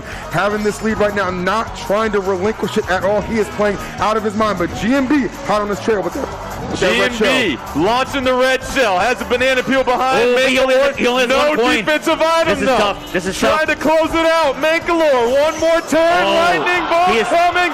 Can Mankalore makes it through? Tiny size and all. Mankalore getting the checkered flag. He makes it through, and the two Warrios were able to dodge the lightning. Yummy Bagel and Adrian and make it to the third and fourth spots, which is pretty critical for them. How about Strike falling all the way to 10th in that race, and that is now bunched up the top of the standings here. So as you mentioned, anything can happen in these given races here in EE. I almost feel like a commentator cursed it to an extent, right? I was like, the door is still wide open. We are still very early into these courses, and just like that, you see somebody who was, you know, at the top of that leaderboard just have a very bad race, and, you know, that can really play a hand in how this is all going to fold out. That young man right there, Mankalore, he put on a heck of a performance in that one. And the key thing is all the other racers understand who's the point leader, and if you're a smart racer, you understand I am not going to hit last place. I'm going to hit with the point leader. So if I was competing, I would definitely hit whoever's in first place because that's the only way you can do it. You have to hit him out. It's part of the game. It's part of the Grand Prix.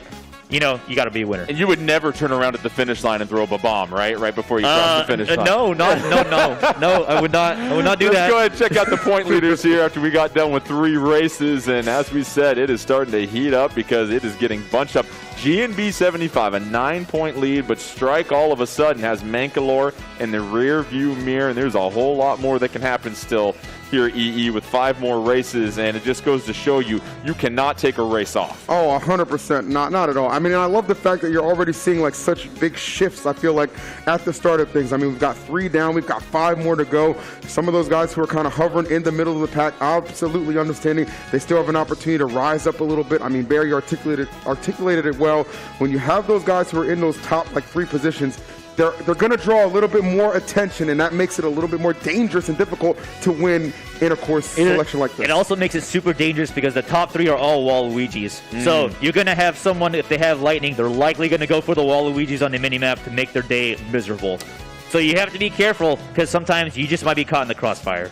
So we saw a rather simple course a couple races ago, SNES Mario Circuit 3. Now we're getting ready for a course that has a lot going on. Ninja Hideaway here, Bear. This is by far it was Big League my favorite course in this game. Ninja Hideaway overseeded that. Ninja Hideaway is a phenomenal course. Very technical. You need to learn it to understand it and enjoy it. It debuted in 2021 in Mario Kart Tour.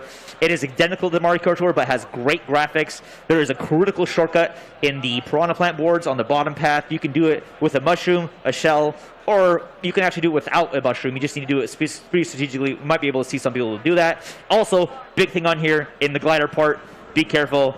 Thunderstorms are coming. You're going to get a lightning bolt pretty likely if you're in the glider section. Yeah, it's a huge glider section, so we will see if GNB 75 can hang on for the lead. There they are in the top left and third right now, but Keep an eye on who gets a shell or a mushroom. We mentioned a very sizable shortcut if you stay to the bottom. A lot of the racers here deciding to go to the top here, Bear. Top path is the best path to get coins in your double item box in the first lap.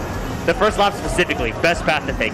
Riding my Pidgey, taking the shortcut already in the glider section here. Mushroom and a red shell. You love to have that item combination, EE. Oh, absolutely. I mean, at any given point, take out somebody in front of you and then make up some ground as well, or just put some distance between you should you need to escape a tricky situation. We see N there taking a big hit, and that's going to allow Cozy Fog to slip into first place to enjoy this lead momentarily. But you see Adrian hot on his tail as, again, you just see the ever-changing ebb and flow of how the gameplay can go. Nice draft from Adrian here. Yes, very nice draft right there as the two of them are switching spots here at first, and it's really a two heavyweight race at this point, but a lot can happen. And as you get to laps 2 and 3 here, Bear, what do you have to really keep in mind if you're a front runner? Right now, the Spiny Cell coming through to hitting Pidgey, sadly. Here it comes. Spiny Cell locked in and knocking Pidgey out of the air. That's the worst. Just short. You hate to see it. You hate to see that. That's hard. Mankalore in second. Cozy Fog in first. Cozy Fog doesn't have a defensive item here, though. Has to be very careful, EE. Yeah, Cozy Fog understanding, but look at that 10 full coins. Oh, Adrian making a very rare miscue on that. Going to lose some ground as we see Mankalore hot on Cozy Fog's tail, and this is really big for him. If he can amass 2 first-place finishes in a row, that's going to be huge for him in the standings. Yummy Bagel trying to take a bite out of first place. Cozy Fog making their way through, switching to the mushroom. Nice. Able to get through to the shortcut, and now it's Mankalore. Chaining boxes into a double red shells is pretty great for the last run here. Depends what Cozy has, but we never know. Oh, he has nothing. Oh man. Oh, this is rough. Yeah. He will likely get hit. An ape with just a tie, doesn't have a single item, and it's going to be Mankalore. Mankalore gets knocked. And Strike in first place. With the beautiful red at the end there. Oh my goodness, what a wonderful finish from Strike. So smart, understanding that Mankalore was going to throw that red. Redded Mankalore right after, defenseless. Solid W from Strike, with Yummy Bagel making it second as well, and Jet with third. Strike being so cerebral right there. I mean, how often did we even speak his name on that race? Not one time until those closing seconds where he just creeped up and just boom, took control, took the lead, and reasserts himself at the top of that leaderboard. And we talked about luck, Bear. If you get stuck in a situation where you do not have a defensive item and you've got some heat coming behind you, there's not a whole lot you can do. Honestly, the best thing to do is slow down. If you see some of the players are not using their back cameras as much as they should be, you need to see what's behind you. If someone has a red shell and you're in first and you got nothing, slow down. There's no reason for you to get hit later on unless you're going to get the double item box, unless you can be able to execute a wall dodge, which is pretty difficult to do but some of these players can do it. Yeah, we saw Mankalore hustling for that double item box, could not get it in time, and then got passed by a handful of racers. Let's go ahead and check out the standings here after we are now 4 races deep in this championship cup here, and Strike right up top. And how about that? Just a 1-point lead, EE, over GNB 75. He said, I'm back. Y'all forgot about me now. Don't let one bad race make you forget exactly who I am. Yes, Strike taking the #1 rank as it stands right now. We're halfway through these courses, but it is really kind of heating up. You see G and B only 1 point separating them, and then Mankalore, we've already seen him make a rise before. No reason to think a couple of solid top 2-3 placings can't help elevate him some more. This first place, while in the hands of Strike, it is far from safe. Halfway through this Mario Kart 8 Deluxe Championship Cup 2022. Now we're getting set for Shroom Ridge, Bear, and this is a track that you really love. A lot of turns. Obviously, you've got some Labor Day traffic here. It's going to crowd things up. What do you keep in mind here? The biggest thing is that in DS Shroom Ridge, you do not have double item boxes. So you need to get every item box that you can possibly get. It is super vital. There are 2 critical shortcuts, one with a glider section they added, and one at the very end with the pipe wind. You need to have mushrooms for both, but we're probably going to see people front-running this course. This is a beautiful front-running course. Strike a 1-point lead over GNB 75, and already it's Bagel out in first, but battling position with Strike. Strike able to pick up somebody EE with that red shell. Yeah, not a surprise. I mean, you kind of have that little bit of a cluster, right? Just put some separation between you guys, and then just off to the races we go. It's the end right there. With the first place currently right now, trying to absolutely reestablish himself. How about that? So, critical thing here, N actually made the smart decision of using the inside drifting Yoshi bike, because this course is phenomenal if we're inside drifting. So they actually changed it into anticipation of this course for the advantage. And you can obviously take a much better line in that situation. And you mentioned no double item boxes, so you're going to have to be very careful And here comes the spiny shell. Let's see what happens with first place. I'm pretty sure they're probably going to try to hit the car. Well, they probably did, or they had a super horn. And was able to avoid it. However, you see the blooper come on screen that's going to block some of the vision, but EE, you figure they know these courses like the back of their hand, and it's Bagel in second. Oh, ooh, Bagel eating the green shell on their 9. Jordan's first commentator curse of the evening. You love to see it right there. They're focused on Strike in that second place. He is chasing down, but you see some good separation between the two. Pidgey making a play right now, going to go back and forth with Strike, battling for that second and third spot. Given how wide the pack is and the Wario in the back and the blooper coming out, it's very likely we're going to have showers coming up here with the lightning strike. And in first, you heard the forecast coming, and yes, there is the lightning bolt. GNB 75, however, in that bullet bill, making huge ground here, Bear. Yeah, it is critical. You need to understand that once the blooper comes out, you have a high chance of a lightning, and you need to be prepared for it. And GNB did a great job understanding it, but a spiny shell is on its way. The only thing they can do here is hit one of the cars, but they don't. They opt to get to use the coin. GNB eating it, and Strike trying to build upon their lead. Leaves the bomb behind, and Strike's going to pick up 15 more points. Strike did a critical thing. Used the mushroom at the pipe cut. Bombed back, which was smart, given that they had to protect just in case anything happened. GNB fell into third from that spiny shell. Strike for that first. It is shaking up the standings here. This is a fantastic top 4, top 5. Honestly, after the 5th race, what a phenomenal racing. And really, EE, the decision-making, the final 10 to 15 seconds of every single race has really determined the outcome here, and it really feels like Strike is doing just enough to hang near the front and then capitalizing on any mistakes. I mean, it's the collective gasp from the crowd that you're hearing that really lets you know just how close these races really are. You have somebody who seemingly, has it well in hand, but as you said, those last couple of seconds really just determines how it goes down. And Strike has found himself to be in a position to just succeed time and time again. Great item management, knows the courses, great track selection. I mean, what can you say about this guy? Obviously, like you said, there's still plenty of room to work with, but he has got to be the one everyone's got their eye on. And even with that said, they can still not stop him. Now, Bear, what's interesting is we had a conversation about these loadouts and the cart selection, the wheels. Tell us the thought process with these top-level players. I know there's a lot of folks watching us that are trying to dip their toe into the competitive Mario Kart 8 Deluxe scene and want to know, where do I even begin as far as my ride? So the most important thing is your tires. You want to have something with a high acceleration, high mini turbo. You will notice a lot of them are using rollers, which is azure rollers. The red rollers are blue rollers.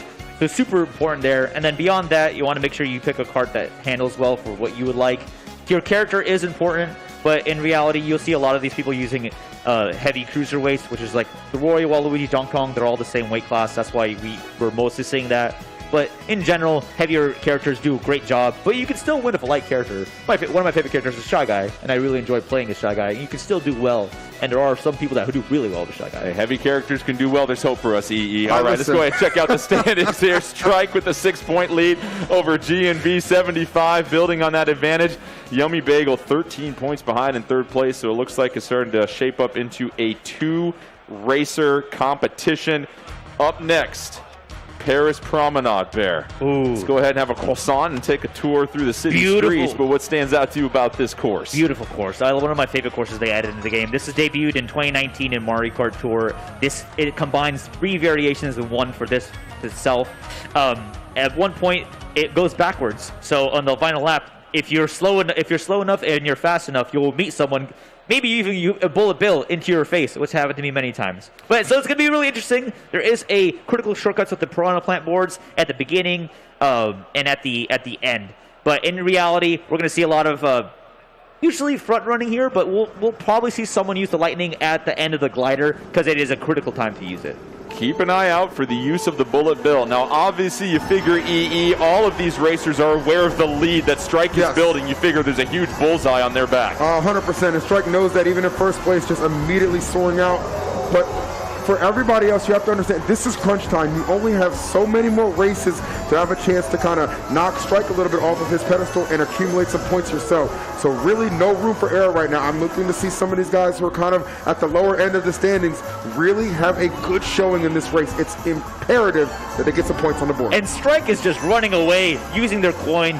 Gonna start probably holding onto that green shell for protection. Really smart for them to just be able to understand that they need to get this lead as far as possible as they can right now. And we saw Strike just run into the wall there, lost a little bit of ground. Here's a look at Adam in third place, sending the red shell forward. G&B 75 in fifth, trying to force the issue a little bit. Oh, gets smacked by the fireball, and that'll bring them back to the pack, EE. Yeah, those stray item hits, man, sometimes they can really throw a wrench in your plan. Even somebody who's kind of higher up on the leaderboard. Yes, you kind of have a slower start, and that is the, position you can really find yourself in. And right now, in that second position, really trying to hunt down Strike. Here comes a blooper, and everybody is going for the double item boxes. And there is so many people back there with superstars, and a spiny shell on the way is very likely. This is going to just go really rough for Strike. Hopefully they make a comeback after here. Final lap, Strike gets smacked by the spiny shell and gets past.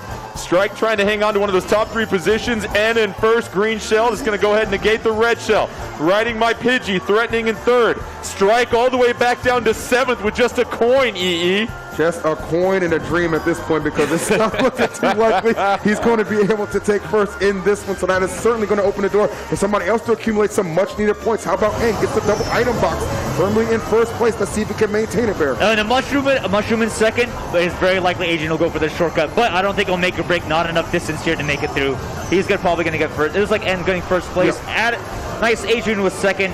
And I believe Adam got third place there. Strike was also making their way forward, used a star right at the end, so we'll see how it finally shakes out. But looking at the results, Strike getting 5th place, and so that allows G&B to move a little bit closer, but still a 7-point lead for Strike. And with only 2 races left, starting to look pretty impressive. If you are Strike, you've got to make sure you now protect that lead, because everyone's going to try and bring you down. And really, EE, it's just that spiny shell that comes at the wrong time can totally negate a perfect race through the first 2 laps. And it's tough too, because if you don't have the right item to combat it, or you're not in the right situation on the course as well, it's really just kind of to take the hit, lose the momentum, and just hope you've already amassed enough of a lead where it won't put you too far behind. In the case of Strike, 5th place finish, certainly not something I'm sure he's accustomed to based off the standards he's set, but still able to maintain the lead overall, so that's a good thing for him.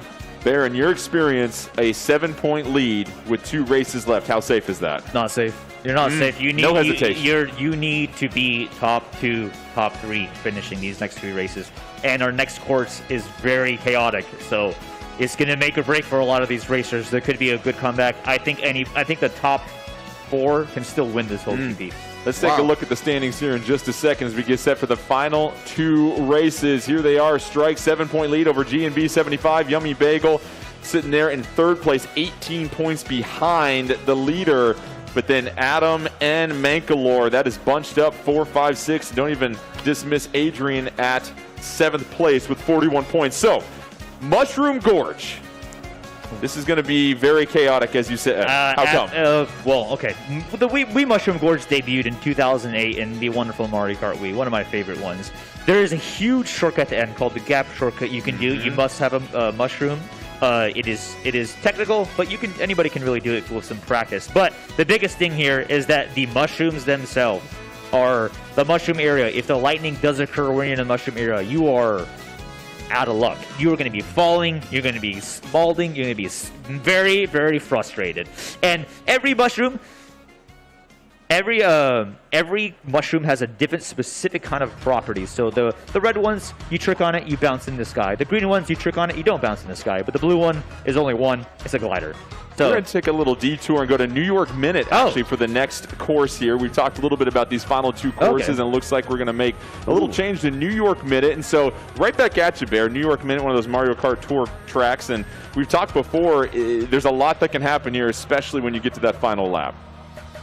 Okay, yeah. So for New York Minute, it combines basically the 4 variants into in 1, 2, and 3. So you're going to go through all of New York City, see all the famous landmarks, and then in general, you're gonna. One thing with New York Minute, it's going to be super slick and watery, similar to Neo Bowser City if you race in this game. So it has this kind of slickness to it. Your drifting is going to be a little bit different. At one point in the course, it does go into technically reverse.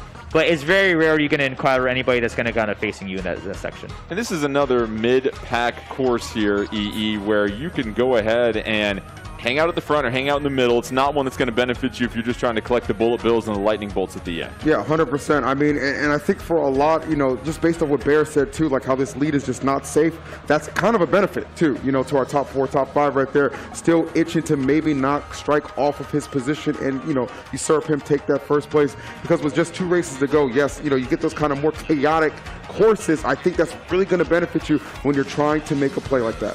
One thing I want to say, Bear, a shout out to the wonderful crowd we have here as well too. Indeed. We have got just an excellent group of fans here. It's great to be back in person as well too. You feel the energy here.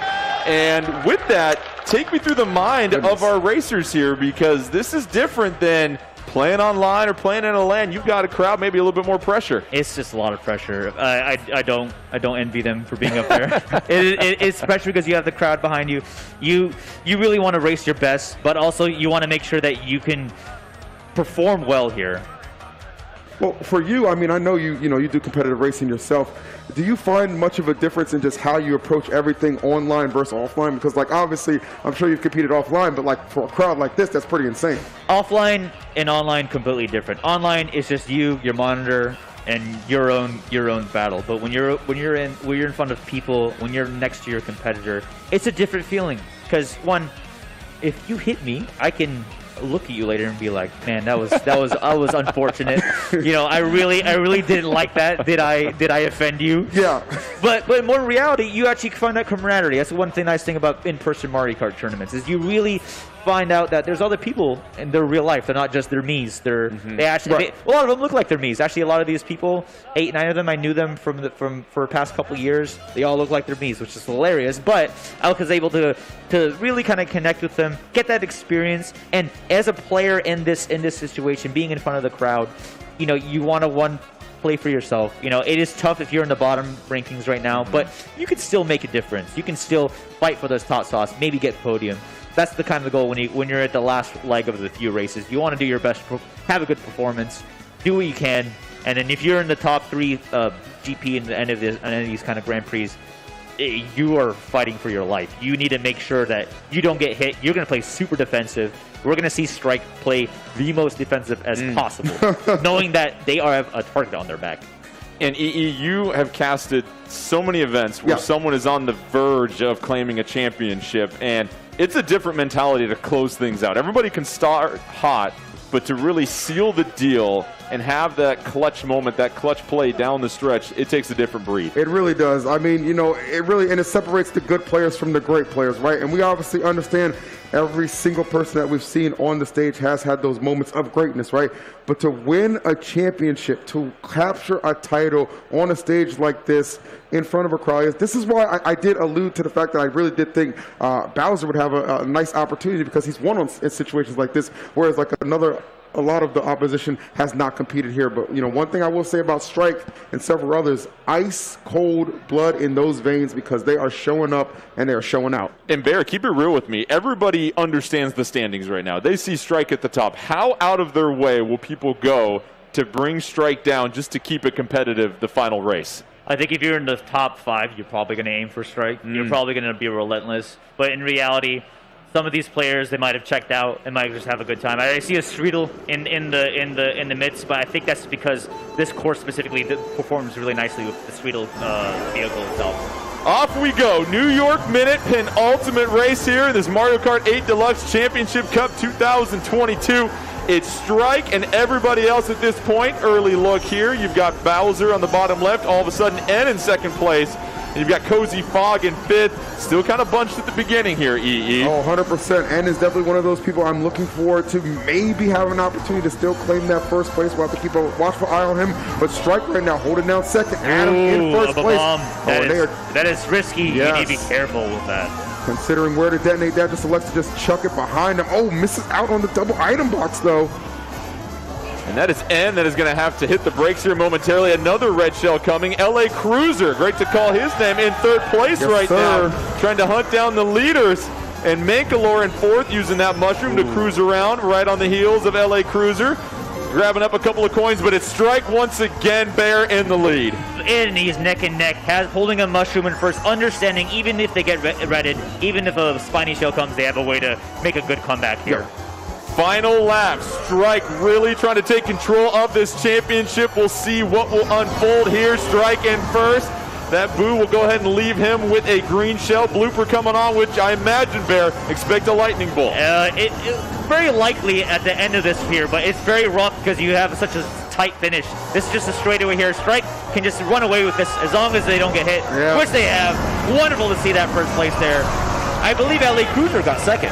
And Strike picking up another win. It might be enough to clinch it. LA Cruiser rising out of the ashes here like a phoenix and getting 12 points. How about Pidgey sliding in there at third too? Yeah, Pidgey doing very well, getting third here. So we'll see what the final leaderboard looks like, but it just really seems like it's Strike and everybody else right now, Bear. At this point, it was between Strike, GNB, and a few other folks, but Strike is that first place finish, and I saw where GNB finished, really shook things up. All they have to do is pray that they have a lucky Mushroom Gorge run, and it can go hard. It can go rough. As we get set for Mushroom Gorge, our final course here in just a moment, it has been Strike that is claiming the majority of the checkered flags. We have one more race left here in this Mario Kart 8 Deluxe Championship Cup. And EE, you really love the fact that Strike rose to the occasion. As you see the standings, Strike building a very sizable lead heading into our final race. In fact, that should clinch it right there. 18 points ahead of GNB 75. That'll probably do it. So to this point, we get set for this exhibition race and just a chance to wave to the crowd. Well, the thing is, I mean, Strike, you could tell he's obviously driven in New York traffic before. Everybody else, not so much. You know, you saw they were having a little bit of trouble. If you've ever been to New York, you know what I'm talking about. But Strike, a veteran in his field and obviously separating himself from the rest of the pack. You said that lead, double digits, one race to go. It's going to be incredibly unlikely that he lets go of this one. But I'll tell you what, nothing wrong with fighting for second, too, because we have a lot of good competitors still here who can make some waves. Well, of course, bragging rights, Bear. I mean, you can say that you came here and competed against 12 of the top racers and you held your own and finished possibly top 3. Yeah. It is a fight for podium at this point. Mathematically, Strike is in a good spot. The point system-wise, great spot there, but I really want to see who finishes second and third. Given this race, Mushroom Gorge, one of my favorite week courses, very phenomenal. We're probably going to see some pure chaos here, given that a lot of people will probably get really rough time in the mushroom area. Keep an eye out for the final turn. There's a huge gap skip. You will need a mushroom and a lot of technique, but that is something that these racers can certainly pull off. Final race here as we get set. Strike, your leader, but there is still second and third place to race for here. Yummy Bagel, the top of your screen, N6 with those 3 bananas. LA Cruiser, after an impressive third place, hanging out in second to EE. Oh, absolutely, and I'm glad to see LA Cruiser, even though it's a little bit late, making a little bit of a resurgence to make sure people are aware, yes, I am in this as well. But and right now, take a look at him. He's got that first place on lock. Obviously, we know it's very early, so it's far from safe. But Strike being so far behind, a little bit telling that everybody could have some eyes on him and just like, you're not winning this one. N is in first, has the coin, looking for a defensive item. No real immediate threat behind them. Adam with the star and a couple of mushrooms, making their way forward. Excellent use of the draft there. And Bear, we keep an eye out of Bowser as well too, Bear. I would keep an eye out anyway back here. Oh, that is their early lightning. Interesting that spot there, because given that where the pack was, whoever used that really wanted to hit someone specific, not really the full frontal of the pack itself. Here's Strike with the Piranha plant, giving a little bit of a boost. Here comes a spiny shell though. Adam gonna take over first place here soon and gonna eat. Oh, avoids the spiny shell right there. Ooh, but Adam actually was able to execute the gap cut really nicely and is now in first place here, dragging a red shell. Pretty nice defense here, but it all really depends on this point here with Strike hanging in at second, not giving up, knowing that they're in a really good spot. Yeah, they still want to fight here. Strike wants to put this thing away here, EE. Leave no doubt whatsoever who's the top racer. And the last, this is going to be rough. Anything could happen. A lightning, another spiny shell, it can be really rough time here. Ooh, and Adrian with the, oh, here we go. There's the lightning. Adam able to clear the gap, though. That's huge for Adam. Trying to close it out. Can Adam make it home? I believe. Adam in the Wiggler. No, Adam gets past. No. And how about that? At the tail end, a trio of Waluigi's leading the way. Strike finishes in the top 3, but what a remarkable finish, and that is N just blowing by at the last minute, getting the checkered flag. I love to see that because N was in the lead at the start of that race and was able to just at those last seconds again continuing to prove the the old story true. hey, that first place lead, it's never safe. Those final seconds always so telling, and able to sneak his way in there. But how about Strike? He did a good job playing from behind too, balanced back to another top 3 finish, and Bear, of course, assuring that he is going to be your victor here today. So it's a foregone conclusion that Strike was going to run away with this, so congratulations to Strike, our champion here for the Mario Kart 8 Deluxe Championship Cup 2022. Huge round of applause for him. But let's go ahead and check out the final standings here in just a moment, because as we said, there's a lot to race for here, Bear. It's not just about first place. It's coming here saying you race against 12 of the top racers and you finished in second or third potentially. Yeah, and that's a big proud moment, because podium, when it comes to racing, top 3 is what really matters, because the game itself rewards you for top 3. So being able to say that you get placed second or third in the Championship Cup was going to be a wonderful experience. Big bragging right, but and also in reality, one did want to mention, great racing for everybody on here. Even if you below top 3, you were one of the few out of the thousands that made it here. You put on a good show. You did your best, and it was really fun watching everybody. And obviously, EE doing it in front of the live crowd. With these stakes, it takes another little step to do that, and that's going to be some valuable experience for a lot of these races. Oh, because, I mean, it's the thrill of winning, right? Like, obviously, these guys love to compete. That's why they're in a position that they are in lap. The adulation you get from the crowd right there as well. Shouts to the crowd, making some noise for our winners and all our competitors. You love to see it. For Strike, that's just got to be a good feeling. Like, I am not just somebody who brings the heat online. Like, you could put me in a live setting like this, and I will thrive, excel, and obviously win. And Strike just really dominant as well, too, Bear. I mean, it's hard just to win one race with this type of talent, but we saw him win a handful of races. And let's go ahead and check out the final standings from our Mario Kart 8 Deluxe Championship Cup 2022. As we mentioned, Strike will be at the top of your leaderboard, a dominant 20-point victory. But how about G&B 75 in second, and Adam and N tying for third place? I think they might do one extra course in the back to figure that out at that point. But awesome to see just how competitive things were there, Bear. Yeah, I had a feeling that we're going to have a point differential among the top 4 going into here, because given that if once one person gets their front running and gets away, they're going to be able there. It's wonderful to see Strike place 93 points out of the maximum, I believe, 120.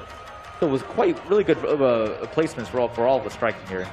Let's take one more look at our champion, Strike. Strike with 93 points. Yes, sir. Dominant. Looked effortless at times. There you see being awarded that Mario Kart 8 Deluxe Championship Cup trophy. Go ahead and put that up. Those are rare to get right there, EE. Oh, I'm telling you, man. You can go ahead and just hang your jersey up next to it, too. Just remember, I mean, this is a moment, too, for a lot of these guys. Like, even if you didn't necessarily win, Strike obviously being our champion here, you're going to remember that. It's going to stick with you for a long time to come, and probably for the rest of your life, because moments like this, they don't come easy. And Strike, he fought hard for it. He won in a dominant fashion, and that's something to definitely hang your hat on. And Bear, one thing you pointed out is coming into this weekend, a lot of these racers knew of each other online, but things changed when they saw each other in person. And over the course of the last couple of days, there were some bonds that were certainly made. Yeah, definitely. A lot of newfound friendships, understanding each other. They've formed up a lot almost every other night. Just kind of understanding, like, we're actually human beings, and we're playing Mario Kart 8 Deluxe at PAX. This is wonderful, and on the stage itself. So it's been really nice seeing that. It's a whole different experience when you're playing in person with someone in Mario Kart. It's a lot more fun. You can have a bit of banter. You can also, try out some new things that you may not be able to have done online. What would you say to somebody watching this right now that is thinking about getting into Mario Kart 8 Deluxe competitively? What would be a word of encouragement, or where do they get started on their journey? Honestly, when it comes down to it, is finding your local area that will probably want to run LAN tournaments. Like, a lot of people will run LAN tournaments here and there. The biggest thing is dipping your toes online at first. Going to regionals worldwide is fine to dip your toes, kind of see how you feel, see if you like that pressure, because it is a pressure when you're playing any game competitively. Mario Kart alone, you're gonna have 80% skill with racing and 20% luck. So you just want to keep that in mind if you're trying to get into this game competitively. That's going to be like that. That'll do it for the Mario Kart 8 Deluxe Championship Cup 2022. For EE, Bear, and our wonderful crew, I'm Jordan Kent. Thanks again for joining us. Stick around in just a few moments. We'll bring you the Splatoon 3 Enter the Splatlands Invitational 2022. You do not want to miss that. We'll be back in just a moment.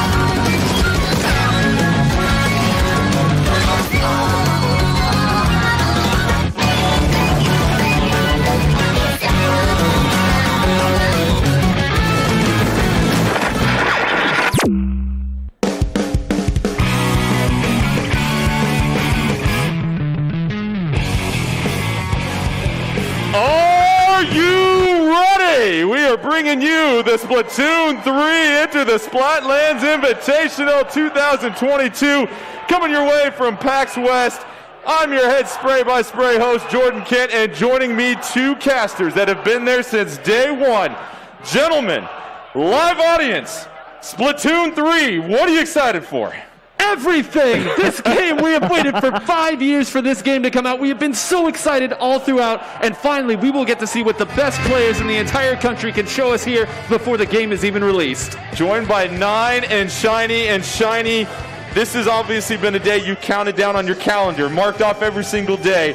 We have some of the top teams in the U.S. here. What are you most looking forward to? You know, it's rare to have so many high-level teams in such an early state of the game where they're able to try out these builds early and really test the limits of what this game can offer. So to have the talent that we have available here, with some players hitting 3,000 XP in Splatoon 2, it's only a matter of time before we see what they can do in Splatoon 3. Let's go ahead and check out the early bracket as we get set to crown a champion here today. We are still going to find some seeding here and some turf war, and as you see, our mini bracket teams battle in a mini bracket to determine seeding order for the semifinals. It'll be turf war. Those are 5 of your new stages as well. 2 stages can only be played once, and as we mentioned, we've got 4 of the top teams in the US, and for more on that, we turn to another member of our team, Ashley Esqueda, and Ashley's going to have more on these squads that'll be competing in the ink here today. Ashley.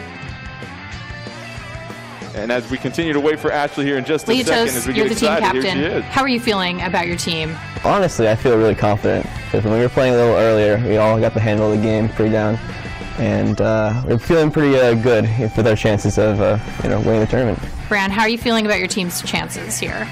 Feeling pretty confident. I think that going into this tournament, we've been known as the best team in the Western scene across both North America and Europe, and we're looking to continue that streak here. Bagel, Splatoon 3, new game. What is your favorite new special? Mine would definitely have to be the ink vacuums, mainly because I really like the utility it has. It was really fun to use. Synapse, what is your favorite part about Splatoon and the community it's built? Because it's kind of a special thing, right? Yes, I think honestly is the content that is being pushed out in the game, because in Splatoon 1 there wasn't that much content being pushed out, and nowadays almost everyone's getting in the hang of making content for YouTube, and it brings the community more together than before. On the count of 3, I would just think about it really quick. Which team is going to win this tournament? And when I count to 3, I'm going to point at you and you can all say it together, okay? 1, 2, 3. Jackpot. Super B! Jackpot.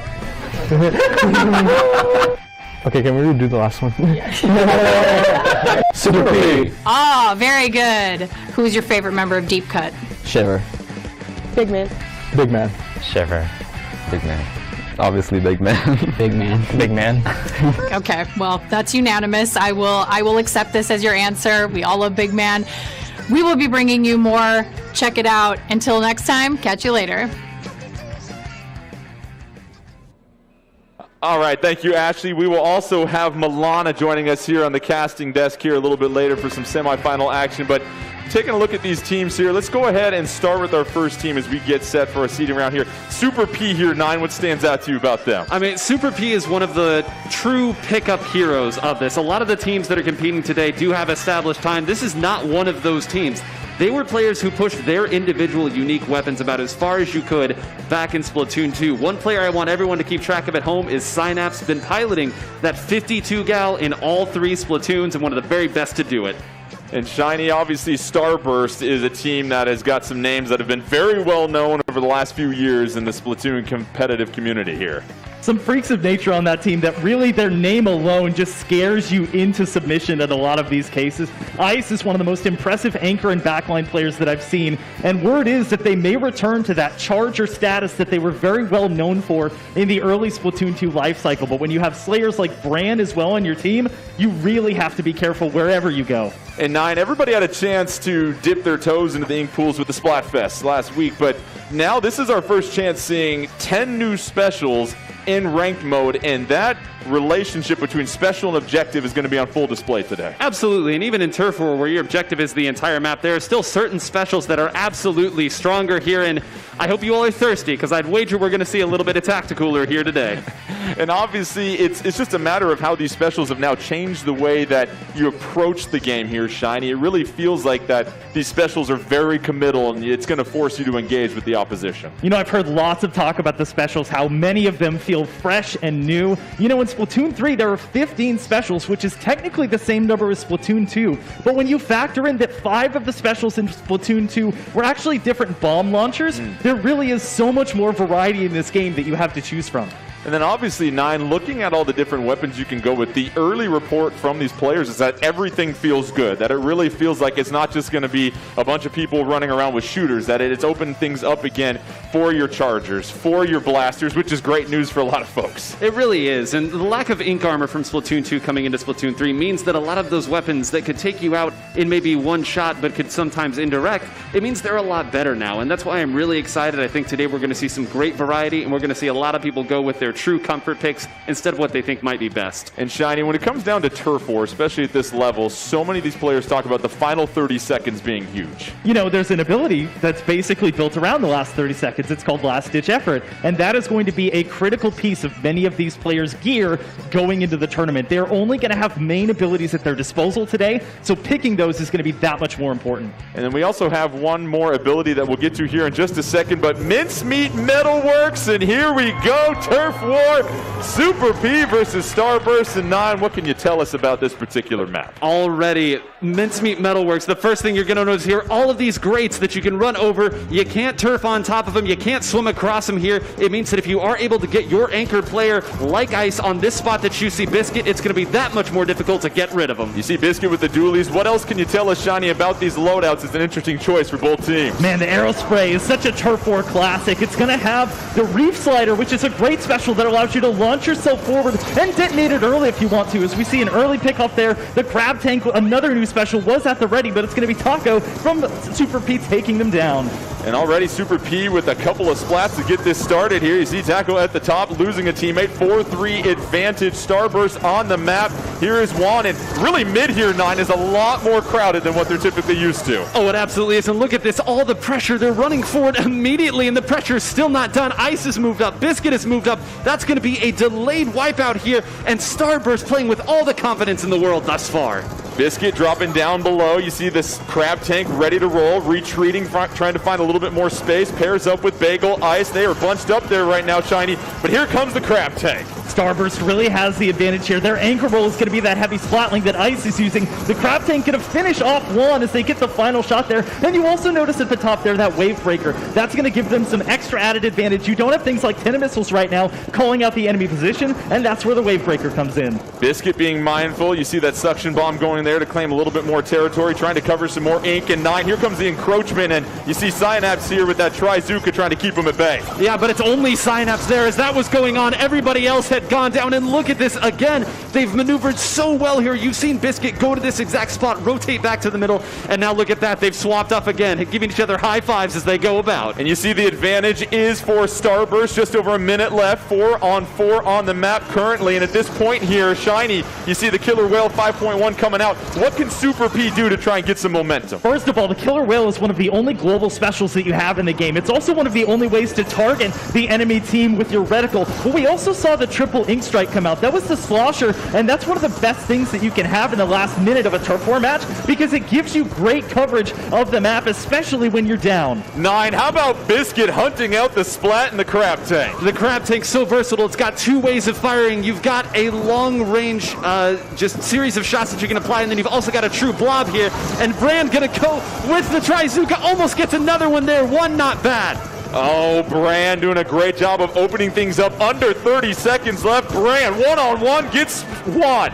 Here it comes Brand, trying to approach a little bit closer, trying to pick off Taco, trying to move away to the side, gets splatted, and Zach, here's an opportunity for Super P with a numbers advantage. Brand's devious run has come to an end. The tricky thing about that Trizuka is that if you don't get those shots fired up right away, we have a 3-1 as well. Speaking of try, is it enough? We'll see. A late push by Super P. Maybe they took the game. That's a lot of teal. Let's get the result. It is Super P getting the win at the end in 9. That is why you don't give up. You see the look of disbelief on their side. I think I heard their call-outs and their screams all the way from up here, and there's about 20 rows of people here. That's why we say it's the last 30 seconds that matter here. That entire time, they were getting pushed back. All it takes is one overextension, one combination of specials that are able to take a couple people down. Eventually, they had to move back, and they did not look back. And Shiny, it really felt like when Brand went down, that's when things collapsed for Starburst, and Super P taking advantage of the situation. We mentioned the final 30 seconds so key.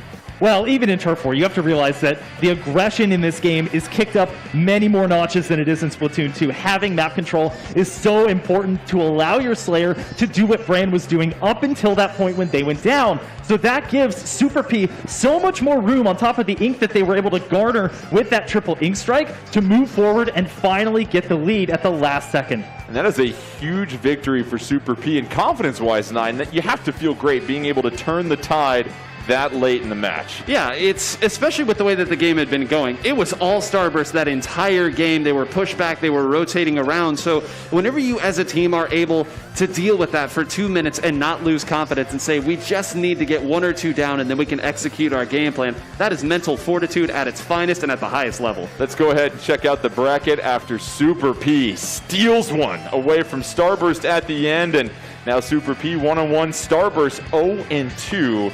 That'll bring up the Mad Titans and Jackpot next. And obviously this plays a huge role because this is the seeding for semifinals. And when you get to those ranked modes, matchups are huge here, Shiny, as you get set for really taking on these teams for a best of 5 here in just a moment. But we're going to meet our other 2 teams. Our very own Ashley Esqueda sat down with them. Kyo, you're the team captain. How are you feeling about the team's chances? Feeling pretty good. I never like to underestimate any team, so I'm not going to say, oh yeah, we're going to win. But like, you know, we're going to try our best and we're probably going to, we're going to win. Perfect. Well, I'm excited to watch you play. I'm excited to watch all of you play. Q, this is a first-time experience for a lot of players here in the Invitational. Can you talk a little bit about how you're preparing for the tournament? First off, I'm going in with a ton of confidence, and I feel like if you don't have that, then you're going to get really nervous on stage. And I think that's like the most important thing, especially when you're playing in front of a really big crowd. You have to be able to control your nerves when you go up there. Legend, tell me a little bit about your favorite special in Splatoon 3. The crab, I guess like, there's really no reason, I guess like the crab. That's why I can't really like. Do you need a reason to like the crab? I don't think you do. I just like the crab, I don't know what to say. Dude, it's literally like, I guess I tried out the special and I just liked it. That's perfect. I'm looking forward to seeing you deploy that crab tank during the tournament. Okay, last question on the count of 3. I want you to say what team you think is going to win this tournament. Are you ready, Mad Titans? Okay, 1, 2, 3. DNA. That is not your team name, but I will take it as an answer. We will be bringing you more Splatoon content. Be sure to stay tuned, and until next time, catch you later. Thank you, Ashley. By the way, guys, I think Legend likes the crab tank, to be honest, if you look at his favorite special here. But, you look at Mad Titans and Jackpot, and obviously 2 teams, 9, that were very well experienced, especially in the Inkopolis Showdown qualifying for this event. Yeah, they did a great job, and both of the tournament runs that they made in their victories were quite dominant. And these are teams that have competed against each other so many times. There's some amalgamation of these players here, so I'm not at all surprised to see both teams say that they're very confident. And then, of course, when you look at the loadouts and the makeups of these teams, there's a lot of balance that goes into it, Shiny. They're not just selecting any weapon for any random reason. They're very strategic in the way that they assign their roles to their teammates. Very meticulous almost. In Turf War, you have to be very careful about over-relying on the different roles that make ranked so crucial and a much longer stint than these sort of sprint-esque Turf War matches. So maybe you have like your traditional anchor, your slayer, your utility player. That utility and farming up those very important ink-getting specials becomes super critical, especially, again, in those last 30 seconds. What is most unique to both of you, and let's start with you, 9, about player movement in Splatoon 3? Because there's going to be some changes as this meta continues to develop here next week. Yeah, so the big thing here, and it really applies to blaster players in particular, but with that new squid roll that you can do, it does push your character either far left, far back, far forward, but when you do that, it does actually push your shot a little bit further. So if you're a blaster player or a slosher player, that means you can pressure the opponent from spots that you couldn't normally. And Shiny, we're going to take a look at the Mad Titans. As we mentioned, some powerhouses there that have championship experience. And, you know, this is a different stage, and you want folks that are familiar with this. And what really stands out to you about what they're able to do once they get on the same page? This is the introduction of the old guard to the new guard. I think Kyo has been a very dominant sort of anchor player that not only takes that role, but out of the game takes a very like captain, vocal, call-out style role. And if you have a player like Zero at your disposal as well, who frankly hasn't been playing that much, but came back into the game like nothing had ever happened, like they had never left, honestly. And Nine, I want to go back to the specials in Splatoon 3 because I think that's the thing so many people are excited to see how they will interact with these objectives and ranked modes. And obviously you talk to the players, there's going to be a lot of strategies we're going to see for the very first time here. Absolutely, and I'd say the word that you used earlier, Zach, that was so great is committal. How committal these specials are, because in Splatoon 2 you had a number of global specials. Ink Armor, Tenta Missiles, Stingray. You could displace the opponent and then go in, decide where you wanted to attack from. That's not going to be the case here. If you want to use your specials, you're going to have to be a bit more honest, a bit more committal, and more than anything, you're going to have to be creative. And Shiny, on that note, how do teams best make pushes now in Splatoon 3? Because as we mentioned, you don't have those global specials anymore. How are teams going to utilize their specials to try and take momentum in some of these ranked modes? Well, there may not be one true formula. It's very map dependent. There are maps that are a lot wider. There are maps that are quite narrow and have longer sightlines, but also sort of cubbies placed throughout the left and right hand side. So if you're a longer range weapon, maybe if there's a bridge, which a lot of these maps do have some sort of overhang, whether it's grading or bridges, maybe you set up there, or maybe you select a weapon that allows you to get back into the action quicker, like having the Tacticooler or maybe even the Squid Beacon. Let's check out Jackpot. They're hoping for all 3 7s to pop up here today, 9. And for Jackpot, a team that you're very familiar with, a team you're excited to see out here. Absolutely. This is a team of absolute juggernauts who have moved through. They have competed at the highest level, both against North American, European, Japanese teams here. And one player that I want to highlight is Q. She was speaking earlier here. At the end of Splatoon 2, a lot of Charger players moved away from Charger, moved to Splatlings, moved to Jet Squelchers.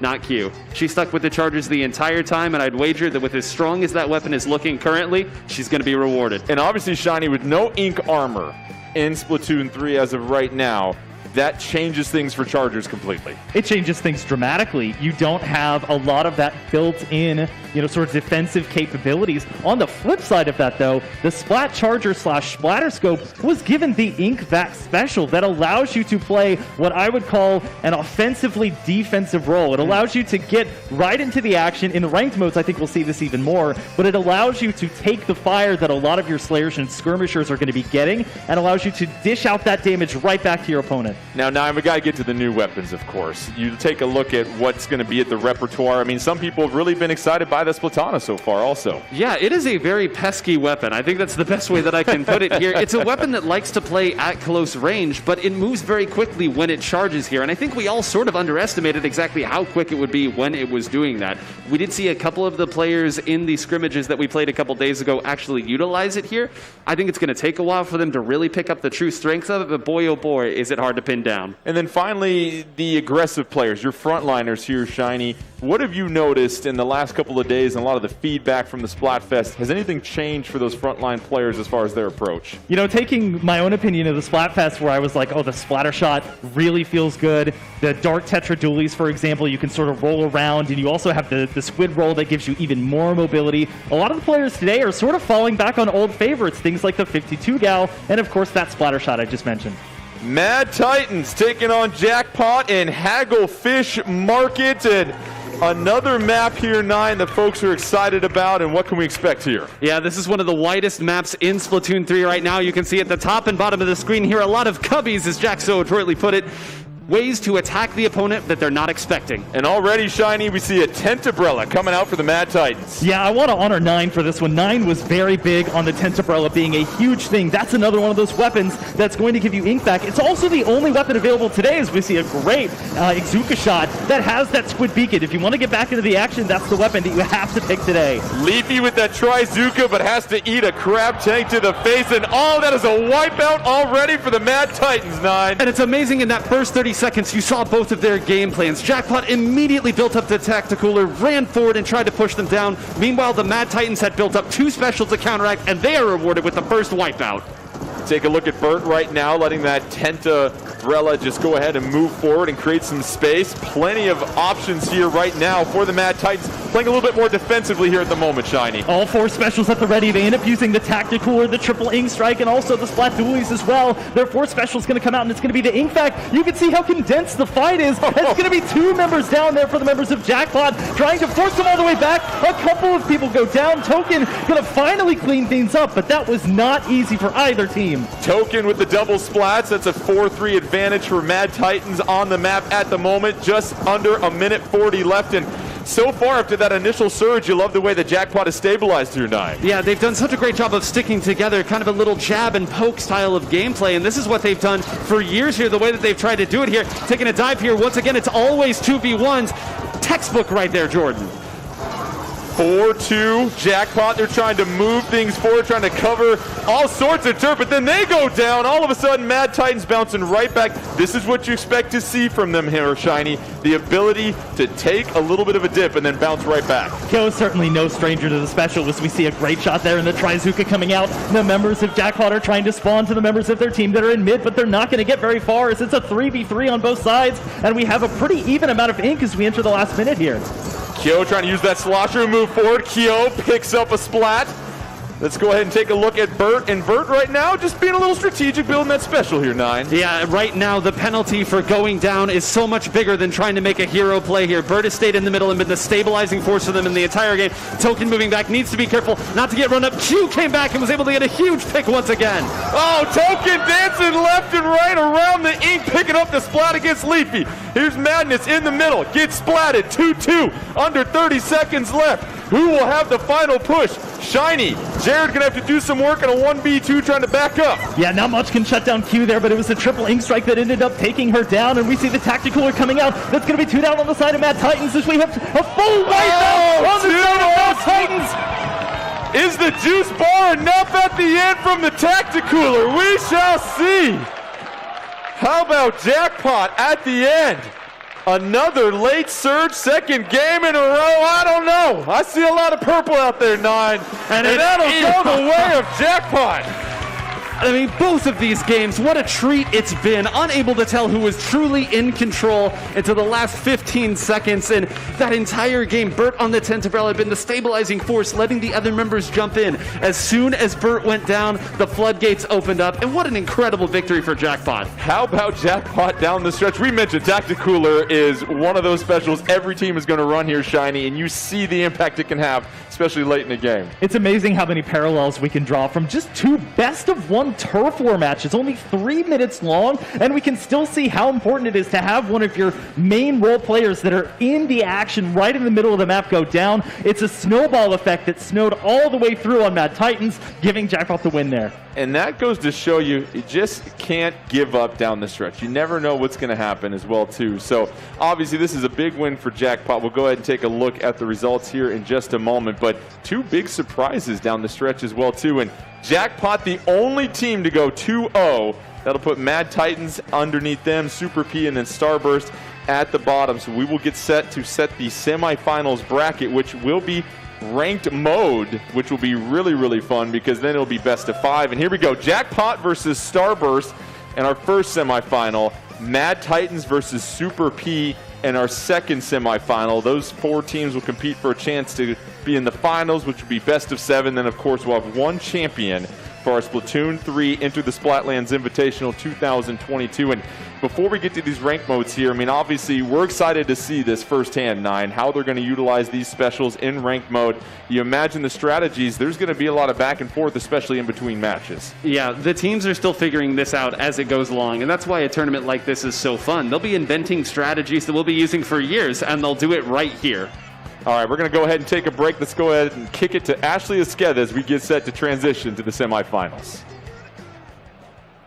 Thank you, broadcasters. I am down on the show floor here at PAX, and I have, what's your name? Halia. Halia.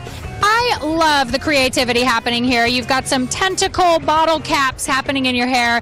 You're obviously a big fan of Splatoon. Did you play the previous game, Splatoon 2? Yes, I did. And how excited are you for Splatoon 3? I am extremely excited. I keep on checking my email of the pre-order every single day and getting a little bit sad that there isn't another email about it. That makes two of us. I do the same thing. Every morning I check. What are you most excited about using in Splatoon 3? Is it the crab tank? Because I feel like for me it's the crab tank. Honestly, I'm just excited to try out the different sets for the weapons and just mess around in Turf War. That's great. And these players are probably, a lot of them, playing for the first time in front of a live audience. What do you think they're feeling right now up there on that stage? They're probably nervous because, it's a bunch of people. There's going to be a bunch of people watching them. If they make a mistake or something, a bunch of people is going to see it, but no pressure. We all make mistakes. Better, truer words have never been spoken. Halia, thank you so much for talking to me. I cannot wait to play Splatoon 3 with you. I will see you on the internet. Back to you guys in the broadcast booth.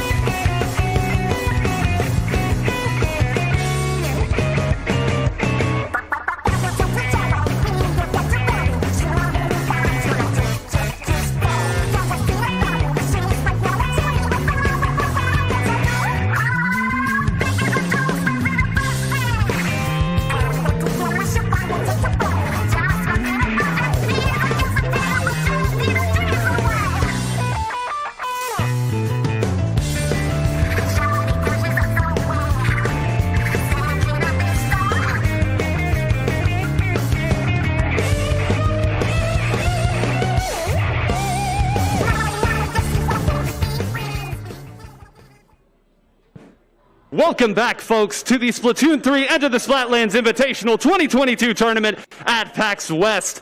We have had a bit of a change here in the booth. Jordan has opted to take a short break here, our spray-by-spray analyst, but have no fear. We have brought in one of the finest finalists in all of the land, Milana.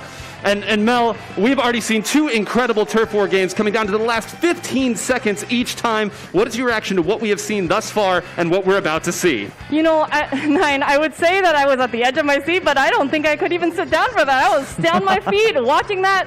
Really is just so exciting, and I'm really looking forward to seeing what's going to happen next. Well, these teams have already treated us to a great time. Let's go ahead and pull that bracket back up here so everybody can see what we got to see in that last bit. Of course, at the top side, we're going to be seeing Jackpot 2-0 versus Starburst 0-2, and on the bottom side, you're going to see the Mad Titans versus Super P, both teams being 1-1. The ranked modes are on the table right now as we are in semifinals, and we'll go ahead and talk through the rules here. This will be best of 5. The higher seed will choose the mode with the lower seed choosing the stage. After the first game, the winning team will choose the mode, and the losing team will choose the stage. The game modes: Clan Blitz, Splat Zones, Tower Control, Rainmaker, and the stage list. You can see stages can be played only once. We've got Hagglefish Market, Mincemeat Metalworks, Undertow Spillway, Eeltail Alley, and the Scourge Gorge here. So, Zach, I'm going to go ahead and toss this to you immediately because we have been bantering back and forth about Splat Zones, and we know that we will be going here to Splat Zones on Hagglefish Market here. So talk a little bit about the basics of Splat Zones here and how these teams are going to attack it. So if you're new to Splatoon, this is probably going to be the most sensical mode to you from Turf War. There's either going to be 1 or 2 zones on the map, depending on what map it is, and you're going to have to entirely cover, or at least as close as possible, to get that zone to start counting down. You start at 100, your goal is to get all the way to 0, and if you allow the enemy team to take that zone over, you're going to be incurring a penalty, so you have to be cautious. And Milana, I want to talk a little bit here about Hagglefish Market as a stage, because we just got to see what it looks like in Turf War. The map doesn't change a ton in Splat Zones. There were all of those different avenues that these aggressive players were trying to attack from. How do you think they'll approach those? They'll definitely have to utilize that a little bit. We talked a little bit about it, and you know, Splat Zones on Hagglefish Market is going to be an interesting one because there's a really big Splat Zone right in the middle of the map. Crowd, get hyped! This is your first look at ranked modes in Splatoon 3! Jackpot versus Starburst here, fighting it off here, the tournament life on the line. And Zach, what are we seeing here from these team comps? This is honestly the anchor battle I wanted to see. You've already talked up .Q or Q on that charger, the splatter scope, but Ice again has opted to go for the heavy splatling, which is going to have the sprinkler, great for capping the zone, as well as the wave breaker, which allows you to see where some of the enemy team is hiding. And already one very important mechanic here. You'll notice that when you hold the zone for a period of time and the opponent takes it back, you do have a slight amount of penalty that you will have to work your way through, meaning that it's always better to get the big points early on. Already a big fight, Q getting a big shot, and Milana right now, Jackpot looks very confident in the way they're playing. They certainly do, but you know, you really can't count out Starburst. Starburst always plays very calm-headedly. They are there, and you know, we see it right here. They're taking the zone back from Jackpot, just at least for a little while. And Zach, we talk so often about the lockout phase in this particular mode, and whenever one team gets wiped out, it's that much more difficult to move back in. So far, though, it seems like both of the teams playing maybe a little bit tentative, not trying to get into that scenario. Well, honestly, the Tacticooler makes short work of that argument. It's not a breakable special at the current time, so it's something that you can literally plop right in the middle of the zone if you want to. Your entire team gets multiple benefits because of that, and even despite that, Bran continues to do slaying for Starburst. Yeah, Leafy, a very, very bold play there, trying to get Bran as they dropped onto it, but Bran very quickly was able to get that punish. You see Bran continuing to go attack and runs right into 2 members there. Madison Jarrett's going to get the punish, and once again, they have not been able to crack this defense, Milana. Truly, Jackpot is really playing their best game right now, and you know, they're going to have to be very careful, but you know, with 2 down on the map from Starburst, 3 down now, it's going to be a tough one for Starburst to come back into. Yeah, you saw there as we have a wipeout, everybody. Our first wipeout in a ranked mode here in Splatoon 3, and it will go the way of Jackpot. You saw that time Ice had moved forward to try to get a couple shots there and got punished for it. Now look at this, the special's coming the other way. That's a Tacticooler. They are attacking all guns ablazing, Zach. You know, I'm so interested by this Jackpot roster and how some of their rosters, like Jared, they really didn't have to make any changes going into Splatoon 3. They played NZAP in Splat 2, they keep it in Splat 3. But you look at a player like Madness who's on the 52, what were they running in Splatoon 2? Nautilus, Tri-Slosher, Ballpoint. This is completely different, and they're still adapting so well. And finally, a bit of pain going through this. Look at this, Jared trying to dance around, and protection coming from .Q. And again, another delayed wipe out there. It has been all Jackpot thus far. far. And this is what we talked about last night, Milana. It is so much more difficult in Splatoon 3 to push back in because you don't have the displacement specials. Definitely. We talked about the localization of these specials. That the new specials, you know, you have to really be up and in the action to be able to utilize them. But we do see that Killer Whale 5.1 coming out. And, you know, we did talk about that a little bit earlier, that it is one of those specials that you can use from, you know, your spawn, and it will reach all the way to the other side of the map. And you get the sense this is really their last opportunity here. They've melted through that penalty. Just over 20 seconds left. A big play has to be made. There is a Trizooka here. Rand's going to need to make every single one of these shots count. They do move them. Can they take the zone? It's a fight. It's contested. Will Starburst take it? And they do. A penalty and some breathing room, Zach. Man, once again, we mentioned that the Inkzooka is so difficult to use. That Trizooka, you really have to fire off all 3 shots in order to get the most out of it. But even just the presence enough of it was enough to back finally Jackpot off of the zone, giving Starburst finally some breathing room. And more than breathing room here, they finally get a chance to have their own lockout scenario here. The difference, you can see how far up Q has already moved. She's trying to get a shot off onto somebody. Counter specials coming out here. These points are starting to tick away very quickly. Jared could make a play on this side. One down, another Trizooka going out, and the points are ticking away, Milana. It truly is, and with only 34 on you know, Jackpot's gonna really have to play their best game to get back into that zone. Another fight over the zone. How is it not gone yet? They managed to hold all throughout. Isis moved up. Another 2 frontliners going down. Leafy needs to stay up. Specials coming up. Another wall. Just a few more seconds. 5. Can they push in? Specials coming in. 2, 1. It's contested. 1 point. They're fighting over the zone. Can they hold it? Can they hold through? Everybody's shooting, and I don't believe this. A little longer. I'm running out of breath, and Jackpot takes it. Jackpot holds through all, and with 1 point left, that's a huge penalty they'll have to work through, Zach. Man, the counter Inkzooka Trizooka was so strong there, and you saw Ice backed into that tiny little corner of the splat zone, doing everything that he could to stay alive with that heavy splatling. Unfortunately, it was too little too late, and yet again, the long tentacles of the Killer Whale 5.1 make their mark for Jackpot. And now with just 20 seconds left, that's going to be a huge pick from Jared. That's another one going down. Brand needs to find someone here. You see Bagel pushing up as well. This is a huge mountain that Starburst is going to have to climb here, and that's if they can even take the zone. 8 seconds left. They've done what they need to thus far, but now everybody going down could be big. That's 2 down. Q is going to pull out the ink back here. They're holding. They're fighting. People are going down, and we are in overtime. We are, and you know, with these picks coming out from Jackpot, Starburst is going to have to play their best game. They are holding on to that zone. The penalty is ticking down. We are going to see the best of the best right here, fighting out for that zone right now. A huge flank. Another pick coming out here. Just 30 seconds left on this penalty. You can see the overtime tick at the start. They're going to continue to hold and fire. No room for error at this point. 2 specials going down. They try to push. That's 3 down. That's a full wipe. And Jackpot will take game 1 of this best of 5. And oh my God. Yo, if that is what game 1 of Splatoon 3 looks like, what in the world are we going to get for the rest of this? You might not have any more breath by the end of this night. I'm already out. I have had so much honey, so many cough drops, and yet I don't think it's going to be enough. And I mean, where do we even begin here? Both teams had moments where they really worked that lockout phase of the game. All the other members were trying to come out of spawn, and when the game is 10-11, clearly they both did it. But throughout the course of that game, you got the sense that Jackpot was able to separate the members of Starburst and attack. And Zach, we talked so much about that. The way and the weapons that Jackpot likes to go, we thought would really fit well, and I think so far we've been proven correct. Well, flanking is always going to be a thing. It's one of the tenets of Splatoon in general, but when you're facing an Inkvax that's sitting just right behind the zone, and you're trying to use every special that actually paints at your disposal with a tactical or permanently sitting next to the zone, and you still can't do anything, what are you supposed to do at that point? It helped break down Starburst's aggression, and that allowed Jackpot to really hold on there at the last possible second. And Milana, we have just heard here over the comms that we will be going to Tower Control next. So Tower Control, a mode that people are very familiar with, has been with us since Splatoon 1. What are these teams going to need to do, and what are the basics of this mode? So Tower Control requires you to stand on this tower, and while the tower is moving through some checkpoints, in this game, it's a little bit different than in Splatoon 3. In Splatoon 2, sure.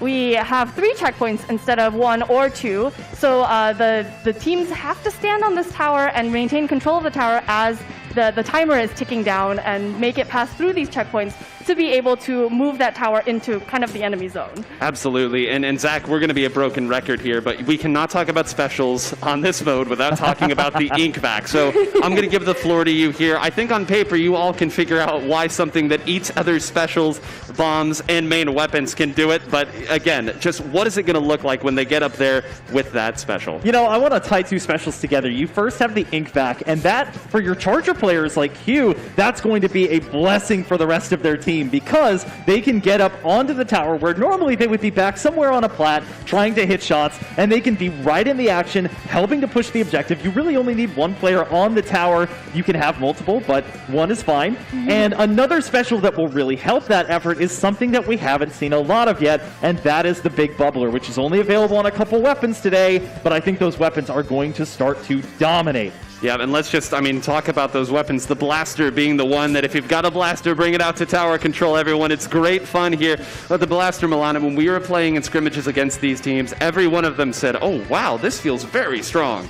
Yeah, certainly. I think what's really strong about the blaster, if you're unfamiliar with the game, is that it kind of has a pop. And this pop, really, you can hit a lot of players around this exploding radius. So if everyone is on the tower and you have something like that, it makes it very difficult to avoid. Yep, when you cannot aim like myself, of course, we do go with the blasters for this exact thing, but we are going to be going to Undertow Spillway, and if the theme of these maps has been very narrow, this is the narrowest of the narrow here. You're going to notice here that the teams will have to rush to the center where the tower is at, and there's not going to be much maneuverability. The teams are going to get into the match right now here. Come on, crowd, I know you've still got a lot of energy left. This is only game 2. Come on, we're going to be going with our first match of tower control here in Splatoon 3 as the teams load in. Surprise, surprise, we've got the blaster, Zach. As if by magic, both teams deciding that the Big Bubbler is enough and strong enough to bring with them. Technically, it's on 3 weapons that are available today, including the ever-popular Splattershot Jr., but the blaster, with that new ability Intensify Action, it's just too good to pass up. Again, you're going to see a fight here in the center. Both sides trying to see if they can make a big play with their blasters and open it up. Immediately, it does look like Starburst is going to have that first opening, pushing up here. And this is where these maps really start to open up, Milana. There are so many ways to attack. Definitely. And, you know, especially on this map, we do have these overpasses kind of on the left and the right sides of the map. And with this mode, tower control, we see that first checkpoint is very close to the center of the map. So it really leaves you kind of in a vulnerable position. Immediately here, they're trying to attack the center, but Ice has been over at this side. A great placement of that new special, the Wave Breaker right there. You're going to have to jump over. It's just Q now who opts to jump all the way back. So the way Starburst is attacking, night and day from that last game. You see they're going to try to shoot up there, see if anyone will jump down. The second checkpoint, they're already at 20 points, Zach.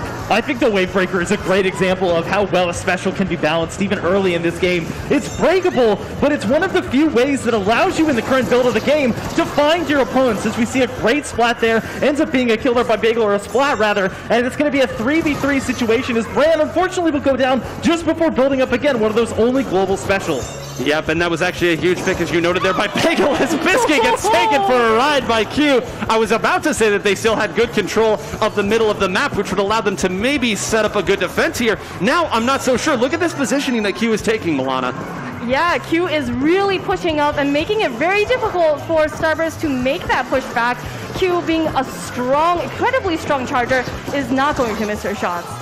Blaster going down here. That was their lead attacker here now. Q has moved up here with this ink vat. It's going to be that much more difficult for them to push. You see Q going to fire it, and Bran needs to be careful. Very cleverly was on the other side of the tower and will survive. Q is going to get run down there. A successful defense, this time by Jackpot at the start, as they've once again traded blows, Zach. Yeah, again, a lot of the fight is still taking place in mid here, and because of the layout of this map, the Blaster really does excel at being able to peek over these kind of tilted hallways and walls to be able to allow you to see where the enemy is and hit them for chip shots even before you see them and their location. And Milana, as we have kind of a scrum in the middle here, so often the order of operations in tower control is where is the opposing backliner, where is their charger, and what can I do to get rid of them here? How they try to pressure Q has been important. She has not moved from that spot since this push started.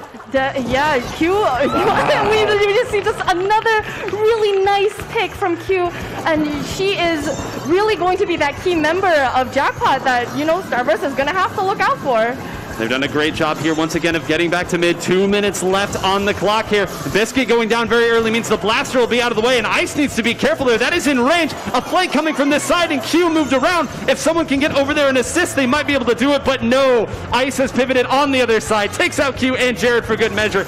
Madness going to try to attack, but I think that this is going to be a delayed wipeout. Another successful defense for Starburst, Zach. You know, something that we haven't mentioned about Q's kit is that they're actually running Respawn Punisher on their clothing, which for a sniper is great because you don't plan to be going down a lot, but you plan to get a lot of splats. So that's going to delay the time in which they respawn, but unfortunately, if they go down, that's also going to delay it for them, as well as we see a beautiful wipeout coming in from Starburst on the other side. Starburst has hit their stride here, one of the best attacking teams in all of Splatoon 2, and they have clearly shown that they can do it here again in 3.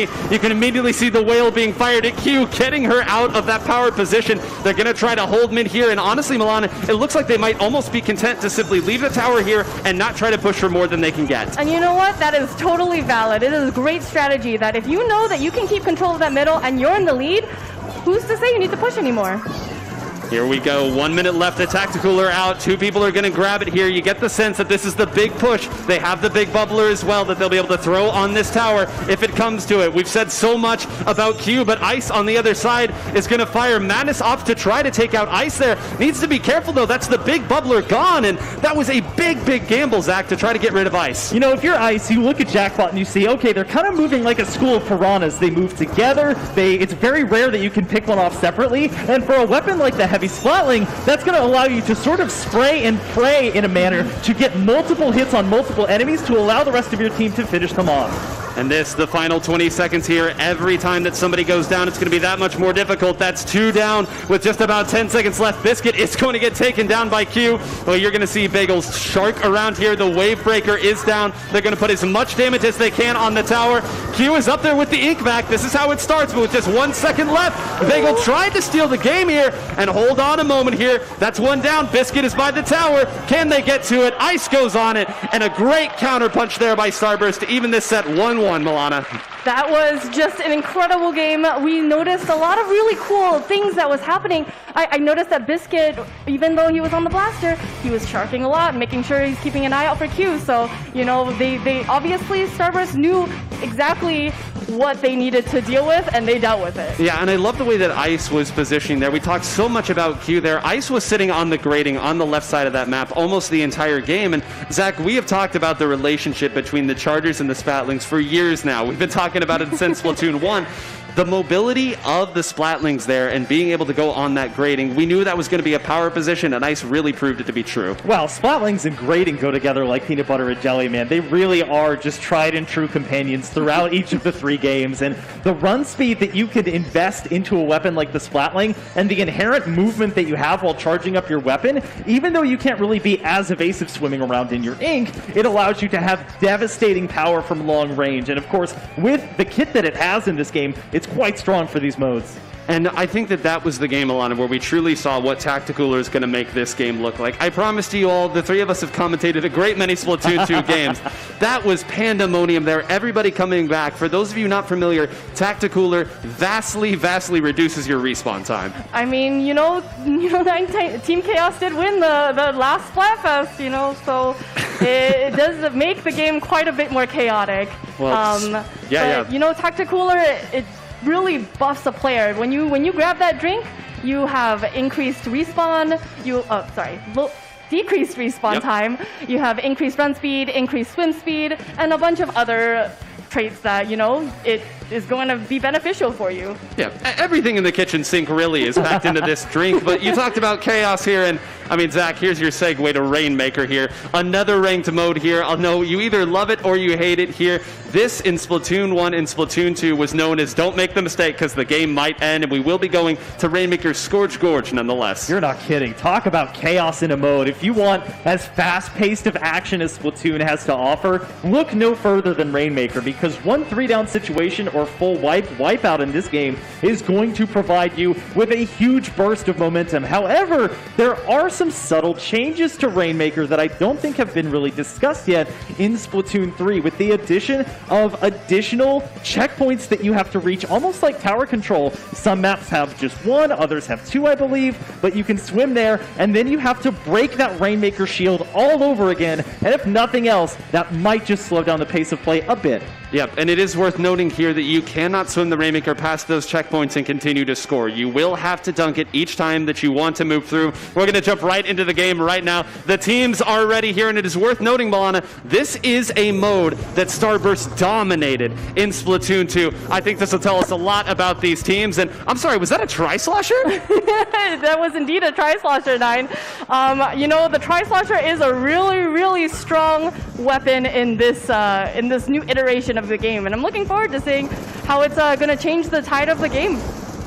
Taking a look right here again, the team's opting to play it a little bit safe. That first initial pop of the Rainmaker shield is going to go in favor of Jackpot here. They will be the first ones to attack. The Inkjet going to be fired up, and another Killer Whale 5.1 fired the other way. This is a lot of pressure coming over here, and I'm sorry, wait, that's a checkpoint already. Zach, what is going on? How did Madness get back there? Madness went all the way around that block, and as they were so distracted by the Tri-Slosher's Inkjet, were able to pick up a lot of damage and completely distract from the Rainmaker. And already we have our first dunk on that temporary pedestal. A very, very quick pedestal dunk there, but it's only to 68. Of course, not a winning push most of the time, and you saw very quickly they put up the right specials that they needed on the defensive side. The Rainmaker does go down very, very early here, and right now, got to get out of there. That Inkback is going to hit hard. Sharking here in the mid, trying to find another pick on this side. Will not be able to do so. A gamble does not pay off. And once again, Milana, it's Madness who has been making huge waves throughout the start of this game. I mean, Madness is definitely not a player that you want to sleep on. I think with that, you know, the 52 gal, it really is kind of a devastating weapon, as we've seen in Splatoon 2 already.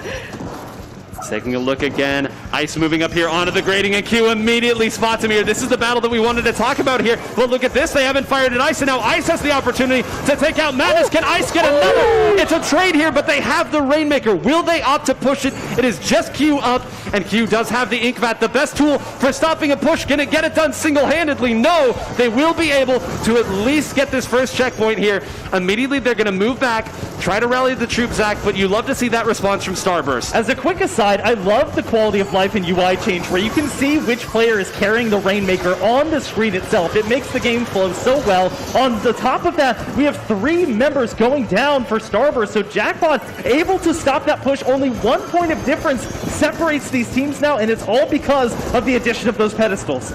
And again, worth noting here, for those of you unfamiliar, when you pick up the Rainmaker, you do lose your main weapon. Not a bad weapon, though, is this Rainmaker. Gonna fire it out. Ice caught in a really bad position, still surviving and swimming away somehow. But this is why it's a gamble. You'd love to have control of mid before this pickup happened. As we now enter a Rainmaker free zone, this timer is going to tick away very, very quickly. But honestly, Milana, they might be okay with that. They're waiting for Starburst to run at them. And, you know, I think playing a defensive position is always going to be easier, especially in a game as fast-paced as Splatoon, than a position that's more offensive.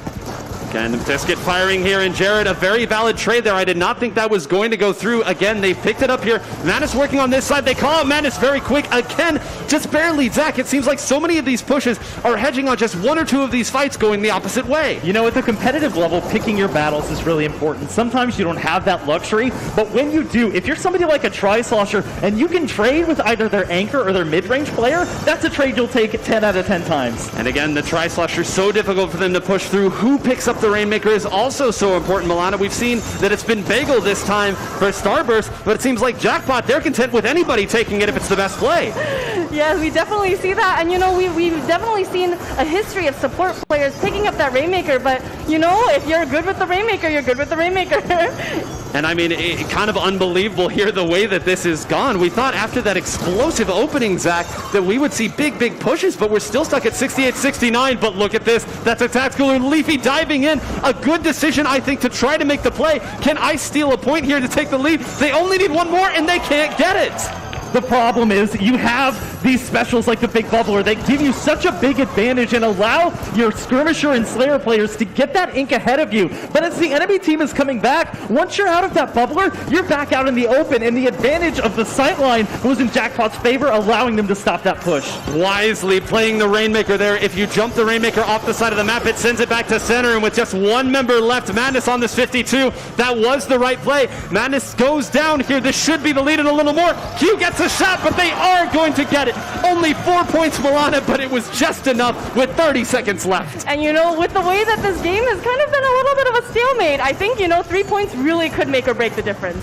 Keep an eye on the top of the screen, everybody. The special is going to be so important here. You know that the members of Starburst are going to try to sit back and not make any unforced errors. The Inkvac is at the ready. They're going to get it started with the Inkjet. Will they be able to run it through? All the fire going through here, and Q is going to fire it. Here it comes. Did they wait too long? And they did! You saw that the members of Starburst were waiting back, but they were not able to call out how many points there were. They should get the opportunity here. They have grabbed it, and we will go into overtime. Keep an eye on the top of the screen. They're only going to have a little bit of time, and if this goes down, Zach, that is the end of the game no matter where you're at on the map. Yeah, it's going to come down to Starburst. They've already gotten 2 picks, and they only ones left of the 52 in the NZAP, but they lose in the last second. The last player alive was that NZAP, and the NZAP able to take them down. I believe that's Jared with the game-saving play. And Jackpot going to come away with it despite a pretty solid end push there from Starburst. And would love to think a little bit about how that push that they were able to get that took the lead went. You saw that they started with the Inkjet, Milana, to push them back, and they followed with the Inkvat to take any fire and protect that Rainmaker. We knew that was going to be a popular strategy, and to see that be what takes game 1 here on Rainmaker, it's so lovely. I think, it just goes back to that localized special. We have these specials, they're in the thick of the action, and, they're using it to be able to protect that objective and to make that objective move. So I think it's a game changer for Splatoon 3. And Zach, we've seen 3 games and they've all been the exact same way. They have been absolute nail biters, and this is why it was so exciting to get these 4 teams, these players here. Whenever you get greatness together and tell them to try their hardest, this is the kind of magic you see. I mean, did we honestly expect anything different after those absolutely insane Turf War matches? We had best of 1 Turf War, and there was still so much explosive fun to be had. The other thing is now we have to go into the only mode which we have not yet played, and that is going to be Clam Blitz, which 9 has undergone some changes, I believe. Yes, some very big changes here. For those of you who are fans of Clam Blitz, you will note that it only takes 8 clams now to build that power clam. In Splatoon 2, it took 10 of them, now only 8, and the pods around the map that they spawn in will spawn in groups of 3 rather than groups of 4. So Milana, I'll pass this over to you. I know Clam Blitz, some people love it, some people love it less. But what do you think that these changes are going to mean for what this looks like at the highest level? I honestly think that it's just going to be really chaotic. I think having all those clams spawn kind of in the middle of the action is really going to make a difference. And, they're going to be fighting for those clams. Yeah, it's going to be, I think, a great danger here. And Zach, you and I even noted here when we were talking with the players yesterday, it seems like a lot more clams, at least at the beginning of the game, start by your spawn, which means that these teams are going to build up that very first power clam very, very quickly. The way I read this is you're going to have to work really hard after you break the barrier in order to maintain a push. It may not be as difficult in the early game to find those clams, especially build up a power clam with a 2 less requirement, but when you actually get the push and you don't have things to jump to necessarily, maybe a big bubbler, but you're not going to have something like a baller, the bubble blower from Splatoon 2, you're not going to have those at your disposal anymore, so you're going to have to be that much more cautious when determining when is the best time to push. We have been told that it'll be Mincemeat Metalworks that will be going to here, so everything we talked about with the grading going to be all the more important here. Take a look as we get set for our very first look at Clam Blitz here in Splatoon 3. The team comps coming out here, all the same coming out from Starburst. Some slight changes here, going back to 3 shooters here from Jackpot, Milana. We really do love to see those shooters coming back for another pass for Splatoon 3, and we already see one member of Jackpot going down. That early pick for Starburst, maybe giving them a little bit of space to build those clams. And Zach, you immediately pointed to the screen when that happened. The way that Starburst attacked that left side of the map, you knew that they had an idea of how they wanted to take initiative here at the start. That's ideally the best pick you can get at the start. If they're not going to have a tacticooler to initiate with, and your team will, That is a phenomenal start to the game. However, the Killer Whale 5.1 is going to be reaching out for any members that they can find. It's currently a 52v52 battle, as instead they opt to hang on to their Killer Whale, and it looks like Jackpot is waiting for the right time to push, as they have slightly fewer clams than Starburst. Keep an eye on the clam counts at the top there. As Zach noted here, you will see 15 and 8, but no power clams yet. They are opting to separate who has power clams here, because it makes it that much more difficult. And also, Milana, on that UI, you can actually see who is carrying how many clams. Yeah, and you know, if you as a member in this match knows how many clams the opponent has, you might want to, you know, target them a little bit. Two huge splats here from Bagel. It really seemed like the initiative was starting to go the other way. They're actually going to get a third there, punishing the super jump in. And again, they've opted not yet to attack, but Zach, you get the sense they are able to sense that now is the time. They're going to try to grab a couple more. If Biscuit is able to get one more of these members in the center, then it could be it, but they might have waited too long. When Q pops the ink back, you know that you as the enemy team have overstayed your welcome. Your anchor or charger player is one of the better players to have that power clam on, and also one of the better players to hit 90s when they're making shots like that. And again, look at this. The push had finally started the other way, and now it's Ice saying, anything you can do, I can do better. You got one great shot, I'll get two. The mobility again of the Splatling going to allow Ice to survive that engagement, and the punishment will come through again. Keep an eye on the clam counts. Where is their power clam? They're fighting on both sides. Another assist, as these teams, Milana, just don't seem ready to make that first score. I mean, if they keep getting picks like this, I don't know if they're going to be able to hold on to those clams long enough to make a power clam. Oh, and the one thing they didn't want to see, the blaster of Biscuit there. They thought that they were safe from the shooter, and they were, but the blaster, no issue there. They're maneuvering around here. Two have gone down, and once again, these teams holding on. Zach, surely we would have seen a score by now. Those jump-ins are so risky. I mean, Jared was practically playing Protect the President there, but the blaster hits multiple targets. It won't just hit one there when they're that close together, but it's going to be Starburst who has two power clams at their disposal, 18 total. They're still pretty far backed off, but they're hoping that this Tacticooler and the Killer Whale 5.1 will finally give them an edge. Yeah, this is the one thing about the Tacticooler that's a little rough. If you put it back here, you're giving up a lot of map to try to get it there. Thankfully, they did have the Killer Whale to at least defend them. Very fortunately, surviving there. So punishment coming out, the most satisfying sound in the game, Milana. It truly is. But this is just so much back and forth. I don't even know what to predict at this point. I mean, again, you can see that they're pushed back here. 9 regular clams rather on the side of Jackpot here. They haven't been able to push it. You see that Jared is sitting on 7 of them there, and there he goes. Q passes it down. They sense that now is the time. But again, Madness on the 52 going down too early. Yeah, we see the big bubble get deployed in mid. That is going to give them a bit of help there, but if you're not in the bubble, that can't do much for you as 3 go down on the side of Starburst. However, they're somehow able to return the favor and get 3 down on the side of Jackpot. It really is a tug of war. I mean, Brand may have saved the game right there. All of the momentum was going the other way, and Brand, with that 52 gal, with that splash wall, able to hold on. Once again, Madness going to be souped up here with this Tacticooler. They're going to try to make the push in as we get to just 1 minute left on the clock.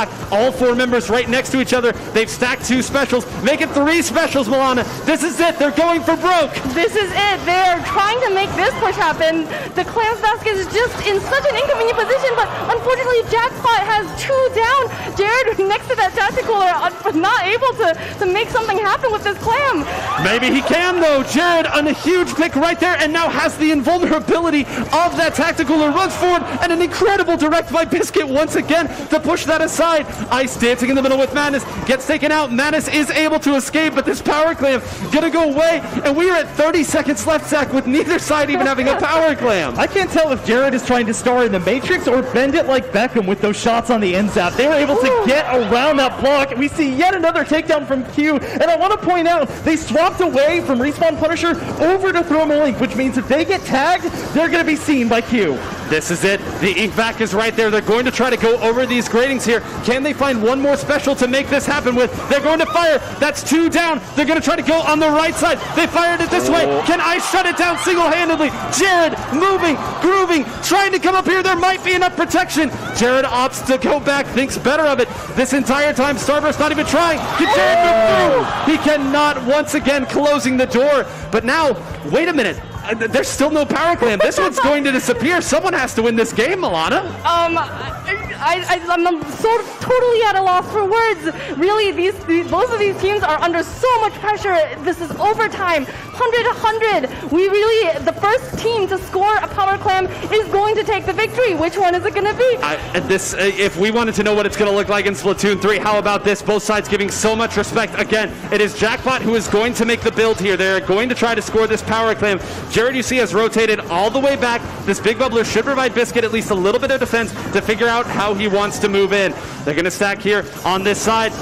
Biscuit waiting there. Can they find a pick? There's two power clams here. It's Bran again with the 52 gal. Is he going to be able to get both? He does. It's a wipeout. Can they find enough clams? Bran at 6, Biscuit at 7. This way you can see them spamming it. Can Biscuit get there? He needs one. The splash wall up. Can he toss it? And they do!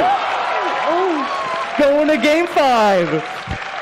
Starburst with the longest game in the history of Clam Blitz gets the victory.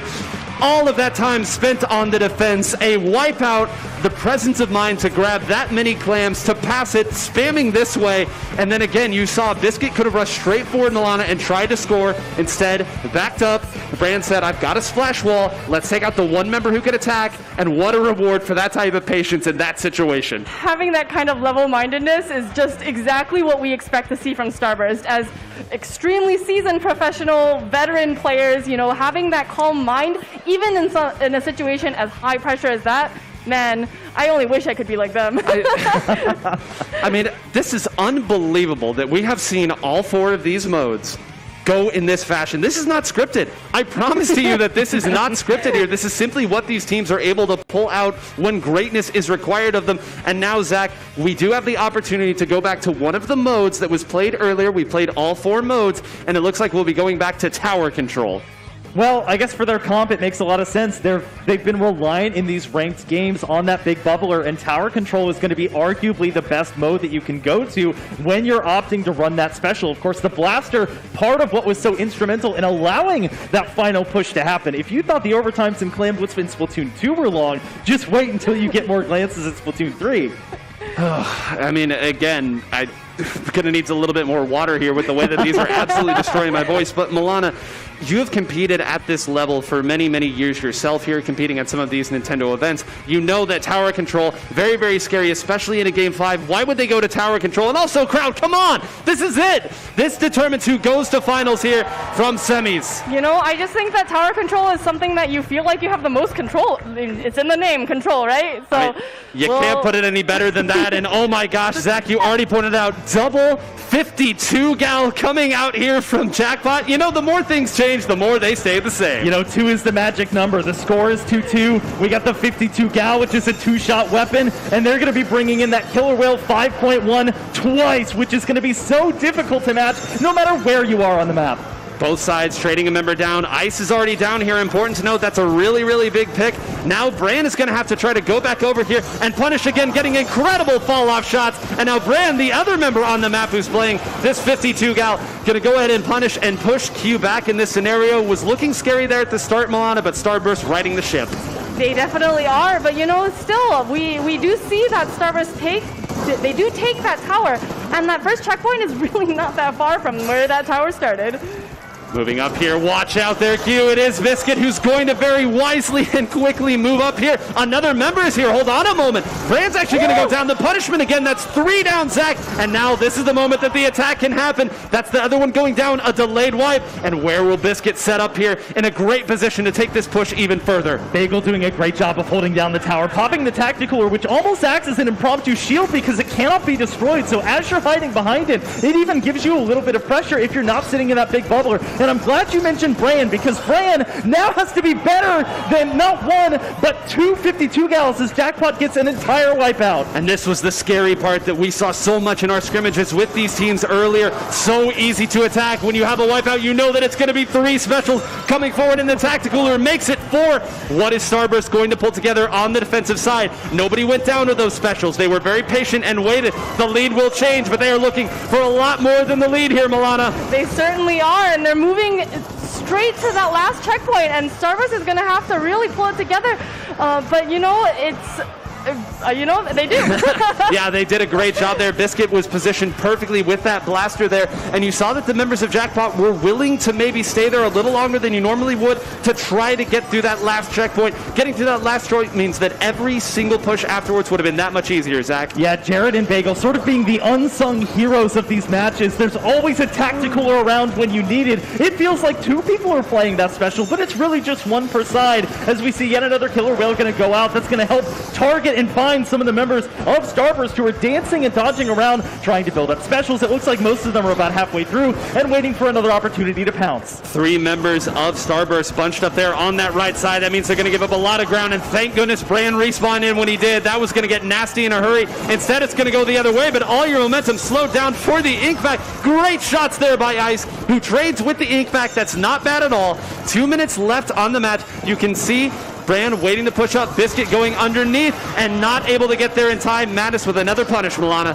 And, you know, I think like we mentioned before in that earlier tower control match, if they don't have to push up, maybe it's not the best idea to not push up.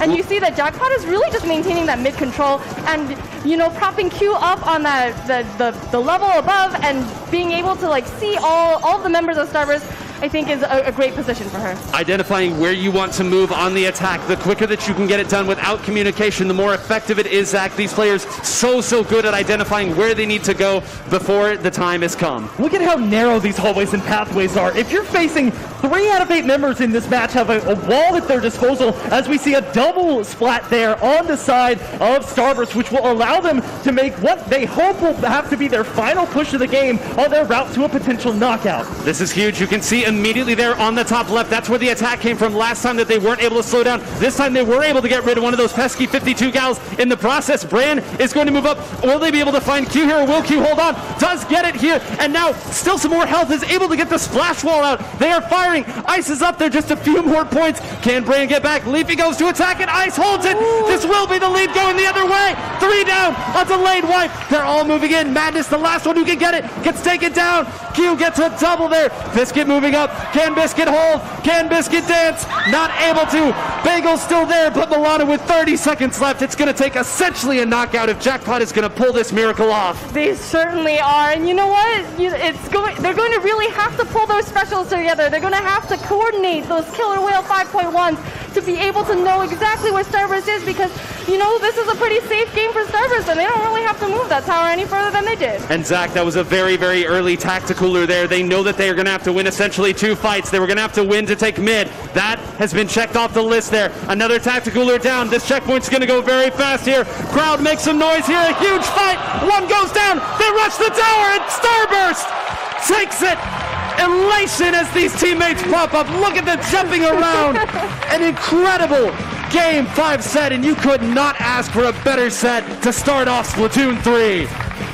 I am honestly shocked. I was convinced as that blaster went down from Biscuit that they were in for a long overtime. But the rest of Starburst came surging back right out of spawn. Ice was able to make use of the range from that heavy splatling, and of course, Bran and Bagel locking things down so well, especially on the 52, going up against 2 of that same weapon. And as I mentioned, that ever-present tacticooler farming Inzap. So phenomenal and great teamwork.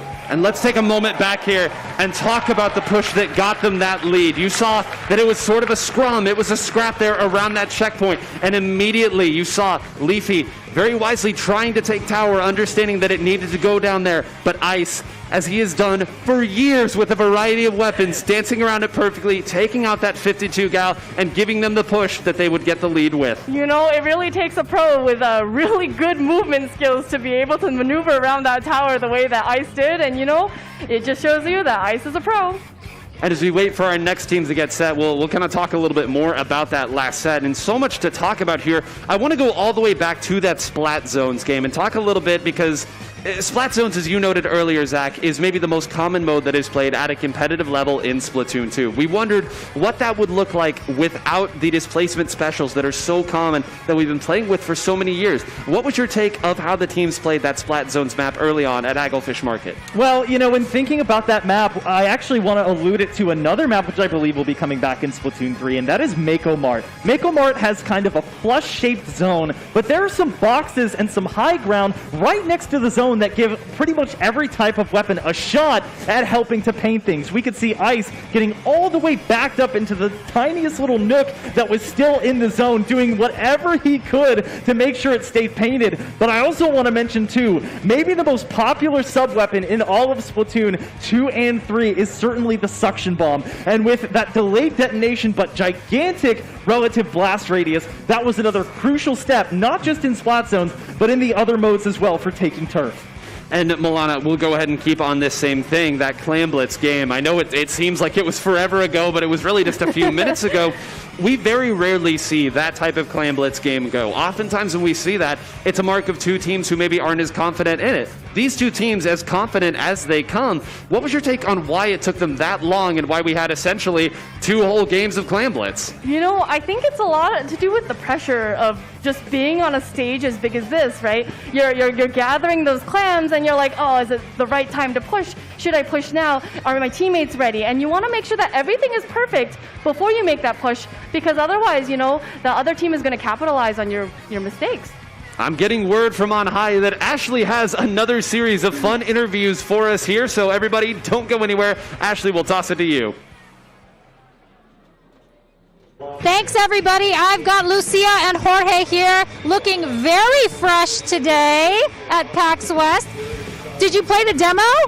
Yes. How did you like it? I loved it. I'm so excited for the 9th. Do you have a special that you're really looking forward to playing?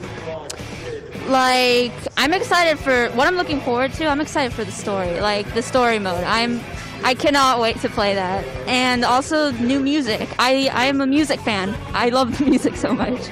The music in this game is pretty amazing. Deep cut, always ready for a tune. Jorge, did you get a chance to play the game? I play it, yes. I play it for the first time here at the booth.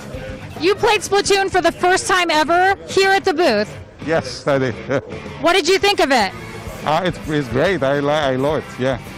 That is amazing. I am super excited for the launch of Splatoon 3. I'm excited to see you online. I can't wait to see you in the show.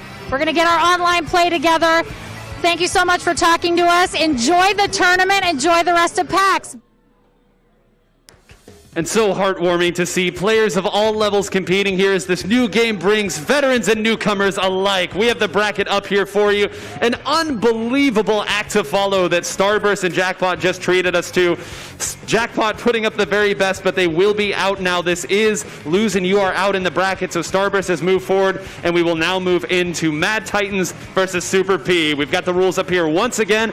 Going to be a lot the same that you saw last time. Again, if you're just joining us, best of 5, the higher seed will choose the mode, and the lower seed will choose the stage. After the first game, the winning team will choose the mode, and the losing team will choose the stage. We will have to play all 4 of the game modes that you see listed there before we can repeat, and our stage list over on the side can only be played once until we rotate all the way through. So again, if you are just joining us, you missed one of the best sets that we've ever seen, and it also happens to be the first set that we've ever seen here in competitive Splatoon 3. And Milana, again, as we get these teams set up here, how do you follow that sort of act? Their nerves have to be through the roof. You know what? They might be, but with players as strong as the ones on Super P and on Mad Titans, I don't know. They feel like they got this under control. Well, I'll ask you a follow-up there, because Super P, I think, being a team of players that have come together in a pickup here, certainly not as established as some of these others. What does it mean when you are players of that caliber? You maybe don't have the same sort of synergy, but you know that you're just as capable. You know, I think it just comes down to how well you know the game, because once you have that familiarity with the game, you really could play with anybody. And, you know, all of these players are here to perform at the top, and they're here to win. Exactly. And Zach, I'll toss the other team to you here. You cannot tell the story of Splatoon 2 without Kyo, the captain of the Mad Titans, an amalgamation of FT Win that dominated this scene for so long. They've come back. They are mad, as you would expect in the name, and they want to return to the peak. They're not just mad, they're voracious. Even in the original matches that we saw off screen on the first Turf War game, they were screaming, yelling, hollering call-outs at each other. They were pumped up to win just one game at the highest level here because they know they're up against the strongest competition, and even players like Zero, who again, coming back from a relative hiatus and now trying to once again play at the highest level. That is not an easy feat or turnaround to make, especially with new mechanics in the game. Obviously, they've done it brilliantly so far. We will be going to Splat Zones on Undertow Spillway, and this is a very interesting one here. You can see at the bottom here in Splat Zones, you will control a patch of turf after you hold, in this case, 2 small patches of turf. The timer will start to go down. You want to hold on to it as long as possible. The 2 teams will trade back and forth. Whoever has the lower score at the end wins if neither team hits 0. Milana, this I would argue is maybe the most unique map and mode combination in the game, the way that this plays. We saw Undertow earlier in tower control, totally different in Splat Zones. Definitely. And you know, I think what makes it really different is, like you mentioned, that 2-zone territory that you have to control.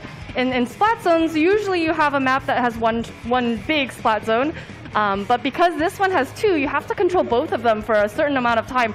And if you lose control of one, you don't get any score. We're getting into the game, folks, here. Game 1 between the Mad Titans and Super P here. Our second set, if it can be even half as good as the first, we will be in for a treat.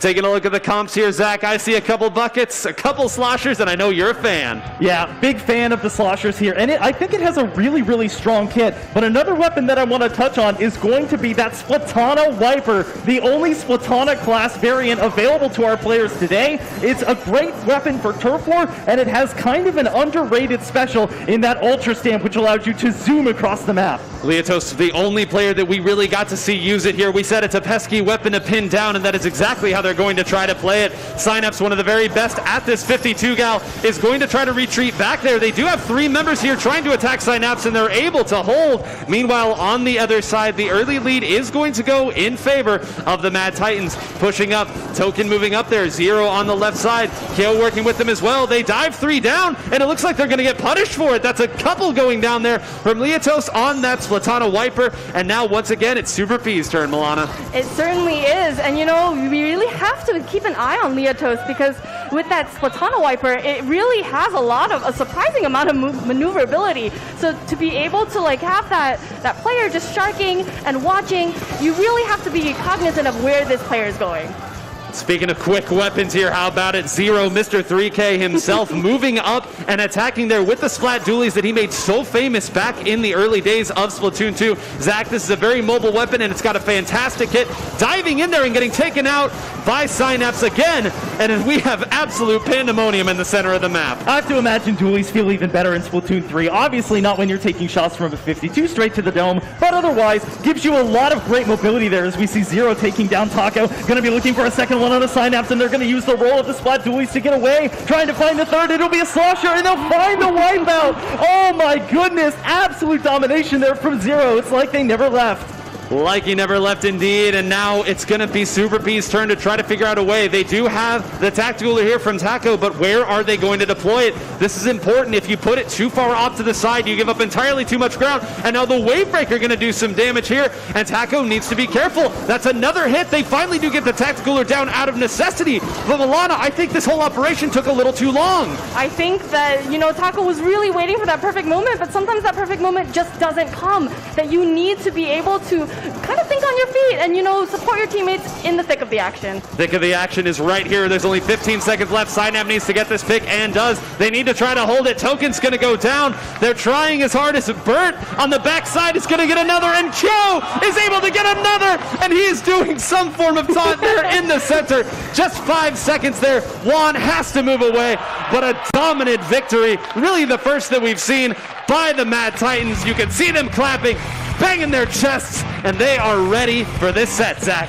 I know, Nine, you were particularly looking forward to hopefully seeing a potential taunt or coincidental dance from Juan Kyo, but that was a phenomenal performance, and it shows you how well-rounded this Mad Titan squad is. They, of course, have some of what have become the staple weapons in Splatoon 3. You have the NZAP. They're not the first team to run something like, you know, a heavy splatlinger for us to see that, but the way they executed and so unabashedly rushed the zone, even in the face of something like an Ultra Stamp, they're not scared, as we saw Leotos go down with that special in one of the final 30 seconds.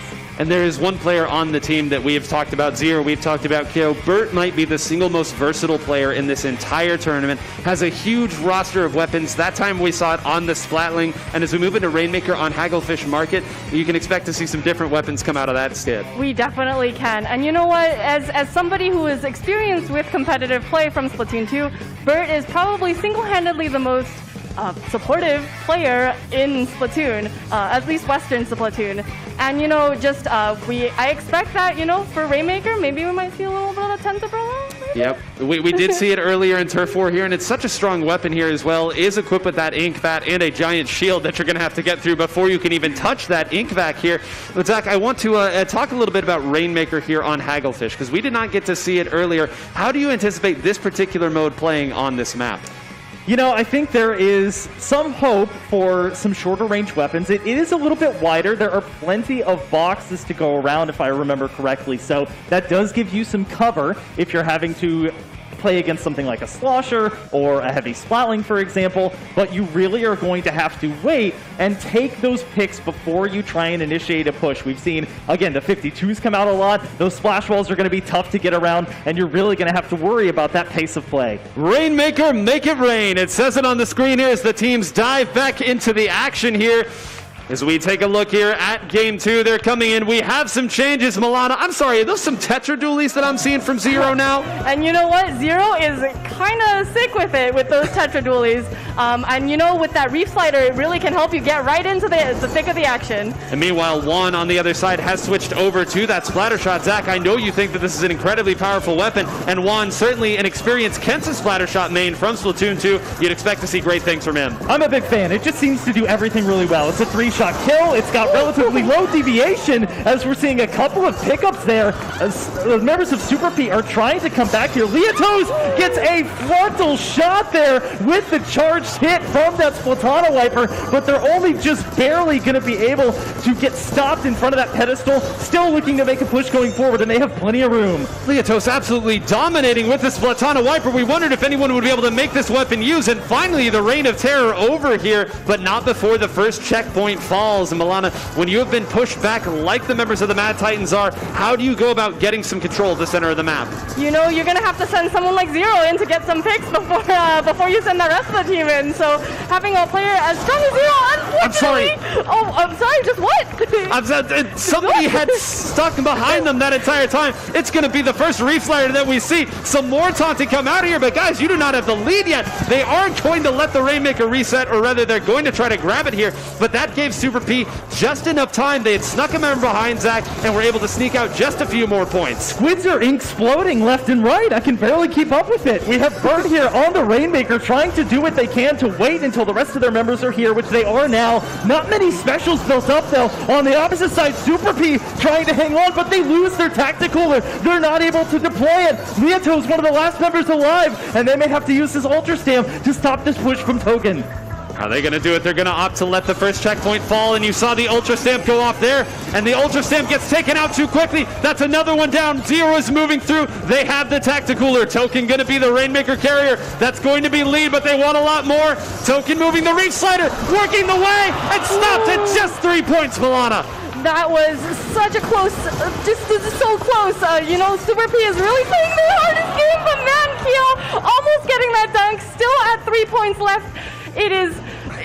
Super P is really going to have to be careful. Maybe another member of Mad Titans might just squirm by, pick up their Rainmaker. I mean, Mad Titans right now using the very, very tried and true strategy of I'm going to fight you and worry about what comes after. Again, 2 members over there fighting, willing to throw themselves at whatever is. How's about a third? Everybody is attacking. There is no slowdown in this team, Zach. Okay, despite the fact that they just lost 2, there is some room for optimism here for Super P. They've already cleared that first platform, so they don't have to worry about it in the future. Even if they make it to overtime, they'll have 60 seconds just to get to the very end pedestal, as we see a nice double kill there from Burn, who's apparently just guarding the Rainmaker while the rest of their team goes off to the sides. And again, letting the rest of the members jump in, a role that's so important for anybody who's an anchor player. Milana, super jumps that we have seen can be so dangerous if you don't have a player calling out where you can do it safely. Yeah, for sure. And being able to super jump right back into the action. And as we're talking, so much action is happening. 3 down on the side of Super P. Mad Titans is really going in for the win. They are, and I love what you did there with the wordplay there. I heard Zero scream after he got all 3 of those members from up here. Now they're going to try to use a couple specials just to slow it down. That's a Trizooka, and I believe that's all 3 shots with the Rainmaker still being up. Now Leotos very close and now does have that Ultra Stamp.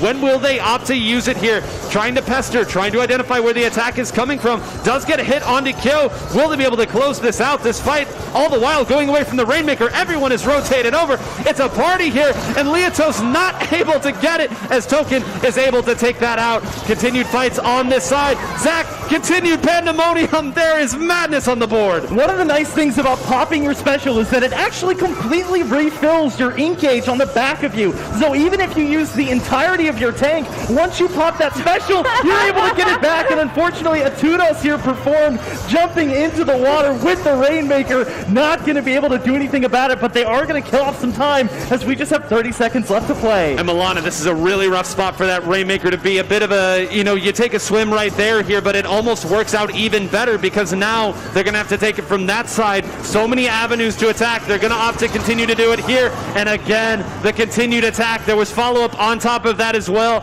with just 10 seconds. Nobody left in the center of the map except for Juan. Would have to make a hero play, but as it stands right now, a couple seconds. Will they opt to grab it or let it sit? 3, 2, 1, and once again, the Mad Titans continue their rampage. They certainly are. That was just such an impressively played. There was just so much pressure on Super P from the Mad Titans that they really couldn't get their footing after that first push. And Zach, we talked so much about what we thought this game would look like, what the aggression and engagement heavy style would look like, what it would look like when Tacticooler was something that people were really able to take advantage of. I thought we'd have to wait until, I don't know, release day to see it looks like that. What in the world? I honestly cannot remember a time in the most recent Splatoon 2 tournaments where we've had such back and forth play while still having splat after splat after splat. The amount of aggression that we're seeing in these games is really indicative of how it's not just the turf that's important, it's who you're able to take out and win. We saw Leotos unfortunately trying to pop that Ultra Stamp in a last-ditch effort, and either they were backed into a corner or missed their swipe and were taken down on the back of it. So you really have to be cautious when you're popping that special and where, because the Mad Titans, they'll find you. So we do have, it appears to be Tower Control on Mincemeat Metalworks that'll be coming up next year. So again, if you're just joining us, Tower Control, you are going to have to hop up on that tower. It will push towards your opponent's side of the map. You'll have to sit through a couple checkpoints there, but the important thing, Milana, someone's always got to be riding that thing if you want to score. And it couldn't hurt to have a couple of your teammates pushing forward, making way for that tower to have that momentum to continue to the end point. So I'm going to follow up with you here again because you've been in this position and you've competed at a high level before, you're down 0-2. What are the members of Super P telling themselves right now? How do you pull yourself out of this type of hole and get yourself into game 3, game 4, game 5, and so on? I think it just takes a lot of being able to reset yourself, reset that mindset.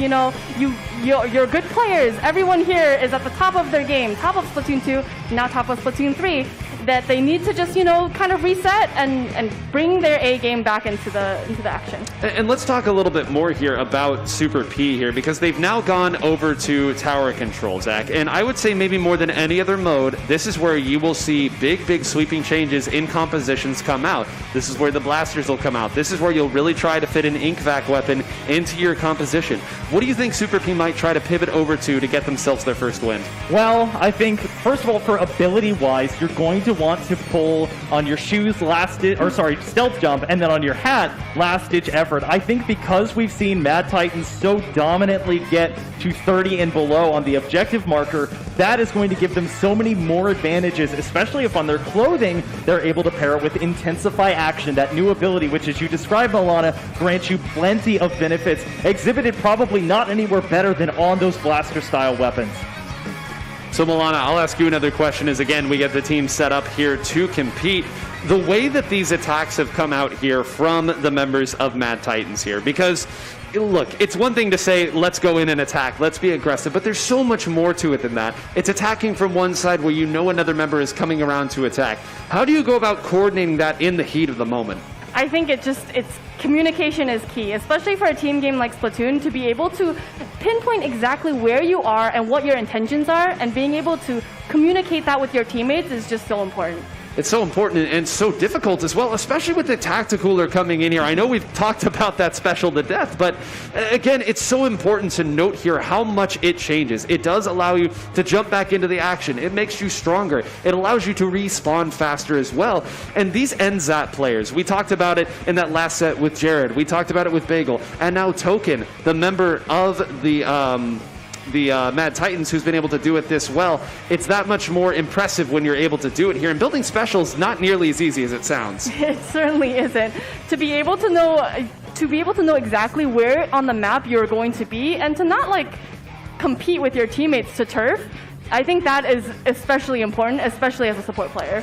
Here we go, Super B's final attempt here. They're going to need to win this game and a couple more if they want to bring this back. Leotos immediately switching over to the Charger, and we see, there it is, Zach. The blaster is out. The Mad Titan Kyo himself is hungry, and we've got a game starting now. We're starting to come away from surprises a little bit on the team compositions. The blasters are obviously quite strong on tower control with that big bubbler. The NZAPs are a staple and a mainstay already, and the 52s with those walls, you can see the way that this map has an upper elevation and a lower elevation. However, lots more broad room, so I don't know how much availability and coverage the killer whale, the wall gives you unless you're on that tower. And a great opening there. You saw they immediately attacked the two members that tried to punish them, though. All the while, Token and the other members did a great job of making sure that that push couldn't get too dangerous. It actually looks like Super P opted to completely give up the tower there, go back to mid, and hold on a minute. That's another two down. They're going to be moving forward. Synapse, a player whose name we haven't called out that much.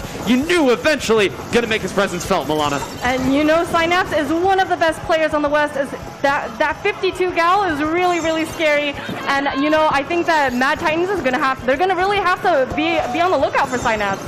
Already, Leotos going with that Charger, moving up here. They've got a couple members on there, and there it is. The big bubbler getting pushed up on there. Does get taken out very quickly, but the tactical there, I believe Leotos hit another shot, and now will Tackle be able to find a pick? Does! Very good. A nice opening score. That's that early checkpoint out of the way. Every push at this point will be a little bit easier, Zach. Yeah, you got a little bit of a preview into the set that we saw here on the heavy splatling. It's mostly going to be run speed, and this is the grading that I was talking about. You can't swim on it, but if you're a weapon like a splatling, it gives you a big advantage here as we see them get an assist onto one. That's going to be a one-down situation, hoping to prevent the members of Super P from even building up any more specials at that point, but they will find at least one pick as both blasters go down. Burt moving across there with that new squid roll. Leotos not able to get that shot. That could really come back to bite them there. Gets that one, though. You're not going to miss twice. And look at this. One move back to get Zero, who would make it the mission to take out that Charger. Taco going to come back in. Synapse gets it. That's a wipeout. One moving up, and a completely different Super P this time around, Milana. We really see that teamwork really coming together for Super P. And, you know, like I said, you really have to make sure that your teammates are pushing up in front of that tower. And you see, we have a member of Super P sitting on that tower, but the rest of them are working hard to, you know, earn their keep.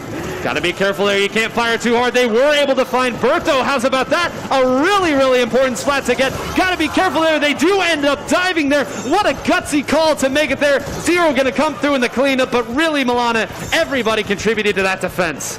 They certainly did. Being able to have that communication open and, you know, to be able to know, hey, I'm going to go after XYZ player, and to be able to utilize that. Man, these splats are really going back and forth. That killer whale, I think that Zero actually led that into Token. And how's about this? Leotos immediately moving forward. Synapse moving forward as well. 2 minutes left, and once again, Zach, it's been Super P that's had multiple good attempts at this push. Yeah, really, they're starting to cycle their specials quite well. Unfortunately, though, if you don't stay alive, that's not going to give you much of an advantage as the splat goes down there, and that's going to be 3 splats and a full wipeout as Mad Titan says, we don't need the lead, but we'll take it from you with a wipeout on the side. Synapse trying to back off in the midst of 2 differing color splash walls here, and unfortunately for them, they're not even going to need them. They're going to get that help from the rest of the members of Super P, and that teamwork is exactly what they're going to need if they want to win this match. That fight took a lot of time there, so much so that everybody had to rotate over, and that allowed them to get through that first checkpoint. They do clear the tower here, but the threat is not yet gone. With Zero going down, though, it might be, and Taco and Synapse once again moving through. The blasters will go. It's a delayed wipeout this time, and once again, the members of Super P in control. Just 1 minute left, Milana. It really feels like they've hit their stride. They certainly have, and just being able to get those picks, Leonis getting some really nice splats on Mad Titans and giving that space to be able to have their team move up with them has been, you know, chef's kiss. And Zach, on the defensive side, too, that's what's really impressed me with Super P. It's another incredible shot. That's a huge offensive player going down. That's another one going down here, but hold on. 2 more on the other side. It's just Leotos going to opt to jump out, and it's not able to get out. Token closes it out, and look at this. Zero jumped in. Kyo jumped in. Zach, they're all in offensive position. No lag on that one. That was the very last possible shot, taking down not just the charger, but also the ink vac that was charged along with that. That's going to be 60 for the members of Jackpot, but will Mad Titans be able to reclaim it? They're going to take out the charger, and that is going to be the lead. On top of it, they're also going to find a wipeout. The members of Super P aren't going to have any specials at their disposal, and on top of that, Mad Titans going to be deploying that massive Killer Whale 5.1 that's going to give them even more of an advantage at range. The snowball is starting to get bigger and bigger. They've attacked, and that's going to be it, as the Mad Titans will get the 3-0 victory. It took them a little minute to figure it out in that last game. The members of Super P adapted incredibly well, and for the bulk of that game, they gave it their very best, but the Mad Titans rampage is not done yet. Making sure that they don't lose their cool is, you know, honestly, something that Mad Titans is incredibly good at, to be able to make those calm pushes back. And, you know, they only had like 30 seconds left on the clock to be able to have that calm level-headedness. My goodness, I'm like having trouble talking. There's just too much Splatoon happening.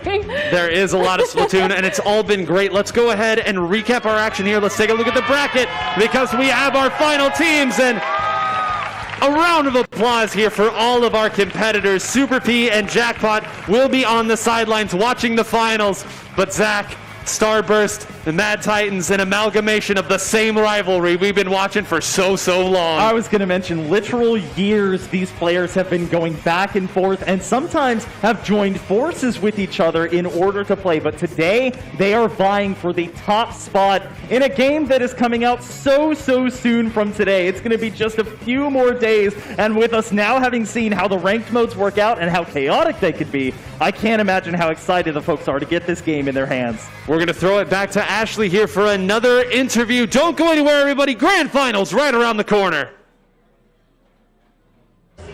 Thanks, everybody. I'm down on the show floor at PAX with Carrie and Luke. Are you having fun today? Yes. Are you enjoying the tournament? Yes. What is your favorite part of Splatoon 3? What's your favorite weapon you've played so far? Tri-stringer. Oh, the bow, huh? Did you get a lot of splats? Not really. Not really? I think you're going to get really good at Splatoon 3. Are you going to watch the teams play today and get some tips? Yeah. I love it. Mom, tell me a little bit about what is so fun for Splatoon for you as a mom. As a mom, well, I got to watch him and his sister play, and it's not blood and gore, which is great. It's just good paintball fun, and that's what I enjoyed. And I enjoyed watching him play with, obviously, people older than him and beating them. That was exciting. Yeah, that's always the best, right? When you get to get that really cool splat in, huh? Yeah. Well, Luke and Carrie, thank you so much for talking to me.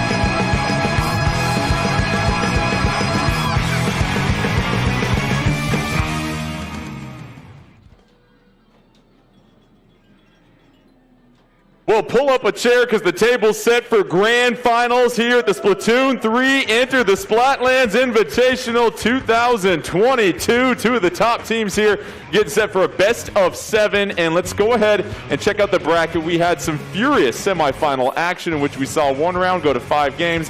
The other was a sweep, but that'll bring us to Starburst versus Mad Titans. If you thought Seahawks-Niners was a rivalry, just hang on here for a second, and let's go ahead and check out the rules for the finals as we get set, because this will go by a little bit different set. We've got a few more maps joining it. Obviously, the higher seed will choose the mode, lower seed will choose the stage, and after the first game, the winning team will choose the mode, the losing team will choose the stage. It's all on the board, folks. Clam Blitz, Splat Zone, Tower Control, Rainmaker, but now we have added Mahi Mahi Resort and Museum de Alfonsino, and we are getting set here, 9, for Splat Zones in the museum. And what do you make about this map, first of all, as we get set? Well, there's a lot of familiarity. This is a map that has been slightly changed, but that we have been playing since Splatoon 1, and this was maybe the most popular map and mode combination back in those days. The players know how to get back into the center of the map. They know how they're going to want to attack when the lockout phase starts, and more than anything, they're going to be very, very confident. Looking at this matchup, let's go ahead and start with the Mad Titans here. We just saw them sweep their way through semifinals here, Zach. What stood out to you about their performance? How dominating it was, and really there was so much talk going into these ranked modes about aggression is going to be key. Keeping up the pace of play and not giving an inch is going to be key, and they really did such a phenomenal job of that, and I'm sure they will in these grand finals. All right, we are set to go. Splat Zones between Starburst and Mad Titans. First team to 4 wins will claim the championship. 9, go ahead and get us started with this loadout here. Well, immediately you can take a look at Bert, who has switched back over to that tent umbrella. This thing was absolutely ferocious in scrims, and the fact that he's opted to pull it out right now tells you that this is the weapon he's been hiding all along. Bagel already hydrating the teammates with that Tacticooler. Zone is claimed early on, and already what we see is the aggression from the beginning, Zach. Yeah, not just that. We're going to see sort of a metered style of play where they focus on, as we see here, the triple ink strike to give them that passive ink come, as we have the zone around 2 that will give them a bit of maneuverability for their other mobile weapon, the Splat Dualies, which will give them a shot to use the Crab Tank and do a lot of damage on both of its firing modes. Starburst still with the lead, controlling the zone. Here's Kyo having to go ahead and super jump out of here, 9, and all of a sudden they have the Mad Titans on their heels. Yeah, they have not gotten a foothold this entire time. Both Token and Zero maybe a little bit antsy here, trying to get into fights and have gone down very, very early. I don't know that either one of them has even gotten a special op after the initial Tacticooler. Meanwhile, Biscuit going to go ahead and get a punish. Zero is going to get the revenge at least. But Zach, they need to find themselves a little bit of zone here. Yeah, this is going to be so difficult now to defend because Ice is on that heavy Splatling, and that is a weapon that loves to have as open of a field as possible to make use of that run speed and also to build up that wave breaker, which this is a great map to use it on because other than the rotating platform in mid, it's relatively flat. They're not even going to need it. What a rollover. Blinked and you missed it. How about that juicy performance by Starburst? I mean, unbelievable the way that they worked through that. And I said at the start that I thought these teams would be confident once the lockout phase had started how they were going to move over. It seems like Mad Titans never really were able to coordinate how they wanted to come back in. You saw Bert on the tent umbrella was working on the left side. Kale went over there. Where was Token? Where was Zero? They weren't able to make it work in the same way they were that last set. And that's what's surprising, Zach, is that you can go ahead and claim the zone that early, but then to lock them out the entire game, that is some top-tier stuff right there. You know, you oftentimes see your anchor players on Museum d'Alfonsino play on top of that platform. It gives you such great visibility. But when you have that much of the zone covered, there's really no need to be so bashful. The heavy Splatling doesn't even have quite as long of range as some of your other anchor options, like the Hydra Splatling and some of your longer-range chargers. So really, it was smart of Ice to know, pushing up, using that cylinder in the middle as a sort of defensive shield, and to play around that while throwing the Wave Breaker was too much for the members of Mad Titans to push back in. And 9, you look at the Mad Titans, they swept their way through semifinals. Starburst, it took them 5 games.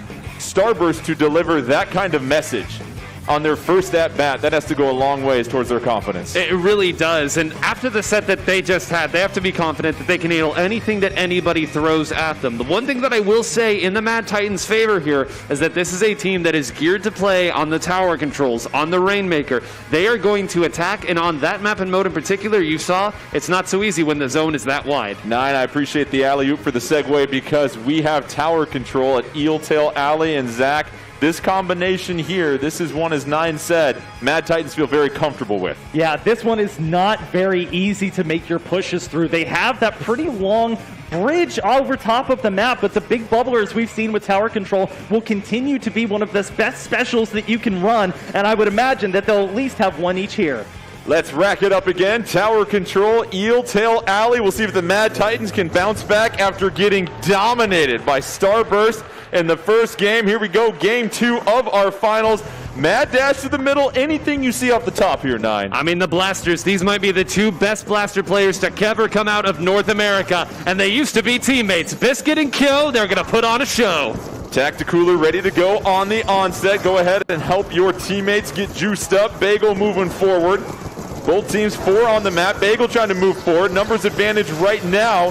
Here comes another little wave, and already Nine, they've done a great job of getting out to mid and establishing a little bit of control. Yeah, I think they've done a much better job here, and I think that Zero moving over to the 52 gal is a big reason for that. There's a lot more survivability with that weapon than there were with the dualies. As I say, that does get taken out. Ice is going to trade with Kyo here. Now again, Token going to go down. It's Pandemonium in the center, with Bert being the last member of the Mad Titans with anything to say. And Mad Titans a really nice stand there, Zach. Yeah, I think the Tactical, as you can see, it's right in the middle of the map. Not only is it invulnerable, but for the other team, it's kind of a homing beacon. You know exactly where the other team is going to group up when that Tacticooler is active, so you can hone in on that spot and get a couple of quick splats if you're fast enough. Here's Bagel once again setting up that cooler, and they get to the checkpoint here, and they're making quick work of it, Nine. I mean, a wipeout right there. Again, the Mad Titans just don't seem to be able to coordinate any attack, and this might be virtue of not having the backliner there. Ice has been really unimpeded this entire time. Now it's just Bert who is actually going to get taken down. The Tetrabrella was able to go out, but look at this. Bran attacking, Zero diving. It's a delayed wipeout, and Ice has no intention of chilling out, and just like that, Starburst 2-0, smacking him in the face and getting rolling here, Zach. So you take the analogy that I had of Museum d'Alfonsino, right? You have Ice on the heavy splatling, hiding behind a cylinder. Now shrink that cylinder about 10 or 15 times. That's what's in the middle of your tower, and is practically your only defense when you don't have a big bubbler up. Ice was able to use and maneuver around that space in order to both act as a distraction, a jumping point, and a Slayer to finish off that match. And really that versatility from Ice is what's incredible here, Nine, because not only are you helping your team move objective, but you're also helping out all of your teammates as far as having that numbers advantage. Yeah, and I think it's the one thing, again, that they have over the Mad Titans. In the sense they do have a true backline player there, it makes it that much easier when you do have to defend. Not that they've had to do a lot of that, but you also know that the opponent's not going to have that resource. They're going to have to be much, much more honest when they try to take the tower, and as you saw, honesty ain't cutting it right now. No, it is not. So the Mad Titans need to figure something out here. We'll have Rainmaker coming up next here on Scorch Gorge, Zach, and so what is the difference? What is the change the Mad Titans need to be? Because Starburst is just trying to take all the drama out of the finals right now. They just want to get to 4, get their trophy, and get on out of here. So this is actually a map and mode combination I believe we've seen before. There are a couple of Rainmaker free modes on the opposite sides of the map, so it's really going to be truncated even further than you think it is. There's a Rainmaker pop in the center of the map, which is on a raised pedestal, and normally that's going to be pretty difficult to defend, but we saw in that first Rainmaker map and mode, once they get to those checkpoints that are on either, I believe, your left or right side, it really opens up the possibilities and the sight lines for your team. And that's going to be fascinating here, Nine, because you mentioned Mad Titans not playing with a true backliner, and now you look at all the ways that you can look at things on the map and all the sight lines that you have. How is that going to impact their loadout? Yeah, I mean, Scourge Gorge here, again, the losing team did get to pick the map on this, so this is the Mad Titans going here. This is a really wide open map. There's a lot of greats here. This is going to be Ice's playground, so the fact that they've opted to come here, I think, means they are hoping that that extra room to maneuver is going to allow them to attack. And this is a must-win for the Mad Titans. You do not want to go down 3-0 in a best of 7. So we'll see if the Mad Titans can grab an Infinity Stone and try and figure something out here, Zach. But right now, here it is. Here are the loadouts. Anything you see differently from the Mad Titans? I'm hearing some cheering, and it could be potentially for Zero's return to those Dark Tetra dualies, which is going to be the Auto Bomb and Reef Slider as the kit. The Reef Slider, it moves in a straight path, but it's also able to be canceled early, so it can do a big area of effect bit of damage. Can Starburst, the 4 seed coming into this tournament, the underdog, continue to dominate? We'll find out. Already, Rainmaker grabbed here by Starburst, and it's been these early starts that have set the tone. And I mean, just look at the way that they did that there. Ice was leading the charge as the backliner there. They got center, they got the Rainmaker, and they went over there. Now, credit the members of the Mad Titans. They were able to rotate over here and minimize some of the damage, but all the while, Biscuit's still maneuvering there and gets the shot onto Token. Incredible. This attack is going to continue. They've rotated again, and Biscuit has now once again hit Burt. If Burt goes down here, that's really their best defensive resource. They're moving this forward here. These last few points, so difficult to get. And Zach, we just saw Biscuit mow the lawn and obviously make some way for their team. At this point now already, you see Starburst getting the Mad Titans on the back foot. How do Mad Titans respond here? Well, they have to use that canopy more. That canopy is almost like a light to a mosquito or a bug, where it just attracts all the attention. And speaking of attracting, we see the ink vac come out, which is bringing all of the ink into their person on top of the triple ink strike, which who would have thought that a slosher would be played in the grand finals of this tournament with its kit. Mad Titans trying to find a little bit of momentum. Right now it has been all Starburst in this third game, just under 3:30 left to go, and right now you see the Killer Whale 5.1 coming out, a pair of them here, 9, and at this point, for the Mad Titans, you mentioned it, they can't get that collective push. No, they can't. They haven't even gotten the Rainmaker to reset yet. Every time that's been about to happen, they've opted to try to fight instead. Now, thankfully and mercifully, the bomb is going to go off of the splash wall and take out Brand, so the threat is gone. They finally do have mid, but that took 2 specials just to get this. Opportunity here for the Mad Titans to finally move the Rainmaker. They wait for the Tentacooler to pop up before they get a chance, and still, same issue, Zach. Just the oppressive force that we're seeing from Starburst. Yeah, we haven't seen Kyo doing any dancing on this one, despite plenty of opportunities with those triple ink strikes that they've been building like crazy. We also, I don't think, have seen the Reef Slider do a ton, as we see Zero pop it up there in combination with that triple ink strike. So really, that does take away a lot of maps. I cannot believe that a kill even came out of that. Unfortunately, it's going to be a trade, and Mad Titans may finally have an opportunity to push. However, Token going to be the last one alive. They're dancing around the Rainmaker free zone. I don't know how they haven't gone down yet, but finally they will fall. The music ends for Token, and at this point for Starburst, it's just a matter of continuing to control the momentum here, 9. And at this point, you've got the lead. What are you looking to do with over 2 minutes left? You're looking to keep doing the exact same thing you've been doing. Control mid. You know that you want Ice at that exact spot. I know that engagement didn't go the way they wanted, but that is the power position. You rotate everybody else over to attack. You stick the Rainmaker behind Ice there, and you wait and see what happens next. 3-3 on the map. You see the Tentabrella making its way towards the Rainmaker. Kyo trying to back up. Kyo just getting forced back, and Zach, again, the ability to have the Rainmaker and push the opposition back. That could have been a sweet little play there, but unfortunately, Kyo getting spotted out. However, they do have the advantage of the Tacticooler, and they're going to use that to their advantage, falling from a large height. That's going to be a 3-down situation with only, I believe, the 52 cal remaining. They're going to use that splash wall, or bomb rather, to break the wall and try and shoot over this wall here in mid, which is one of the things the Slosher does absolutely best. Kyo and company are going to have to work quickly here because under 1.5 minutes left, they are yet to get on the board here. 4-3 advantage. You imagine this is where the push comes, 9. Yeah, you take a look right there. Bursty has the ink back there. They're going to try to set it up. Burt moving forward there. When is it going to be used there? How are they going to do this? Yeah, let's load up on the Tacticooler. If they can stick around and get through this, this might be the big thing. Zero's pushed up. Where are the attackers coming from? That's 2 down. They're going to have to get this first checkpoint. You have to imagine they'll get it, but no, wait a minute. Biscuit went ahead and got that. Now Bagel attacking. Now it's Biscuit over, and suddenly the walls have come down on this push. And Biscuit just baking everybody and putting a stop to that push, and all of a sudden Starburst in full control. Zach, they're looking to close this out. What's the key? You want to think about the aim that you have with Intensify Action here. The key is being able to give your blaster room to continue doing what they've already been doing, and the Big Bubbler is going to play a big role in that if they can deploy it. They're trying not to do so, trying to peek over that canopy, and they're able somehow to get Bursty there. Zero also going to fall, somehow dodging out of the way and staying alive. However, they will finally fall, and it'll be roughly a 2v2 in the last 10 seconds. All hail Biscuit, just dominating this game with under 5 seconds left. Mad Titans are going to have to be perfect to close this out. 4-4 on the map, a couple of specials ready to go for Starburst. Can the Mad Titans make something of it? They still have to get through that first checkpoint. Time is ticking on overtime. Tacticooler's out. Burt trying to push forward with that Rainmaker. Here comes the Reef Slider, and that will do it. Starburst 3-0 lead. dominant.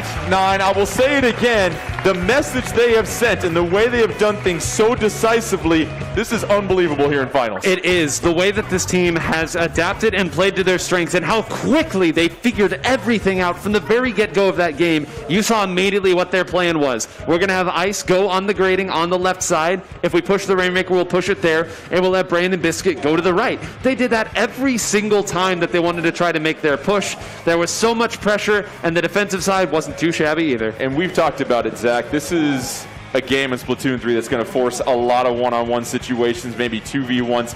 Biscuit's ability to win the majority of those and really just snatching the momentum from the Mad Titans was the difference. Look, blasters are just not known for their mobility traditionally, and the fact that Intensify Action can be paired with things like swim speed in order to give you that much more of an advantage and more dodging capability allows you to take on these weapons like the Camo Tenterbrella, or the Tenterbrella rather, that has this gigantic canopy. How are you supposed to beat that with any normal weapon? Very, very difficult. You have to go around on the flank.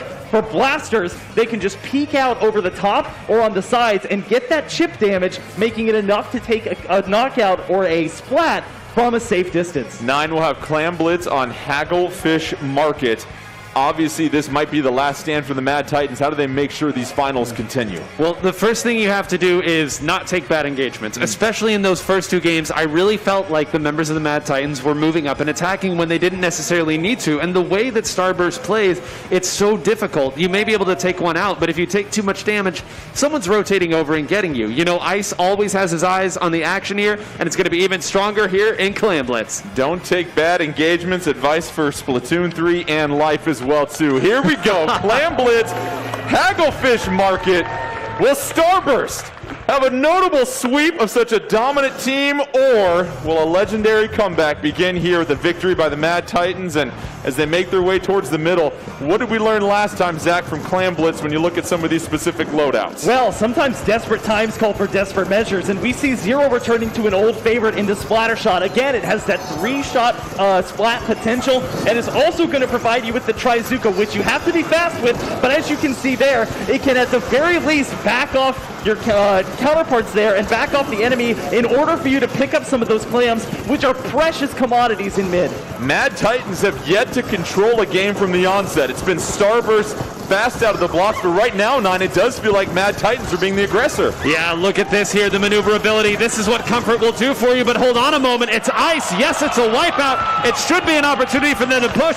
Can they coordinate it, though? The other members will have respawned in time, and we aren't going to have to wait 5 minutes for a score this time. Token with the completion. Now let's see who else is coming to the clam bank here, trying to get some more clams in that basket, but already 25 points on the initial push. Make that 26 here, Zach. That's the start the Mad Titans were looking for. You have to love the goofy music that plays when that barrier breaks. It's so fun to watch, but when that barrier goes back up, the enemy team is given a power clam to work with for free. On top of that, they're going to pick up a tacticooler. That's a phrase we haven't said all day, and something will have to give here as we see Ink Strikes, Big Bubblers all getting deployed here in this next battle.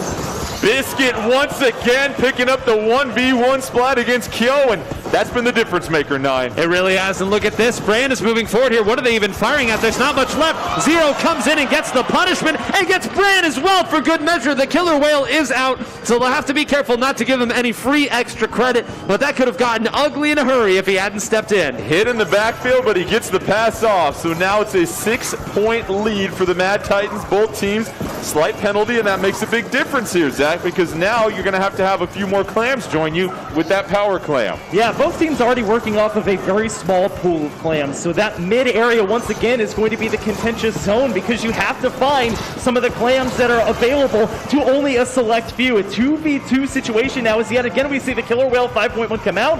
Burt making fantastic use of that new squid roll, and also the wave breaker at the ready here, going to provide some valuable intel if they can set it up correctly. Burt doing a solid job of providing some backline support as well too for the Mad Titans. That's what's been missing these last couple of games, 9. Yeah, this is a stabilizing force. We said earlier there that switching over to that Tenterbrella would fit the way they wanted to play, but maybe what they needed was a little stability. Kyo needs to clean this up without going down, and does. Look at this though. It's Biscuit here. They've got 2 members, and get him! Biscuit finally goes down without taking somebody with them here, and now mid going back to the Mad Titans. Mad Titans in control of the map. Just over 2 minutes left to go. Burt with the power clam, and at this point, you feel like, Zach, that Mad Titans are getting back on the same page. Yeah, they're starting to come back to basics here. Bert, their anchor player, is going to be the one controlling the power claim. That's going to give the rest of their team the best possible opportunity to push forward here. The triple ink strike basically laid at the feet is going to allow them for a trade. It's a 3v3, now 3v2 situation. Make that 2v2 as Bagel will fall.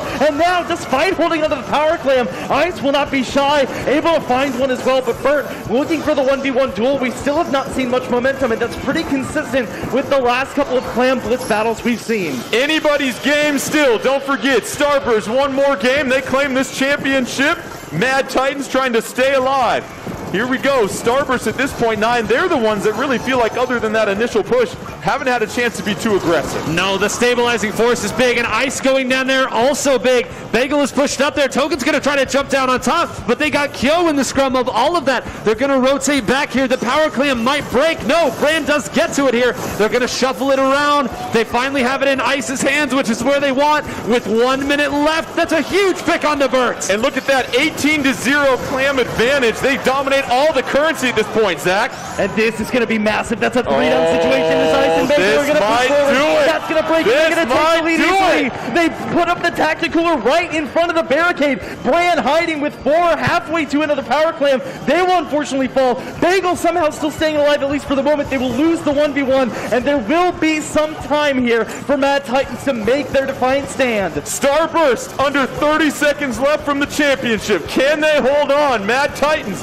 one more push left. 9, it's going to take everything for the Mad Titans. It is. They do have that pity clan back there at the start, the power clan that comes up, so they will at least get into overtime here. You can see they're firing around the map to build some special. Zero goes down to the auto bomb. The lack of mobility on the Trizuka set him up there to fail. Can they hold mid? Desperately need to not get rushed down at this point. They have the tacticalers, so they'll have a little breathing room. You can see Kyo waiting for Zero to come back. Zero is back there. Keep an eye on the top of the screen. Not much time left in overtime. Can Starburst do it? Can they shock the world? Trying to move forward. Down goes Mad Titans, and that will do it. Starburst started from the bottom. Now we at the top. They are your champions. The point of the Splatana at their nape, and they don't flinch one bit, bringing it all the way back in the semis and finding the strength to not only win a map 5 scenario, but to sweep through a team that has otherwise looked emphatic in this tournament. Well done to a very strong and established team. They're certainly one to watch out for. And 9, it just speaks volumes to just how diverse the talent pool is, and the fact that they were able to get through semifinals. It came down to game 5 against Jackpot, and then they step into finals and get the brooms with the sweep over the Mad Titans. One of the most impressive performances we've seen in a long time. Absolutely, and a round of applause coming out here from the crowd. These are teams and players that have played against each other for years in so many different configurations, and it says so much, the composure to be able to not only win that situation, as you said, but continue it running. Once Starburst hit their stride, the confidence started to come, and they never looked back. And Zach, it was overwhelming as far as their starts in the first 3 games as well, too. I mean, they really just took control of the game, of the objective, and never let go. There was a little bit more of a battle into the 4th one, but unbelievable. Yeah, you really have to be impressed by how adaptive these teams have been. You know, as far as Splatoon 3 is considered, they've had an even amount of time with the game, and they haven't had very much time at all with any of these 4 modes, having to deal with the changes in Rainmaker or the differences to Clam Blitz. It is a marvel that they were able to pick that up so quickly, find the comp that maybe isn't perfect, but works for each of their team members, and use that all the way to the very end, pulling off the sweep.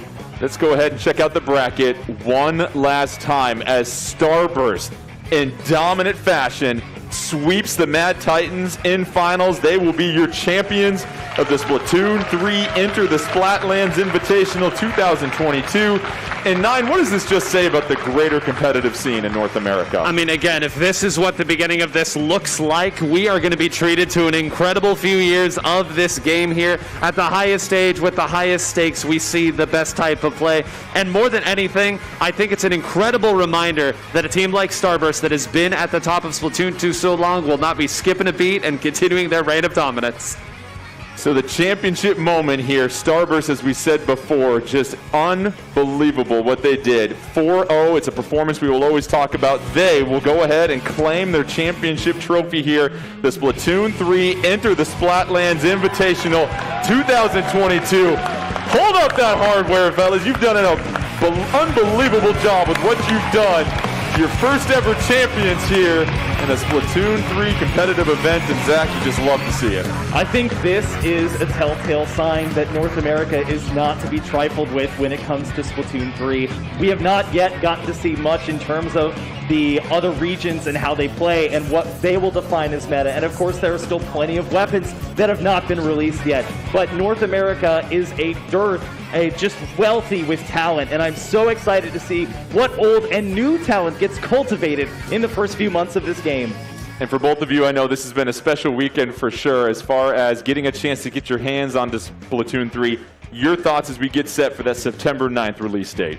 Oh my goodness. I mean, just coming from this and then falling back down to having to wait for just a couple more days, it's going to be difficult, but thinking about how Splatoon 2 changed from that very first tournament that we saw all those years ago to what it looked like at the end, it's going to be an incredible few years of what this game looks like as we learn, as we develop, and it's going to be a wild ride every second. And Zach, your thoughts as we get set to super jump out of here? It's so close, and I promise you the wait is worth it. It really is such a fun game. There's so much in terms of future updates and development that are in the plans and in the works. So many new features. I personally can't wait for table turf battles. I think that's going to be a super fun addition to the game. I know a lot of folks are interested in Salmon Run. This is just one aspect of a very, very rich game, and I'm sure everyone, including myself, can't wait to dive into it on September 9th. That'll do it for our broadcast. Shout out to our incredible crowd here at PAX West. It was great seeing everybody in person once again. Also, our terrific crew in the back. They absolutely knocked it out of the park. For myself, Nine, Zach, Milana, and Ashley, we appreciate you joining us. Splatoon 3 drops September 9th. In the meantime, make sure you keep it tuned in to Nintendo Versus for all of your competitive Nintendo action. We out!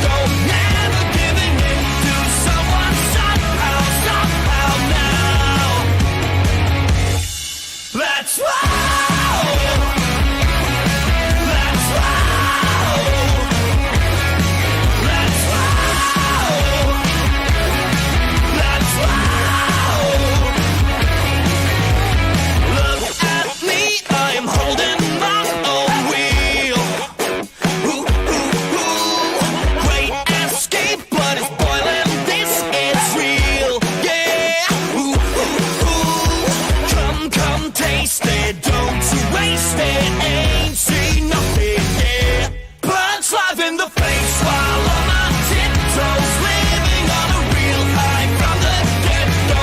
Never giving in to someone somehow now. Maybe I'm a victim of disaster. Still my world is turning even faster. Never giving in to someone somehow now. Let's roll. Let's roll. Let's roll. Let's roll. Let's roll.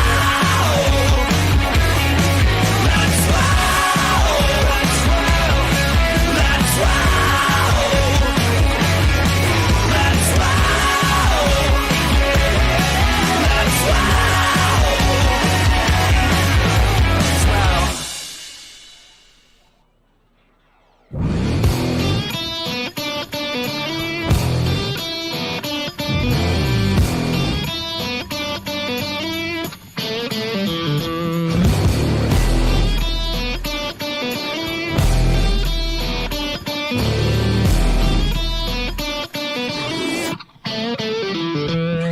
Been running fast, crossing county lines just to make my name in the city. Took everything, put it on the line, cause I never break or back down. One shot is do or die, and the odds ain't looking too pretty. But I got the feeling it's my time. I know I'm taking it now.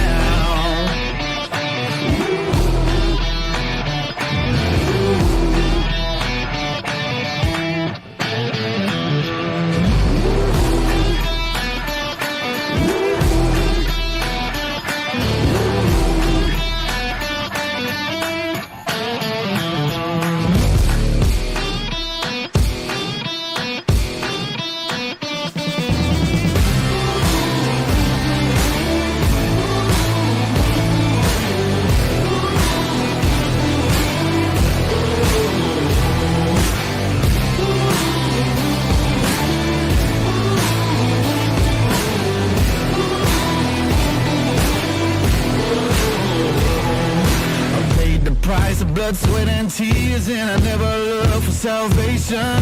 I worked for this for all these years, and I wouldn't break or back down. No. I fought through all my fears and all of my frustrations. I see the light is getting clear. I know I'm taking it now.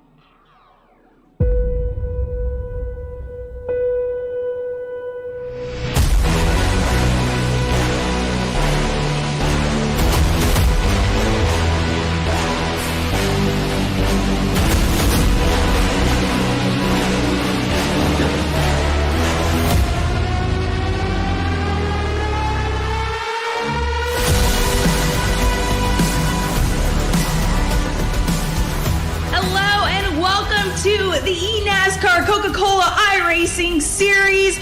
We are here. This is Countdown to Green. I'm Camille Salazar-Hadaway, joined with our analysts, Alan Cavada and Brandon Cattell, and we are here at the Bristol Motor Speedway. We are ready to go tonight. How are you two doing?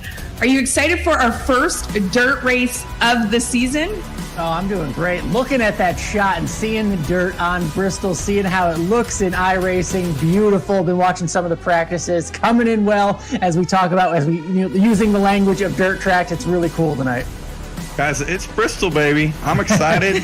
I'm ready to go. I'm ready to see people beat and bang. I'm ready for tempers to flare. It's Bristol, baby. It's Bristol, baby, but we have to wait before we get into all the action of the night. And first, catch you up to speed on everything that went down in Richmond. Down and in, it's Taylor Hurst field to control as we say, let's go racing in Richmond. Caution at lap number 10 in this race. It is Malik Ray. Clinton's going to get tagged. He's now into the outside fence. Green flag back in the air. We are racing at lap number 26 of 130. They are all in. This is wholesale service throughout the field. Curling 2 tires only. 3 wide. Oh, and there's contact and a spinner. Ray Alfala around and into the outside wall. 3 wide bound, and that doesn't work. Salas gets tagged into the outside wall. Put the right foot down. Green flag back in the air. Big wreck off at turn number 2. Briar LeBrad. And we'll have a restart inside of the final 5. And Conti on the gas pedal, though. Not a great restart for Bolin. And Michael Conti finally gets his Richmond win.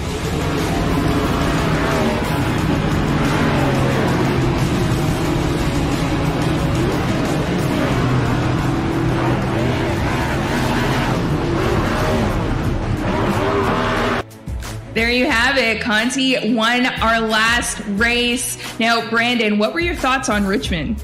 My thoughts on Richmond, Camille, if we look at all 4 races this season so far, I think we have proven we've seen the best car, the best driver out of them all. It's Michael Conti. Michael Conti has been leading the way each race. And there was a lot of strategy last week. If you saw the race, we've seen people take 2 tires, 4 tires, seen him stay out. We've seen a lot of different strategies, but Michael Conti still came up top. There was no doubt in my mind he had the fastest car last week. So if you look up in the Urban Dictionary right now, the word trouble, he is trouble for the field. Michael Conti is your guy right now. Alan, you're hearing it. Trouble for the field. What were your thoughts on how Richmond went down? There were a lot of close calls and a lot of wall contact. Absolutely, but who survived it all? Michael Conti. That's what this is all about. Look, what to me, the prevailing thought from Richmond is that Michael Conti is absolutely the forerunning favorite for the championship this season. And why? It's because checkered flags matter. And for him to collect 2 this early, it tells us that he can go out there and get them. Being a repeat winner, so tough in this series, he can go out and do that. And think about where he's won. He has won at 1.5 miles and a short track. When I think ahead to the playoff, what do you see in that 4-race stretch? 1.5 miles, a short track. If he can do it now, he can certainly do it later. He is the forerunner for the championship. The field is already on notice this early in the season. Well, why don't we take a look at the player standings and the points? Brandon, can you take us through that? Yeah, let's take a look at the point standings here after 4 races. Michael Conti is going to be leading them here on the top of the board now with 2 wins. Steven Wilson's still right there in second. Take note of that. And Femi Olat still third in points. Look at this top 20. No rookies now. We had mentioned Parker Retzlaff being in the top 20 there for a little bit, but now we have no rookies in the top 20. The veterans are showing up. This is hard. This is hard for a rookie out there right now. Yeah, it's definitely not easy for a rookie, but it's pretty good for Jim Beaver, right, Alan? Oh yeah, look at the top of the standings. Jim Beaver eSports, not a small team, obviously, but compared to some of the bigger names that we see in the NASCAR world, I mean, to see Jim Beaver eSports on top, that's huge this early in the season. So great run, great season for them so far. Then you have a new team on the scene, Charlotte Phoenix, right there in second. Stewart Haas Racing in third there because of Steven Wilson's win. And then I'm going to mention it every week until they are dethroned. 2311 Racing still there. Sitting there in fifth until the champs are dethroned. I'm not going to stop mentioning them because they are showing us they're doing it again. And then, wrapping out the top 10 with Clint Boyer Racing, Joe Gibbs, William Byron back up there in the top 10. And Femi's back must be hurting him because he is carrying Clint Boyer Racing. No offense to the whole team over there, but look, once that evens out, Clint Boyer Racing is going to go up the charts once again. But Femi doing a great job here early on in the season. You're going to wish the 2311 into existence there to have good runs each week. Sure. I feel like, you have to say it every week for it to happen, Alan. Until you dethrone them, I'm going to mention them.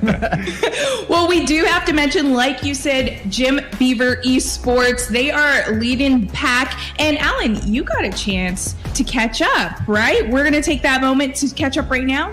Yeah, that's the best part. Look, you go to the top of the charts, you get on the show, Countdown to Green. So let's talk with both drivers because we got them both here, Blake Reynolds and Michael Guest. We'll start with you, Blake. First of all, how did you end up over at Jim Beaver eSports? I ended up over at Jim Beaver eSports just because I was looking for a change, and I had heard from the previous drivers that it was a great environment. So, not that there was anything wrong with my previous teams, but I was definitely looking for a change, something less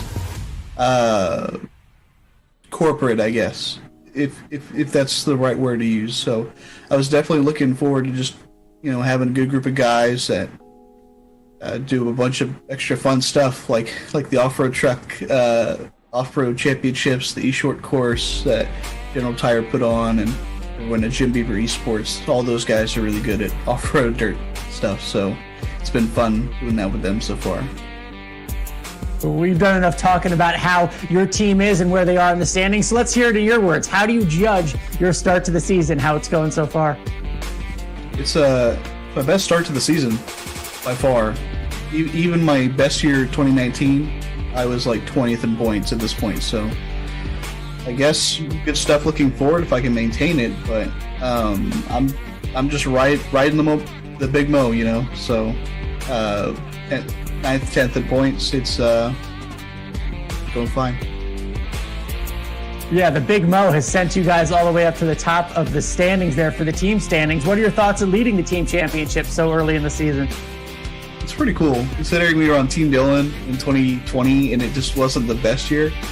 The fact that the same combo, just in different circumstances, can lead the team standings, that's pretty cool to me, especially, 2 years later. So I know me and Mikey have been, working our tails off in these races to try and gain spots. We're both just not very good at qualifying, so it's actually pretty impressive to be in the points where we are, considering our qualifying results.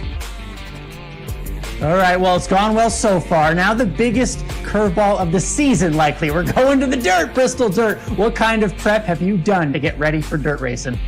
So last night we ran A Open. I'd say it went pretty solid, but, we're all pavement racers, so dirt is definitely new for all of us, and especially for me. I'm glad I'm on Jim Beaver eSports. Those guys are really good at dirt, and, running in the e-short course recently with all those guys, it's good prep. I've learned a lot about what you need to do on dirt and different types of vehicles, so you probably wouldn't believe it, those big off-road trucks, but they do translate in ways, and I have found some characteristics to take from those to transfer to my Cup Series car. That A Open, really impressive, important for a lot of people getting practice last night. Blake, thank you so much. Look, for every one driver, there is a second that makes up the team in all of our league. So let's talk to the other driver over at Jim Beaver eSports, Michael Guest. Michael, thank you for joining us. You stayed with the team. Tell us why you stayed and returned to Jim Beaver eSports. Yeah, we had a great year last year. Just wanted to keep racking at it. Like I said, we had a lot of consistency last year. We almost made the playoffs. There's a real good team dynamic going there, and I enjoy those guys, so I'm happy to be back. It's certainly working out seeing you guys at the top of the standings. What's it like having Blake as a teammate again to work with? Yeah, Blake's great to work with. Like you said, I've worked with him before. I'm on the same setup team as him, so we have a lot in common already. We've always been friendly with each other, so it's always great to work with Blake on the racetrack too, and not only off the track, but we do work together on the track as well. Even when we weren't on the same iRacing team, we've always given each other breaks and stuff, so he's great to work with. We all know the individual goals in racing, but what does it mean for you guys to be leading the team standings right now? I mean, that's huge. With Jim Beaver eSports, we've put a lot of work the last year in just having ourselves up front, changing what we were doing before, and making sure we're in the picture, because before I feel like all of us needed to have that next big step in the series, and I feel like since I've joined Jim Beaver, we've gotten that, and the only next step is making the playoffs and getting some good points out of it. You mentioned all the work you guys are doing, but we're not handing out any trophies yet. So really, what is it going to take for you guys to make a playoff run, qualify for the playoffs this year? The biggest thing for me is not falling too far behind on the road courses, and really hopefully getting a win before then, because I feel like I could have made it last year, the playoffs specifically, but there were too many winners and I didn't win. So consistency's great, but really got to get a win. I love that, because winning's so important. It could happen tonight. It could happen on dirt. You have a little experience in rallycross. Can any of that happen? Can you apply any of that to tonight at Bristol? Specifically the heat races, yeah. With the heat races back then, I used to work with Logan Clampett, Nathan Lyon, and a few other guys that are in the Coke series now and from previous years in the rallycross series. And there's always a big battle in the last few transfer spots to get in, and that's where the entertainment happens. So if there's anything I've learned from the rallycross stuff, is to stay away from the transfer spot. Hopefully I'm up front. Michael, thank you so much for your time. We talked to Blake, we talked to Michael. It is only right that we talk to the namesake of the team, the namesake of Jim Beaver eSports. Jim Beaver joins us now. Jim, how did your team get into the eNASCAR Coca-Cola iRacing Series? Well, Jim Beaver eSports got into the eNASCAR iRacing Coca-Cola Series. It was kind of one of those things where, a lot of people go, "Oh, what's this off-road guy doing an eNASCAR?"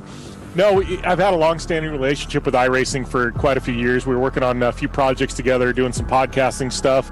Obviously, I've got a big podcast and radio show network on SiriusXM, and kind of one thing led into another. There was quite a few openings in. It was, right before the big explosion, I guess, for eNASCAR and iRacing, pre-pandemic, and so we kind of got our foothold in there. Came in mid-season, and didn't have real good results the first year. Second year had a little bit better results, and then and slowly we've picked up steam, and here we are sitting here, leading the owners' points, and it's been a long time coming. We can see it in the driver standings. Experience matters so much. What does it mean to you to have such veteran drivers together on a team this year? Well, this year I'm really excited with our driver roster. Obviously, we were able to retain Michael Guest. Last year he had a phenomenal year. He was probably down the stretch one of the most consistent drivers all year long. I think at one point he was sitting second in the points. It just seemed like, he had top 20 after top 20 after top 10 after top 20. Really consistent. Obviously, come playoff time, things weren't exactly ideal.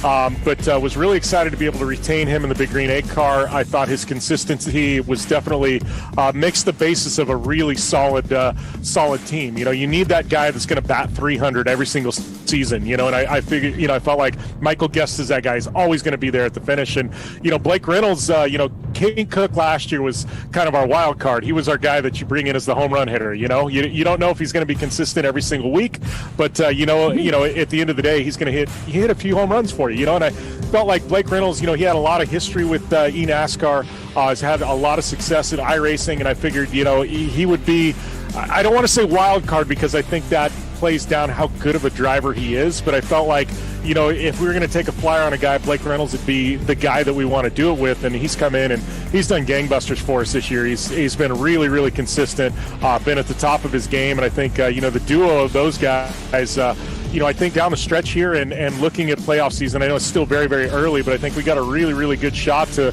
potentially put 2 drivers into the playoffs. Jim, I love the honesty. So look, the numbers don't lie. The scoreboard says your team leading the standings right now. What does that mean to you? As a team owner, this is something we work for. Obviously you want to see your guys up at the front, and I feel like it's easy. I don't want to say it's easy to get one guy up at the front, but to lead the team owner standings, it means you've got 2 guys that are running up front consistently.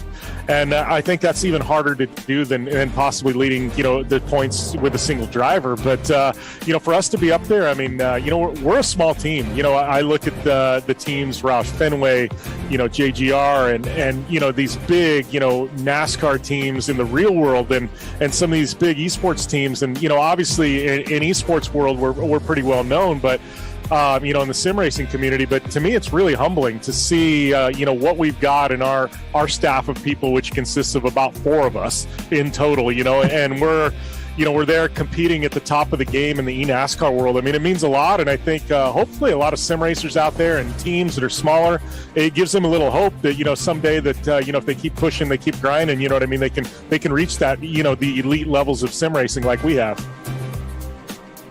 Jim, thank you for your time. Great story, just great backstory there. And the field is on notice. They are looking at the standings just like we all are. Let's keep it going with the guests here on Countdown to Green. And we'll bring in Tyler Hudson, who is, you got a bunch of titles, Tyler.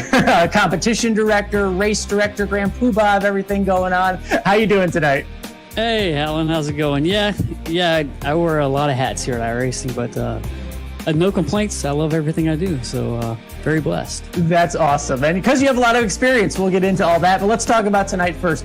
Describe your job, and for people who don't know the kind of behind-the-scenes aspect of what's going on down on the track, what are your responsibilities tonight?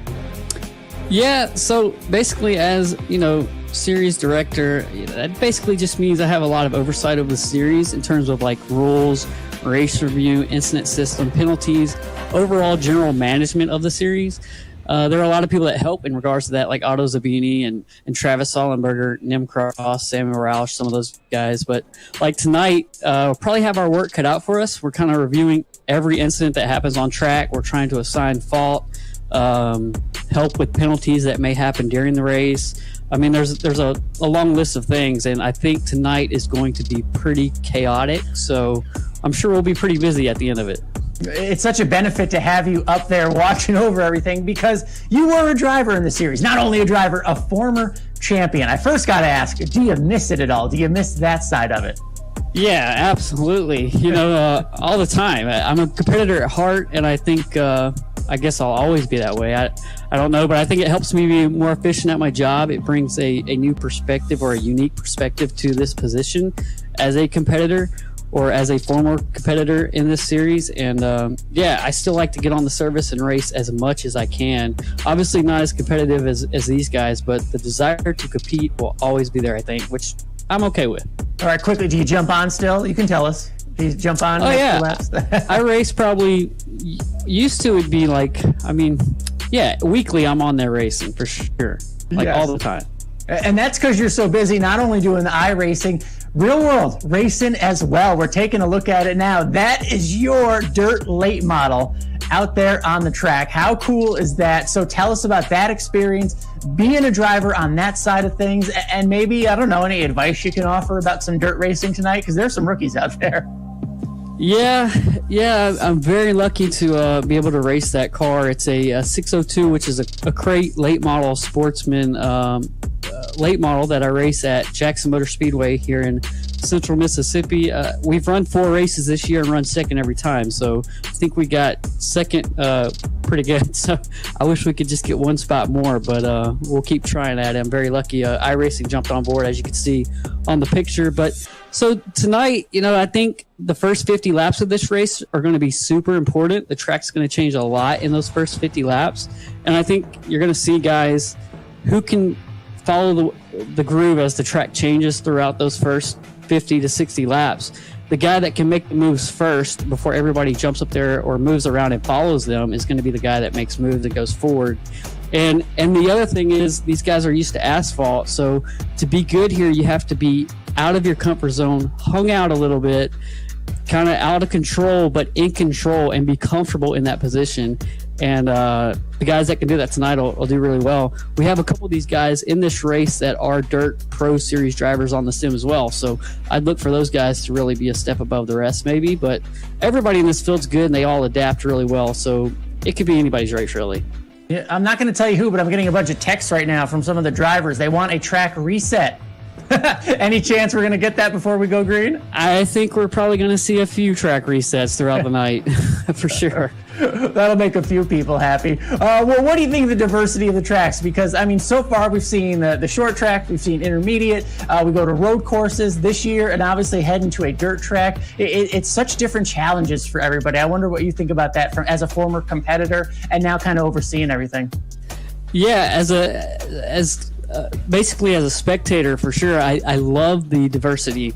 I love the different tracks, the different the new car. Everything about all that is very super intriguing. As a competitor, I don't know if I necessarily like all that stuff. I was never that well at the road course stuff. So, but this car is different. It drives different. It's good on the road courses. Anytime you can have diversity in this series with the talent level that is here, and see other people kind of shine and step up to the plate is a good thing, and good for the overall series for sure. And you see that in NASCAR now. They're doing everything: short tracks, dirt track, everything, road courses. So we have the same thing going on. So it's really cool. Tyler Hudson, appreciate your perspective and your experience. Thanks for joining us here on Countdown to Green. Thanks, guys. Enjoy the show. I hope it's a good one. It's going to be great. Camille, how you doing? How are you doing? Why don't we give you a breather, because you were just running through all of that, because it is my favorite time. It is Twitter Rigs time, brought to you by Logitech. Let's take a look. Oh, this one is really nice here. We got some RGBs going. Justin, I see you. Wow, this is